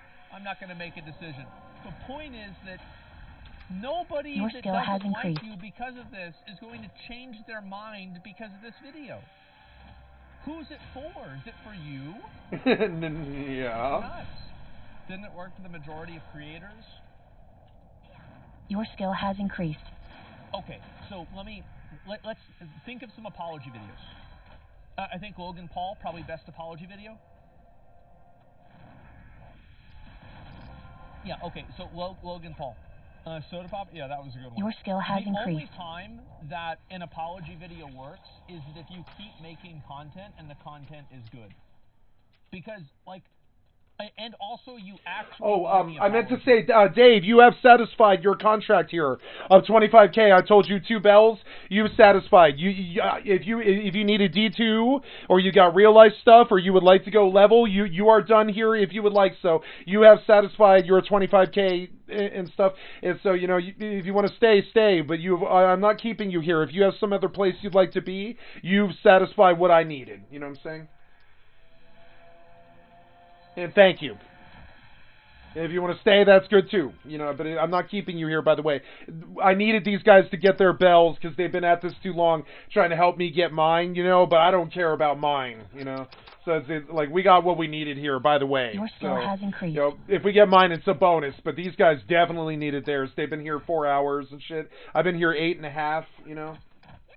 I believe, yeah, since 5 in the afternoon. It's midnight. It's been 7 hours and 10 minutes. Something like 175 Darkstalkers or something. It's crazy. Okay, you don't need, but if you need one, yep, nope, I'll D2 you, yep. Let me get the mana. Yeah, let me get the mana for this one.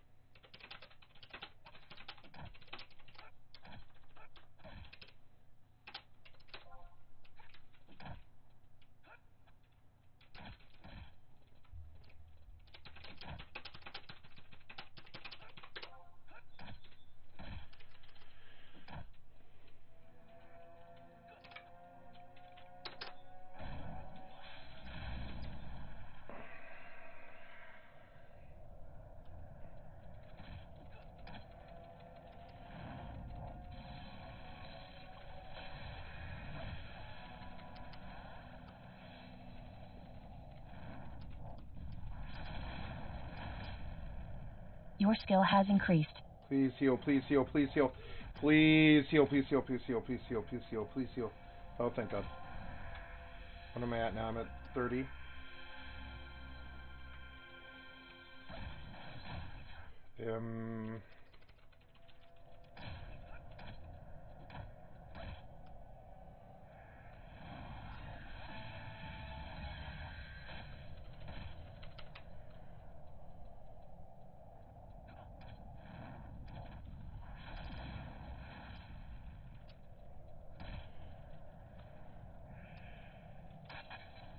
Your skill has increased.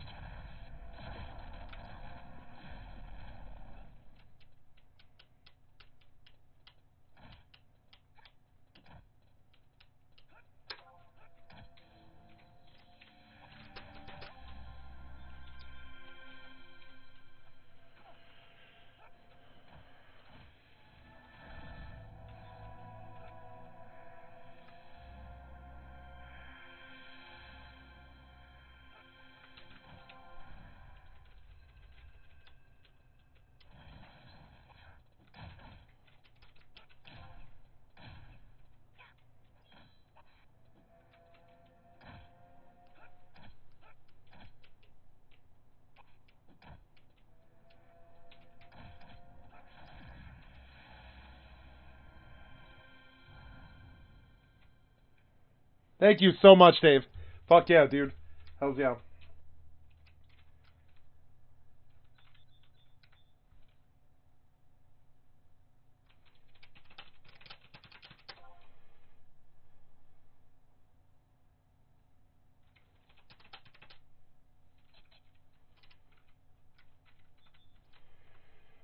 Okay.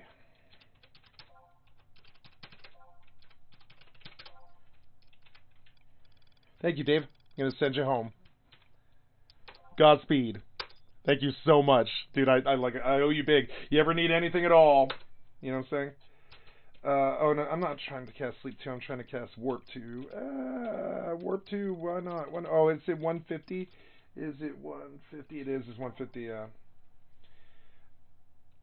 I won't have the mana to D2 for 5 whole minutes, Dave. I'm terribly sorry. Fucking annoying.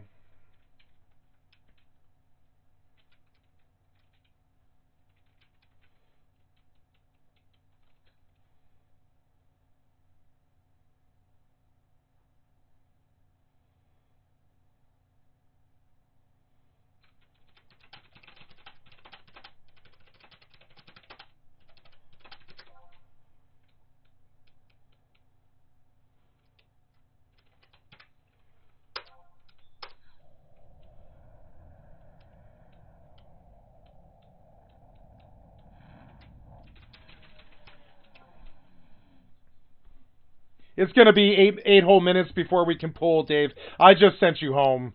There's no reason you need to sit here for 10 minutes while my mana bar ticks. You know what I'm saying? It's okay.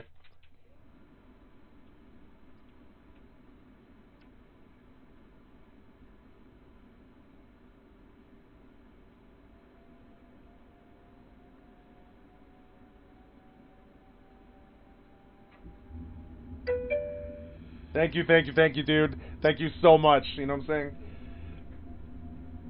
Saved me a lot of time. I'm talking at least 2 hours, 3 hours, something like that. Thank you.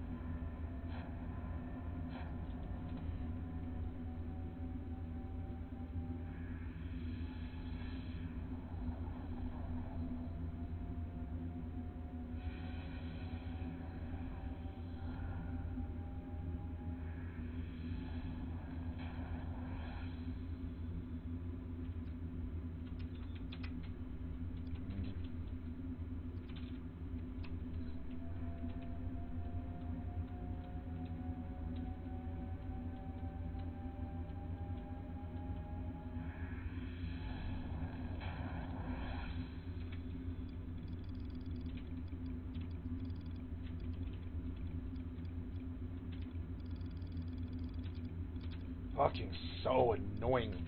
I wrote the macro. It just works about, I'd say, half the time. I love how macros work half the time on this fucking server. Because the latency goes up and down, right?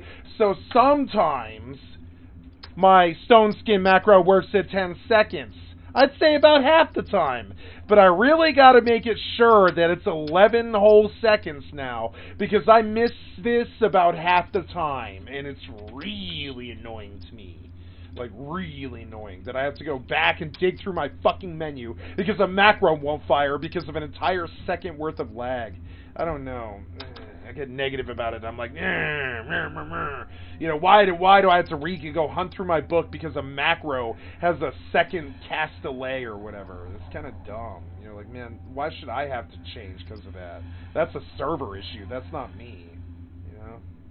But anyways, I'm not trying to be negative. I'm like, you know, it's like, man. Wow, I'm surprised that stalker did not aggro. Oh god.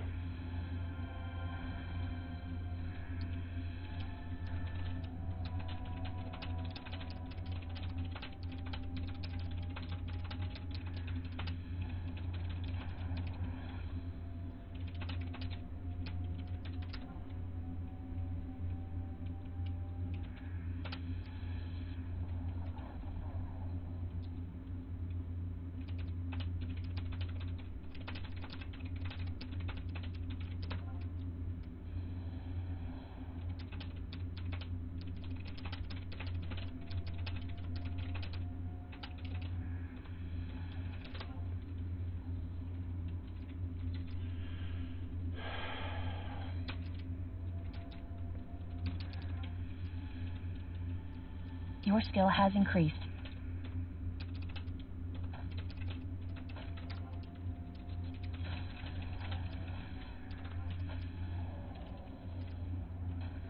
Your skill has increased.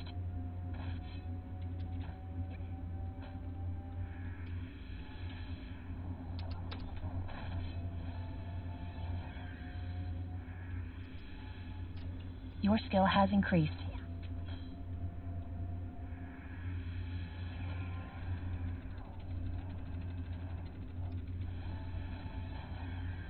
Your skill has increased.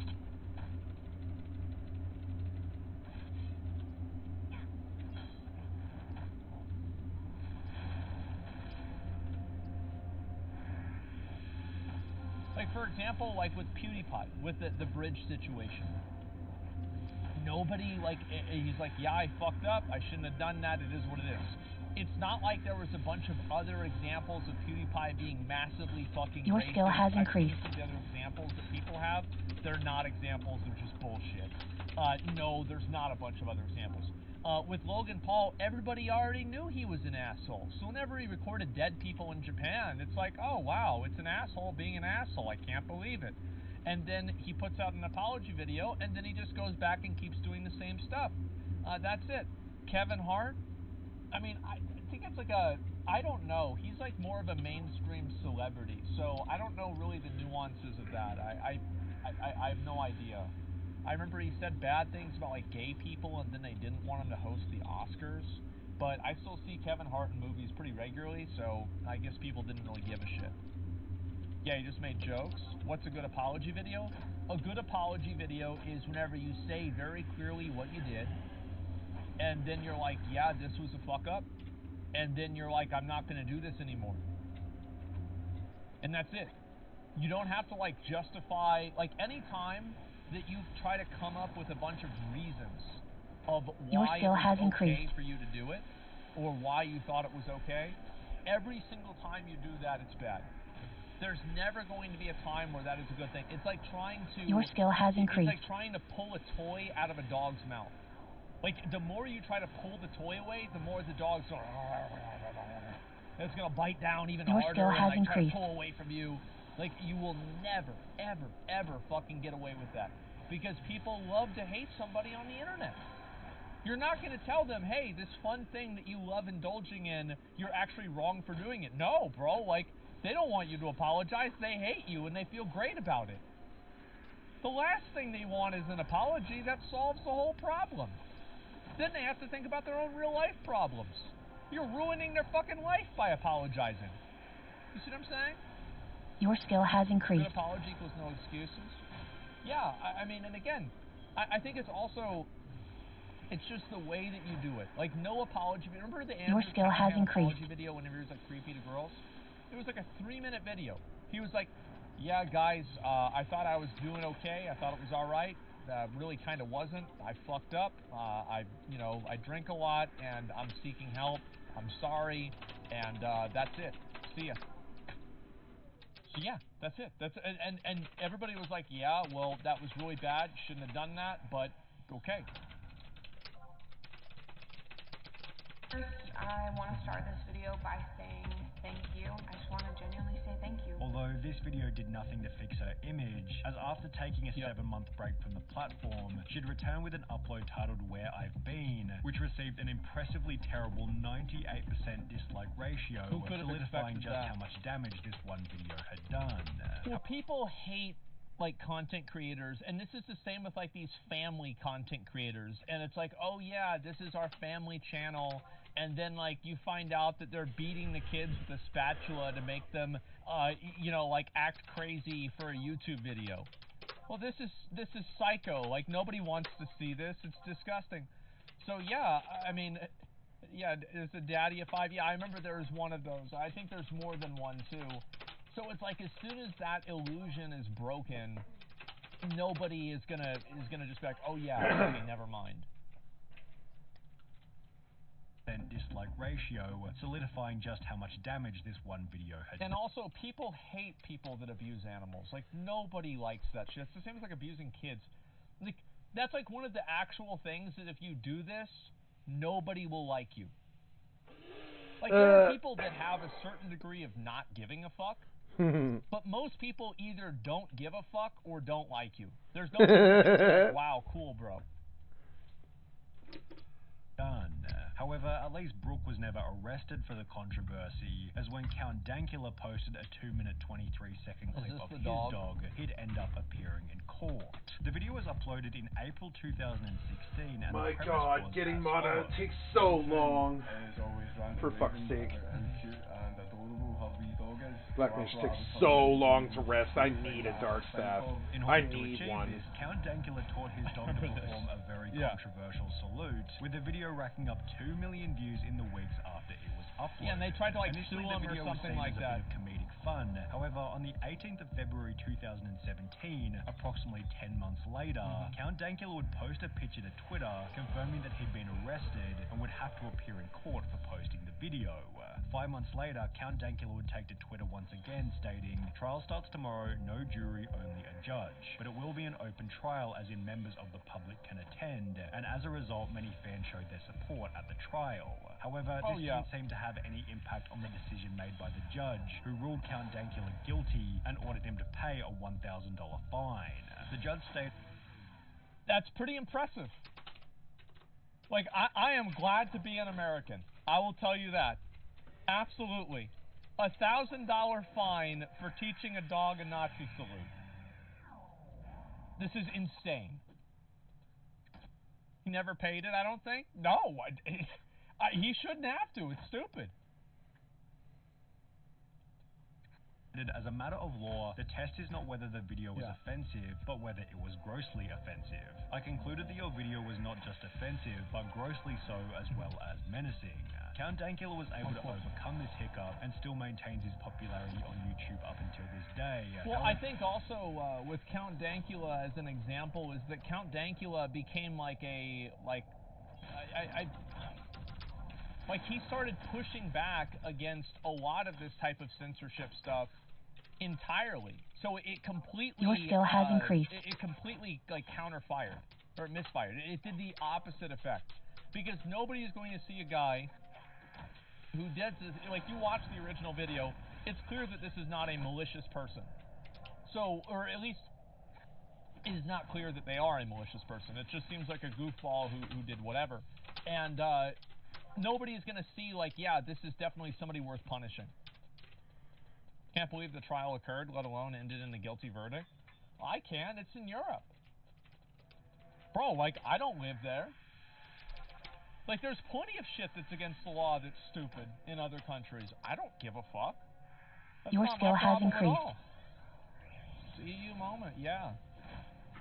However, the same can't be said for the Try Guys member Ned Fulmer, whose entire career came Your to a skill has tragic increased. end after a single video was posted of Ned cheating on his wife. The girl in the video was fellow BuzzFeed employee Alex Herring, who had been in BuzzFeed videos with Ned before, and after the original screenshot of the two kissing went viral, a bunch of other evidence surfaced to confirm that Ned and Alex had been seeing each other behind the scenes. The event was so scandalous not only because Ned, his wife, Your and skill Alex has were increased. public figures, but because Ned's main shtick within the videos was that he loved his wife so much and was exactly. So that's the real problem. Is that if you, the thing is, there are plenty of people, and they cheat on their wife. Your skill has increased. And it doesn't affect them at all.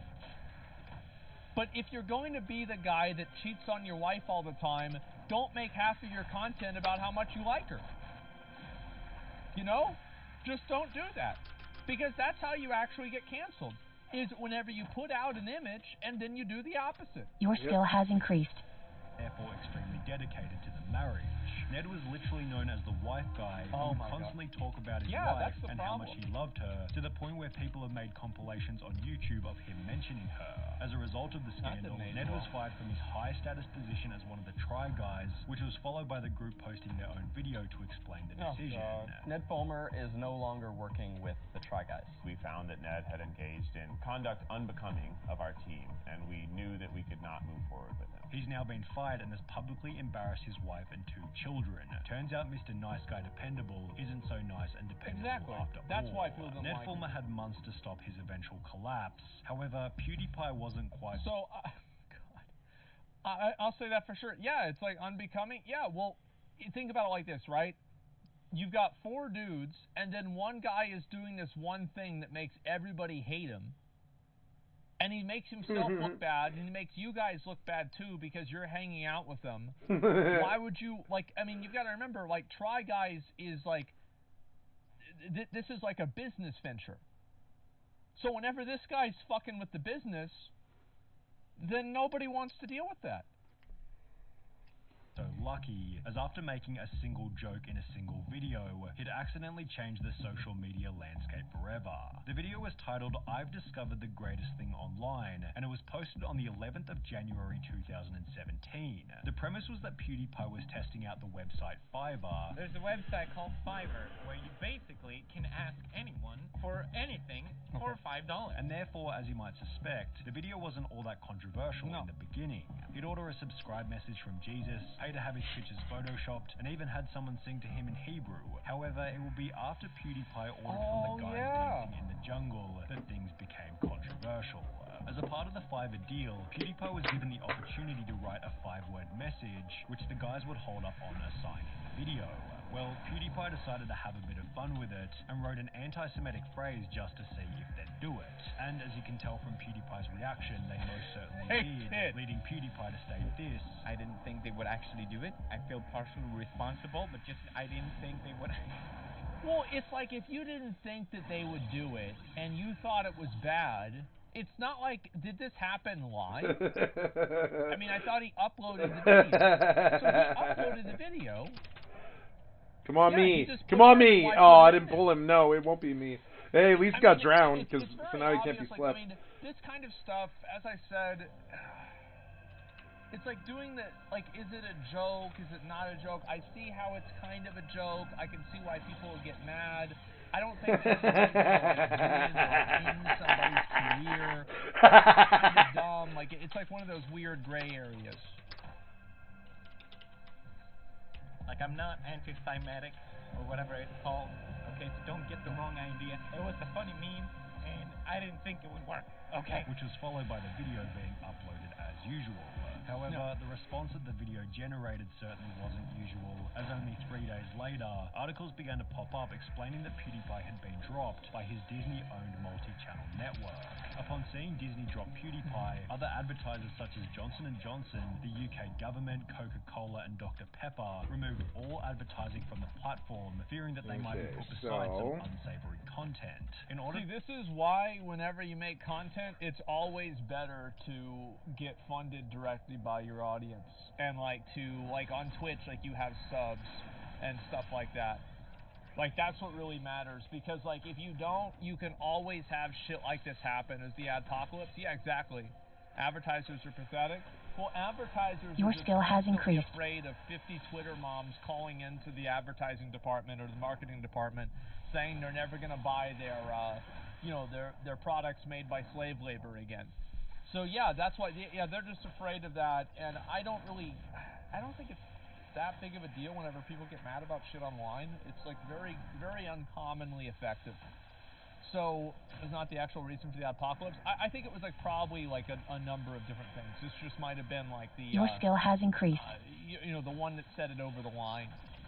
Twitch has adverts. That's why people get banned. Oh yeah, no, and that's why nobody's getting banned really on Kick too. Is because Kick doesn't have a bunch of advertisers. Advertisers are why companies have TOSs. What do you think? Twitch gives a fuck about what people broadcast? Well, they don't care. It doesn't matter. It's the same as any of these other companies. They don't give a shit. Like, they only care because it fucks with their money. To get these advertisers to return, YouTube introduced the demonetization of non-family friendly content, leading some creators to instantly lose more than half of their revenue.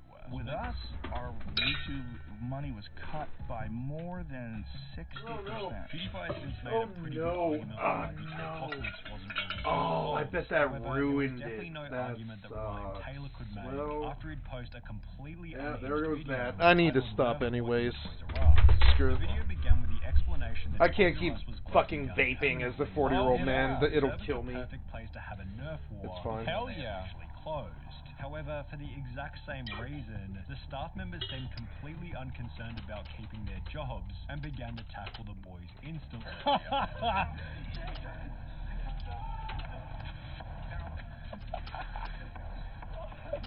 Bro, and the thing is, like, who cares if he gets fired? The store's shutting down anyway. Yeah, let's throw hands at the Toys R Us. Yeah, let's go to war. Get down on the ground. Let's wrestle for it. After this exchange occurred, the conflict escalated further. You have no authority, bro, so I'll slam you back. Don't try and touch me, bro. Believe in you.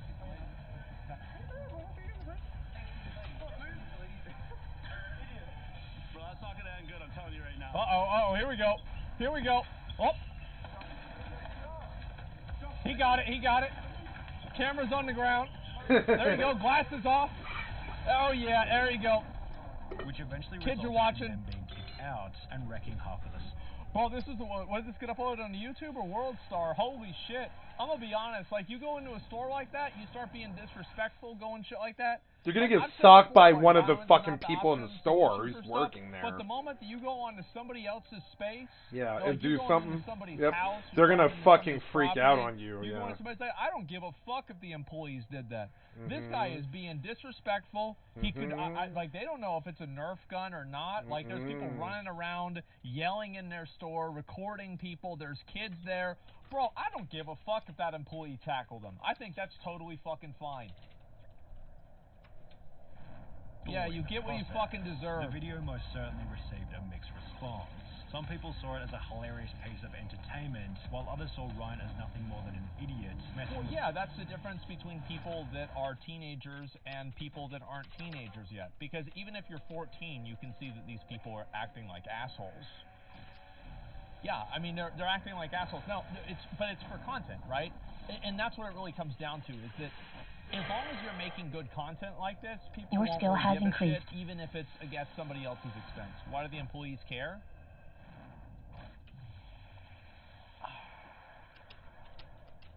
I think there's a lot of reasons. They don't want to get fired for it, number one. Your skill has increased. It's disrespectful. It's liability. Like, I think that these guys were probably being assholes to them first. It's like, these people are coming into your store and doing this. Yeah, and also, yeah, that's a good one, too. The employees have to clean it up. Yeah, after these guys fuck all this stuff up, they're going to have to be the ones that clean everything up. We're the ones who have to clean that up. Remember that from Office? We're the ones who have to clean that up, you know? Who quite possibly holds the gold trophy for the most damage done to a reputation as the result of one single video. I don't think so. I really don't. I mean, Logan Paul's done so many things, like, who even remembers the Suicide Forest? Like, this was like years ago. He's had so many controversies since then. Yeah, this is in the rearview mirror. Like, now we're like in Crypto Zoo. There was like the Pokemon card thing before that. Like, it's just, this is not really the... This guy's had so many controversies, it kind of gets, what's the word for it? People are desensitized. Japan Forest Vlog. 3 words that transport everybody back to the 31st of December 2017, when Logan decided that he wanted to have an unconventional New Year's Eve. 2 years ago, I fell in love with the idea of, for New Year's, slowing it down, like going somewhere that's really isolated. So we're in Tokyo, Japan, right? I figured this was the perfect time to do it, because if you look to my right, Logang, I give you the Aokigahara. Ooh. After deciding to camp in the forest, Logan and his crew found someone who had recently passed away, and while Logan was extremely serious in the beginning, it wouldn't be long before he began to make jokes. At this point in time, Logan was one of YouTube's most hated creators, so when he Oh my god, where is it? Jokes. At this point in time, Logan...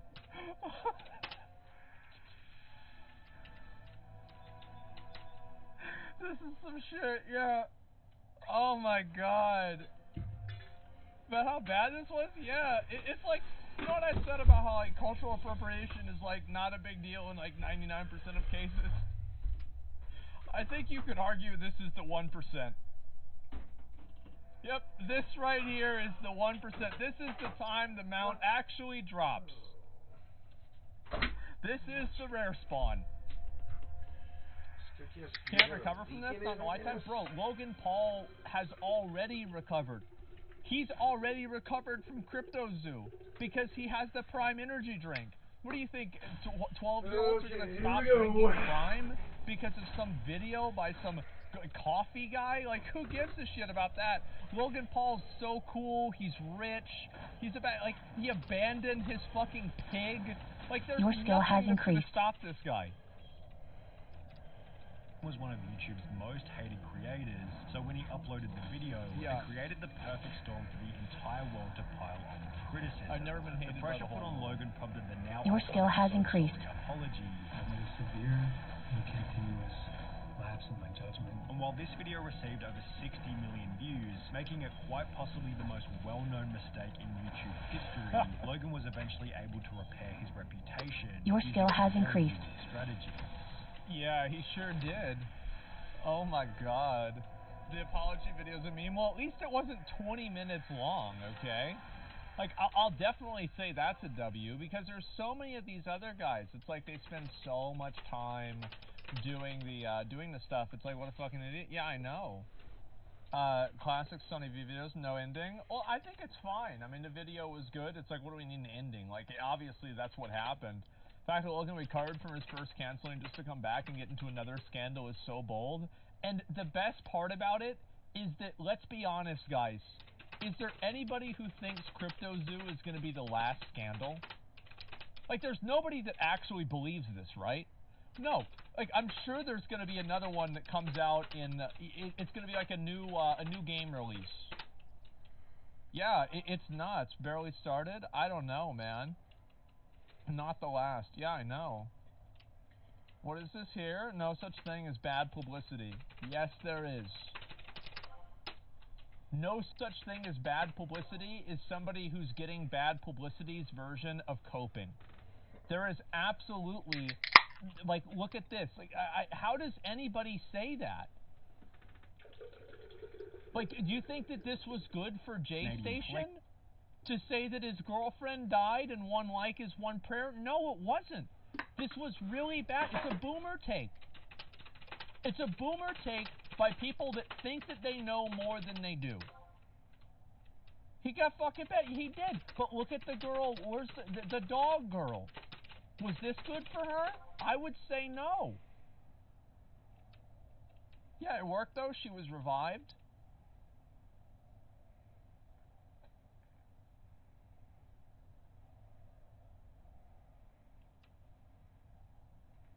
So wait, you're saying that she actually died, but because J-Station made the video with the Ouija board, and everybody liked the video, that their prayers and the Ouija board was able to bring her back to life in such a complete way that she didn't even know that she had died?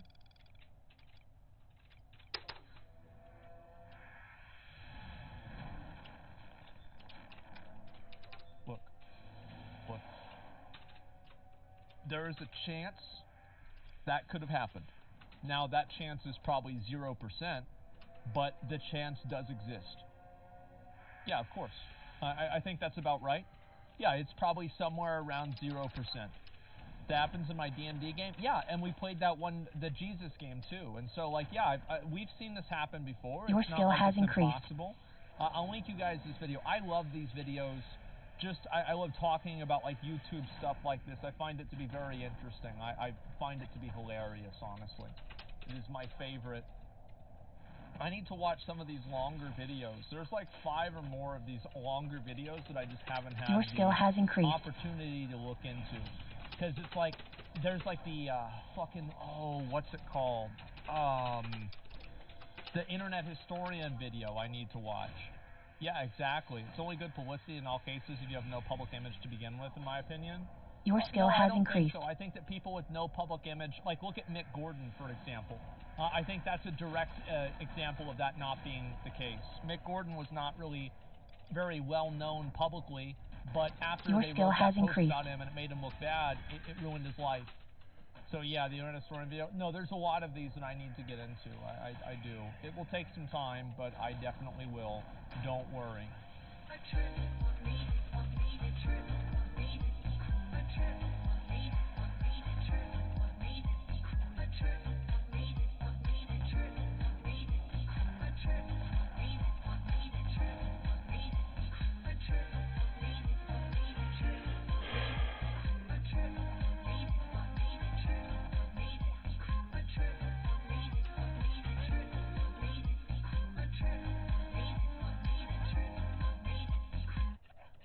Your skill has increased.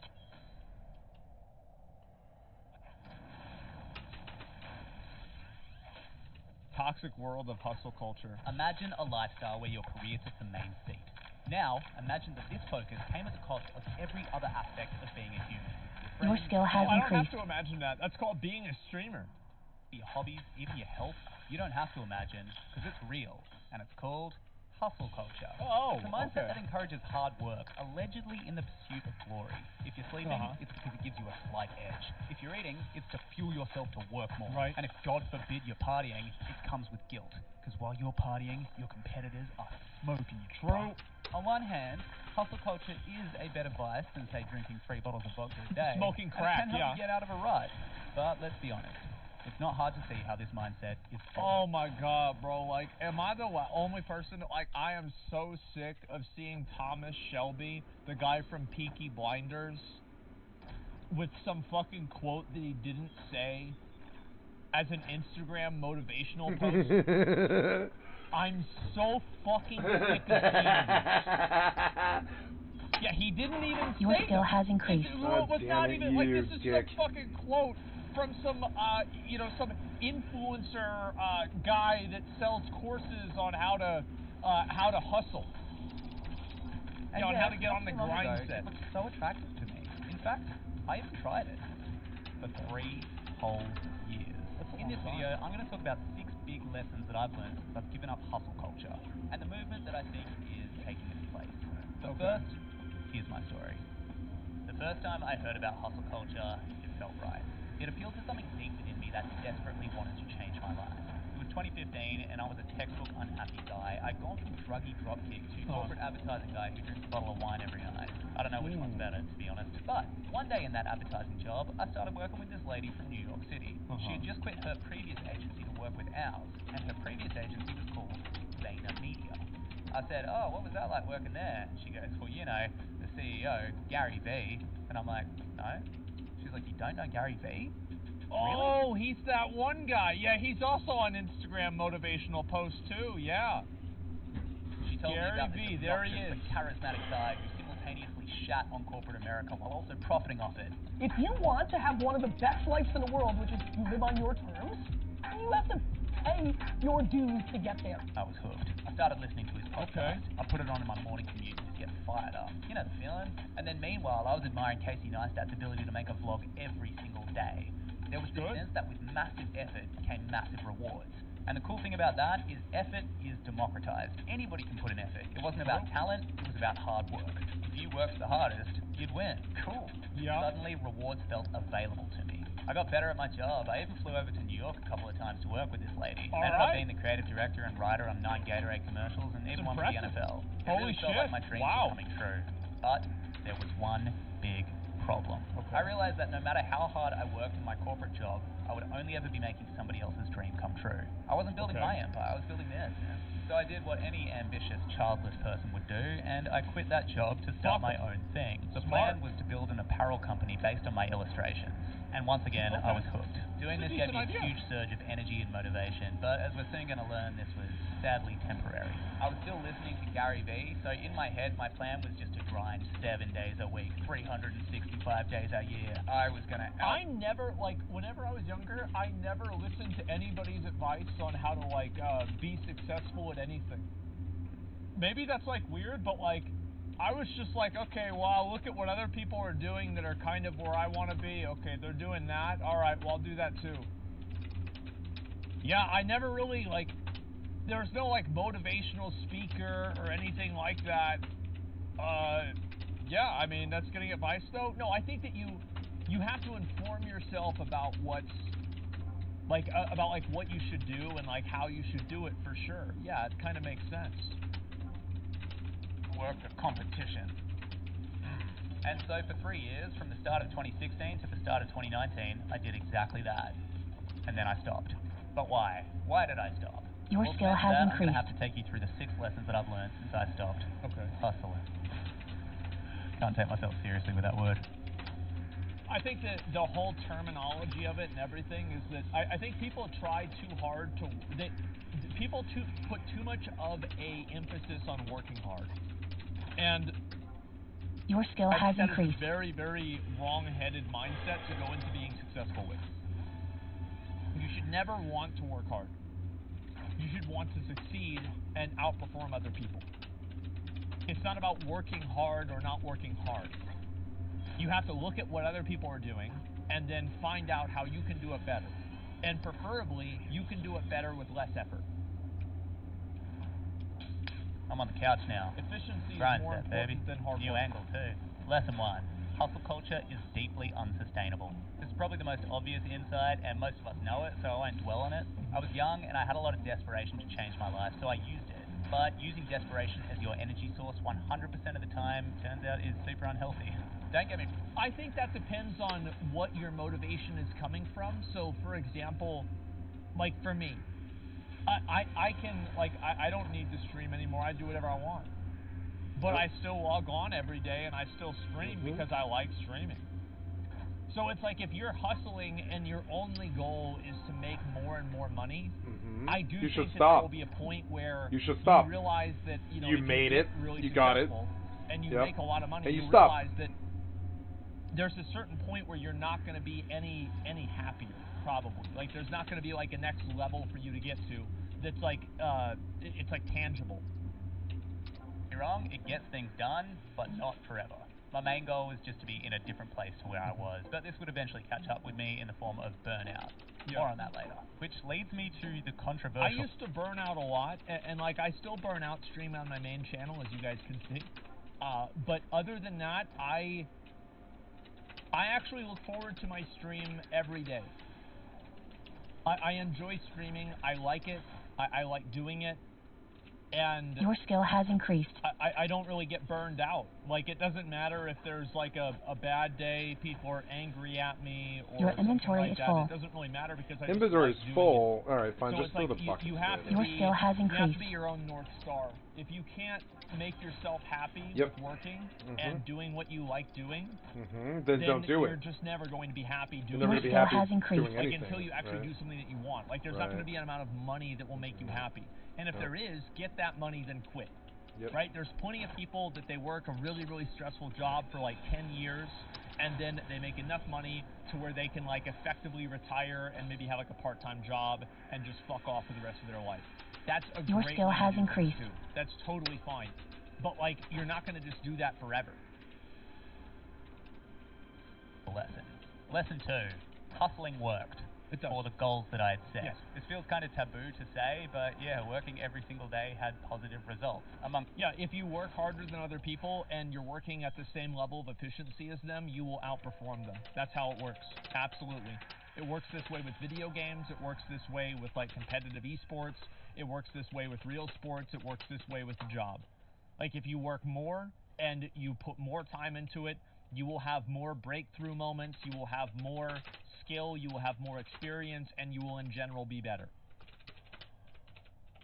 Of course, the negative ones. But for those 3 years, at the very top of almost anything, you have people that are simultaneously working incredibly hard and also being as efficient as possible. It's not like you have to only do one and you'll be successful. If you want to be extremely successful, you have to do both of them. Comic every single day, and I ended up going from 0 Instagram followers to about 200,000. So that's pretty good. Was the result. But in saying that, I do feel like I need to clarify why it worked and why I don't think it'll work moving forward for at least me. It worked because I was young, I had energy and a lot of hunger. I didn't have overheads. Nobody suffered if I went broke. And as poorly scripted movie dialogue as this sounds, yeah, I had nothing to lose. Now I'm still relatively young, driven and hungry, but with one big difference. And that is I value myself and my sanity so much more. Back then I had a lot of self. I don't anymore. I value myself so much. That's one thing that made me a lot mentally healthier. Right, like I like one of the things I had to learn my entire life. I used to struggle with this thing with my best friends all the time. They were like, you fall in love with your best friend and it sucks because you're emotionally unavailable to all the women who you should have been with all the time, and your best friend doesn't want to be with you because it would destroy the best friendship they've ever had in their life. And they're like, stop. And so all my best friends were like, you have to stop living out that destructive, self-fulfilling prophecy of that shit and stop doing it. And I was like, yeah. And then the other thing that they hit me with was what I'm trying to bring up here, which is they were like, you have to learn to love yourself before you can love others. And I was like, fucking, yeah, you think so? Yeah, watch me. Watch me love other people more than myself. And I was like that for all fucking 39 years of the first 39 years of my life and shit.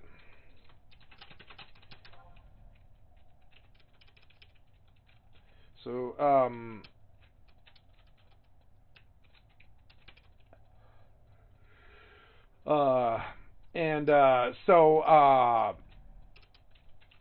what was I going to say?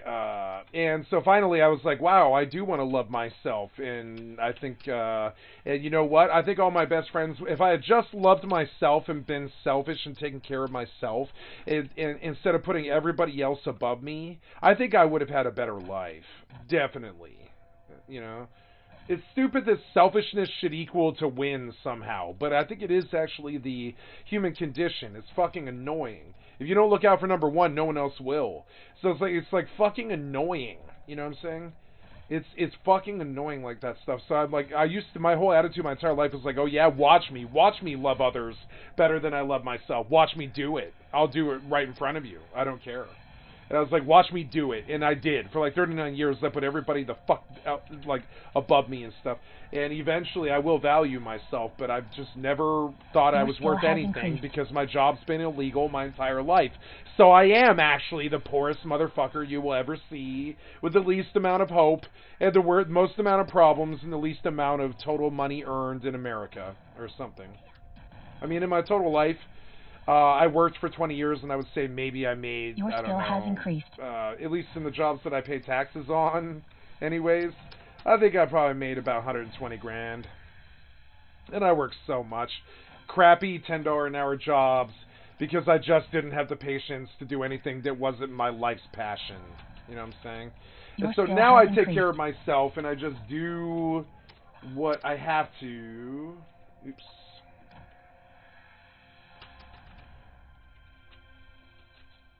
Okay, so I cannot land a hit. Your skill has increased. So annoying. Let's finish this out.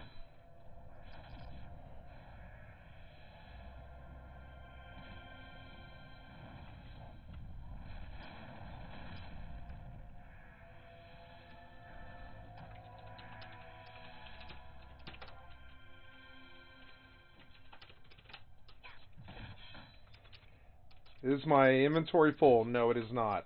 I'm going to cast lots now on this tab bell.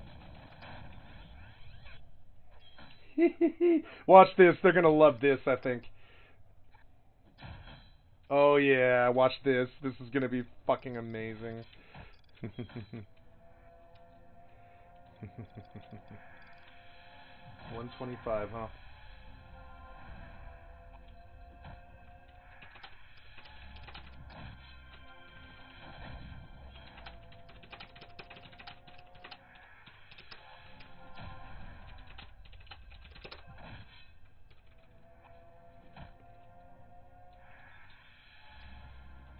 Incoming emote.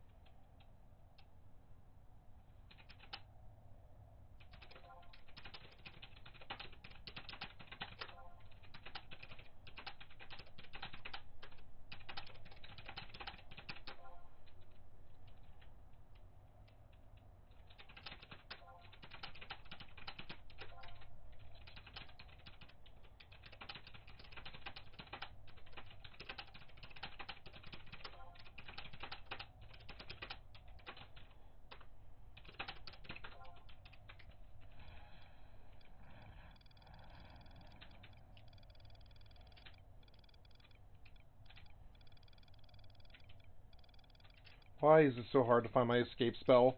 It's so stupid. Why is this so hard to find? I've always tripped on this, you know what I'm saying?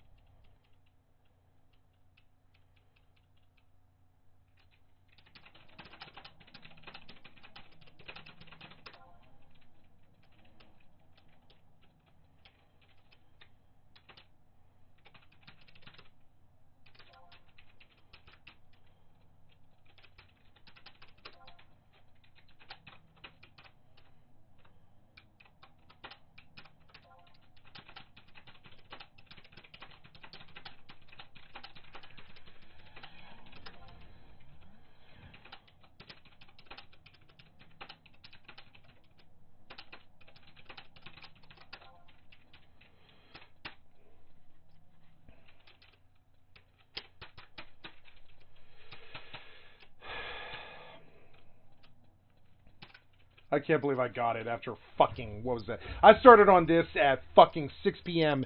It's 1 in the fucking morning. Why did you make the drop rate like that? 7 fucking hours? Come fucking on. I did 2 parties in 7 hours for 1 piece of crap shit item I don't even want. Anyways. Is that I no longer worry or concern myself with things going well or not going well and being upset or anything like that.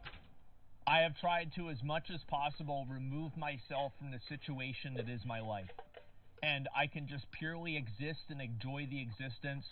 The good, the bad, the frustrating. That's where I'm at. It's called being 40. It's called being middle-aged and understanding that you don't have to fight the battles to establish yourself anymore. Come poverty, come destruction, come your best friend shooting his father and then himself a second later, and all that other stuff. Come hell or high water, right?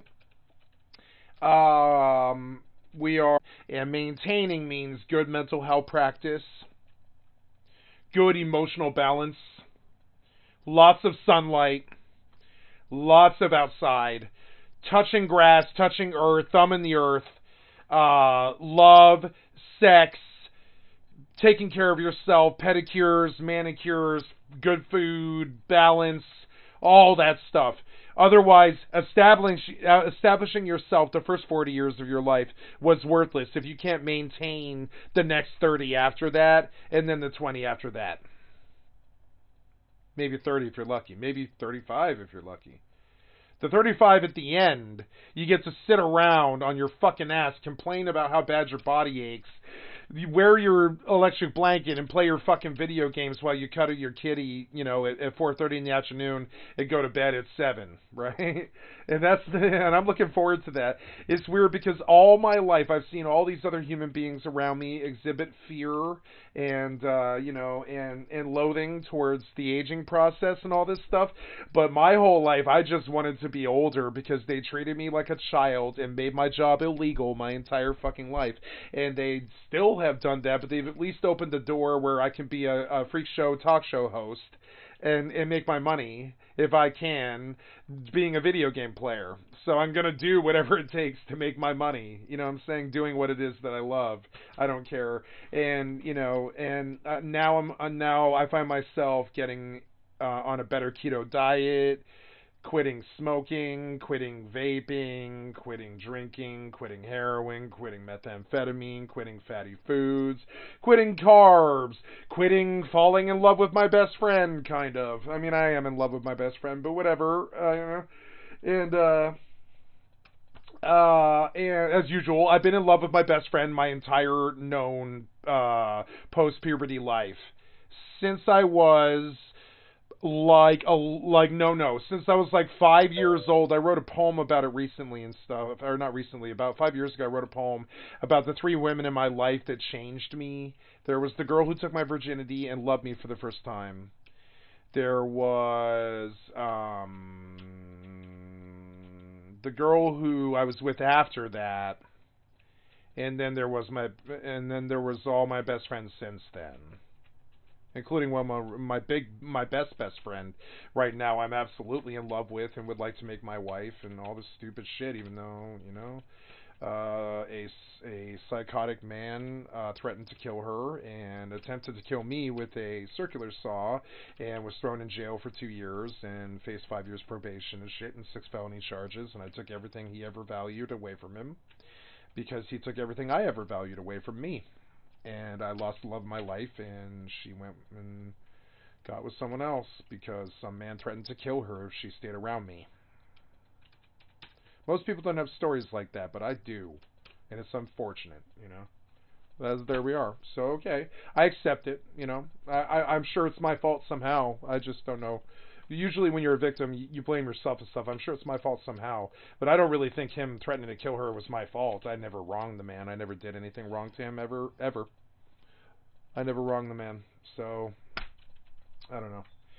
Psycho is as Psycho does, and he scared her away at the most important moment of my life when I needed her. And then 3 years passed while I went through recovery and got out of that mess and got better, and I took the advice she gave me and the second chance that she gave me, and I turned it into a resurrection, and I resurrected from the ashes like some kind of fucking phoenix, with never having a real job, never having any real friends, never having any real support, one surviving family member, dead friends, dead dreams, dead lives, and dead fucking chances completely the entire time. And oh, woe is me and all this, it becomes negative and it's loser talk. But I didn't go looking for any of that, though. It just happened. You ever had everything you love burn for no good reason? It makes you kind of jaded, pretty bad. I would say. Pretty jaded towards the human race. You really don't want them around you. You don't want to see it. You don't want to see everybody burn again after you see it the first time. And you're like, oh no, I got to get away from them now.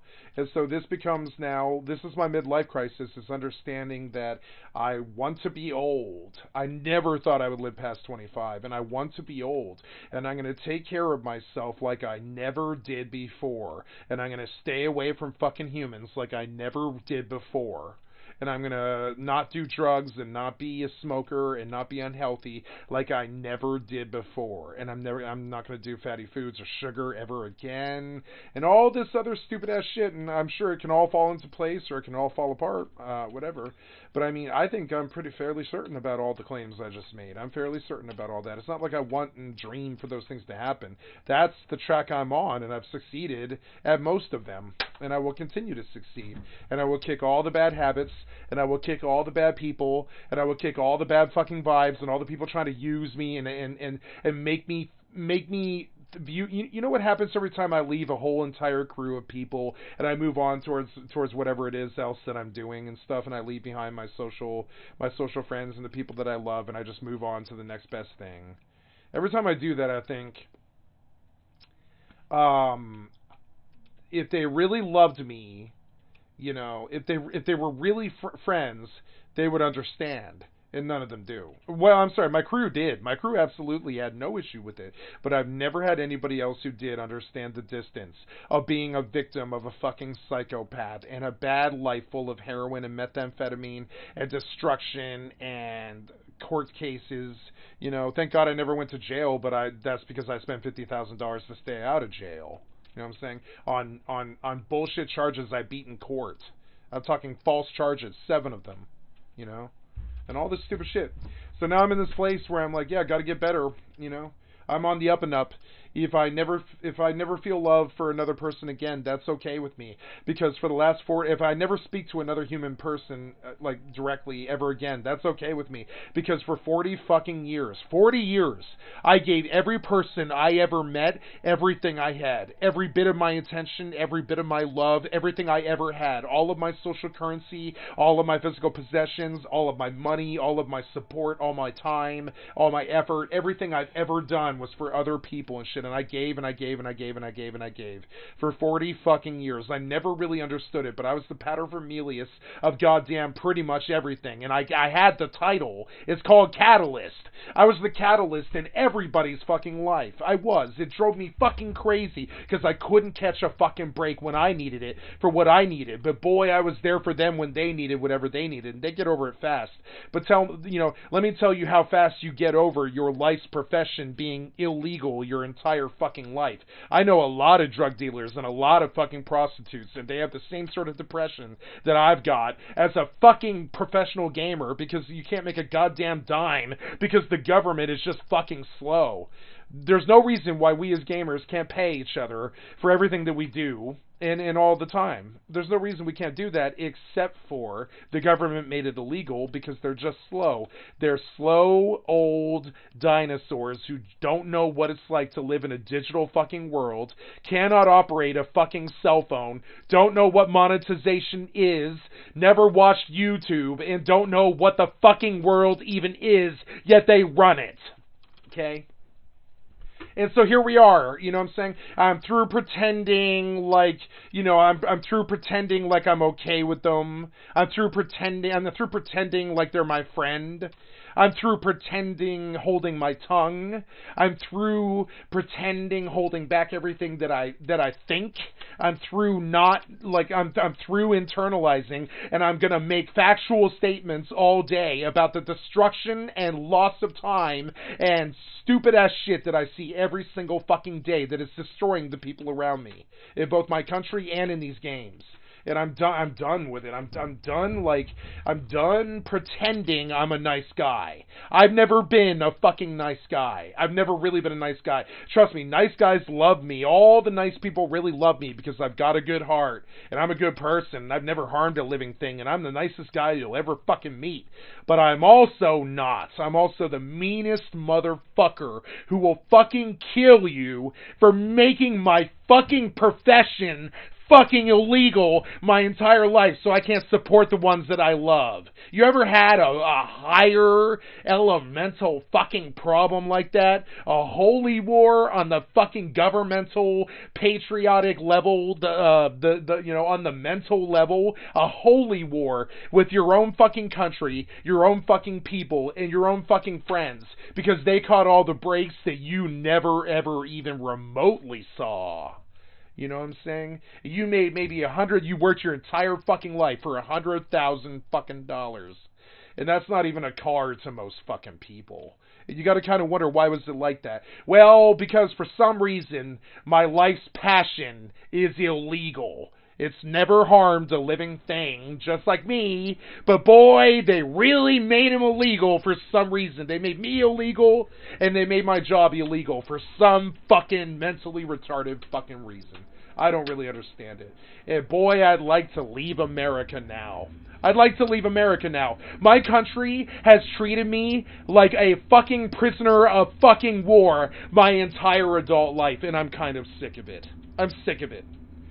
I don't know prisoners of war, but I've watched a lot of World War II documentaries and read a lot of books about the World War II, and I don't really see how my life was basically any better or worse than somebody who was in Auschwitz, short of the captivity. I was never forced to deal with the captivity like they were. I'm allowed to walk away from this or kill myself if I want, but I'm not allowed to leave my country.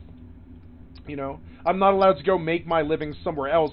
My problem is, well, apparently America didn't like me and didn't want me to thrive here, and my job's illegal, and I can't pay taxes on the job that I do every day, and all this other stupid ass shit, like, you know, and they filed 7 false charges on me and tried to put me in jail my whole fucking life. Why would I fucking stay here? But then when you try to fucking leave after you get the fucking message from your own fucking government that they don't want you there, that you'll never make $1 here, that you'll never be considered a fucking citizen here, and you're a fucking white boy whose fucking parents came over on the goddamn Mayflower, and you're American fucking royalty, but you'll never make $1 here, you fucking asshole, go to jail, right? And so you try to leave the country, you get the message, and you try to leave the fucking country, you really do. You try to leave the fucking country. Like, Jesus Christ, this is not the place that I grew up in anymore. Colorado is not the state that I grew up in. It's some weird fucking anomalous fucking black hole of a weird place that is not where I grew up. Because where I grew up, you could actually get by. But you can't do that in Colorado anymore. It's $2,000 for a 1-bedroom.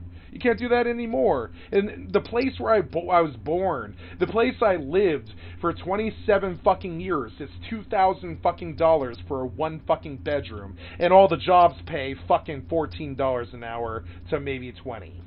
You do the math on that. I can pull out a calculator, but I can tell you what it equals up to.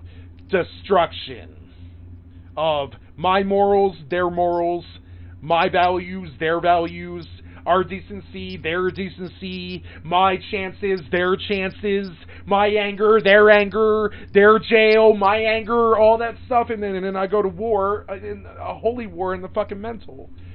You know? A holy war in the fucking mental against my own fucking country over what? Selling currency in a fucking video game? So I just let it all go. I let that motherfucker slide, and I let it on go. I let it go. I just let it go like everything else in my fucking life, and I'd chalk it up to bad fucking people. Bad people took over and destroyed not only my life, but everybody I've ever met. It makes me sick in a horrible, horrible way. You know what I'm saying? And so now you look at this, like this guy, he's a streamer. He broke out of that mold. I'm getting there, and I understood what it takes. They made me promise, that, like, they didn't make me promise, but I know what the social contract is. It's to stop being angry at them for butt raping me my entire fucking life. That's the social contract. If I sign it, they'll allow me to make money. But I'm a little bit pissed off. They've been butt raping me and false charging me my entire life. I'm sorry. You know? I'm sorry. You know? A little bit pissed off about that. So this guy, he breaks through and he understands that no one's looking out for number one but him. So he's got to take care of himself in his late 30s, early 40s and stuff. Nobody cares if he fails. Nobody cares if he wins. He can make $50 million like Ninja, and everybody treats him like fucking shit anyways, except for all the rich people who understand what $50 million actually means. And, like, instead the world just calls him a sellout or whatever the fuck. And, like, and you know, I'm just like, I don't know. I'm sort of sick of it, man. Like, I look at this and I'm like, man, like, sure, you know, I can't take any money for doing this job either, because it still compromised me a little bit. It's something that I would have preferred to do after I sold currency for a fucking living. I'm okay with televising my gaming, my life, my words, my feelings, my entertainment, what it is I do, the games that I play. I'm okay with televising myself sleeping. I'm okay with televising. I like The Truman Show. I thought the movie was horrible, but I thought the premise was fucking gold. And I like The Truman Show, and I want to be the fucking Truman Show. You guys are welcome to come along for the ride every single fucking day for fucking 14 fucking hours. And it's not always like this where I just go on a rant for 3 hours and shit. But sometimes I have to use my fucking job, because I do it 14 hours a fucking day, to vent about the shit that I dealt with in my fucking life being a fucking gamer. I look at, you know what, I am very good friends with drug dealers and prostitutes and shit, and I looked at their job as easy and wonderful. I looked at the job of drug dealer, I hate to say this because it's morally fucking bankrupt, but I was a drug dealer for like 3.5, 4 years, something like that, and I thought that job was fucking easy and fucking wonderful compared to what it is to have your job be illegal your entire fucking life, selling currency. And trust me, you can sell drugs in America, but you can't sell currency. Interpol will chase you across the fucking land, seize all your assets, freeze your fucking banks, and storm you with a SWAT team in whatever fucking country you go to, just like Edward Snowden or fucking you know, the mega upload guy, Kim.com. They'll hunt you across the land, no problem. So, thanks guys. So here I am taking my number 2 job, which is, at least it's gaming if you can be a gaming streamer, you know, and I like my job and I love my job and I'm going to do it, but see, I'm not addicted to it like Asmongold and stuff. The second they ever allow me to sell a gil for 0.1 of a cent, I'm talking, if I can sell a gil for 0.1 of a cent, I am a rich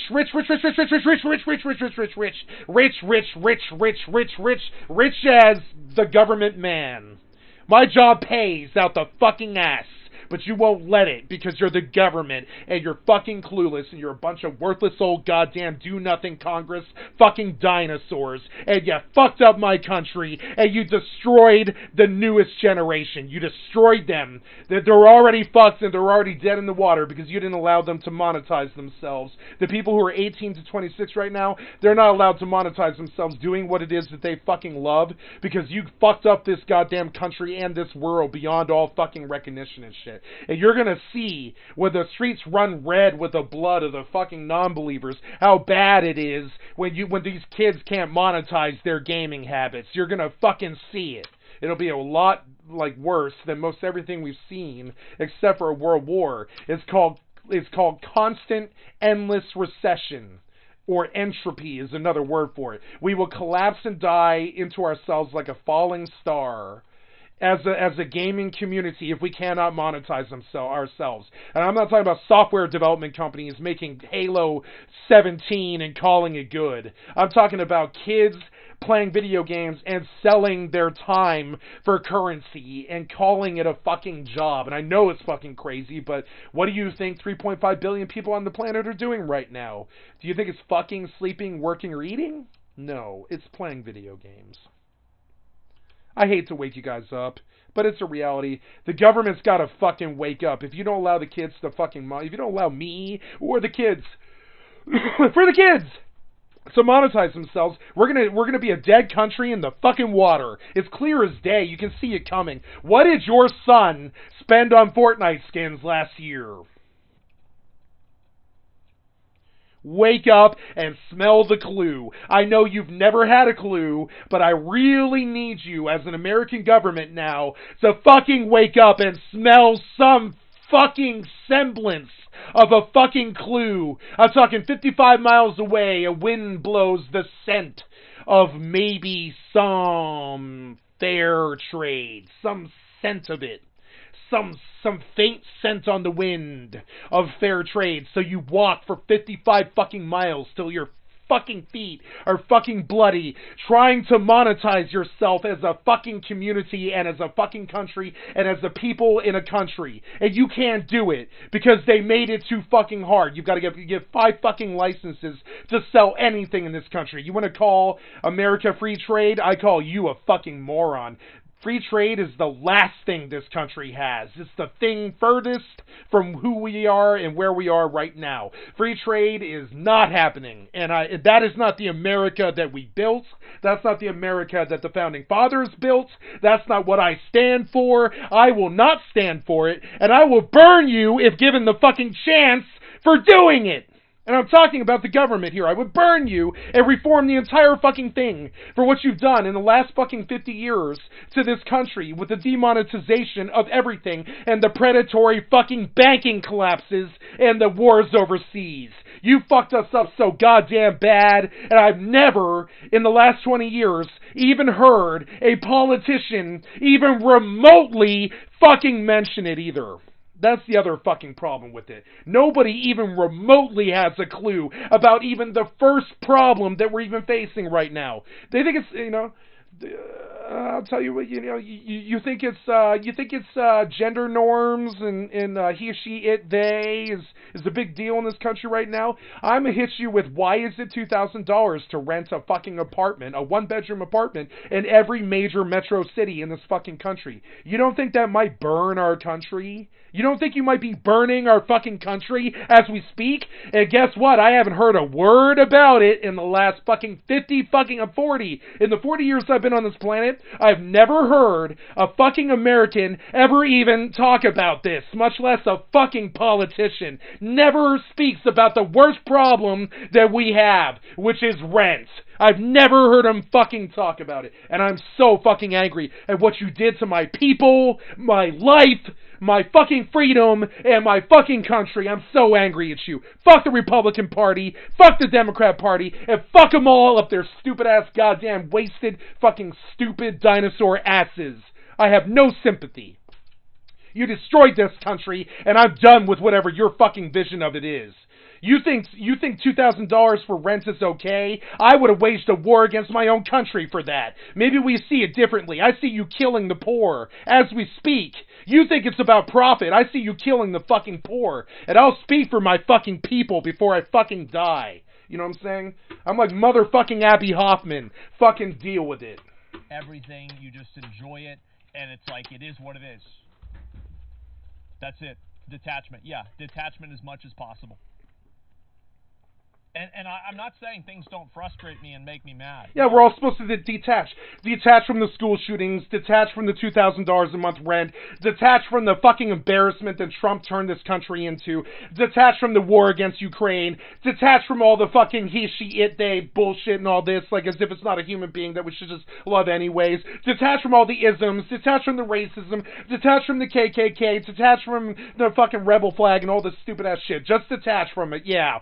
That's a great plan. Let's just fucking detach from all of it. Yeah, that's a great plan. Great idea, Asmongold, yeah.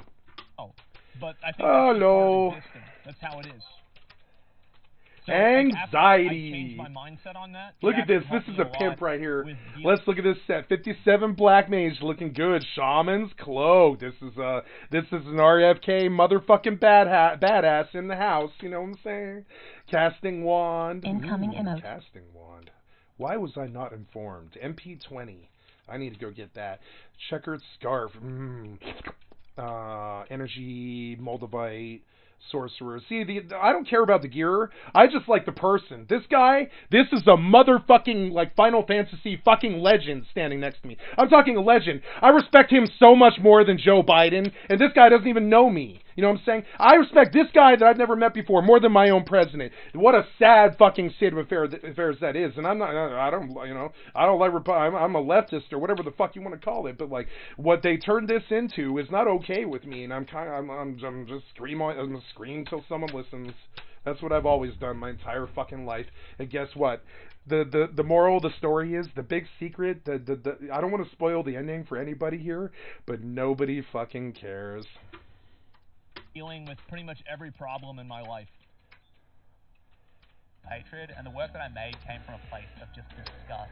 Disgust with how complacently I'd been living my life. Yeah, I've been complacent for 40 years. I let the government ruin this fucking country. I let my body go to shit because I value my fucking lifestyle more than I value what their vision of my body is and all this. I let my finances go to shit because my job's fucking illegal. I let my friends kill themselves because I can't represent, because I don't have a dollar to my fucking name my entire life except for working serf fucking slavery wages and shit. So when I show up to a gathering, I bum a cigarette and I ask them if they pay for my meal. You know what I'm saying? It's been like that my entire fucking life. It's not because I didn't work. It's because my job is fucking illegal and all this stupid shit. And I'm getting on a stupid broken loop, but that is the actual reality. My job is fucking illegal. I don't know how else to say it. You deal with it. You ever gone to the office and there's cops standing outside threatening you with like the SWAT team and the Interpol if you go to work that day? Because that's what they did to me. You ever seen what they did to Kim.com? It's not funny. It's not a joke. I'm not exaggerating. What I am saying is factually based off the reality of when Kim.com made Mega Upload, the American government did not like it, and he was never an American citizen. He was a German citizen. You know what I'm saying? And so they chased him across the fucking land because he was allowing people to share their files with each other online. And they can't have that. They can't have you making money that you don't pay taxes on in America, right? You can't have Mega Upload, which is a quote-unquote American website, even though Kim.com never stepped foot in fucking America, ever once, basically. Or whatever. I mean, he's been there, but he didn't live there. He never lived in America, ever. And so America called this guy an American criminal, even though he's from fucking Germany and he's never stepped foot here. He has nothing to do with America whatsoever. But instead, we chased him across the fucking world with our global police because he ran Mega Upload and he tried to monetize his internet life. Sound familiar? You can be a streamer, sure, that's an honest way to do it. Or you could just make money doing what it is, which is that you do every day, which is having an internet life. But no, we can't have that because really dumb people run the American government. Really low IQ dumb people run the American government. Turns out, guys, big twist. Really low IQ dumb people are running the American government into the ground. Big twist, you know, Oliver Twist there. Little bit of a go ETH, or you know, like a go ETH ending, or Oscar Wilde ending, you know, M. Night Shyamalan ending. The big twist, the big fucking plot device was, turns out the American government was run by retards, couldn't find their way out of a wet sack. You know what I'm saying? Literally, like these people, they don't know how to use a fucking cell phone, and yet they're telling us to go to war in Iraq, but they don't know how to use a fucking cell phone. You know what I'm saying? And it doesn't reconcile with me. I know it reconciles with every other fucking American, I think, or at least a lot of them, but it doesn't reconcile with me, and I'll speak my mind about it. I see reality, and it scares the shit out of me. If I suffered, which I did a lot, it was because I deserved it. Oh, I definitely agree with that. I 100% agree with that. I think that most people's problems are their own fault. Absolutely. I have a weird look on this when they talk about deserving something. You know what I believe? I believe every human on this planet deserves to be Scrooge McDuck the minute they're born. Is that crazy? Yeah. But that's my actual fucking belief. I don't know why every human that's born on this planet isn't treated like the greatest thing that we've ever had, which is our greatest natural resource, which is, of course, the fucking children and shit. And sure enough, we got children all over this world fucking starving and shit because the idiots are at the wheel. And they built the greatest race car ever known to man. But they never did figure out how to make a fucking steering wheel. If you show me a person with a lot of problems and you give me insight into their life, the odds so what good's the car if the steering wheel's worthless? What good is America if what good is an American car if we don't have anybody at the fucking wheel? What good is that? It's good for a fucking car wreck. That's what it's good for. With nobody at the fucking wheel, what good is the American car? I'll tell you what it's good for. A fucking wreck into a fucking tree or off a fucking cliff or something. You know what I'm saying? That's what it's good for. We need a fucking steering wheel sail at the head of this fucking ship. You know what I'm saying? Instead of what we have right now, and I'm fucking sick of it. I don't know why I'm doing this on a video game stream. I'm gonna stop. I'm terribly sorry. I just look at it and I'm like, Jesus Christ, man. Like, I don't know. I look at these people talk about their, like, midlife crisis and stuff, and I'm like, Jesus Christ, I'm so fucking different from you and what you care about that it scares me. What I see and what I care about is so fucking different from these guys on YouTube that it's alarming to me. Alarming. I'm talking like no alarms, no surprises, you know what I'm saying? Just straight up like alarming. It's sad and alarming. Look at the things they have you saying here that's sad and alarming, you know? Remember that, you remember that bit from The Simpsons? If I was on Twitch right now, I'm on Twitch right now, but if I didn't have a DMCA threat from the American government, right, I would play a good Simpsons bit for you, where the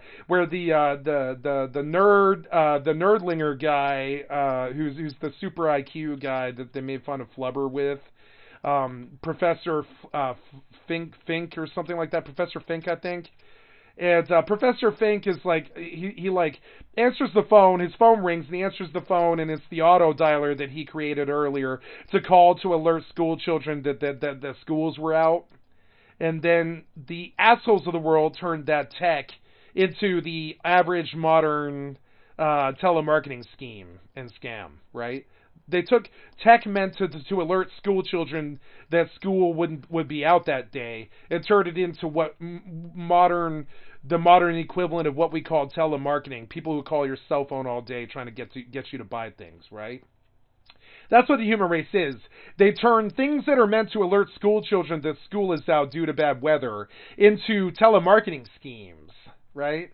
And so the thing that Professor Fink says in this particular Simpsons skit always stuck with me my entire life. Oh, will you look at the things that the American people have the American government saying that's all sad and alarming? And it is. It's sad and alarming. It's sad and alarming. And I'll say it if nobody else will. I don't care. I've got nothing to lose. And that's sad because I'm a rich, fat... I'm not rich. I'm not rich. I'll tell you that. I am a privileged, white, fat, crass American. And it's really fucking sad. You know, it's just sad. The whole thing's sad. Could be doing better. I'm not talking about somebody that can... They could be doing better. The government could be doing better. The Congress could be doing better. The people could be doing better. The free trade should absolutely needs to be better. We need free trade or this country will die. We don't have it. Like, now I'm going to get off this stupid-ass, like, vacuous fucking streamer shit about fucking, like, midlife crisis and stupid-ass shit like that, right? I'm going to get off it, and I'm going to go look at something that I care about a lot fucking more, which is what happened to free trade in America. You see what their fucking vibe is? Oh, what did streamers say about bullshit and all this or whatever on live stream fails and shit? My vibe is like, how do we prosecute the government? Jesus Christ, I don't know. We came out different, I guess. You know, I was born on the other side of the fucking bed or whatever. I don't know what it is, but I mean, I don't know, man. I don't worry about the same things you vacuous idiots do. I worry about the destruction of my known country and shit like that over like the lack of free fucking trade. What happened to free trade in America? I know what happened. It's the middleman. What happened to free trade in America? It's a long dead. I'm talking 50-year-old dead dream that we had like 50 years ago was the last time we even remotely dared to dream about having free trade. It was like 50 fucking years ago. What happened to this fucking country? If people want to sell sex, let them fucking sell sex. People want to sell drugs, let them fucking sell drugs. If people want to kill themselves on drugs, let them kill themselves on fucking drugs. Here's XKVD Hat Guy talking about how we, as the American people, have a moral fucking obligation to let drug addicts kill themselves and stop putting them in fucking prison, you know? Stop putting them in fucking prison. Like, stop putting them in fucking prison. Here's XKVD or whatever, XKCD Hat Guy talking about, false promises of the economic ladder.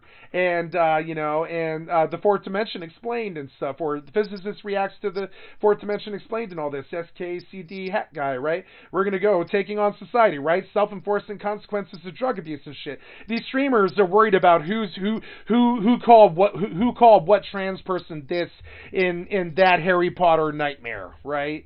And I'm worried about the self-enforcing consequences of drug abuse and the effects on postmodern fucking America. Yeah, our vibes are different, but I don't understand why yours is. I know why my vibe's my vibe. I don't understand why your vibe is what some fucking streamer said on Livestream Fails. That seems to be what you built a life around or whatever the fuck.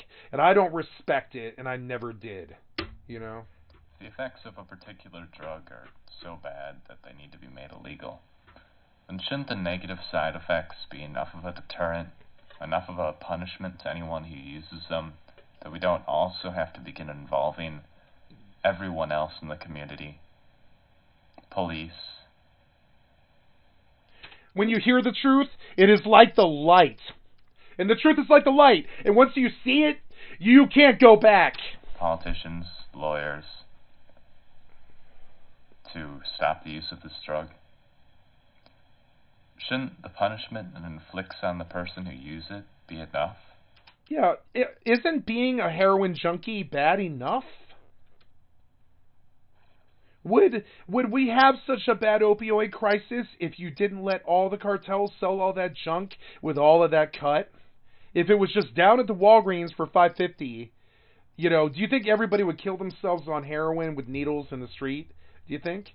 I think you like the death. I posit that the Republican Party likes the death of its fellow American citizens. I would posit that.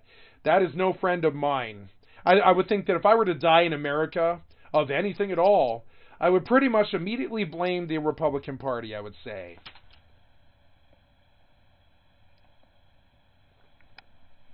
Apparently not.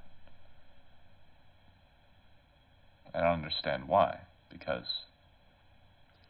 it's stupid and illogical and a waste of billions and billions of dollars, and all of my brothers have gone to prison, and everybody's fucked up on drugs, and there's people out there right now shooting dope into their necks as they drive semi-trailers across this country and shit, and trying to pay their rent, you know? And I just don't know why it needs to be this way, except for we let a bunch of stupid people steer the ship. If we had somebody like this running the ship, you know, I'm not talking about fucking Bernie. I'm talking about somebody like this, a young man with a good brain, with no affiliations to some kind of cancerous fucking Nazi Third Reich fucking Republican Party, Fourth Reich Republican Party. You know what I'm saying? I don't care what his affiliations are. He'll never be that dumb. You can see it right away. He'll never be that dumb. You can see the look in his eye. He'll never be as dumb as the American fucking leadership. He'll just never be that dumb. Me either. So much fighting within particular communities. Yeah, all that fighting over the cartels and bullshit. We treat our women like horse shit even though they're out selling sex on the fucking street. We treat the drug dealers like they're fucking like they're big kingpins, and we gotta shoot them up in our fucking projects in Baltimore and shit with fucking Uzis and shit in the 70s, giving, you know, white people 1 year for cocaine and black people 10 years for crack. You know what I'm saying? When did the dumb take the wheel? When did free trade end? You know what I'm saying? When did free trade end in this country? That right then, the moment the free trade died in this country is when all of these other problems spawned. Like some kind of Pandora's box full of like nasty bugs and fucking infection and shit like that. The possession of that drug. And nobody sticks around. Nobody listens to me talk, and I don't really want them to. I know it's crazy. I know I'm crazy. I know I am. I'm sick and tired, and I can't take it anymore. That's the reality. So I speak out. I speak out all the time, and if people can't take it, they can't take it. Please don't take my bullshit. I don't really blame you if you were to leave right now, because it's a rant and it's gonna last hours. You know? But sorry, if you've been fucked your entire fucking life by the American fucking government, you kind of go at it, you know? You kind of go at it for some hours, and you need closure, and you need to get it out. You need to talk about the lack of free trade and how they hunted you like a fucking criminal in the land of your birth and shit. For what? Getting high? Fuck you guys! You don't deserve your titles anymore. I'll strip them from you. Whatever it is.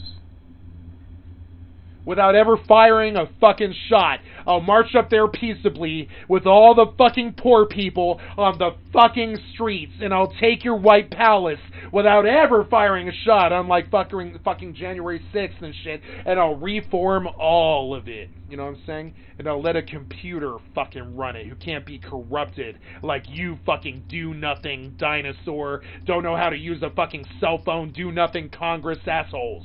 You know what I'm saying? I'll let a computer do your fucking job. You can see what it's like to live under somebody who isn't corrupt. Because none of us know. We've never known a time that wasn't corrupt. I've never known a day of my life that in this country that wasn't incredibly corrupt, except for like early childhood, I would say.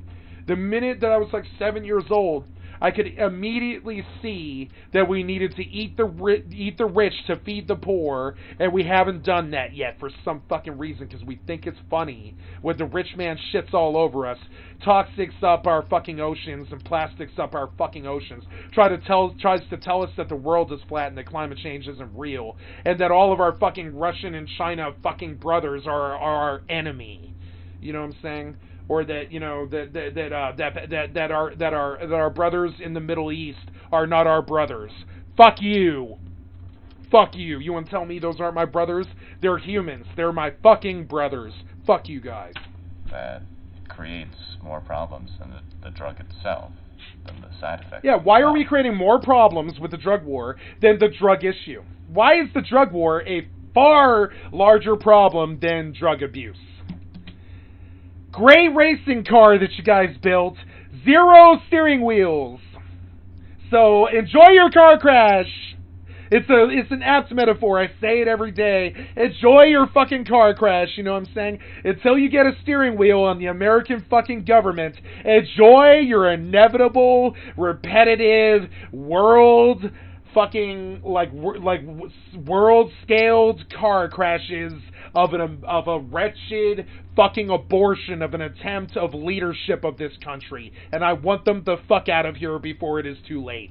And I want to see a 30-year-old man at the fucking wheel, not some fucking dinosaur who doesn't know what the internet is and doesn't know how to use a fucking cell phone. And I'm sorry, I know that's toxic, but